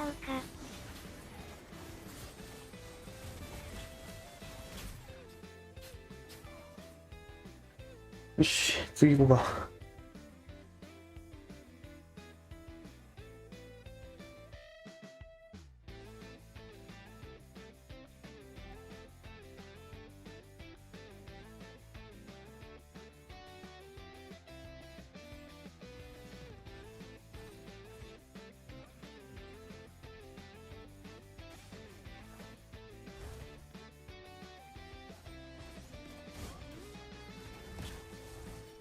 クロムさんからのスキン。うん、もうお腹いっぱい。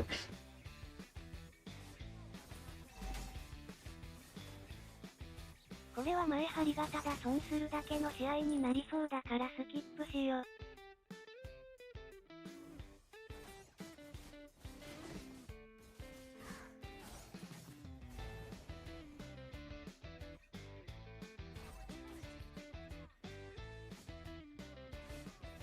ちゃんと X プで使ってください。ああ、これ、サイドで使ってるのがこれダメなの？対面悟空だから実質 EX みたいなもんやけどね。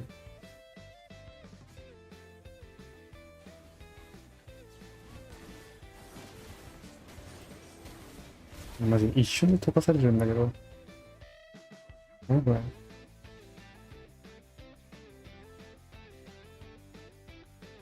なんならゴールドの方が競争でいます。かっこいい。スキンかっこいい。なんもじゃあ、いいかな。じゃあ、降参しよう。OK。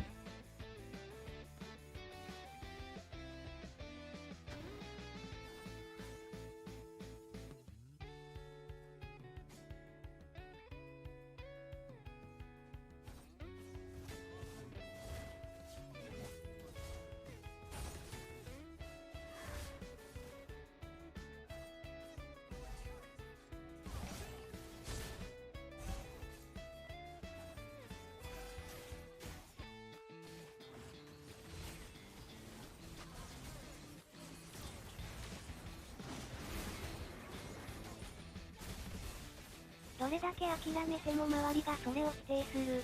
いい見方持ちましたね。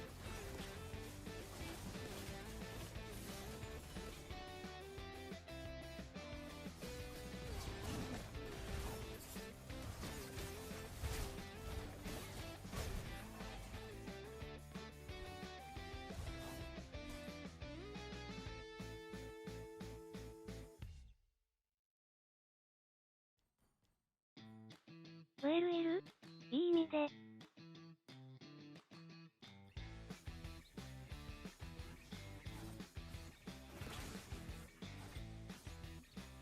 なんか、こいつ、こんな回復しないんだ。謝ってやすくさ。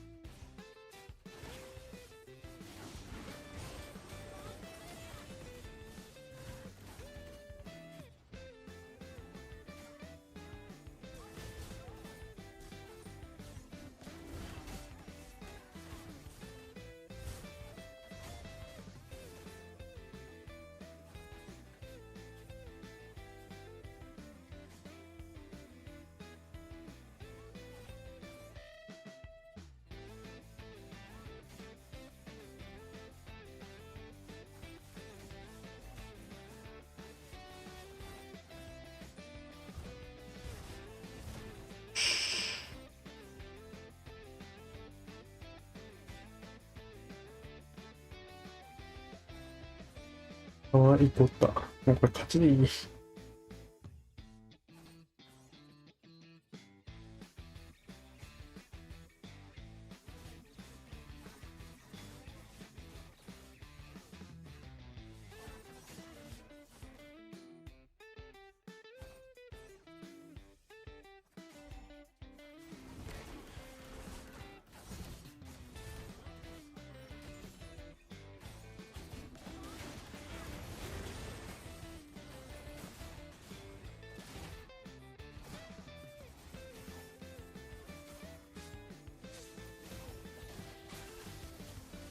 それを3回やる。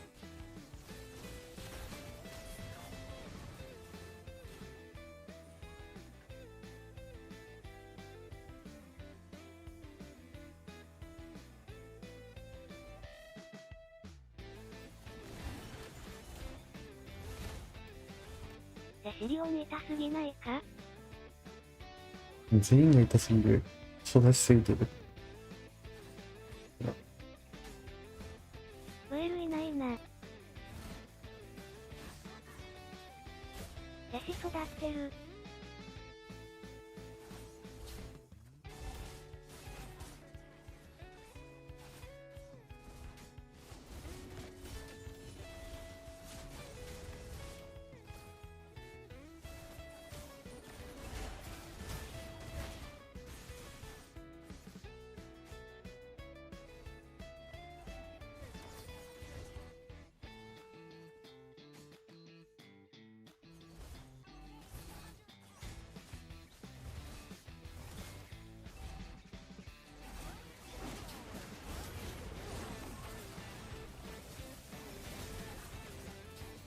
動かない。いたわ。悟空の分身にウルト当てて偉かった。07。うん。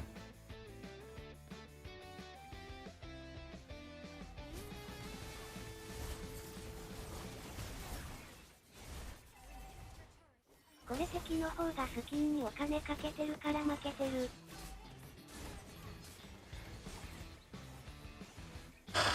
こっちなんかしょべえスキンいるもんな。誰も持ってけないの悲しすぎる。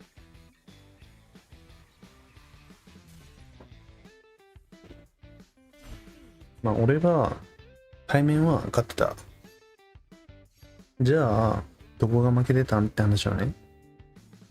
対面勝ってて負けるってことでどういうことってなってくると、なんか分かりやすいよね、これね。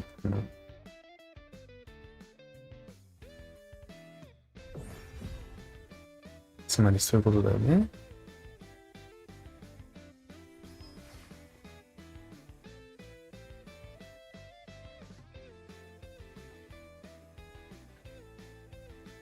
エグがかわいそう。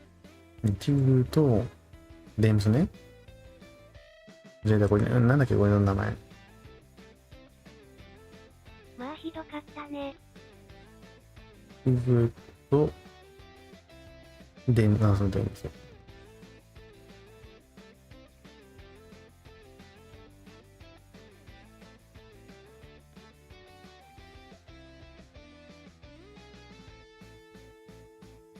ドハイエサルに対面負ける方が難しい。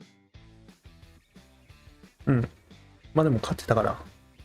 じゃあどこのレーンが負けてたの？名前すらうろ覚えのキャラのスキンもらったの？ね、デイムスとディスラーと、デイムズは頑張ってましたか？デイムスとディスラーってちょっと名前似てない？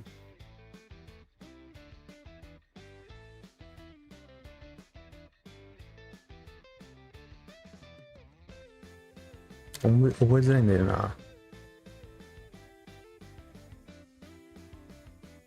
見た目も似てる。デイムスとディスラー、オウルス、アルゴス、アルダス。これはね、よく間違える。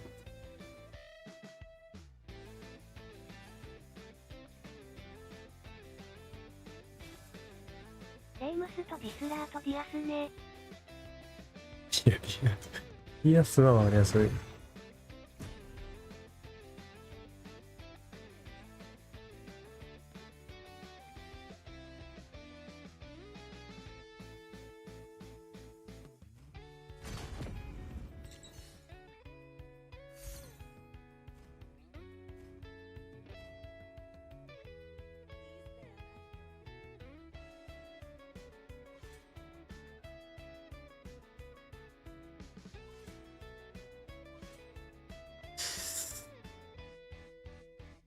D の一族ですよ。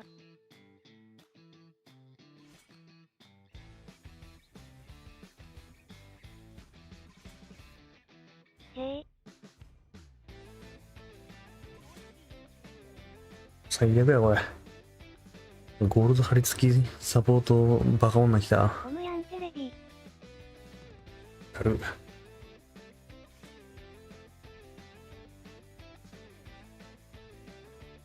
あ、間違えた。女の好きなサポセンだからタンク取ろう。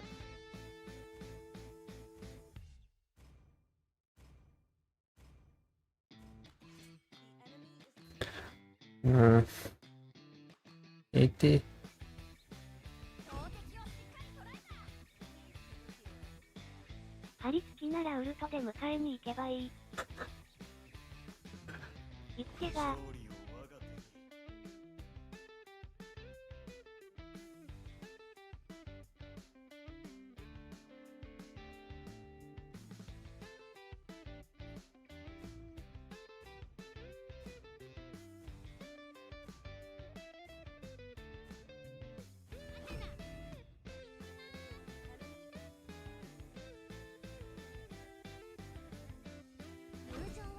うわ。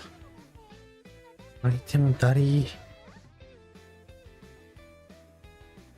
ノブアだな。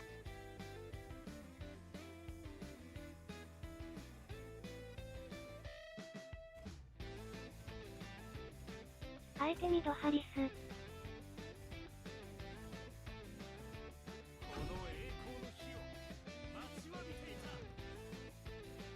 へえ。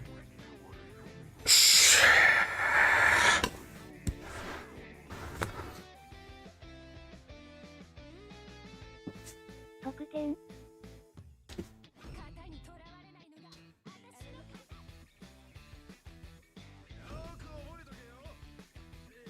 アップ、わらわら。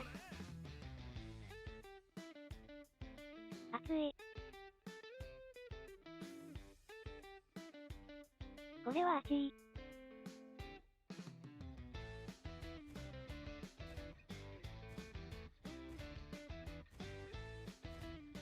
呪物には呪物を。まずは味方のバフを引っ張るんでしょ。最適解来た。ディスペアビルド。こ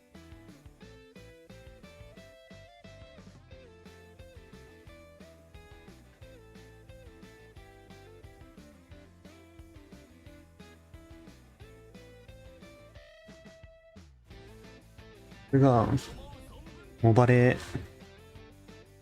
6年間やってきた俺なりの答え。アンサー。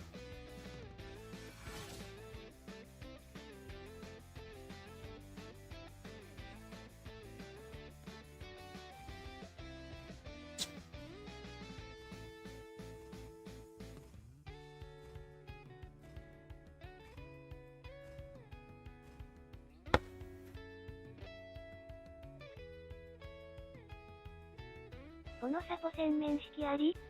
このサポ戦昨日かどっかでなんか味方で引いてゴールド貼り付けしてたから、まあ大丈夫っしょ。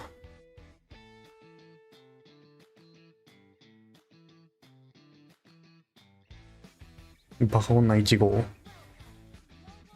胸も警戒して自我消したけど一番警戒すべきは2度やったか。なんだこれ。銀河王鵬か。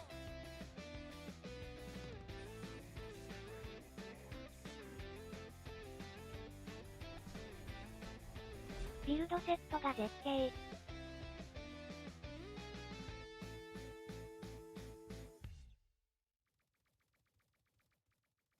小村さん本当にプロになる気ある？って発言よくするよね。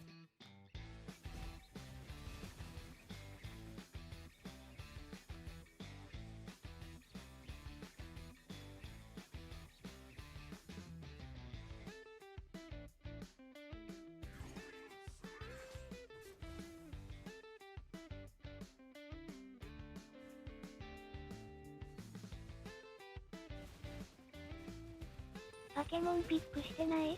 まあただ母国に帰れもいるんでしょ。だから母国に帰れありならマジで何言ってもセーフな気するけどな。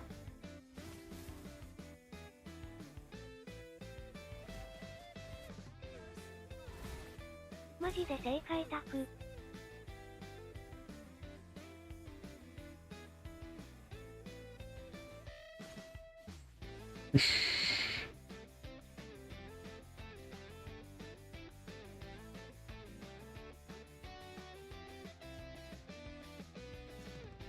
小村は全難よ。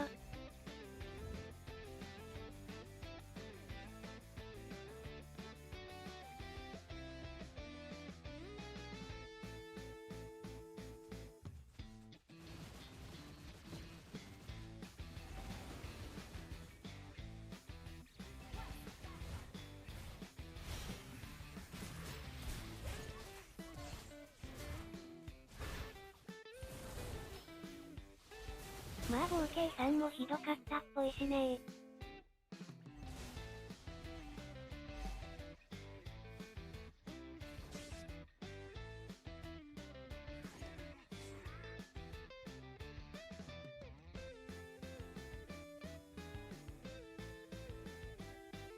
トムヒロの帰れって自国にいるパパとママ大事にしろよって意味だからね。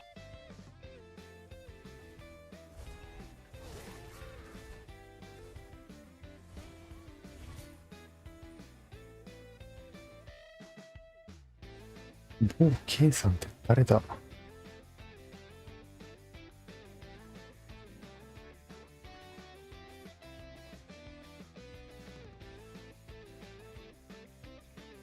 このミッドレーン戦を普通の明治でやらされたと思うとフランコめちゃいい。あの人は X が本物感あったほぼ消してるけど。アーローさんか。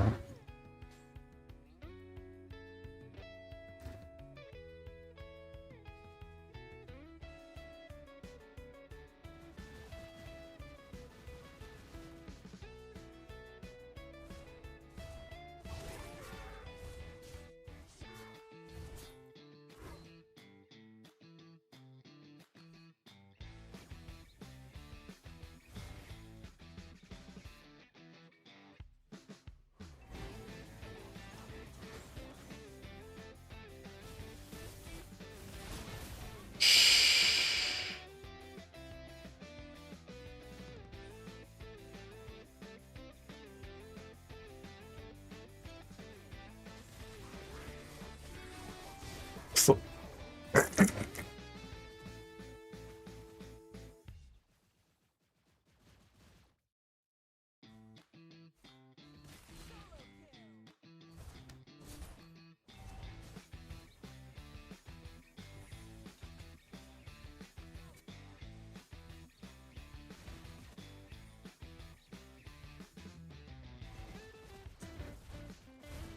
こいつ歩き方何？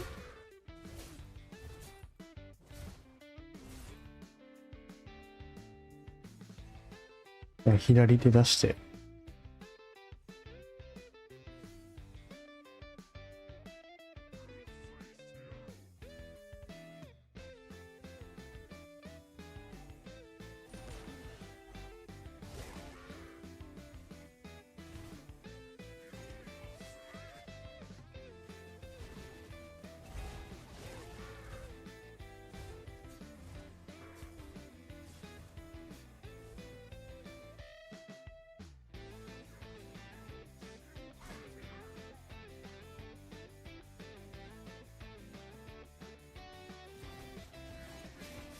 船頑張ってる。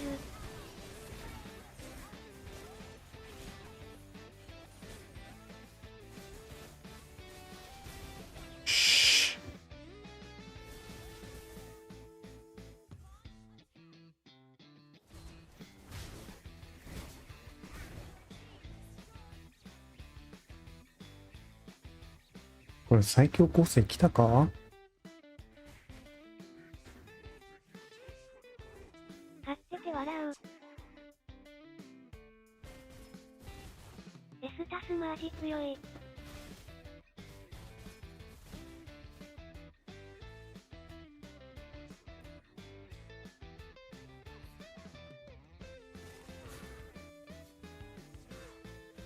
なんで買ってるん？うん、それ俺が一番聞きたい。なんで買ってるんこれ。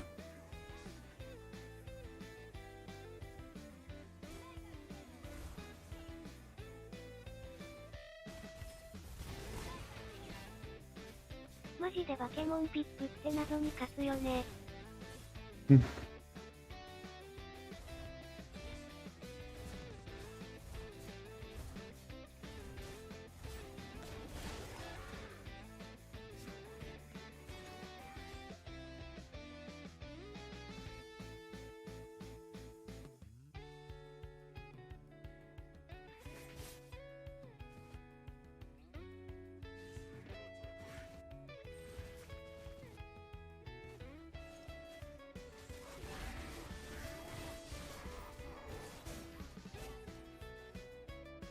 ピックなんて何でもいいんだと思わせてくれる。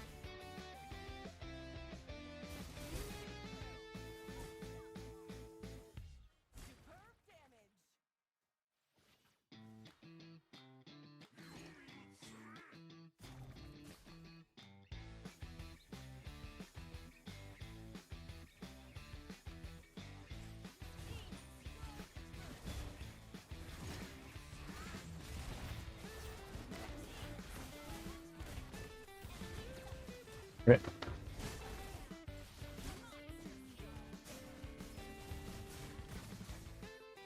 あるし。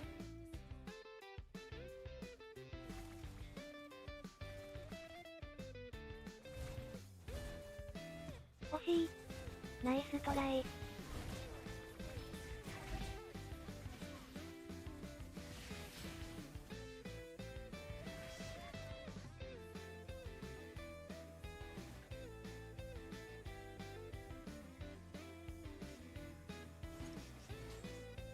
ピン刺してみて。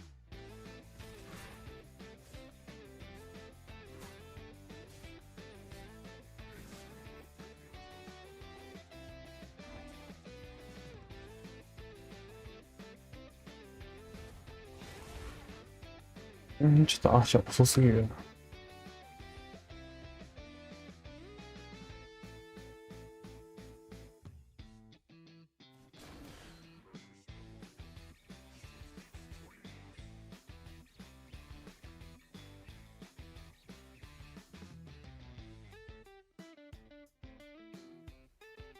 はよ天空つも。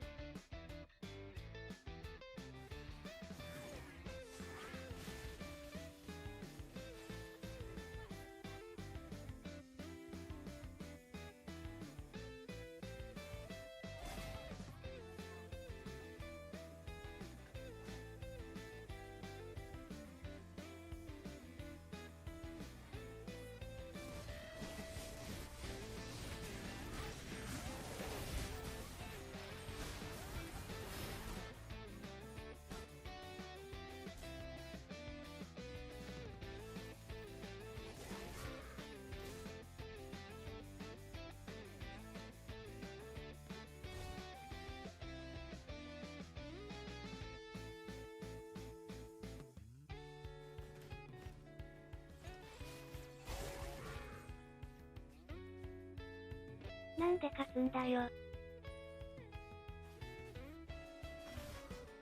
勝つ？今、勝つって言った？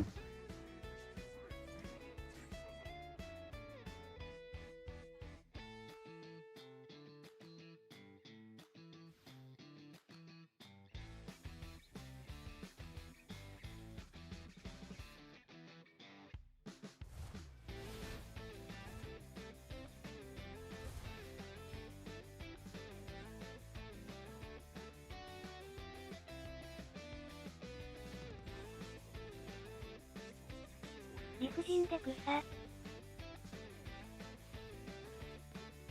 ここだけの話、普通にウィンターフリーケンズの方が強そう。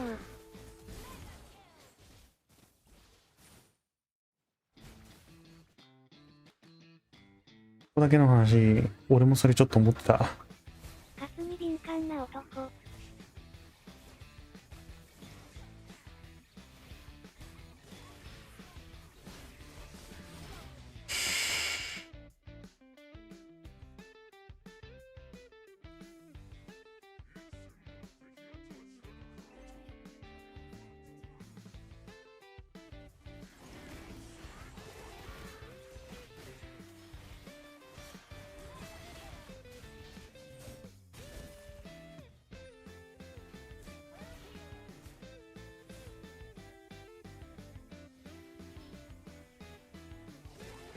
フックのヒット率どんなもん？まあ、90% ぐらいくれたんだけど、俺これミッドレーナーだと思われてる、もしかして。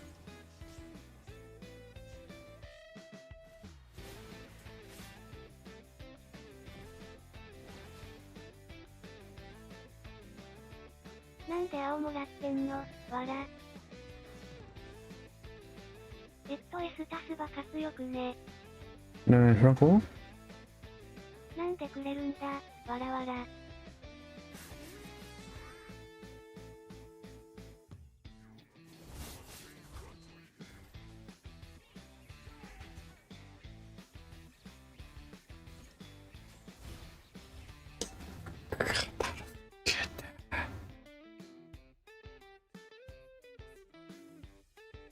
やばい。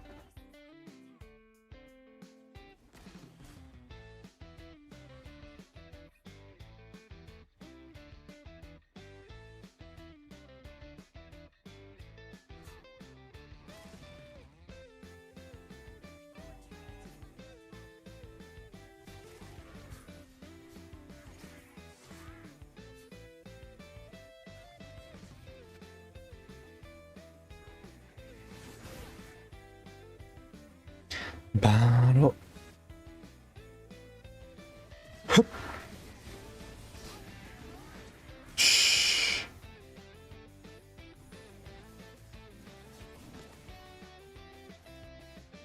オーシャン積むとちょっと強いらしい。オーシャン？何それいらない。俺全部これ。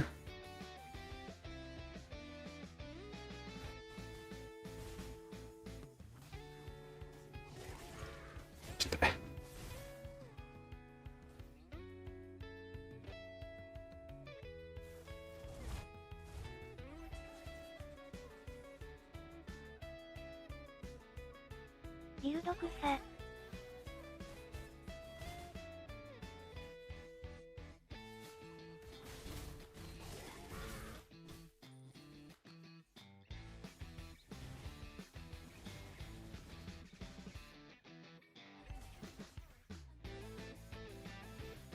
リザルトのよだめ楽しみだね。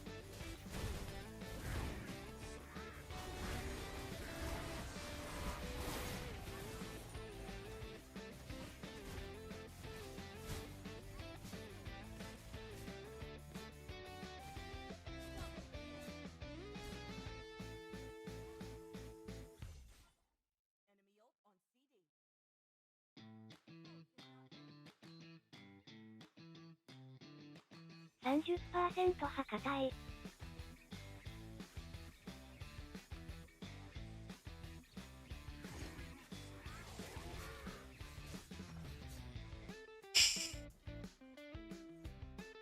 俺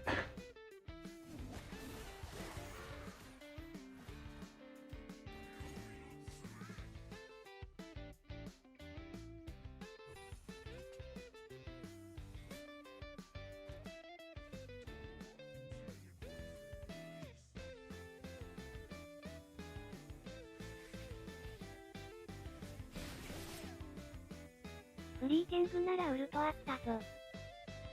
ウルトがあれば。コンホムコンホム。ショートで見るやつだ。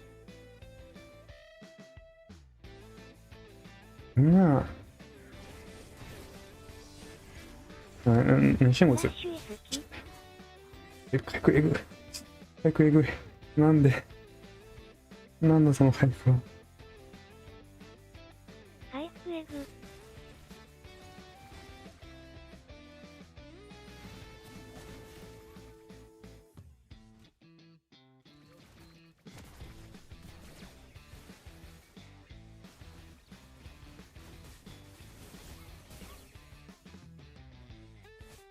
パセフチシアボープシャペ。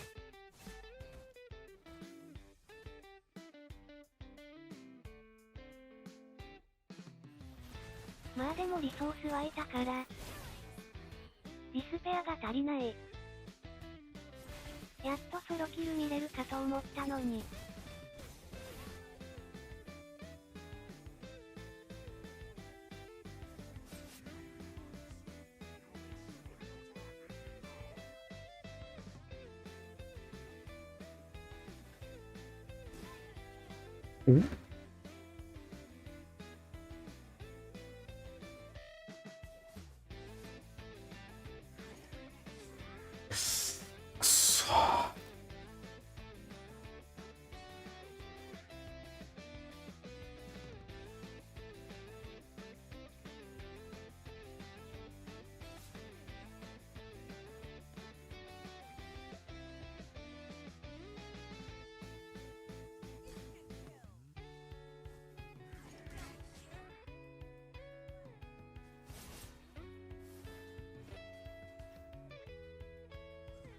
ハイブズに連打してるけど、ハイブズ死んでたわ。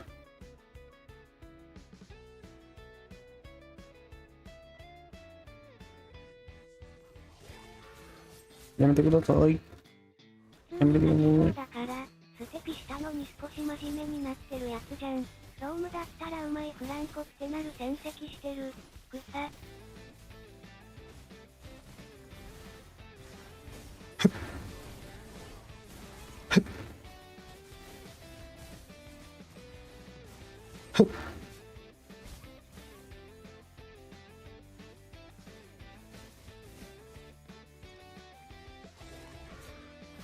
やるやん。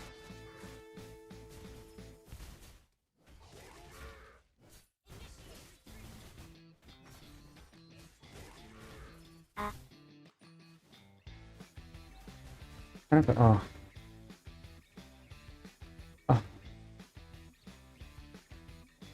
ラチクサ。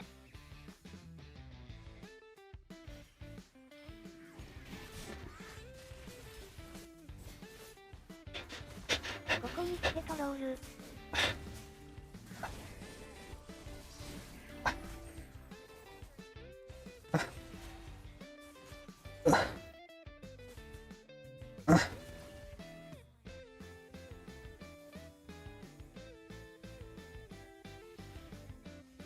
減ってなくない、わら。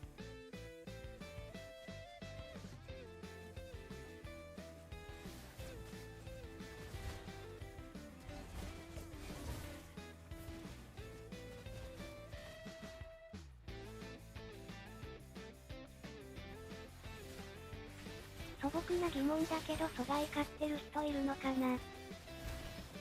青バフ引っ張ってから味方の目つき変わったな。あれこれはレートかな。これなんか BO3? オーマイグンネスオーマイグンネス。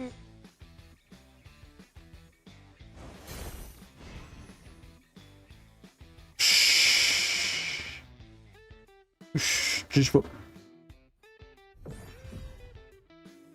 まあ。ネクストゲーム。まずい。いや、ダメージは、エッサスよりも出てる。ディスペアンだけ積んで 11%。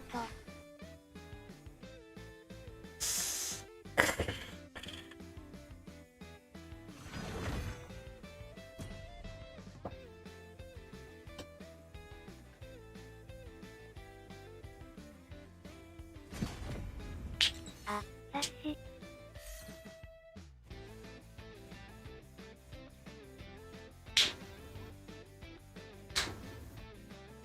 これ5三なん。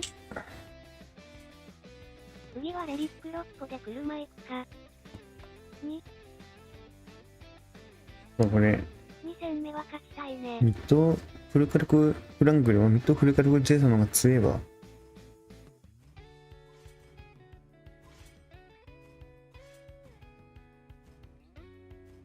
100%。完全に騙された。それはそう。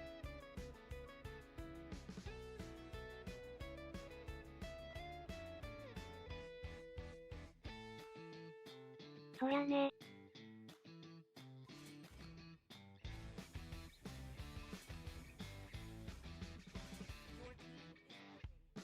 でも J だったら最初のレーン戦マジでストレスだったぞ。ゴールドパキーとすれば。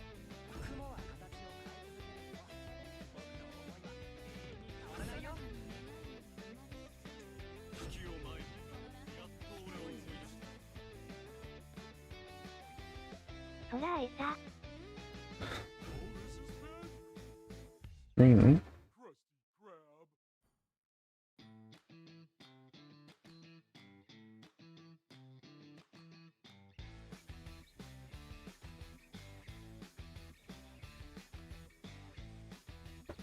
ゴールドフランコカットオランゲウィストリング。痛みを感じられるということは生きている証だ。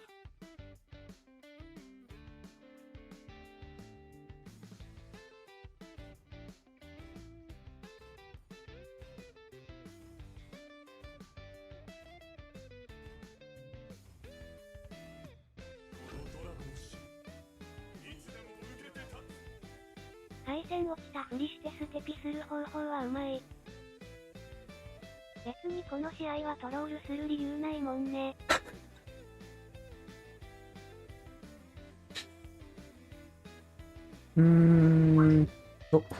ちゃんとするか。チャング。しゃあなし。ワクワク。しゃあなしちゃんとするわ。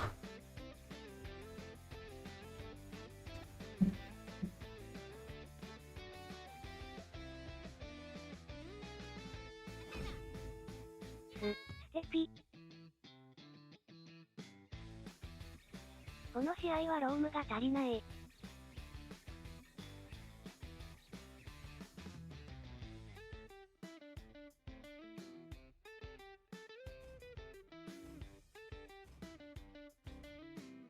ちゃんとして。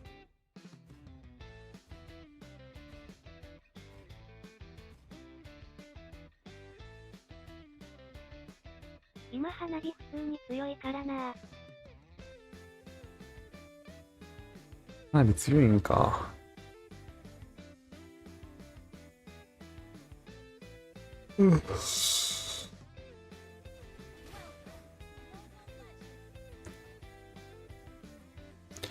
花火ってゴールド適正なの？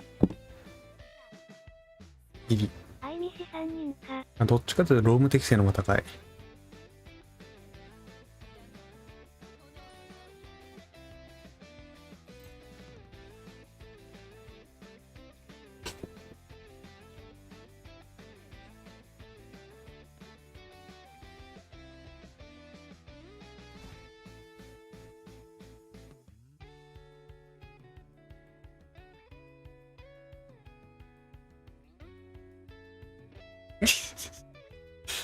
お互いミスってる。ハードックあるもんね。やめてください。やめてください。やめてください。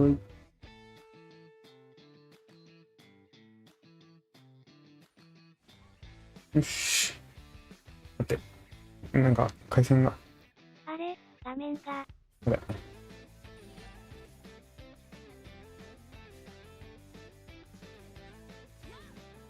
ブロディどこ行った？画面の切り替えが激しい。ブロディどこ行った？あ、死んでるわ。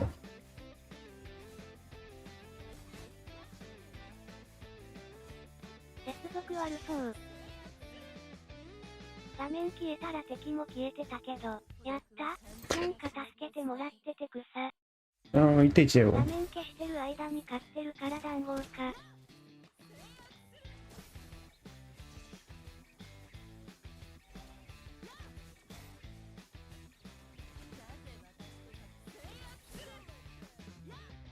はあ、ごめん。続けて。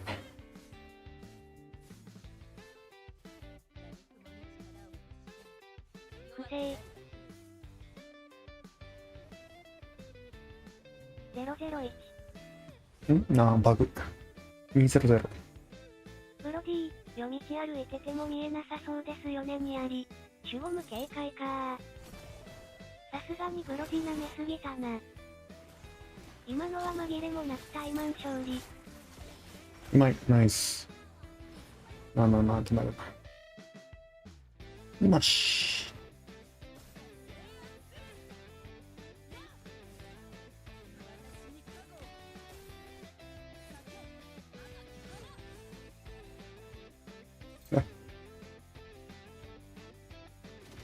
やん。はい、イージー。1アシストはタイマンですか。はい、イージー。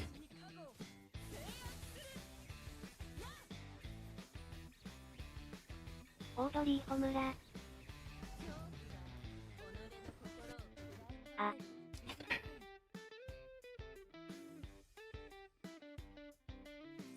EZ でどういうこと？どういう意味これ？ EZ ってこれ。何これ？ガキか。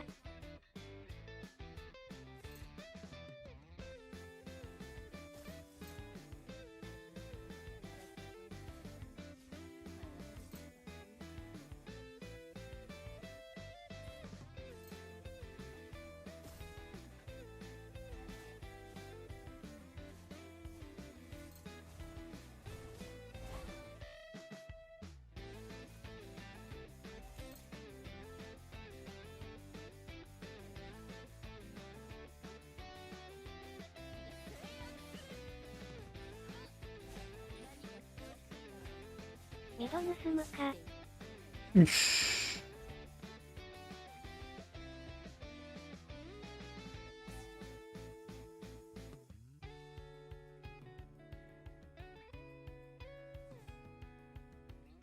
ノーズ。ノーズやんのか？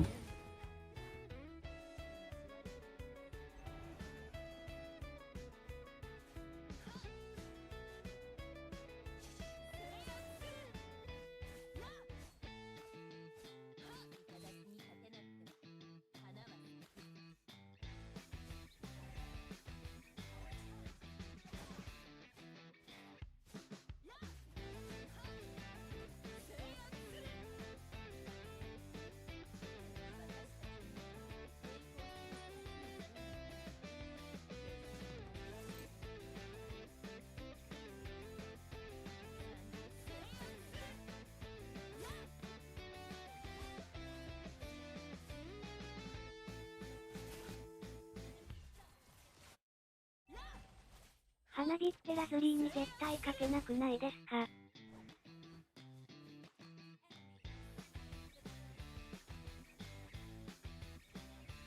こんなのやってみないとわかんないじゃん。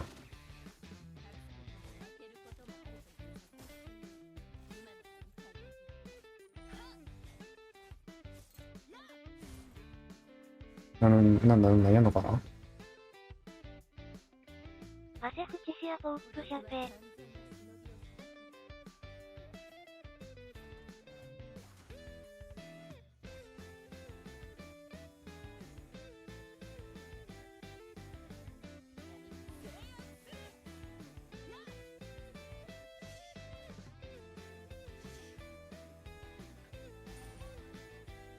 ミニオン処理してるだけで試合終わりそう。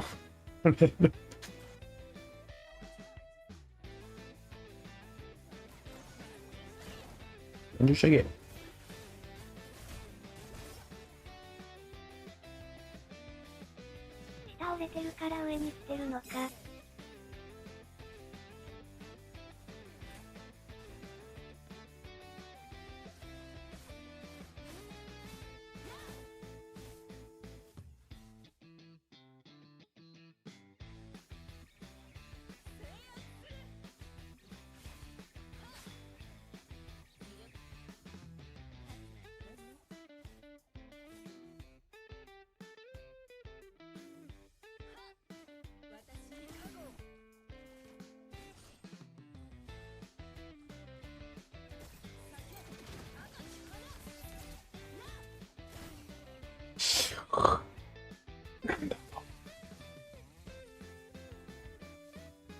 待って、報告ちょっと、報告。わら。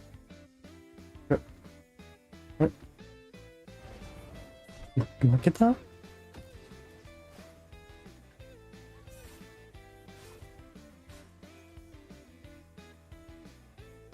だと。弱い。これ相手がずるわ、報復は。報復禁止っていう、あれせんかったっけ？そういう契約。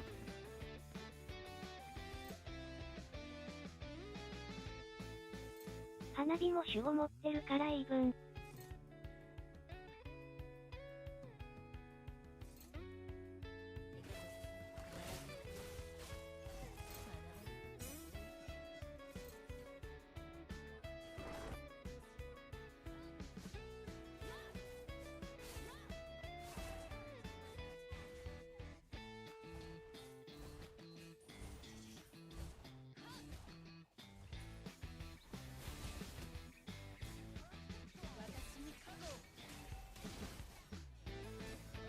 いや。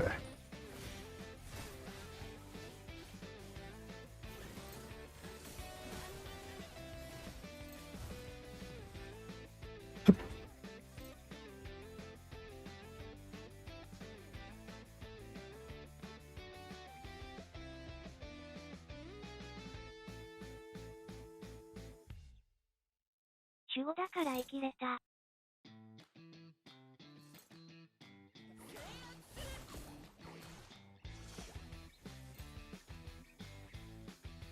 報復ずるないか？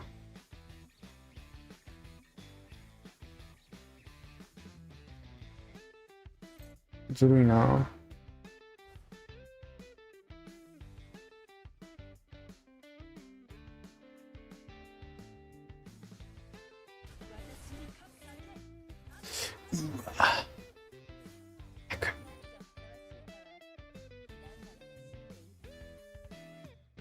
ジャングル渋いね。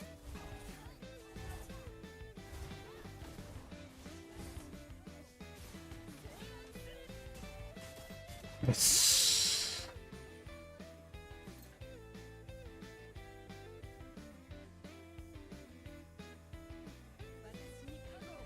フラッシュインよくかわしましたね。フラッシュ使ってないよ、多分。あの感じ。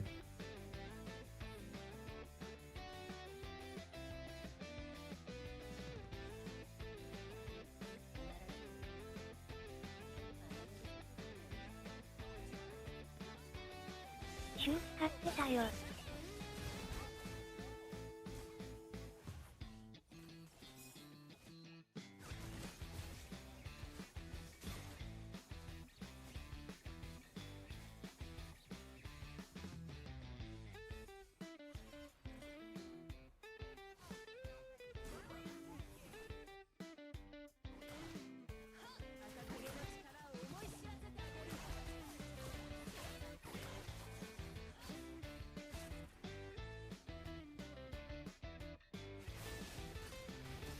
どうして？強化ミニオン知れないの草。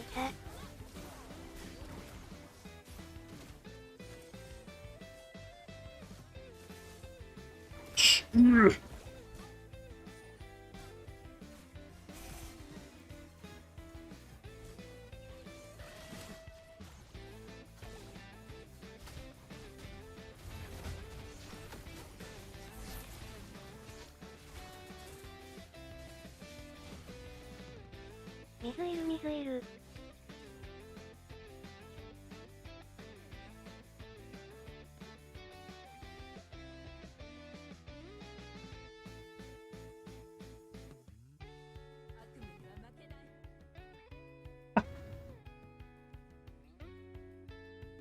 いや、ゴッドハーミからの押しかけや。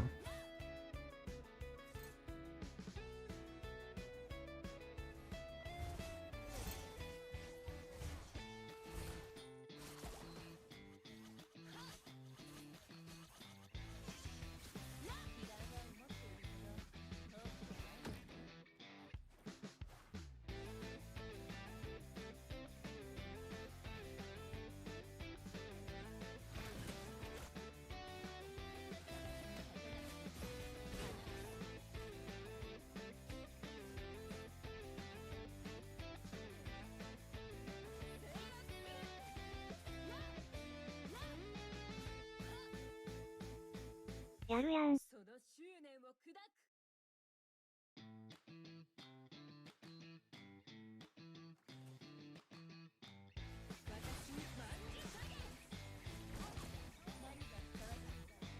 く。いえ。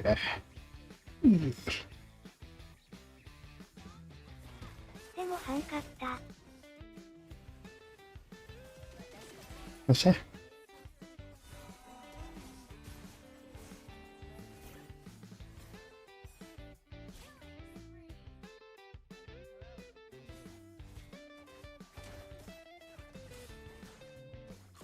強っ。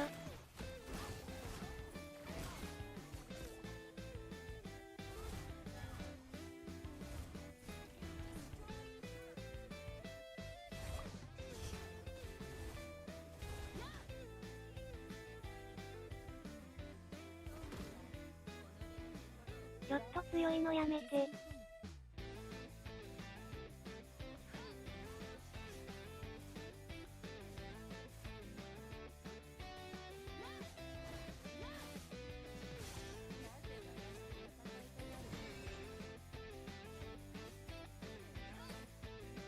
マジでデモ班積んだ花火割とめんどくさい。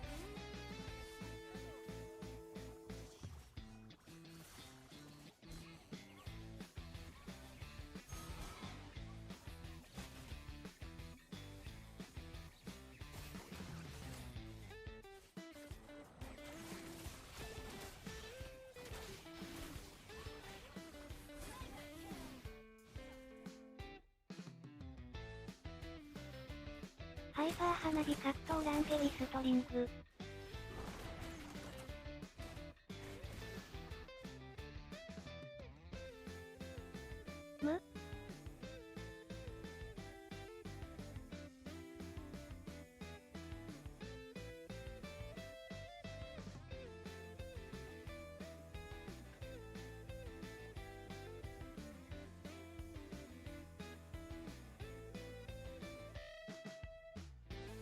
むぶっ壊した。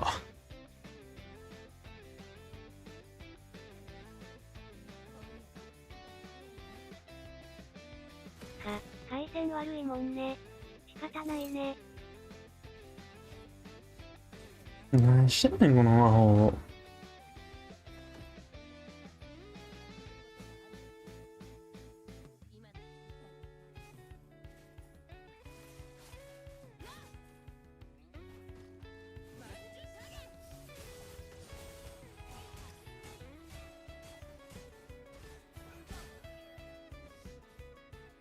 でも花火下から見るか横から見るか。やばい。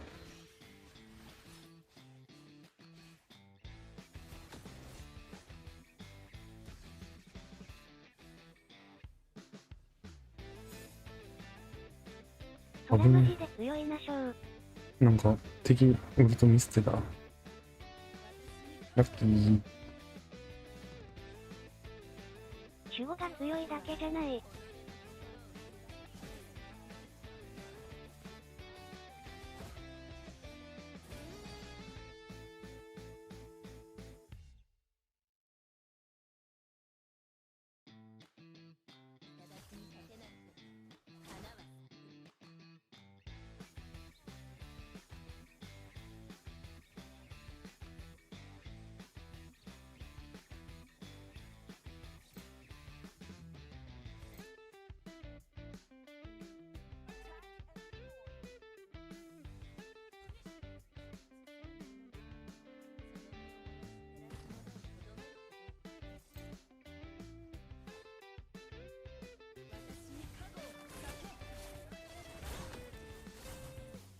うわっ。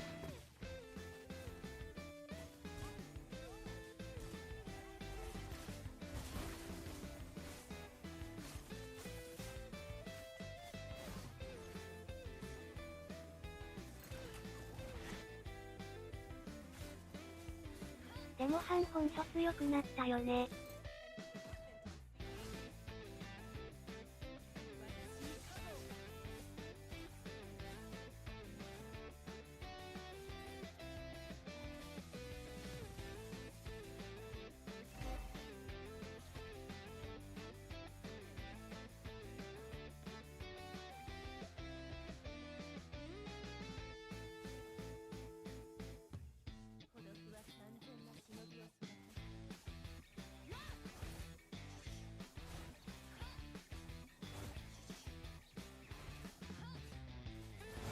よし、完全なる分からせに成功。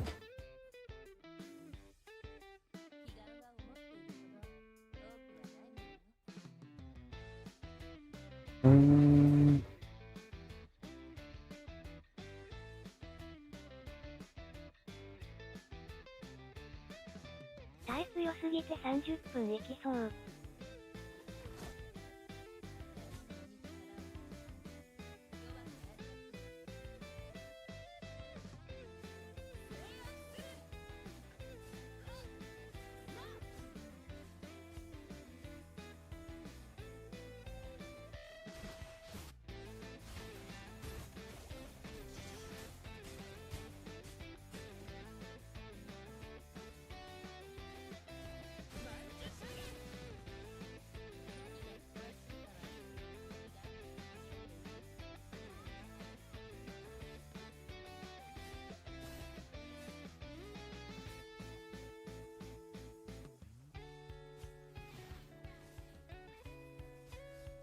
もう守護ない。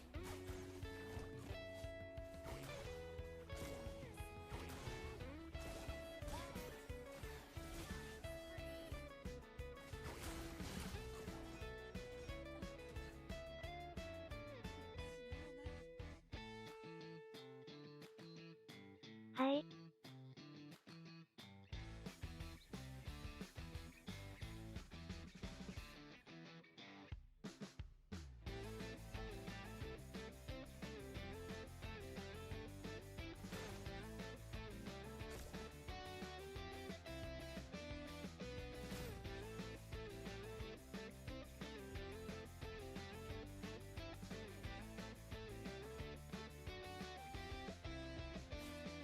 ザビエル1回いるからまだいける。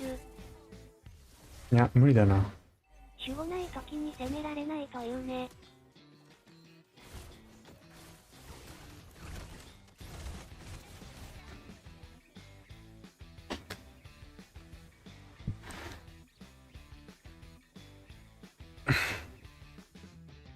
さて、犯人探ししますか。オーマイグンネス、オーマイグンネス。あ。よっしゃ。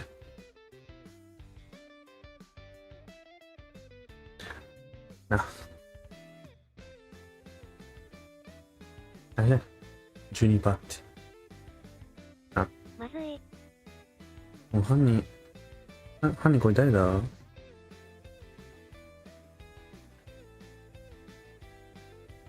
ちゃんと隠してあげたのかと思った。え？犯人出た？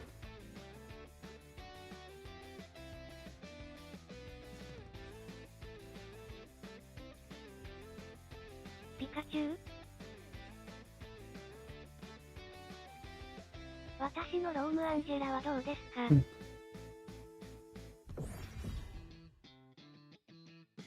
よし、あ、待つか。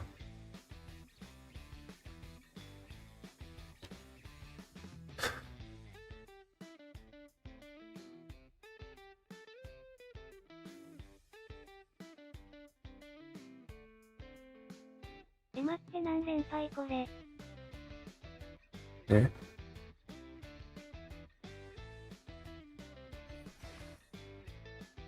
寝るか。1、2、3、4、5、6、7。7連敗。どうした？ダー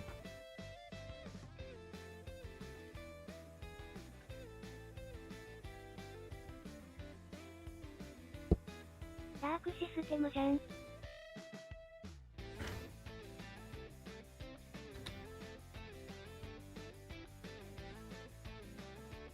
めっちゃ負けてた。わら。うん、俺も気づかんかった。気づいたら7連敗してた。思いましたよ。え？全然気づかなかった。高く飛ぶためにしゃがんでるんだよね。やっぱさ、いいよな、こうやってっぱいろんなキャラ使うことによって、なんか勝ったか負けたかを、なんかこう、頭の中であやふやにしていく。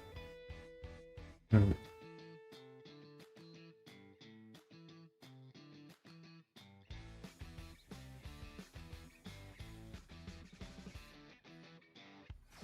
星気にしてなきゃどうでもいいよね。うん、俺やっぱ言ってるもん、これ。あいつも。浅く考えろって。世の中なめろ。ノブアリアで8連続敗北ムブプ取ったから私の方が強い。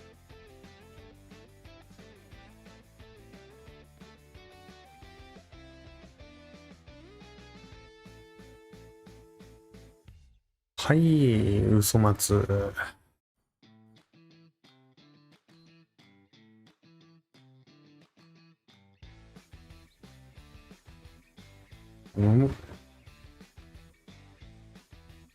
あいつの顔ホムラに似てる？ノバリア8試合もやってんやないかよ。100いったからやめたよ。あ、ノバリア1試合しかやってないやないか。99いくと勝てない。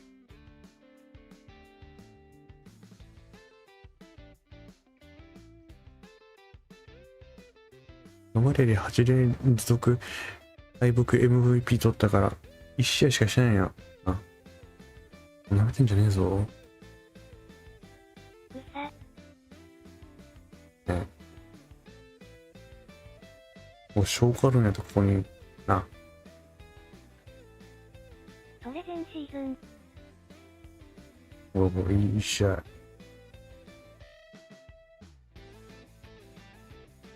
あ、今シーズンでなかった。やべ。ほころびが。今しとは言っていない。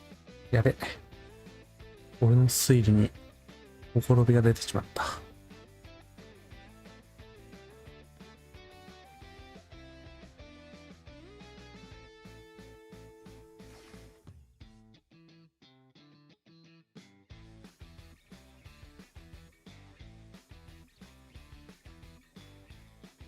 やべえ。明日の動画がない。これ、いや、これダメだよな。なんかバカ女とか言ってたよな、確かこの試合。ダメで、どうすっか。選手の話するならホムラ35連敗してるもんね。名探偵津田。くっそ、マジどうすっか。アセフチシアポープシャペ。これにするか。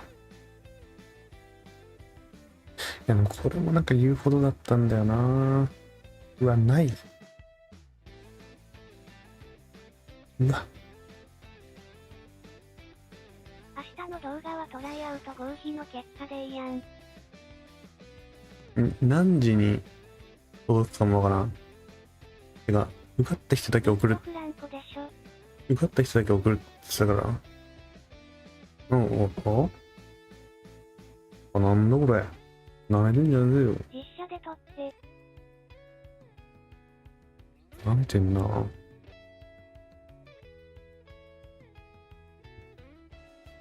さ。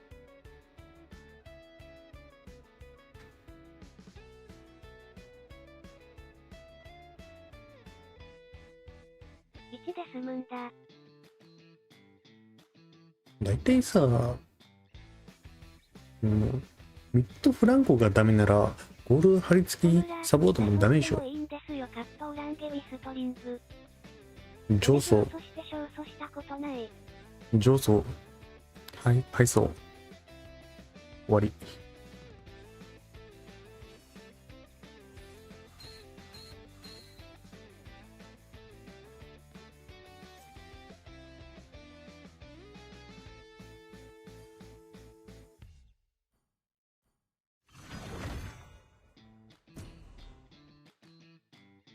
やばい。ちょっと待って、マジで今日調子悪い。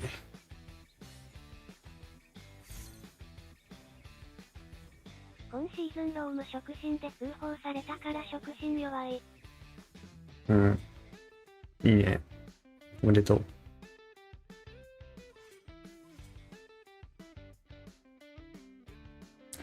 なんかセブンかさ、ローソンでおすすめの食い物ない？なんか、マジで腹減った。配信終わったら、ちょっと買いに行こ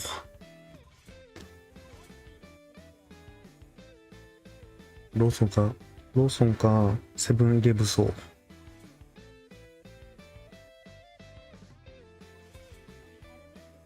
あるよ。ね、その、あるかないかを聞いてるんじゃねえんだよ。教えろや。おでん、もうないよ。この時間。セブンのおでん。ねえよ。セブンの感想、生ハムの感想聞かせてほしい。ファミマはファミチキとオムライスとチョコチップスナック固定で買ってる。セブンなら金のシリーズ。セブンは間違いなく5個タンメンに冷凍ホルモン入れて食べる。あー、一気にね。揚げ物。浜田さんのオムライス。絶対最近食ったやつやん、それ。乾燥生ハムって何それ？こ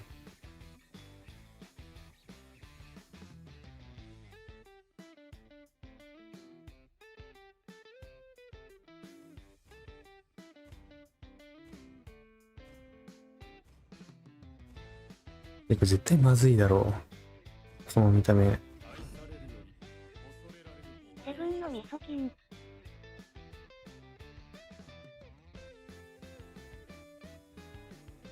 金シリーズで何？どれ？これ。味噌菌、それもセブンの。あと担々麺に角煮ぶち込んで食べる。レンジでチン系はだるいからなしで。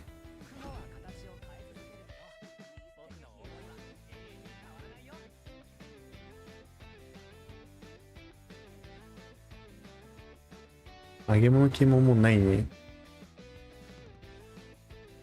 だからこういう相手硬いときは、グルド。嫌いは分かれるかも。醤油飲める人は醤油飲んだ方がいいみたいな感じ。ファミマ全然麺。醤油飲める人はごく少数です。このレベルなんだ。このレベルで厳選してくんだ。ぴゃんぴゃん麺。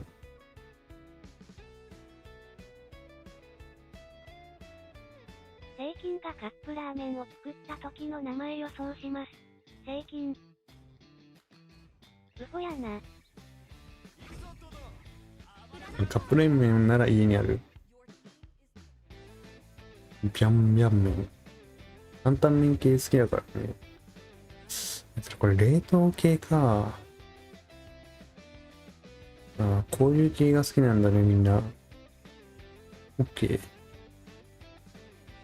関係ないけどレッドブルのマスカットに飲んだ方がいい。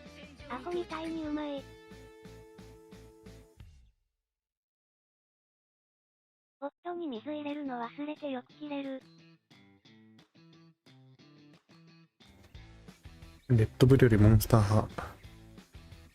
そんなら普通に弁当しか選択しなくない。あ、セブンのカレーパン、こまい、なんか美味しいとか聞いて、あったわ。うまかったわ。深夜にもさ、やってほしいよな。揚げ物系。ブブカうまいよ。そんな、逆されても、何ブブカって。ブブンアップラーメン？セイキンさん？はい、対戦よろしくお願いします。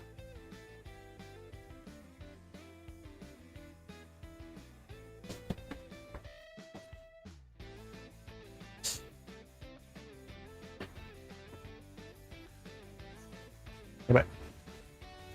イヤホン、耳から外れたからつなげ直してた。ここから勝つぞ。勝つぞ。最近ブブカに7チキ入れて食べるの言ってるよ。感想は別々で食べた方が美味しいらしい。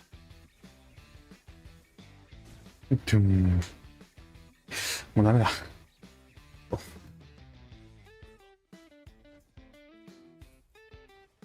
ダメかもしれない。ファミチキ炊飯器に入れるご飯うまい。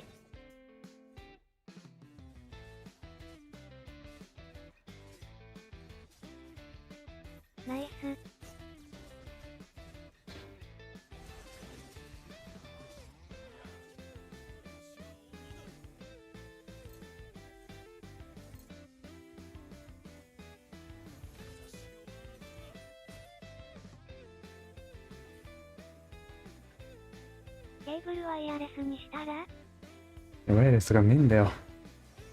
ブランコ100発100中やん。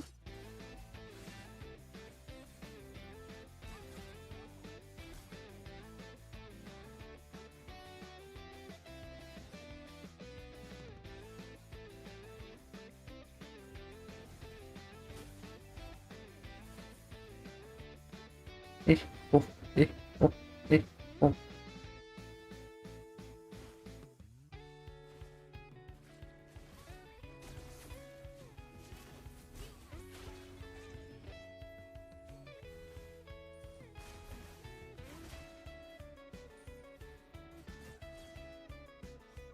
ええて。な、勝てそう？もうええて。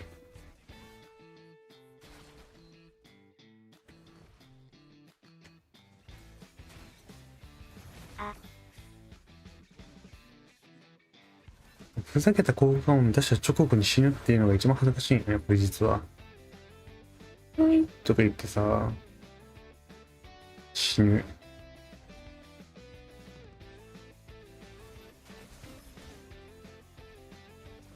おー。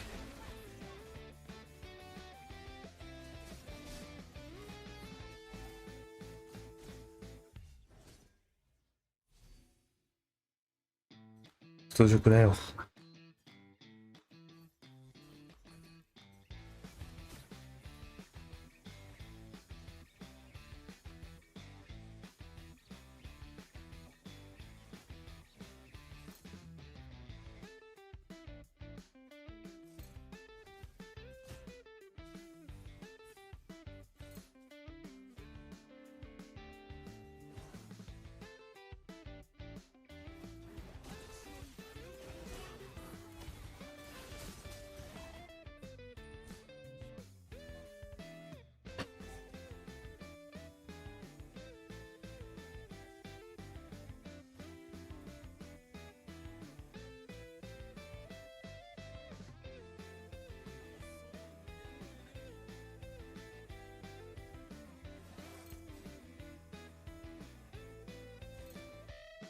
モバレあるある、フラッシュミスった後、そこで止まりがち。フランコとか特にね、フラッシュ届かんかったらなんか止まって、ミスったことアピールする。これだるいって。えって。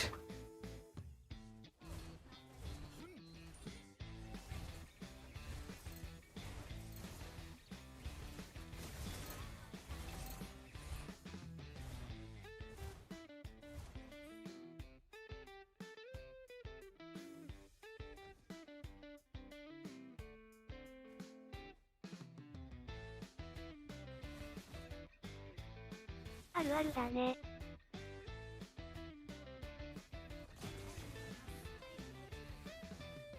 これ高くね？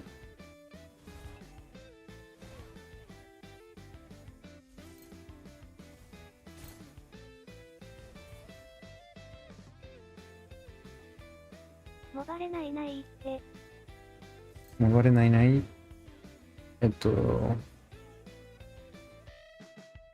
モバレカップルは1年以上長続きする。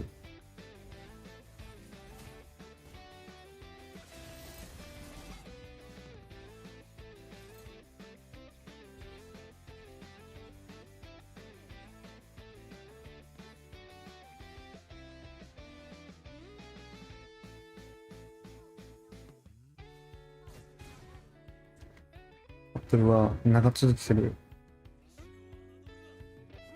打席しない人がいない。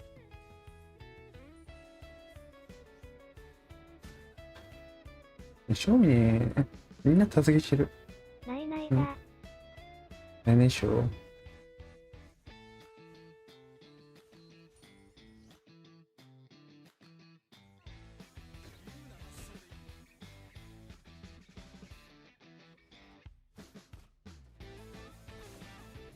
どうてよ、バカチンが。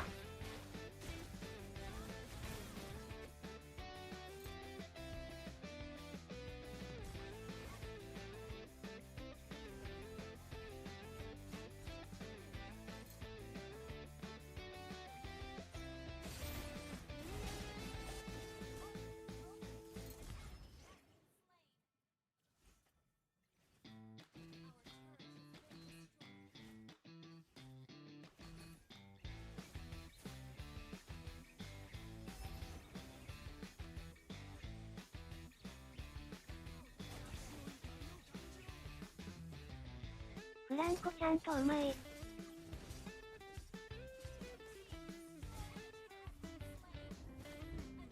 フランコちゃんとうまい？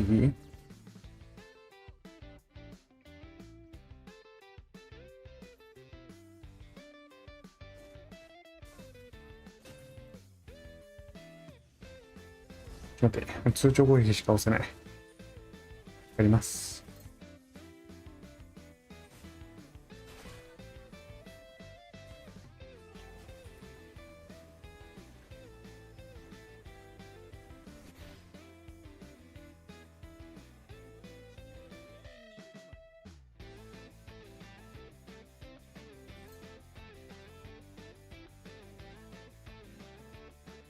さっきのミドフランコよりフック当たってるかもしれん。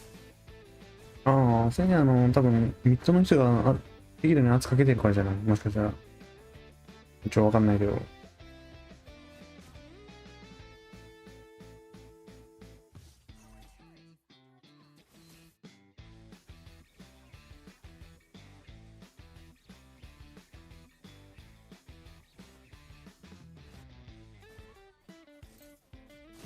ああ、そういうこと？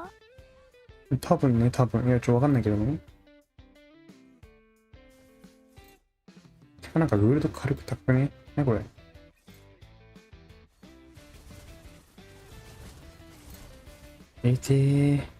もう、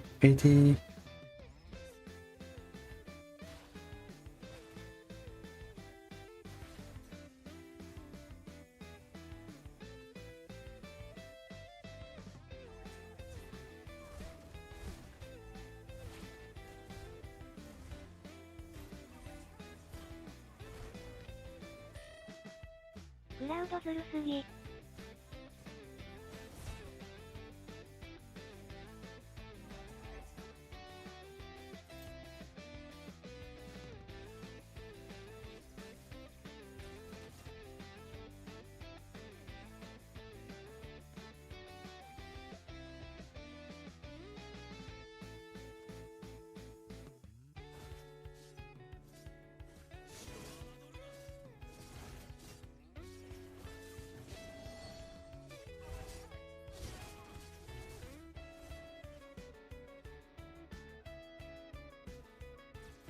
グールドなら他のバースト明治の方がいいから採用されないのかしら？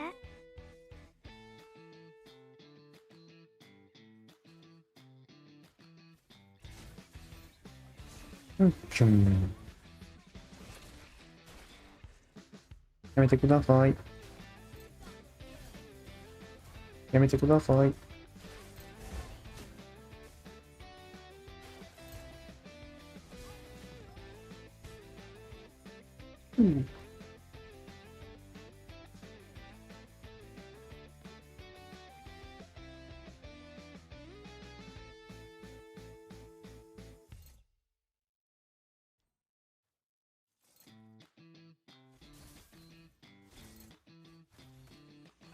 小村坂46。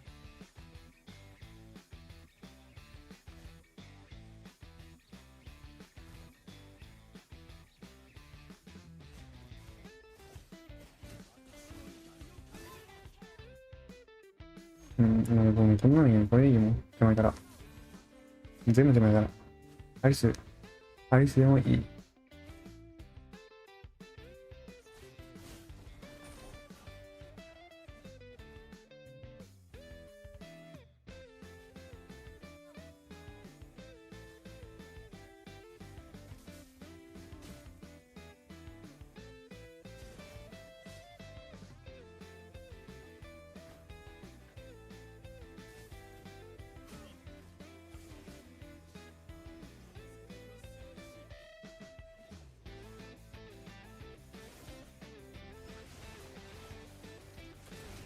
Oke, kemarin itu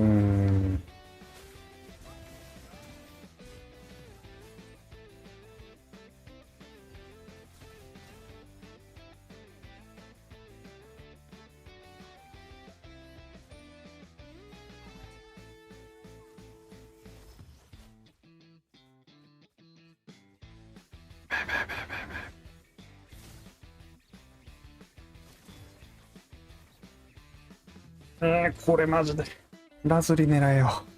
作んな。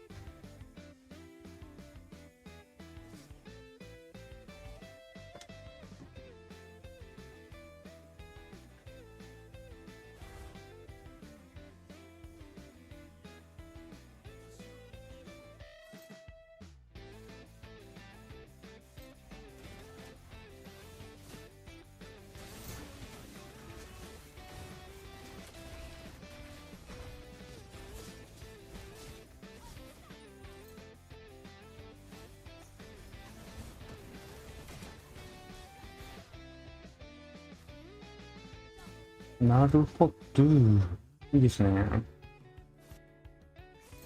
あ、やばいですね。あ、ナイスですね。あ、ナイスですね。あ、惜しいですね。あ、どんなです。あ、ナイスですね。あ、ナイスですね。やっぱ終わった？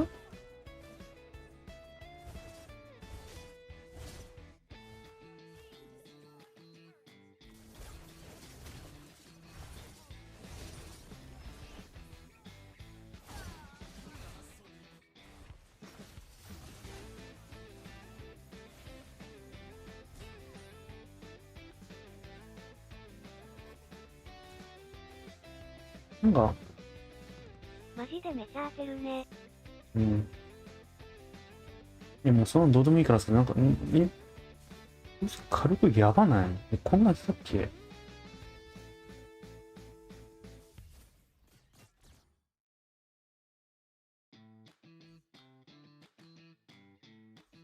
強くね。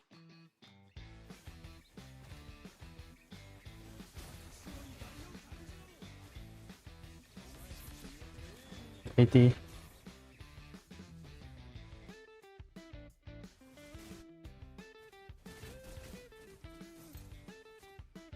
惜しい。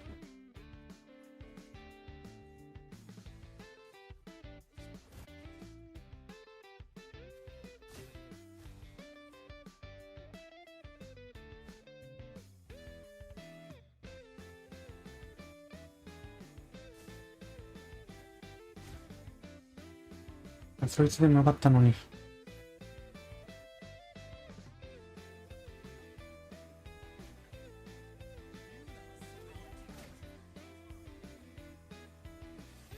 今は無理です。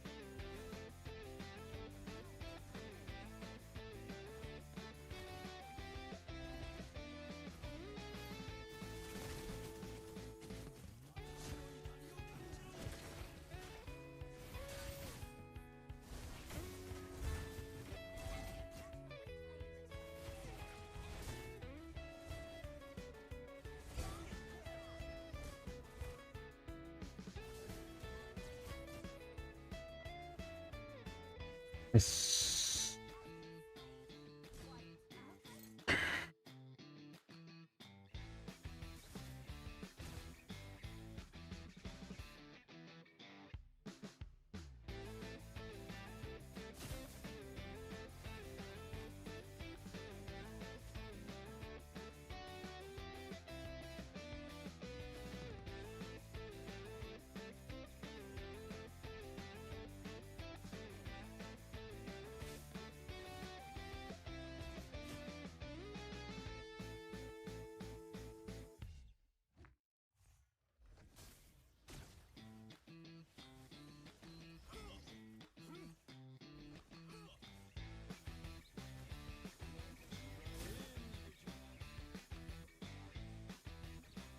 バーフね。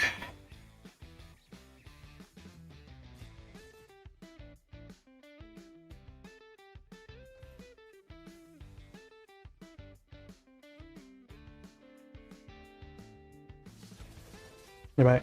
あ、これやった。取ったと思ったんだよな。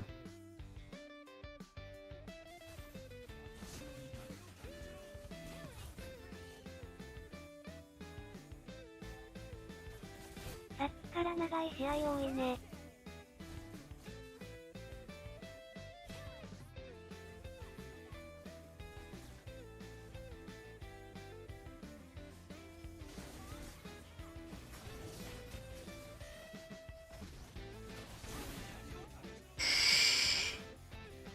よし。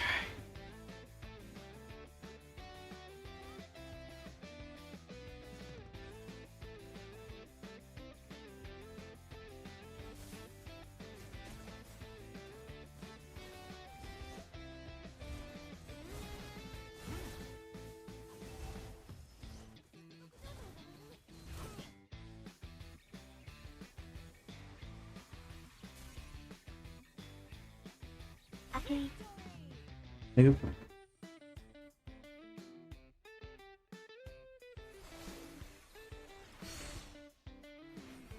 イプアウト何回すんねん。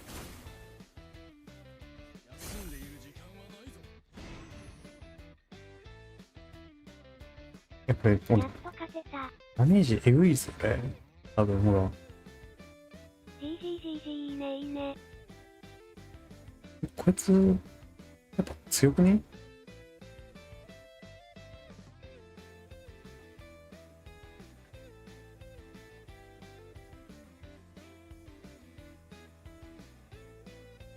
強くないって聞いてるよな。などんちゃうぞ。ロマン砲。無効な申し立てに関するお知らせ、これなめとんけ？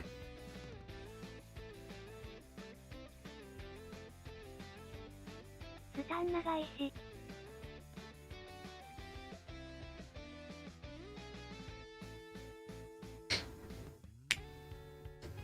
強い。強い。強し。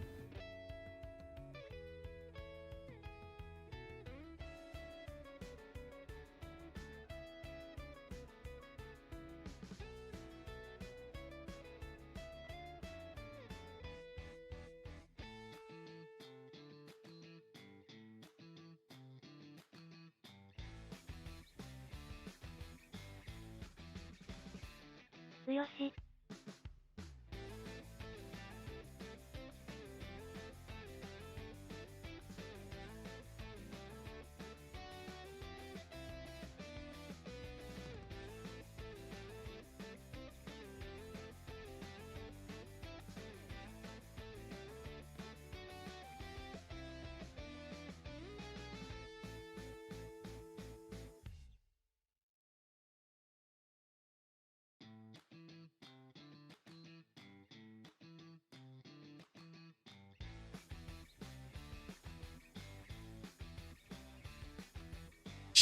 当たれ。これ多分フルパーこいつ。よし。やっと動画にできるやつ1個ゲットした。これ撤退か今日は。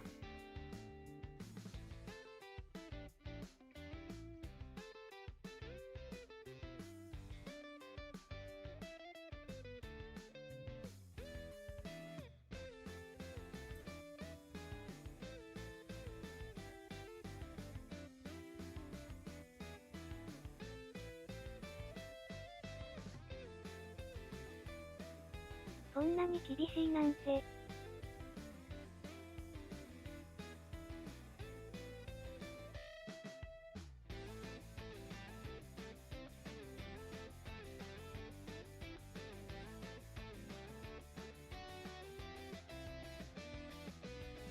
やば。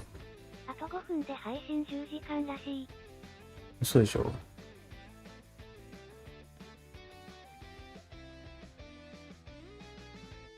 勝ちや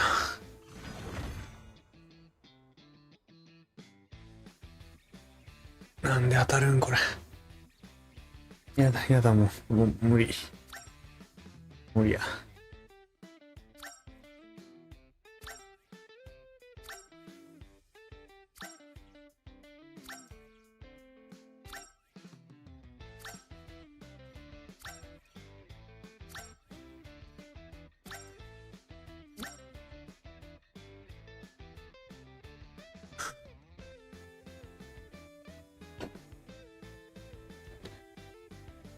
サレンダー。